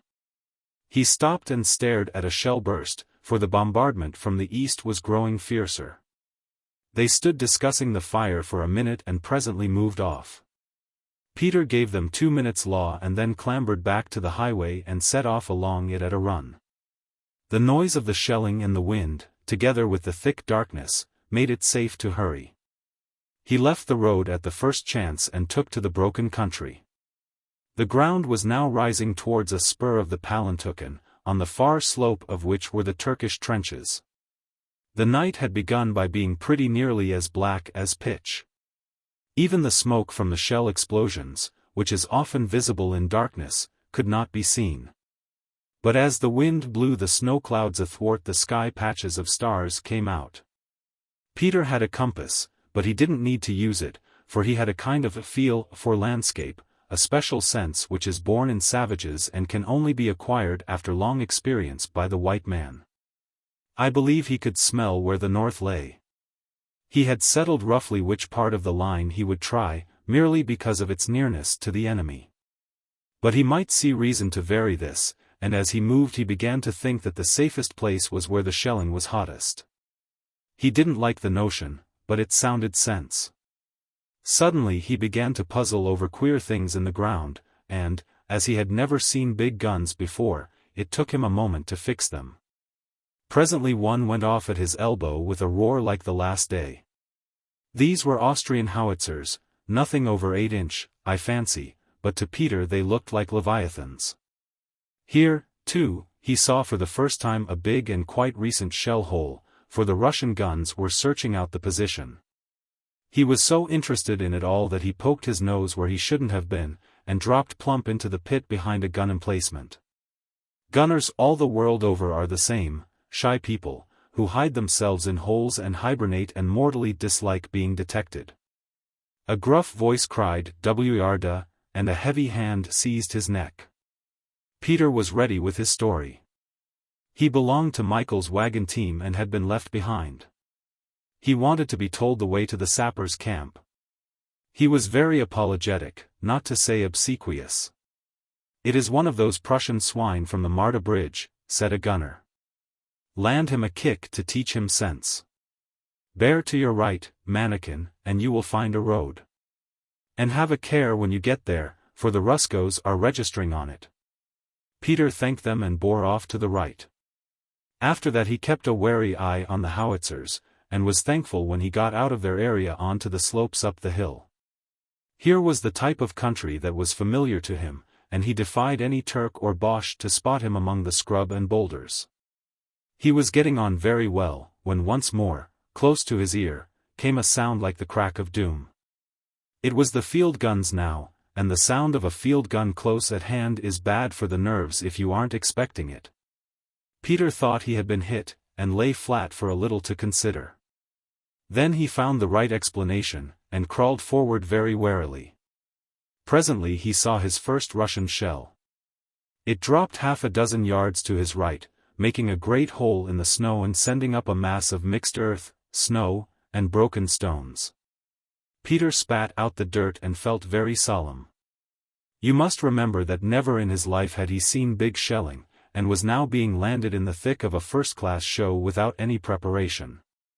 He said he felt cold in his stomach, and very wishful to run away, if there had been anywhere to run to.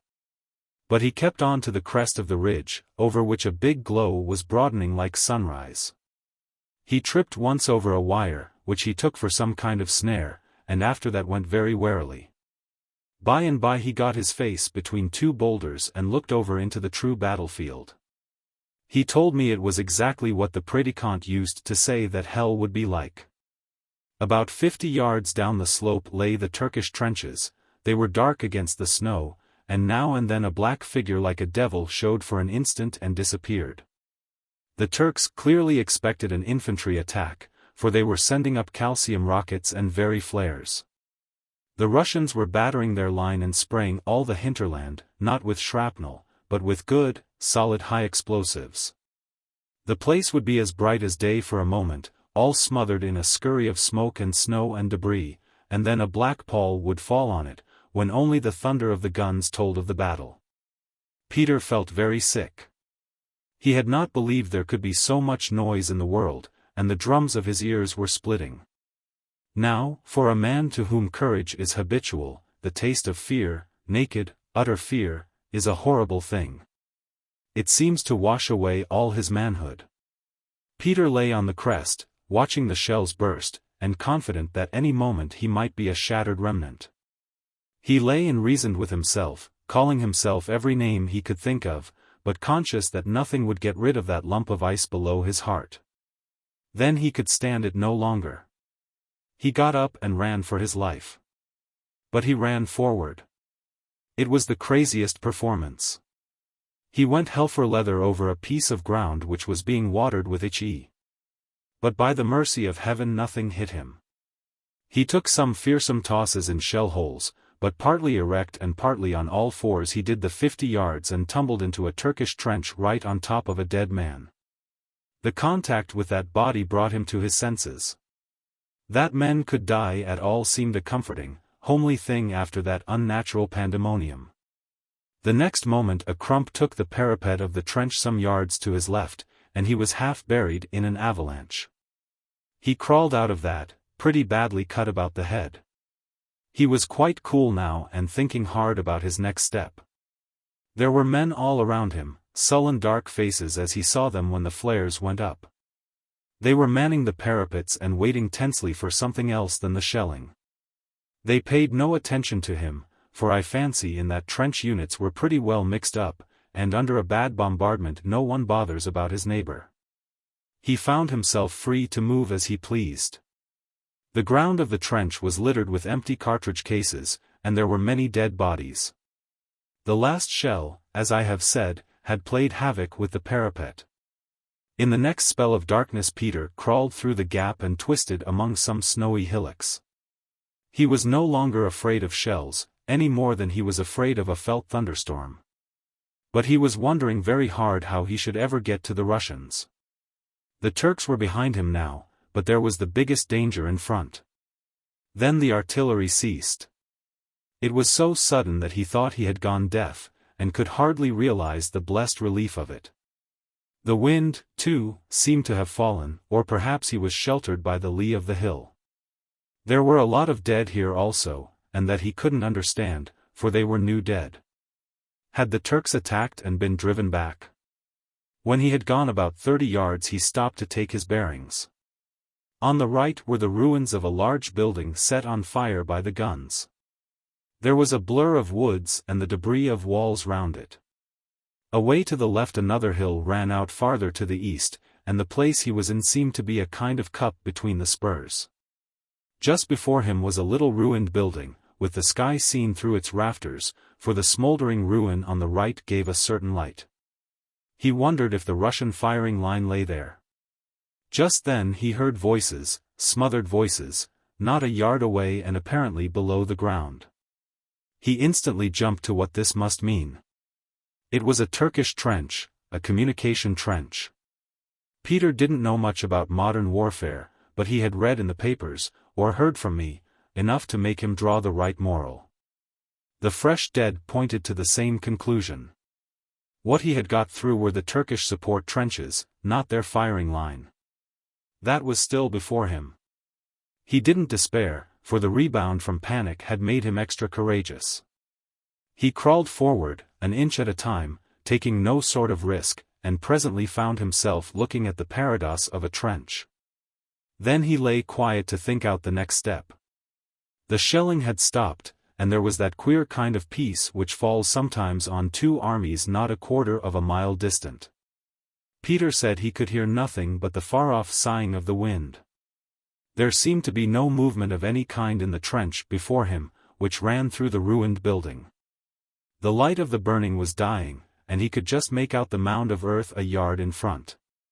He began to feel hungry, and got out his packet of food and had a swig at the brandy flask. That comforted him, and he felt a master of his fate again. But the next step was not so easy. He must find out what lay behind that mound of earth. Suddenly a curious sound fell on his ears. It was so faint that at first he doubted the evidence of his senses. Then as the wind fell it came louder. It was exactly like some hollow piece of metal being struck by a stick, musical and oddly resonant. He concluded it was the wind blowing a branch of a tree against an old boiler in the ruin before him. The trouble was that there was scarcely enough wind now for that in this sheltered cup. But as he listened he caught the note again. It was a bell, a fallen bell, and the place before him must have been a chapel. He remembered that an Armenian monastery had been marked on the big map, and he guessed it was the burned building on his right. The thought of a chapel and a bell gave him the notion of some human agency. And then suddenly the notion was confirmed. The sound was regular and concerted, dot, dash, dot, dash, dot, dot. The branch of a tree and the wind may play strange pranks, but they do not produce the longs and shorts of the Morse code. This was where Peter's intelligence work in the Boer War helped him. He knew the Morse, he could read it, but he could make nothing of the signaling. It was either in some special code or in a strange language. He lay still and did some calm thinking. There was a man in front of him, a Turkish soldier, who was in the enemy's pay. Therefore he could fraternize with him, for they were on the same side. But how was he to approach him without getting shot in the process? Again, how could a man send signals to the enemy from a firing line without being detected? Peter found an answer in the strange configuration of the ground. He had not heard a sound until he was a few yards from the place, and they would be inaudible to men in the reserve trenches and even in the communication trenches. If somebody moving up the ladder caught the noise, it would be easy to explain it naturally. But the wind blowing down the cup would carry it far in the enemy's direction. There remained the risk of being heard by those parallel with the bell in the firing trenches. Peter concluded that that trench must be very thinly held, probably only by a few observers, and the nearest might be a dozen yards off. He had read about that being the French fashion under a big bombardment. The next thing was to find out how to make himself known to this ally. He decided that the only way was to surprise him. He might get shot, but he trusted to his strength and agility against a man who was almost certainly wearied. When he had got him safe, explanations might follow. Peter was now enjoying himself hugely.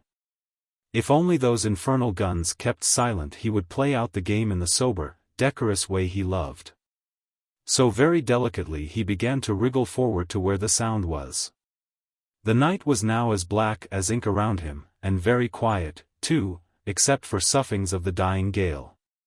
The snow had drifted a little in the lee of the ruined walls, and Peter's progress was naturally very slow. He could not afford to dislodge 1 ounce of snow. Still the tinkling went on, now in greater volume. Peter was in terror lest it should cease before he got his man. Presently his hand clutched at empty space. He was on the lip of the front trench. The sound was now a yard to his right, and with infinite care he shifted his position. Now the bell was just below him, and he felt the big rafter of the woodwork from which it had fallen. He felt something else, a stretch of wire fixed in the ground with the far end hanging in the void. That would be the spy's explanation if anyone heard the sound and came seeking the cause. Somewhere in the darkness before him and below was the man, not a yard off. Peter remained very still, studying the situation. He could not see, but he could feel the presence, and he was trying to decide the relative position of the man and bell and their exact distance from him. The thing was not so easy as it looked, for if he jumped for where he believed the figure was, he might miss it and get a bullet in the stomach. A man who played so risky a game was probably handy with his firearms. Besides, if he should hit the bell, he would make a hideous row and alarm the whole front. Fate suddenly gave him the right chance. The unseen figure stood up and moved a step, till his back was against the parados. He actually brushed against Peter's elbow, who held his breath. There is a catch that the Kaffirs have which would need several diagrams to explain. It is partly a neck hold, and partly a paralyzing backward twist of the right arm, but if it is practiced on a man from behind, it locks him as sure as if he were handcuffed. Peter slowly got his body raised and his knees drawn under him, and reached for his prey. He got him. A head was pulled backward over the edge of the trench, and he felt in the air the motion of the left arm pawing feebly but unable to reach behind. "Be still," whispered Peter in German. "I mean you no harm. We are friends of the same purpose." "Do you speak German?" "Nein," said a muffled voice. "English?" "Yes," said the voice. "Thank God," said Peter. "Then we can understand each other. I've watched your notion of signaling, and a very good one it is. I've got to get through to the Russian lines somehow before morning, and I want you to help me. I'm English, a kind of English, so we're on the same side. If I let go your neck, will you be good and talk reasonably?" The voice assented. Peter let go, and in the same instant slipped to the side. The man wheeled round and flung out an arm but gripped vacancy. "Steady, friend," said Peter. "You mustn't play tricks with me or I'll be angry." "Who are you?" "Who sent you?" asked the puzzled voice. Peter had a happy thought. "The companions of the rosy hours," he said. "Then are we friends indeed," said the voice. "Come out of the darkness, friend, and I will do you no harm. I am a good Turk, and I fought beside the English in Kordofan and learned their tongue. I live only to see the ruin of Enver, who has beggared my family and slain my twin brother. Therefore I serve the Muscov Gaiawars. I don't know what the musky jaws are, but if you mean the Russians I'm with you. I've got news for them which will make Enver green. The question is, how I'm to get to them, and that is where you shall help me, my friend." "How?" "By playing that little tune of yours again. Tell them to expect within the next half hour a deserter with an important message. Tell them, for God's sake, not to fire at anybody till they've made certain it isn't me." The man took the blunt end of his bayonet and squatted beside the bell. The first stroke brought out a clear, searching note which floated down the valley. He struck 3 notes at slow intervals. For all the world, Peter said, he was like a telegraph operator calling up a station. "Send the message in English," said Peter. "They may not understand it," said the man. "Then send it any way you like. I trust you, for we are brothers." After 10 minutes the man ceased and listened. From far away came the sound of a trench gong, the kind of thing they used on the Western Front to give the gas alarm. "They say they will be ready," he said. "I cannot take down messages in the darkness, but they have given me the signal which means consent." "Come, that is pretty good," said Peter. "And now I must be moving. You take a hint from me. When you hear big firing up to the north, get ready to beat a quick retreat, for it will be all up with that city of yours. And tell your folk, too, that they're making a bad mistake letting those fool Germans rule their land. Let them hang Enver and his little friends, and we'll be happy once more." "May Satan receive his soul," said the Turk. "There is wire before us, but I will show you a way through." The guns this evening made many rents in it. "But haste, for a working party may be here presently to repair it. Remember, there is much wire before the other lines." Peter, with certain directions, found it pretty easy to make his way through the entanglement. There was one bit which scraped a hole in his back, but very soon he had come to the last posts and found himself in open country. The place, he said, was a graveyard of the unburied dead that smelt horribly as he crawled among them. He had no inducements to delay, for he thought he could hear behind him the movement of the Turkish working party, and was in terror that a flare might reveal him and a volley accompany his retreat. From one shell hole to another he wormed his way, till he struck an old ruinous communication trench which led in the right direction. The Turks must have been forced back in the past week, and the Russians were now in the evacuated trenches. The thing was half full of water, but it gave Peter a feeling of safety, for it enabled him to get his head below the level of the ground. Then it came to an end and he found before him a forest of wire. The Turk in his signal had mentioned half an hour, but Peter thought it was nearer 2 hours before he got through that noxious entanglement. Shelling had made little difference to it. The uprights were all there, and the barbed strands seemed to touch the ground. Remember, he had no wire cutter, nothing but his bare hands. Once again fear got hold of him. He felt caught in a net, with monstrous vultures waiting to pounce on him from above. At any moment a flare might go up and a dozen rifles find their mark. He had altogether forgotten about the message which had been sent, for no message could dissuade the ever-present death he felt around him. It was, he said, like following an old lion into bush when there was but one narrow way in, and no road out. The guns began again, the Turkish guns from behind the ridge, and a shell tore up the wire a short way before him. Under cover of the burst he made good a few yards, leaving large portions of his clothing in the strands. Then, quite suddenly, when hope had almost died in his heart, he felt the ground rise steeply. He lay very still, a star rocket from the Turkish side lit up the place, and there in front was a rampart with the points of bayonets showing beyond it. It was the Russian hour for stand to. He raised his cramped limbs from the ground and shouted, "Friend!" "English!" A face looked down at him, and then the darkness again descended. "Friend," he said hoarsely. "English!" He heard speech behind the parapet. An electric torch was flashed on him for a second. A voice spoke, a friendly voice, and the sound of it seemed to be telling him to come over. He was now standing up, and as he got his hands on the parapet he seemed to feel bayonets very near him. But the voice that spoke was kindly, so with a heave he scrambled over and flopped into the trench. Once more the electric torch was flashed, and revealed to the eyes of the onlookers an indescribably dirty, lean, middle-aged man with a bloody head, and scarcely a rag of shirt on his back. The said man, seeing friendly faces around him, grinned cheerfully. "That was a rough trek, friends," he said. "I want to see your general pretty quick, for I've got a present for him."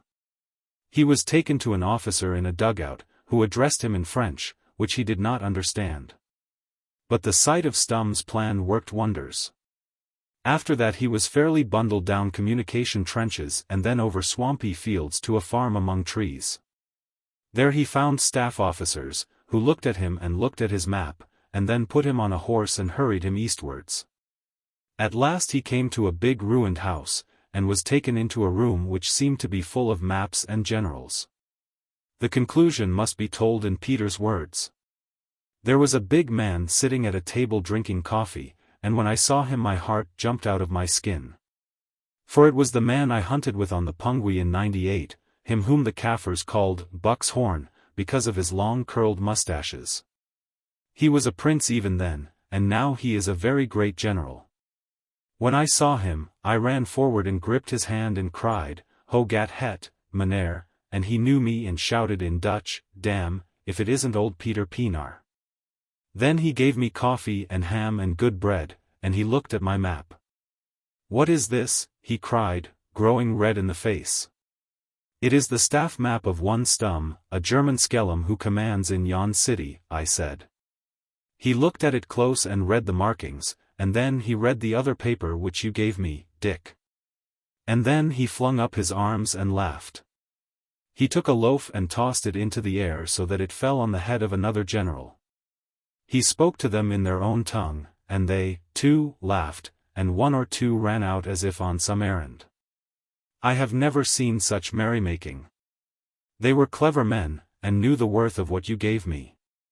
Then he got to his feet and hugged me, all dirty as I was, and kissed me on both cheeks. "Before God, Peter," he said, "you're the mightiest hunter since Nimrod. You've often found me game, but never game so big as this." Chapter 21. The Little Hill. It was a wise man who said that the biggest kind of courage was to be able to sit still. I used to feel that when we were getting shelled in the reserve trenches outside Vermelles. I felt it before we went over the parapets at Loos, but I never felt it so much as on the last 2 days in that cellar. I had simply to set my teeth and take a pull on myself.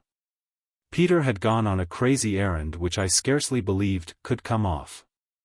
There were no signs of Sandy. Somewhere within 100 yards he was fighting his own battles, and I was tormented by the thought that he might get jumpy again and wreck everything. A strange companion brought us food, a man who spoke only Turkish and could tell us nothing. Hassan, I judged, was busy about the horses. If I could only have done something to help on matters I could have scotched my anxiety, but there was nothing to be done, nothing but wait and brood. I tell you I began to sympathize with the general behind the lines in a battle, the fellow who makes the plan which others execute. Leading a charge can be nothing like so nerve-shaking a business as sitting in an easy chair and waiting on the news of it. It was bitter cold, and we spent most of the day wrapped in our greatcoats and buried deep in the straw. Blenkerin was a marvel. There was no light for him to play patience by, but he never complained. He slept a lot of the time, and when he was awake talked as cheerily as if he were starting out on a holiday. He had one great comfort, his dyspepsia was gone. He sang hymns constantly to the benign providence that had squared his duodenum. My only occupation was to listen for the guns. The first day after Peter left they were very quiet on the front nearest us, but in the late evening they started a terrific racket. The next day they never stopped from dawn to dusk, so that it reminded me of that tremendous 48 hours before Loos. I tried to read into this some proof that Peter had got through, but it would not work. It looked more like the opposite, for this desperate hammering must mean that the frontal assault was still the Russian game. 2 or 3 times I climbed on the housetop for fresh air. The day was foggy and damp, and I could see very little of the countryside. Transport was still bumping southward along the road to the Palantuken, and the slow wagon loads of wounded returning. One thing I noticed, however, there was a perpetual coming and going between the house and the city. Motors and mounted messengers were constantly arriving and departing, and I concluded that Hilda von Einem was getting ready for her part in the defense of Erzurum. These ascents were all on the first day after Peter's going. The second day, when I tried the trap, I found it closed and heavily weighted. This must have been done by our friends, and very right, too. If the house were becoming a place of public resort, it would never do for me to be journeying roofward. Late on the second night Hassan reappeared. It was after supper, when Blenkerin had gone peacefully to sleep and I was beginning to count the hours till the morning. I could not close an eye during these days and not much at night. Hassan did not light a lantern. I heard his key in the lock, and then his light step close to where we lay. "Are you asleep?" he said, and when I answered he sat down beside me. "The horses are found," he said, "and the master bids me tell you that we start in the morning 3 hours before dawn." It was welcome news. "Tell me what is happening," I begged. "We have been lying in this tomb for 3 days and heard nothing." "The guns are busy," he said. "The Allemans come to this place every hour, I know not for what. Also there has been a great search for you. The searchers have been here, but they were sent away empty. Sleep, my lord, for there is wild work before us."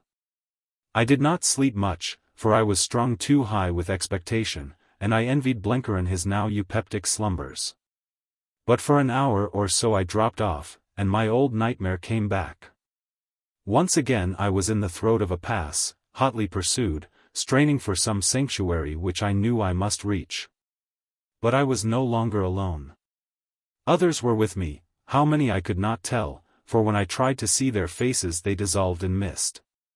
Deep snow was underfoot, a grey sky was over us, black peaks were on all sides, but ahead in the mist of the pass was that curious castral which I had first seen in my dream on the Erzurum road. I saw it distinct in every detail. It rose to the left of the road through the pass, above a hollow where great boulders stood out in the snow. Its sides were steep, so that the snow had slipped off in patches, leaving stretches of glistening black shale. The krantz at the top did not rise sheer, but sloped at an angle of 45, and on the very summit there seemed a hollow, as if the earth within the rock rim had been beaten by weather into a cup. That is often the way with a South African castral, and I knew it was so with this. We were straining for it, but the snow clogged us, and our enemies were very close behind. Then I was awakened by a figure at my side. "Get ready, my lord," it said, "it is the hour to ride." Like sleepwalkers we moved into the sharp air. Hassan led us out of an old postern and then through a place like an orchard to the shelter of some tall evergreen trees. Their horses stood, champing quietly from their nosebags. Good, I thought. A feed of oats before a big effort. There were 9 beasts for 9 riders.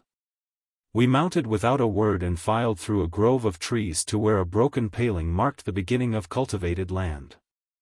There for the matter of 20 minutes Hassan chose to guide us through deep, clogging snow. He wanted to avoid any sound till we were well beyond earshot of the house. Then we struck a bypath which presently merged in a hard highway, running, as I judged, southwest by west. There we delayed no longer, but galloped furiously into the dark. I had got back all my exhilaration.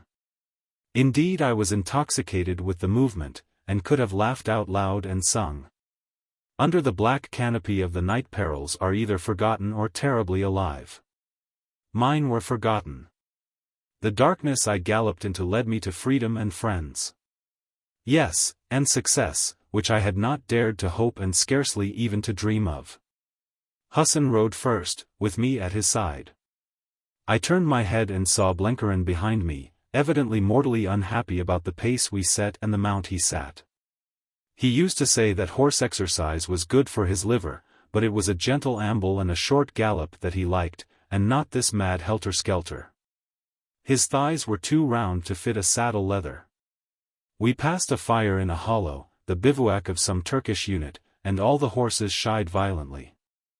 I knew by Blenkerin's oaths that he had lost his stirrups and was sitting on his horse's neck.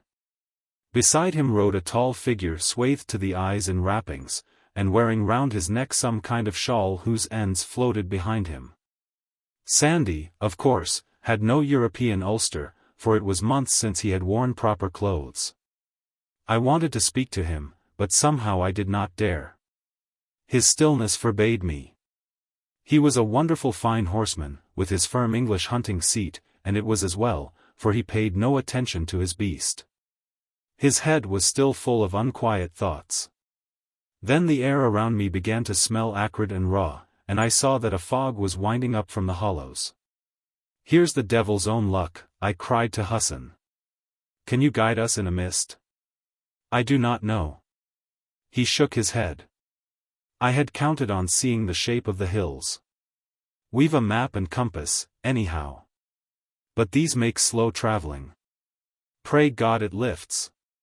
Presently the black vapor changed to grey, and the day broke. It was little comfort. The fog rolled in waves to the horses' ears, and riding at the head of the party I could but dimly see the next rank. "It is time to leave the road," said Hassan, "or we may meet inquisitive folk." We struck to the left, over ground which was for all the world like a Scotch moor.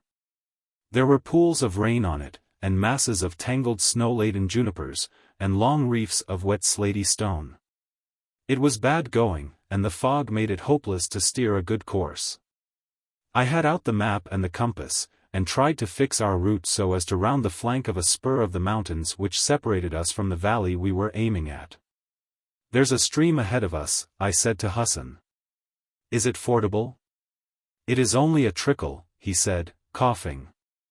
"This accursed mist is from Eblis." But I knew long before we reached it that it was no trickle. It was a hill stream coming down in spate, and, as I soon guessed, in a deep ravine.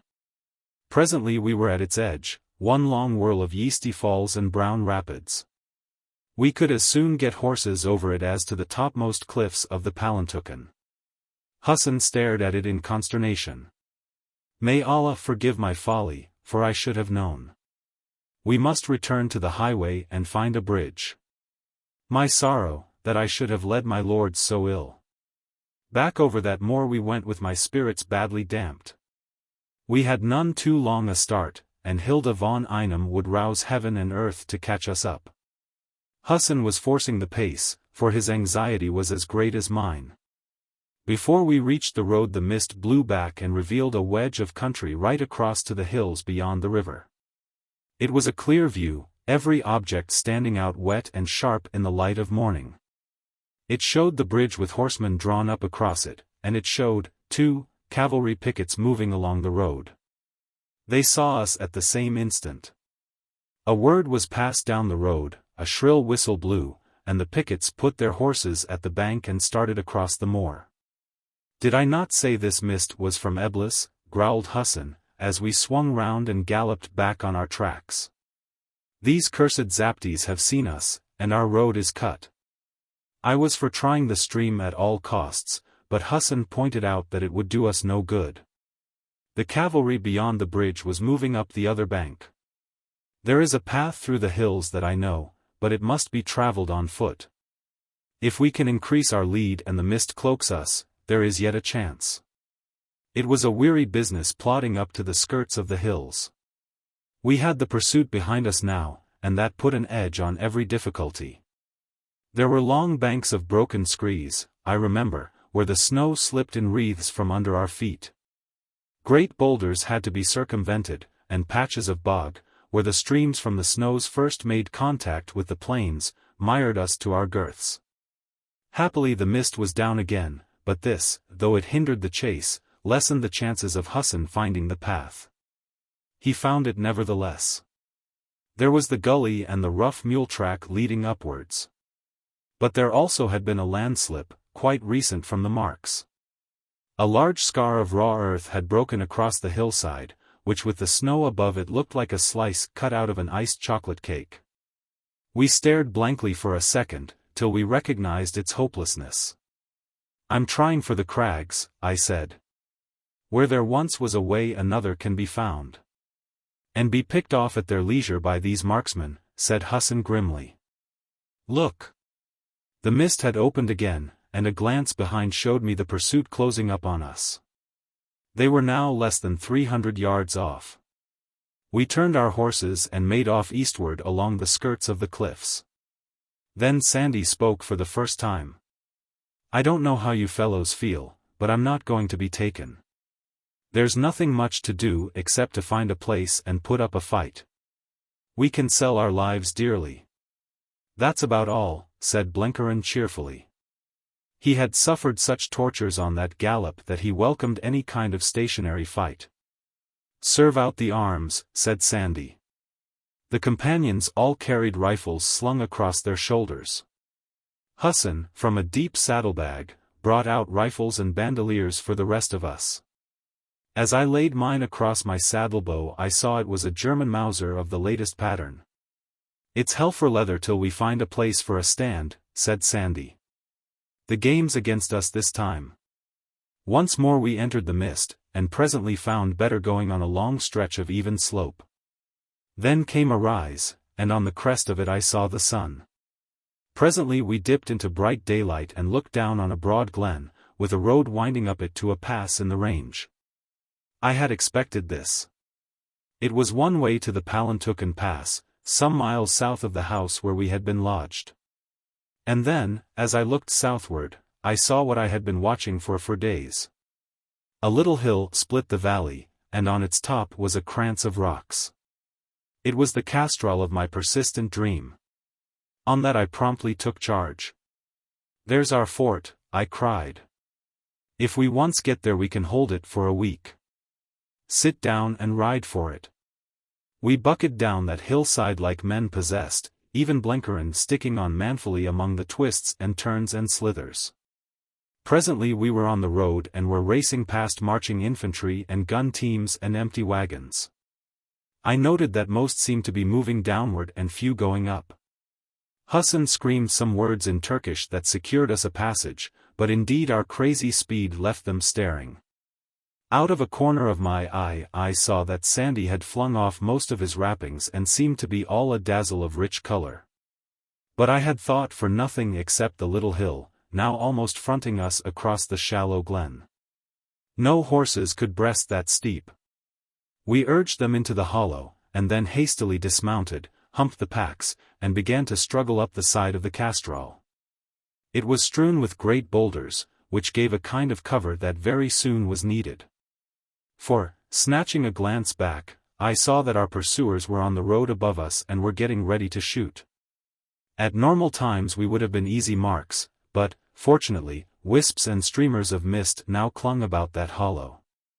The rest could fend for themselves, so I stuck to Blenkerin and dragged him, wholly breathless, by the least exposed route. Bullets spattered now and then against the rocks, and one sang unpleasantly near my head. In this way we covered 3/4 of the distance, and had only the bare dozen yards where the gradient eased off up to the edge of the krantz. Blenkerin got hit in the leg, our only casualty. There was nothing for it but to carry him, so I swung him on my shoulders, and with a bursting heart did that last lap. It was hottish work, and the bullets were pretty thick about us, but we all got safely to the krantz, and a short scramble took us over the edge. I laid Blenkerin inside the castrol and started to prepare our defense. We had little time to do it. Out of the thin fog figures were coming, crouching in cover. The place we were in was a natural redoubt, except that there were no loopholes or sandbags. We had to show our heads over the rim to shoot, but the danger was lessened by the superb field of fire given by those last dozen yards of glacis. I posted the men and waited, and Blenkerin, with a white face, insisted on taking his share, announcing that he used to be handy with a gun. I gave the order that no man was to shoot till the enemy had come out of the rocks onto the glacis. The thing ran right round the top, and we had to watch all sides to prevent them getting us in flank or rear. Hassan's rifle cracked out presently from the back, so my precautions had not been needless. We were all 3 fair shots, though none of us up to Peter's miraculous standard, and the companions, too, made good practice. The Mauser was the weapon I knew best, and I didn't miss much. The attackers never had a chance, for their only hope was to rush us by numbers, and, the whole party being not above 2 dozen, they were far too few. I think we killed 3, for their bodies were left lying, and wounded at least 6, while the rest fell back towards the road. In a quarter of an hour it was all over. "They are dogs of Kurds," I heard Hassan say fiercely. "Only a Kurdish Giaour would fire on the livery of the Kaaba." Then I had a good look at Sandy. He had discarded shawls and wrappings, and stood up in the strangest costume man ever wore in battle. Somehow he had procured field boots and an old pair of riding breeches. Above these, reaching well below his middle, he had a wonderful silken jibbah or ephod of a bright emerald. I call it silk, but it was like no silk I have ever known, so exquisite in the mesh, with such a sheen and depth in it. Some strange pattern was woven on the breast, which in the dim light I could not trace. I'll warrant no rarer or costlier garment was ever exposed to lead on a bleak winter hill. Sandy seemed unconscious of his garb. His eye, listless no more, scanned the hollow. "That's only the overture," he cried. "The opera will soon begin. We must put a breastwork up in these gaps or they'll pick us off from 1,000 yards." I had meantime roughly dressed Blenkerens wound with a linen rag which Hassan provided. It was from a ricochet bullet which had chipped into his left shin. Then I took a hand with the others in getting up earthworks to complete the circuit of the defense. It was no easy job, for we wrought only with our knives and had to dig deep down below the snowy gravel. As we worked I took stock of our refuge. The castral was a rough circle about 10 yards in diameter, its interior filled with boulders and loose stones, and its parapet about 4 feet high. The mist had cleared for a considerable space, and I could see the immediate surroundings. West, beyond the hollow, was the road we had come, where now the remnants of the pursuit were clustered. North, the hill fell steeply to the valley bottom, but to the south, after a dip there was a ridge which shut the view. East lay another fork of the stream, the chief fork I guessed, and it was evidently followed by the main road to the pass, for I saw it crowded with transport. The two roads seemed to converge somewhere farther south of my sight. I guessed we could not be very far from the front, for the noise of guns sounded very near, both the sharp crack of the field pieces, and the deeper boom of the howitzers. More, I could hear the chatter of the machine guns, a magpie note among the baying of hounds. I even saw the bursting of Russian shells, evidently trying to reach the main road. One big fellow, an 8-inch, landed not 10 yards from a convoy to the east of US, and another in the hollow through which we had come. These were clearly ranging shots, and I wondered if the Russians had observation posts on the heights to mark them. If so, they might soon try a curtain, and we should be very near its edge. It would be an odd irony if we were the target of friendly shells. "By the Lord Harry," I heard Sandy say, "if we had a brace of machine guns we could hold this place against a division." "What price shells?" I asked. "If they get a gun up they can blow us to atoms in 10 minutes. Please God the Russians keep them too busy for that," was his answer. With anxious eyes I watched our enemies on the road. They seemed to have grown in numbers. They were signaling, too, for a white flag fluttered. Then the mist rolled down on us again, and our prospect was limited to 10 yards of vapor. "Steady," I cried, "they may try to rush us at any moment. Every man keep his eye on the edge of the fog, and shoot at the first sign." For nearly half an hour by my watch we waited in that queer white world, our eyes smarting with the strain of peering. The sound of the guns seemed to be hushed, and everything grown deathly quiet. Blenkeren's squeal, as he knocked his wounded leg against a rock, made every man start. Then out of the mist there came a voice. It was a woman's voice, high, penetrating, and sweet, but it spoke in no tongue I knew. Only Sandy understood. He made a sudden movement as if to defend himself against a blow. The speaker came into clear sight on the glacis a yard or two away. Mine was the first face she saw. "I come to offer terms," she said in English. "Will you permit me to enter?" I could do nothing except take off my cap and say, "Yes, ma'am." Blenkeren, snuggled up against the parapet, was cursing furiously below his breath. She climbed up the krantz and stepped over the edge as lightly as a deer. Her clothes were strange, spurred boots and breeches over which fell a short green kirtle. A little cap skewered with a jeweled pin was on her head, and a cape of some coarse country cloth hung from her shoulders. She had rough gauntlets on her hands, and she carried for weapon a riding whip. The fog crystals clung to her hair, I remember, and a silvery film of fog lay on her garments. I had never before thought of her as beautiful.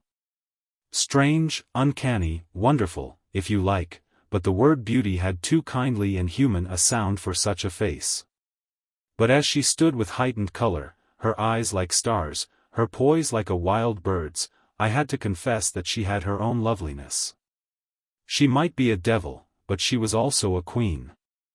I considered that there might be merits in the prospect of riding by her side into Jerusalem. Sandy stood rigid, his face very grave and set.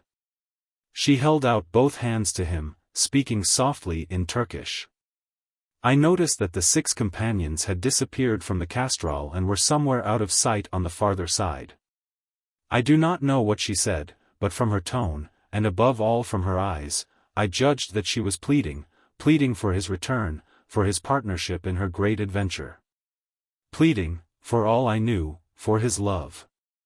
His expression was like a death mask, his brows drawn tight in a little frown and his jaw rigid. "Madam," he said, "I ask you to tell your business quick and to tell it in English.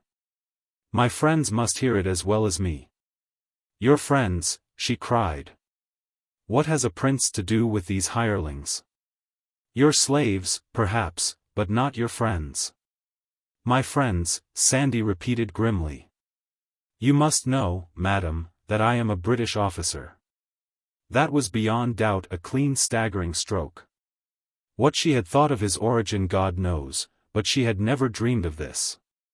Her eyes grew larger and more lustrous, her lips parted as if to speak, but her voice failed her. Then by an effort she recovered herself, and out of that strange face went all the glow of youth and ardor. It was again the unholy mask I had first known. "And these others?" she asked in a level voice. "One is a brother officer of my regiment. The other is an American friend. But all 3 of us are on the same errand. We came east to destroy Greenmantle and your devilish ambitions. You have yourself destroyed your prophets, and now it is your turn to fail and disappear. Make no mistake, madam, that folly is over. I will tear this sacred garment into 1,000 pieces and scatter them on the wind. The people wait today for the revelation, but none will come. You may kill us if you can, but we have at least crushed a lie and done service to our country." I would not have taken my eyes from her face for a king's ransom. I have written that she was a queen, and of that there is no manner of doubt. She had the soul of a conqueror, for not a flicker of weakness or disappointment marred her air. Only pride and the stateliest resolution looked out of her eyes. I said I came to offer terms. I will still offer them, though they are other than I thought. For the fat American, I will send him home safely to his own country. I do not make war on such as he. He is Germany's foe, not mine. You," she said, turning fiercely on me, "I will hang before dusk." Never in my life had I been so pleased. I had got my revenge at last. This woman had singled me out above the others as the object of her wrath, and I almost loved her for it. She turned to Sandy, and the fierceness went out of her face. "You seek the truth," she said. "So also do I, and if we use a lie it is only to break down a greater. You are of my household in spirit, and you alone of all men I have seen are fit to ride with me on my mission. Germany may fail, but I shall not fail. I offer you the greatest career that mortal has known. I offer you a task which will need every atom of brain and sinew and courage. Will you refuse that destiny? I do not know what effect this vaporing might have had in hot scented rooms, or in the languor of some rich garden, but up on that cold hilltop it was as unsubstantial as the mist around us. It sounded not even impressive, only crazy. "I stay with my friends," said Sandy. "Then I will offer more. I will save your friends. They, too, shall share in my triumph." This was too much for Blenheim. He scrambled to his feet to speak the protest that had been wrung from his soul, forgot his game leg, and rolled back on the ground with a groan. Then she seemed to make a last appeal. She spoke in Turkish now, and I do not know what she said, but I judged it was the plea of a woman to her lover. Once more she was the proud beauty, but there was a tremor in her pride, I had almost written tenderness. To listen to her was like horrid treachery, like eavesdropping on something pitiful. I know my cheeks grew scarlet and Blenkerin turned away his head. Sandy's face did not move. He spoke in English. "You can offer me nothing that I desire," he said. "I am the servant of my country, and her enemies are mine. I can have neither part nor lot with you. That is my answer, Madame von Einem." Then her steely restraint broke. It was like a dam giving before a pent-up mass of icy water.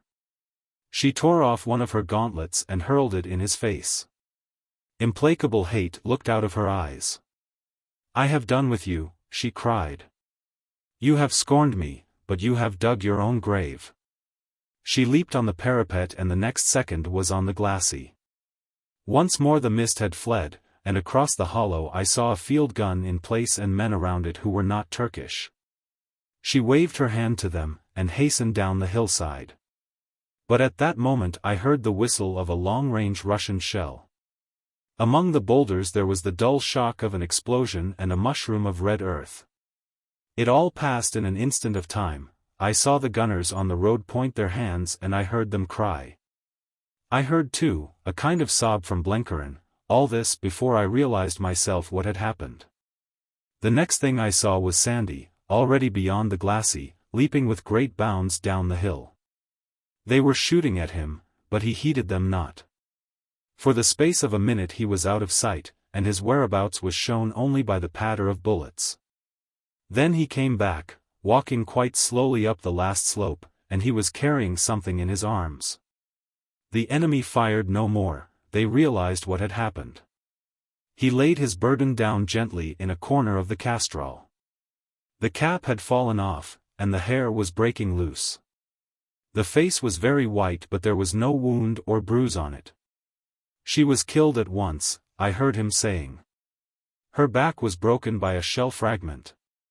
Dick, we must bury her here. You see, she liked me. I can make her no return but this." We set the companions to guard, and with infinite slowness, using our hands and our knives, we made a shallow grave below the eastern parapet. When it was done we covered her face with the linen cloak which Sandy had worn that morning. He lifted the body and laid it reverently in its place. "I did not know that anything could be so light," he said. "It wasn't for me to look on at that kind of scene." I went to the parapet with Blenkerin's field glasses and had a stare at our friends on the road. There was no Turk there, and I guessed why, for it would not be easy to use the men of Islam against the wearer of the green ephod. The enemy were German or Austrian, and they had a field gun. They seemed to have got it laid on our fort, but they were waiting. As I looked I saw behind them a massive figure I seemed to recognize. Sturm had come to see the destruction of his enemies. To the east I saw another gun in the fields just below the main road. They had got us on both sides, and there was no way of escape. Hilda von Einem was to have a noble pyre and goodly company for the dark journey. Dusk was falling now, a clear bright dusk where the stars pricked through a sheen of amethyst. The artillery were busy all around the horizon, and towards the pass on the other road, where Fort Palantuken stood, there was the dust and smoke of a furious bombardment. It seemed to me, too, that the guns on the other fronts had come nearer. Buchan was hidden by a spur of hill, but up in the north, white clouds, like the streamers of evening, were hanging over the Euphrates glen. The whole firmament hummed and twanged like a taut string that has been struck. As I looked, the gun to the west fired, the gun where Sturm was. The shell dropped 10 yards to our right. A second later another fell behind us. Blenkerin had dragged himself to the parapet. I don't suppose he had ever been shelled before, but his face showed curiosity rather than fear. "Pretty poor shooting, I reckon," he said. "On the contrary," I said, "they know their business. They're bracketing." The words were not out of my mouth when one fell right among us. It struck the far rim of the castral, shattering the rock, but bursting mainly outside. We all ducked, and barring some small scratches no one was a penny the worse. I remember that much of the debris fell on Hilda von Einem's grave. I pulled Blenheim over the far parapet, and called on the rest to follow, meaning to take cover on the rough side of the hill. But as we showed ourselves, shots rang out from our front, shots fired from a range of a few hundred yards. It was easy to see what had happened. Riflemen had been sent to hold us in rear. They would not assault so long as we remained in the castral, but they would block any attempt to find safety outside it. Stum and his gun had us at their mercy. We crouched below the parapet again. "We may as well toss for it," I said. "There's only two ways, to stay here and be shelled or try to break through those fellows behind. Either's pretty unhealthy." But I knew there was no choice. With Blenheim crippled, we were pinned to the castral. Our numbers were up all right. Chapter 22. The Guns of the North. But no more shells fell. The night grew dark and showed a field of glittering stars, for the air was sharpening again towards frost. We waited for an hour, crouching just behind the far parapets, but never came that ominous familiar whistle. Then Sandy rose and stretched himself. "I'm hungry," he said. "Let's have out the food, Husson. We've eaten nothing since before daybreak. I wonder what is the meaning of this respite." I fancied I knew. "It's Stum's way," I said. "He wants to torture us. He'll keep us hours on tenterhooks, while he sits over yonder exulting in what he thinks we're enduring. He has just enough imagination for that. He would rush us if he had the men. As it is, he's going to blow us to pieces, but do it slowly and smack his lips over it." Sandy yawned. "We'll disappoint him, for we won't be worried, old man. We three are beyond that kind of fear.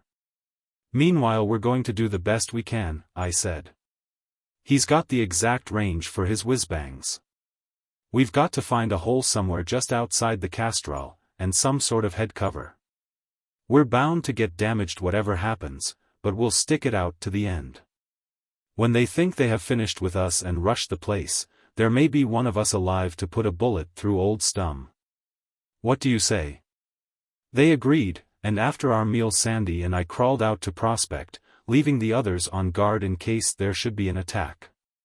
We found a hollow in the glacis a little south of the castral, and, working very quietly, managed to enlarge it and cut a kind of shallow cave in the hill.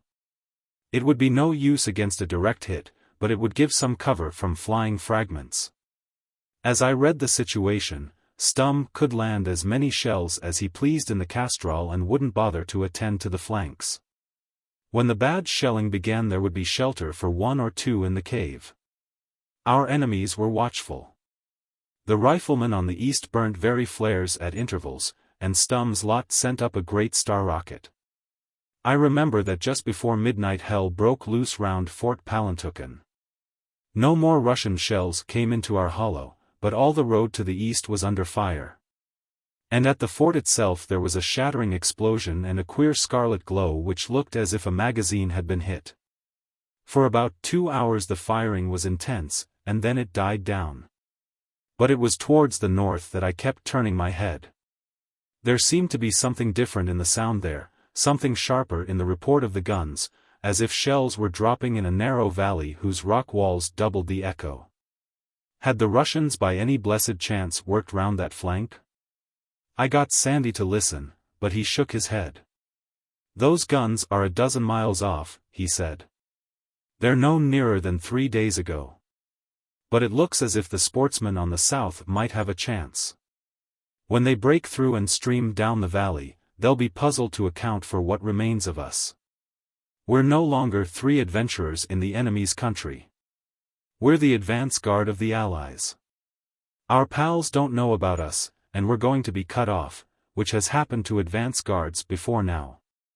But all the same, we're in our own battle line again. Doesn't that cheer you, Dick?"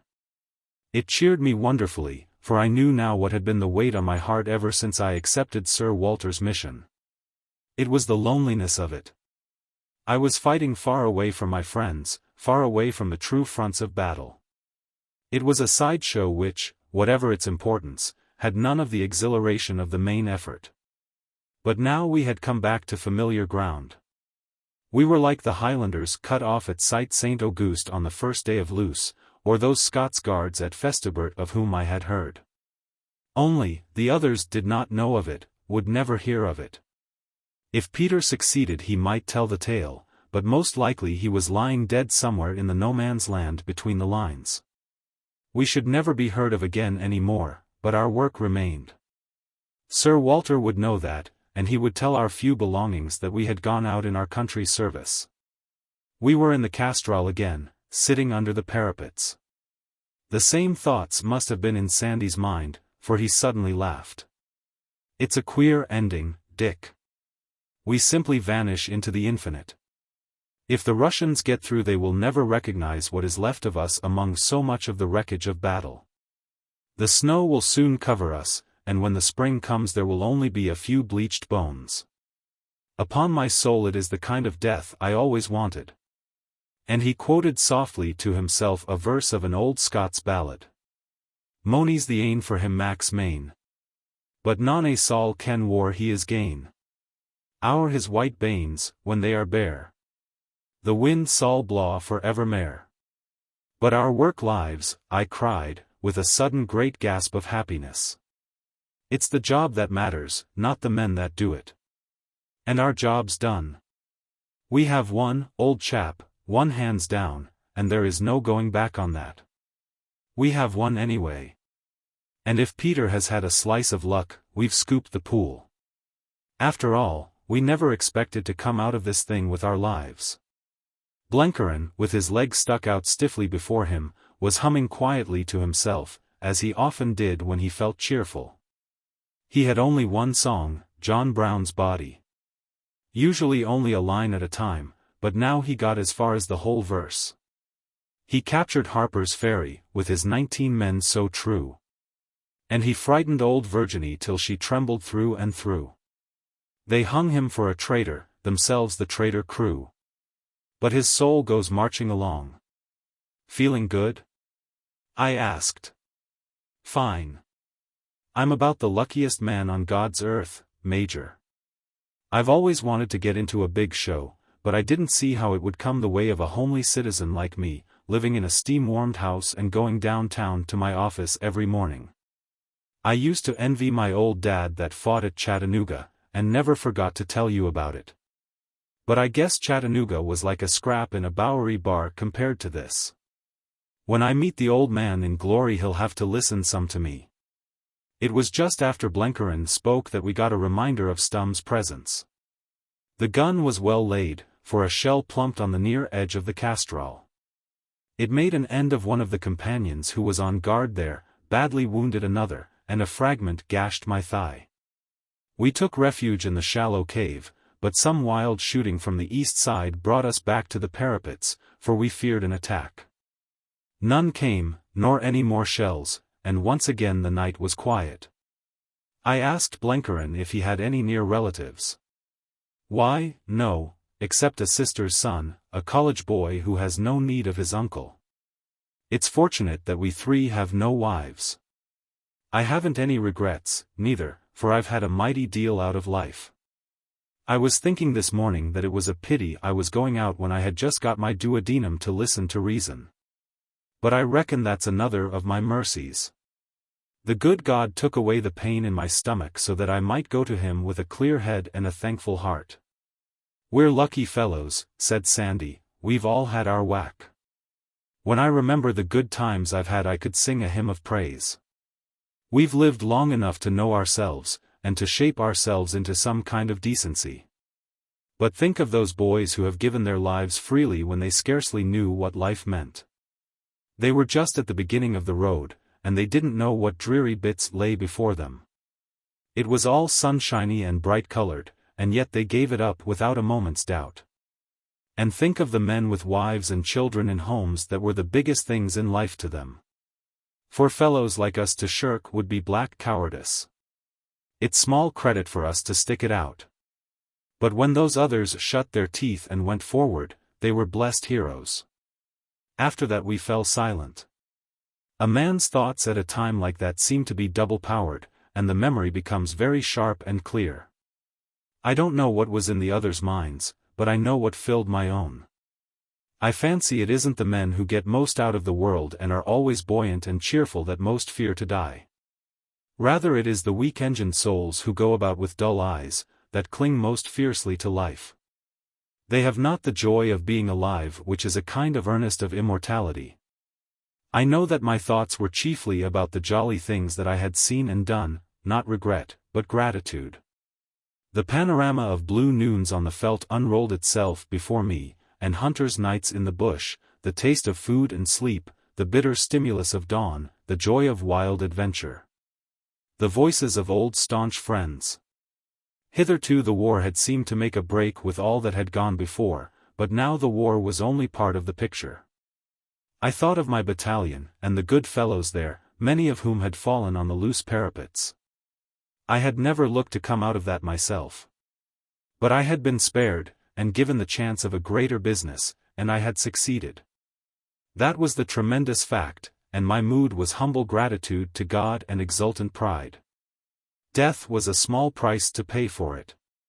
As Blenheim would have said, I had got good value in the deal. The night was getting bitter cold, as happens before dawn. It was frost again, and the sharpness of it woke our hunger. I got out the remnants of the food and wine and we had a last meal. I remember we pledged each other as we drank. "We have eaten our Passover feast," said Sandy. "When do you look for the end?" "After dawn," I said. Stum wants daylight to get the full savor of his revenge. Slowly the sky passed from ebony to grey, and black shapes of hill outlined themselves against it. A wind blew down the valley, bringing the acrid smell of burning, but something too of the freshness of morn. It stirred strange thoughts in me, and woke the old morning vigor of the blood which was never to be mine again. For the first time in that long vigil I was torn with a sudden regret.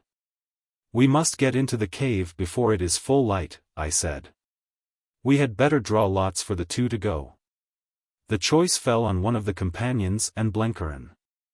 "You can count me out," said the latter. "If it's your wish to find a man to be alive when our friends come up to count their spoil, I guess I'm the worst of the lot. I'd prefer, if you don't mind, to stay here. I've made my peace with my Maker, and I'd like to wait quietly on his call. I'll play a game of patience to pass the time." He would take no denial, so we drew again, and the lot fell to Sandy. "If I'm the last to go," he said, "I promise I don't miss. Stum won't be long in following me." He shook hands with his cheery smile, and he and the companion slipped over the parapet in the final shadows before dawn. Blenheim spread his patience cards on a flat rock, and dealt out the double Napoleon. He was perfectly calm, and hummed to himself his only tune. For myself I was drinking in my last draught of the hill air. My contentment was going. I suddenly felt bitterly loath to die. Something of the same kind must have passed through Blenheim's head.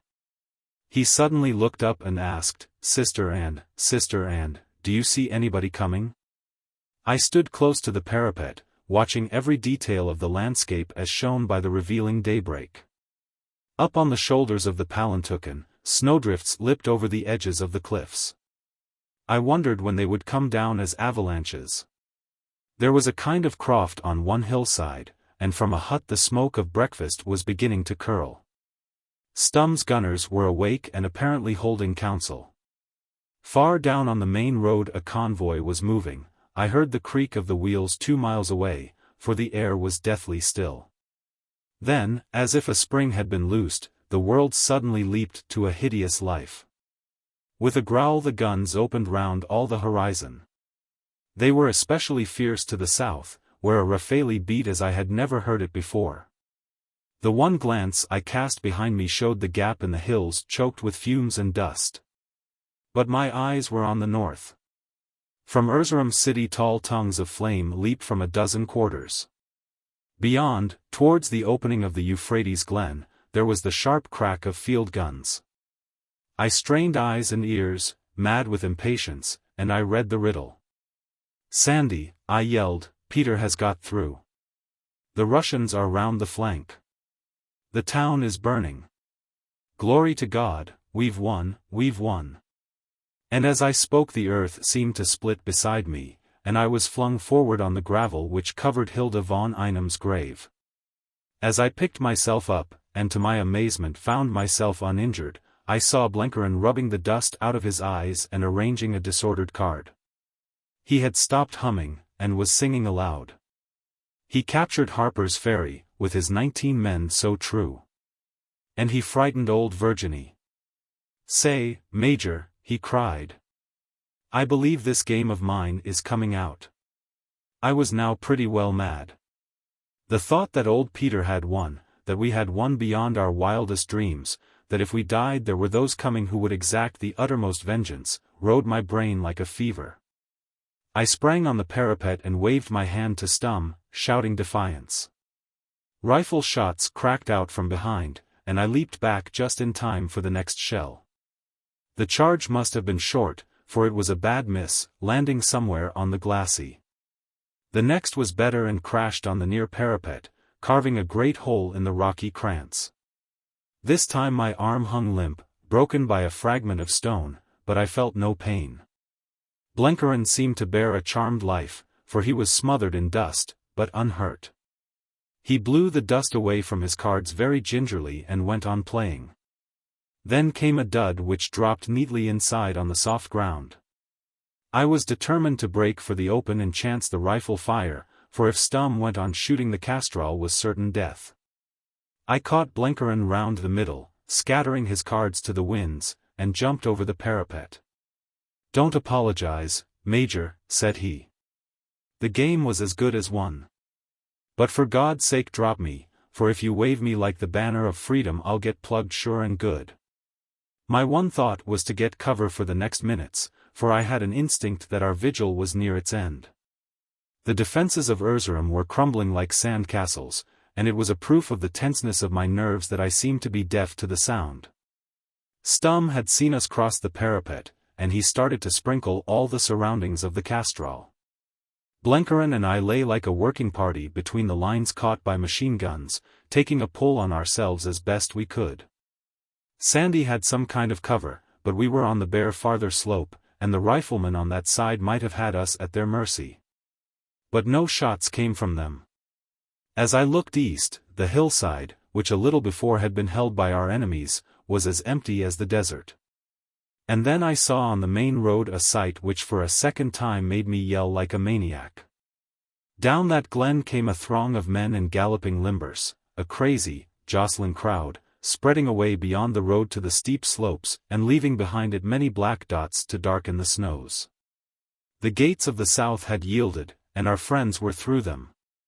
At that sight I forgot all about our danger. I didn't give a cent for Stum's shells. I didn't believe he could hit me. The fate which had mercifully preserved us for the first taste of victory would see us through to the end. I remember bundling Blenkerin along the hill to find Sandy. But our news was anticipated. For down our own side glen came the same broken tumult of men. More, for at their backs, far up at the throat of the pass, I saw horsemen, the horsemen of the pursuit. Old Nicholas had flung his cavalry in. Sandy was on his feet, with his lips set and his eye abstracted. If his face hadn't been burned black by weather it would have been pale as a dishclout. A man like him doesn't make up his mind for death and then be given his life again without being wrenched out of his bearings. I thought he didn't understand what had happened, so I beat him on the shoulders. Man, juicy? I cried. The Cossacks. The Cossacks. God! How they're taking that slope. They're into them now. By heaven, we'll ride with them. We'll get the gun horses. A little knoll prevented Stum and his men from seeing what was happening farther up the glen, till the first wave of the rout was on them. He had gone on bombarding the Castrol and its environs while the world was cracking over his head. The gun team was in the hollow below the road, and down the hill among the boulders we crawled, Blenkerin as lame as a duck, and me with a limp left arm.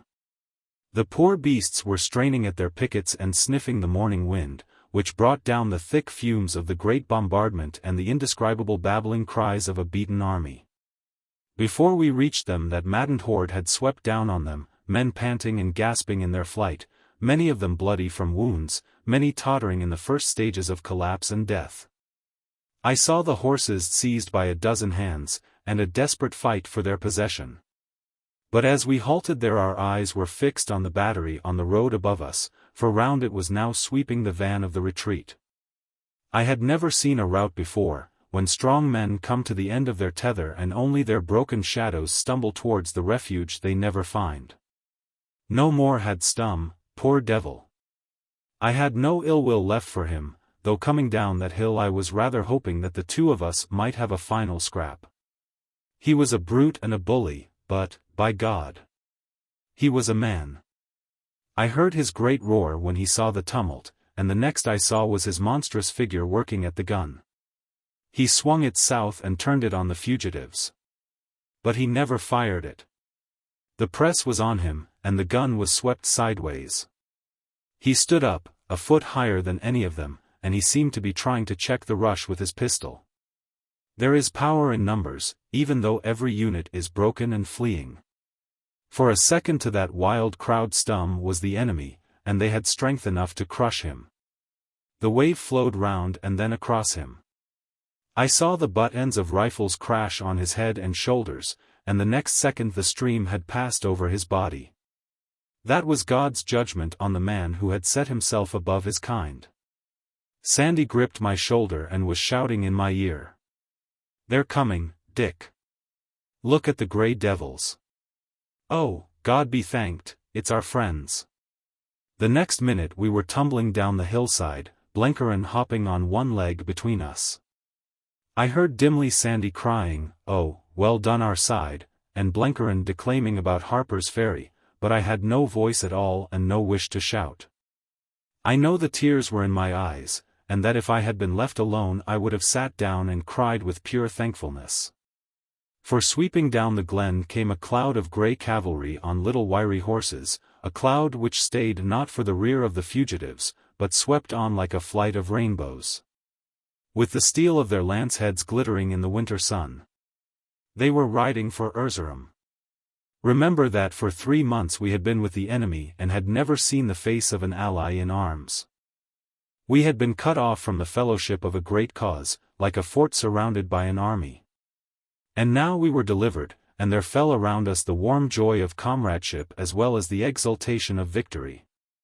We flung caution to the winds, and went stark mad. Sandy, still in his emerald coat and turban, was scrambling up the farther slope of the hollow, yelling greetings in every language known to man. The leader saw him. With a word checked his men for a moment. It was marvelous to see the horses reined in such a breakneck ride, and from the squadron half a dozen troopers swung loose and wheeled towards us. Then a man in a grey overcoat and a sheepskin cap was on the ground beside us wringing our hands. "You are safe, my old friends," it was Peter's voice that spoke. "I will take you back to our army, and get you breakfast." "No, by the Lord, you won't," cried Sandy. "We've had the rough end of the job and now we'll have the fun. Look after Blenkerin and these fellows of mine. I'm going to ride knee by knee with your sportsmen for the city." Peter spoke a word, and 2 of the Cossacks dismounted. The next I knew I was mixed up in the cloud of greycoats, galloping down the road up which the morning before we had strained to the Castral. That was the great hour of my life, and to live through it was worth a dozen years of slavery. With a broken left arm I had little hold on my beast, so I trusted my neck to him and let him have his will. Black with dirt and smoke, hatless, with no kind of uniform, I was a wilder figure than any Cossack. I soon was separated from Sandy, who had 2 hands and a better horse, and seemed resolute to press forward to the very van. That would have been suicide for me, and I had all I could do to keep my place in the bunch I rode with. But, great God! What an hour it was! There was loose shooting on our flank, but nothing to trouble us, though the gun team of some Austrian howitzer, struggling madly at a bridge, gave us a bit of a tussle. Everything flitted past me like smoke, or like the mad finale of a dream just before waking. I knew the living movement under me, and the companionship of men, but all dimly, for at heart I was alone, grappling with the realization of a new world. I felt the shadows of the Palantuken glen fading, and the great burst of light as we emerged on the wider valley. Somewhere before us was a pall of smoke seamed with red flames, and beyond the darkness of still higher hills. All that time I was dreaming, crooning daft catches of song to myself, so happy, so deliriously happy that I dared not try to think. I kept muttering a kind of prayer made up of Bible words to him who had shown me his goodness in the land of the living. But as we drew out from the skirts of the hills and began the long slope to the city, I woke to clear consciousness. I felt the smell of sheepskin and lathered horses, and above all the bitter smell of fire. Down in the trough lay Erzurum, now burning in many places, and from the east, past the silent forts, horsemen were closing in on it. I yelled to my comrades that we were nearest, that we would be first in the city, and they nodded happily and shouted their strange war cries. As we topped the last ridge I saw below me the van of our charge, a dark mass on the snow, while the broken enemy on both sides were flinging away their arms and scattering in the fields. In the very front, now nearing the city ramparts, was one man. He was like the point of the steel spear soon to be driven home. In the clear morning air I could see that he did not wear the uniform of the invaders. He was turbaned and rode like one possessed, and against the snow I caught the dark sheen of emerald. As he rode it seemed that the fleeing Turks were stricken still, and sank by the roadside with eyes strained after his unheeding figure. Then I knew that the prophecy had been true. And that their prophet had not failed them. The long-looked-for revelation had come. Greenmantle had appeared at last to an awaiting people.